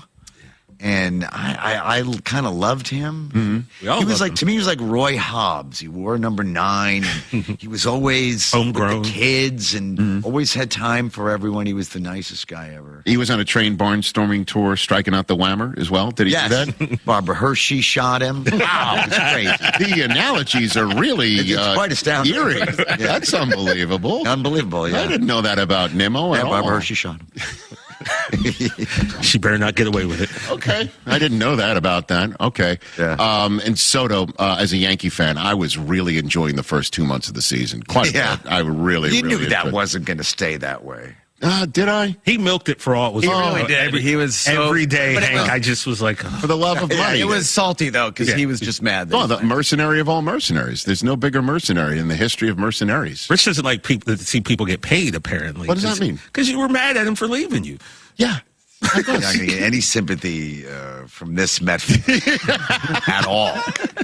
And you know what's amazing is when it came down to one game. You think about it, baseball always does that. And the Marlins, you always knew it would come down to the Marlins. You knew going in. Mets, I hate to sound like Joe Bonino over here, but you know it was done. You knew it was finished. That they finished with the Marlins. You knew you're done. But you did. You know, it's like, no way. It happened. Used to be the Braves back in the day, but now it's the Marlins. I know. Chipper Jones, I curse his name. I know. Son is named Shea. How about that? That is so disrespectful. That's so brutal. Because that's how well he hit it. That's how well he hit it. And that's why he did it. Oh, my God. Yeah. It's kind of funny if you're not a Mets. It's really funny. You know. And how many Knicks games have you been attending? I haven't been to one yet. Why? Because of your band, or you just what's some of the band? I wrote a one-man show. I'll be putting up off Broadway next year. What's that? It's one. I don't have a title yet. Okay. It might be called "Listen, Never Mind," because that's what my mother said a lot. Was "Listen, never mind." That was her dismissive catchphrase. All in one breath. It was like, if you say, Mom, I'm not hungry. I'm not that hungry. Listen, never mind. There's some people starving in the world. And some didn't make any sense. Right. Either. Like, I'm thinking about twisting my ankle. Listen, never mind. It's almost Yom Kippur. Didn't make any sense. Certainly when it was like December. You know what I mean? Like, it's not even around Yom Kippur. It just was, don't bother me with this. So it's about your upbringing? It's about my life. It's about my upbringing. It's about all kinds of serious and not serious things. Okay. Yeah. All right, so that's what you've been doing. I've been working on that. We did our big reading of it, where you have producers and theaters and backers come see it. Okay. So I'm working on that very hard lately. So you're going to trod the boards? I am going to trod the boards. You're going to go do that once again, go trod the boards? Eisen, yes, a triumph. It shall be a triumph. And the band, how is the band doing, man? The band is great. We got Bruce's seal of approval. Did you hear about that? Did you? Because I've always been wondering about that. I shouldn't claim that. Nobody sue me. Please. Now, just so you're aware, there may or may not have been, over certain poker nights in recent months, an opportunity that was endeavored to create, through ChatGPT, a cease and desist letter from Bruce Springsteen to be sent to you. Too late. You missed that window. Is that right? Because that would have been hilarious. That was, it was for like, how do we do it? What do we do? We try to get some of the lawyers at the game to maybe use their letterhead. We thought that might be a dead giveaway, but he has given informally, we my son Hal, yes, buddy at school. His dad is really like the best oral surgeon in New York. This guy Jason Delbinger, and a great guy, big Jets, Mets, Knicks fan as well. Okay. And one day I get, he's a big Springsteen fan, and he's come to see a few of our shows. I get a video from him on the text, and it's him at the office. Like, why is Jason sending me videos of himself from his dentist office? You're a fan of oral surgery? No, exactly. And it pans over, it's like, hey, Hank, where are you? And then it's like, Hank, it's Bruce Springsteen. I have a terrible toothache. But while I have a terrible toothache, I was fabulously entertained by your version of Prove It All Night, which I must say, you do a pretty good job of it. And that band is fantastic. So, okay. I cried silently to myself for about 3 days. That's done. And that is it for me in show business. So now that is... Done. That's awesome. That could be used potentially, if necessary.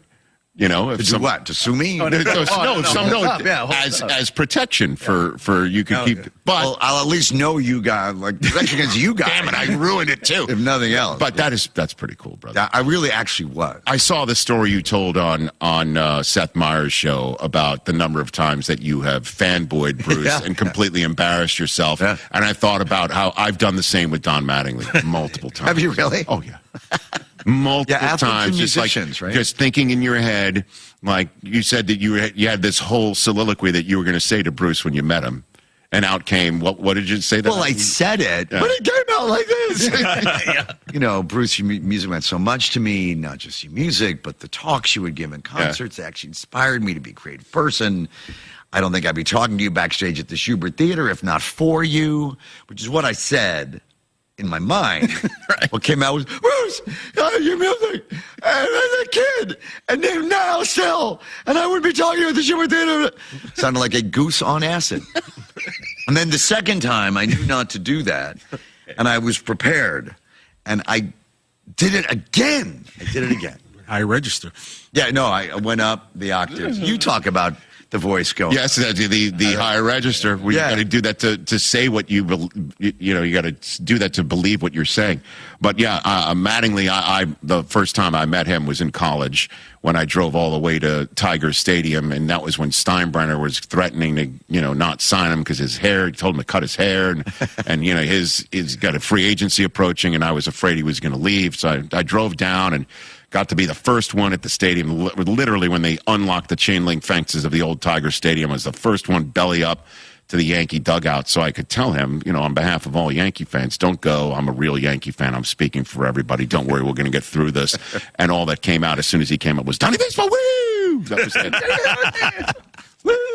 And then that's what you meant. And then I did see him years later when I was the reporter, sideline reporter, doing great journalistic work for the Major League Baseball All-Star Game celebrity softball broadcast on ESPN in Seattle. Sure. I believe in the year 2000. Sure. We could forget that celebrity softball contest. I kind of remember it. Yeah, sure. You had to do a lot of stuff for the mothership. He was there as an honorary captain, and he told me that he had seen me now on ESPN, and he was a fan of my work. And I'm like, wow. Ooh. That's unbelievable. Thank you for saying that. And he goes, so nice to meet you. And I'm like, well, we have met before. And I told him that story and creeped him out again. Yeah. You see, don't do it. No, I did it to Nomar on a plane once. That's right. You did that to Nomar on a plane. And the only thing that came out was, we have the same birthday. And he was like, cool. Hank Azaria and the Easy Street Band. Yeah. Visit easystreetnyc.com to see him. Or just easystreet.com. Either way, you'll find it. That one's easy to find. Easy. Sorry, Rich. I'm stepping all over you. Oh, good. I'm just trying to get the ticket sales up for Crested Butte. Crested Butte, Aspen, and Sony Hall in New York. Ladies and gentlemen, Hank Azaria here. Great. Best. Love this man. I love this man as well. Your favorite donkey. The Rich Donkey Show. We'll be right back. This is the best of the Rich Eisen Show on ESPN Radio.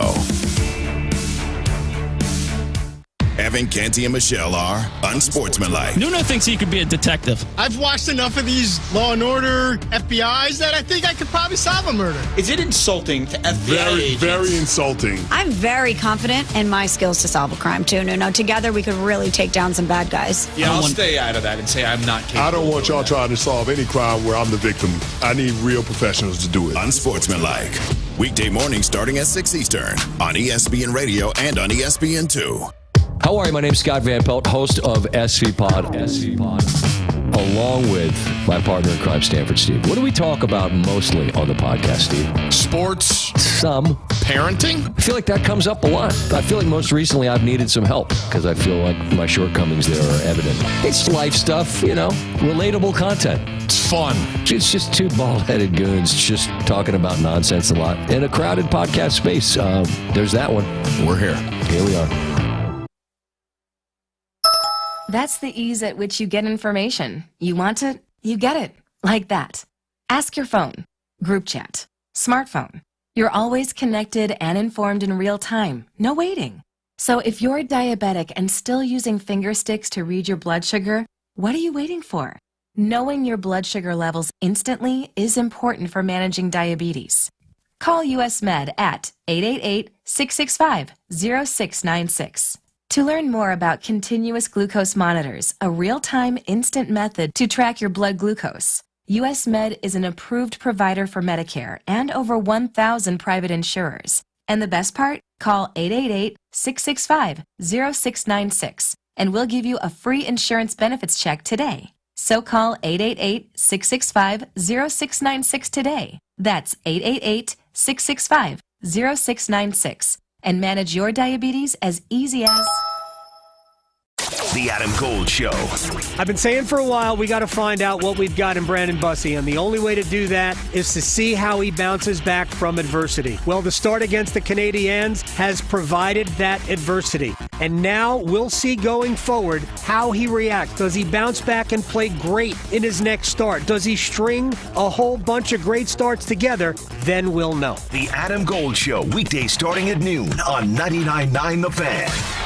The best financial move you can make this time of year? How about lowering your mortgage rates to 4.99% fixed APR, the lowest rate in years? How about getting up to $500,000 out of your home equity in the process? You can do it now by calling Loan Pronto. Hey, it's Dennis Cox. With Loan Pronto's Rapid Equity Loan, you can get a ton of cash, pay off all those high-interest credit cards, and skip up to 2 house payments. One homeowner just got $300,000 approved in under 24 hours, wiped out their credit cards and 2 car loans, and saved $2,100 a month.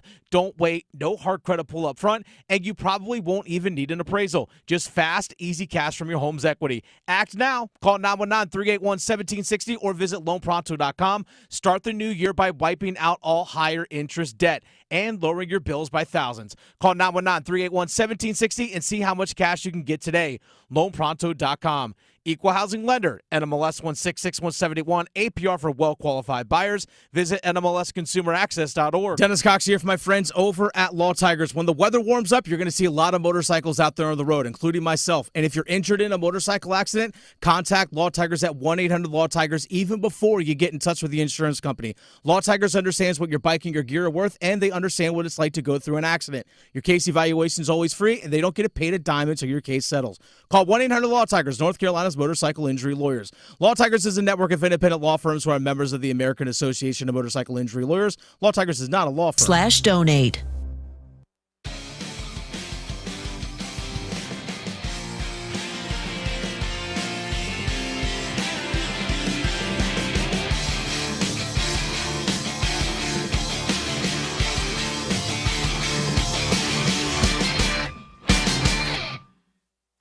This is the best of the Rich Eisen Show on ESPN Radio.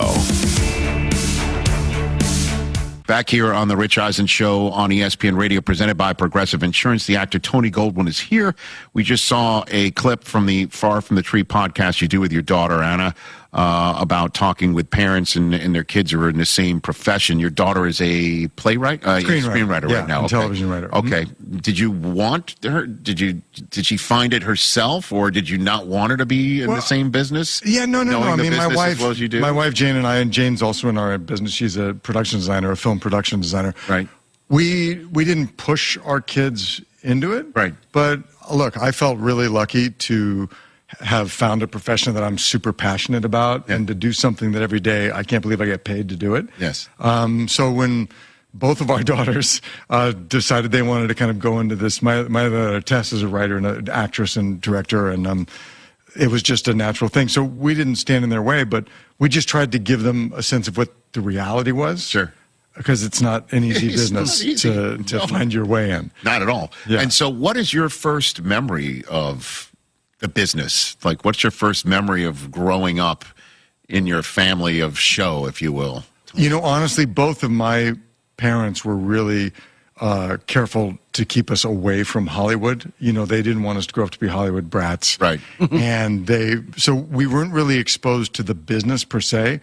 My memories about sort of Hollywood, my grandfather, my father's father, was Samuel Goldwyn, who was one of the pioneers of the film industry, one of the early moguls. For those who don't know, the G of MGM was him, right? Yeah, So going to my grandparents' house when I was a little kid, they very much lived the life of sort of old Hollywood, and it was very formal, and they were just great characters, kind of another era, and so I felt that a lot. But I never met movie stars or went to movie sets or went to fancy Hollywood parties, other than like going to visit my grandparents. Really. So you'd go to your grandparents' house, and where, you know, I would see like maybe a box of matzah on the wall. You'd see an Oscar. Is that what you're saying?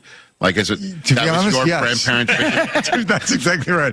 My grandfather had an Oscar, and when it would sit in an upstairs table in a hallway. That's what, just sit there, huh? Yeah, just sitting there. Yeah. That's amazing. Wow, that was cool. But you never visited a set or anything like that, or? I don't think I went to a film or television set. My father had an office at the studio where my grandpa worked. They both had offices there, so it goes known as my dad's office. And one day I wandered onto a television set without permission when I was about 12 years old. Yeah. And the security guards grabbed me and said, "Kid, what are you doing here?" And I said, "Oh, my dad works down there." And then they realized my dad worked there, and they were very nice to me. But that was honestly, it was a show in the 70s called Night Stalker, I think. If you strolled onto the set of Night Stalker, huh? Amazing. You stalked the set of, you were the original Night Stalker. Yeah, I was a stalker on the at age 12. But I never. Yeah, my dad just wanted to keep us away. They wanted normalcy, you know. So which I'm ultimately grateful for. So, it was good parenting. So, like if you could, your grandfather and your dad would be a great podcast pairing, don't you think? They would. I wish they were still. I wish they were still with us. Like, if you could do that, if I could do it, that would be the dream. You know what I'm saying? The dream guest. Because it is a neat, again, idea for your podcast, because you come from a family being in the same business to try. Is there any, from your interviews, any through line from your own experiences that you see that makes for a successful, you know, sort of father-son, father-daughter, mother-daughter, mother-son setup? Anything like that? Here's what's been a really interesting common thing across the professions that we've been doing. Obviously, most of the people, all of the people that we've been talking to are very successful and deeply passionate about what they do. And every parent that has come on has expressed the friction they have felt being a consumed professional and trying to be a parent. And they all expressed, like, I wasn't there enough, and I felt guilty, and you know, and I wish I could have been there more for my kid. And then the adult child is like, that's totally not true, because watching you do something you cared so much about and have had such an impact on your profession and inspired me to go into my profession has been the greatest example I could have had. So you have this kind of combination of guilt and absolution from, you know, I'm sure all of you guys are the same. You work really hard, and if you have kids, it's like you can't, it's a constant struggle. So that's been pretty neat. Yeah,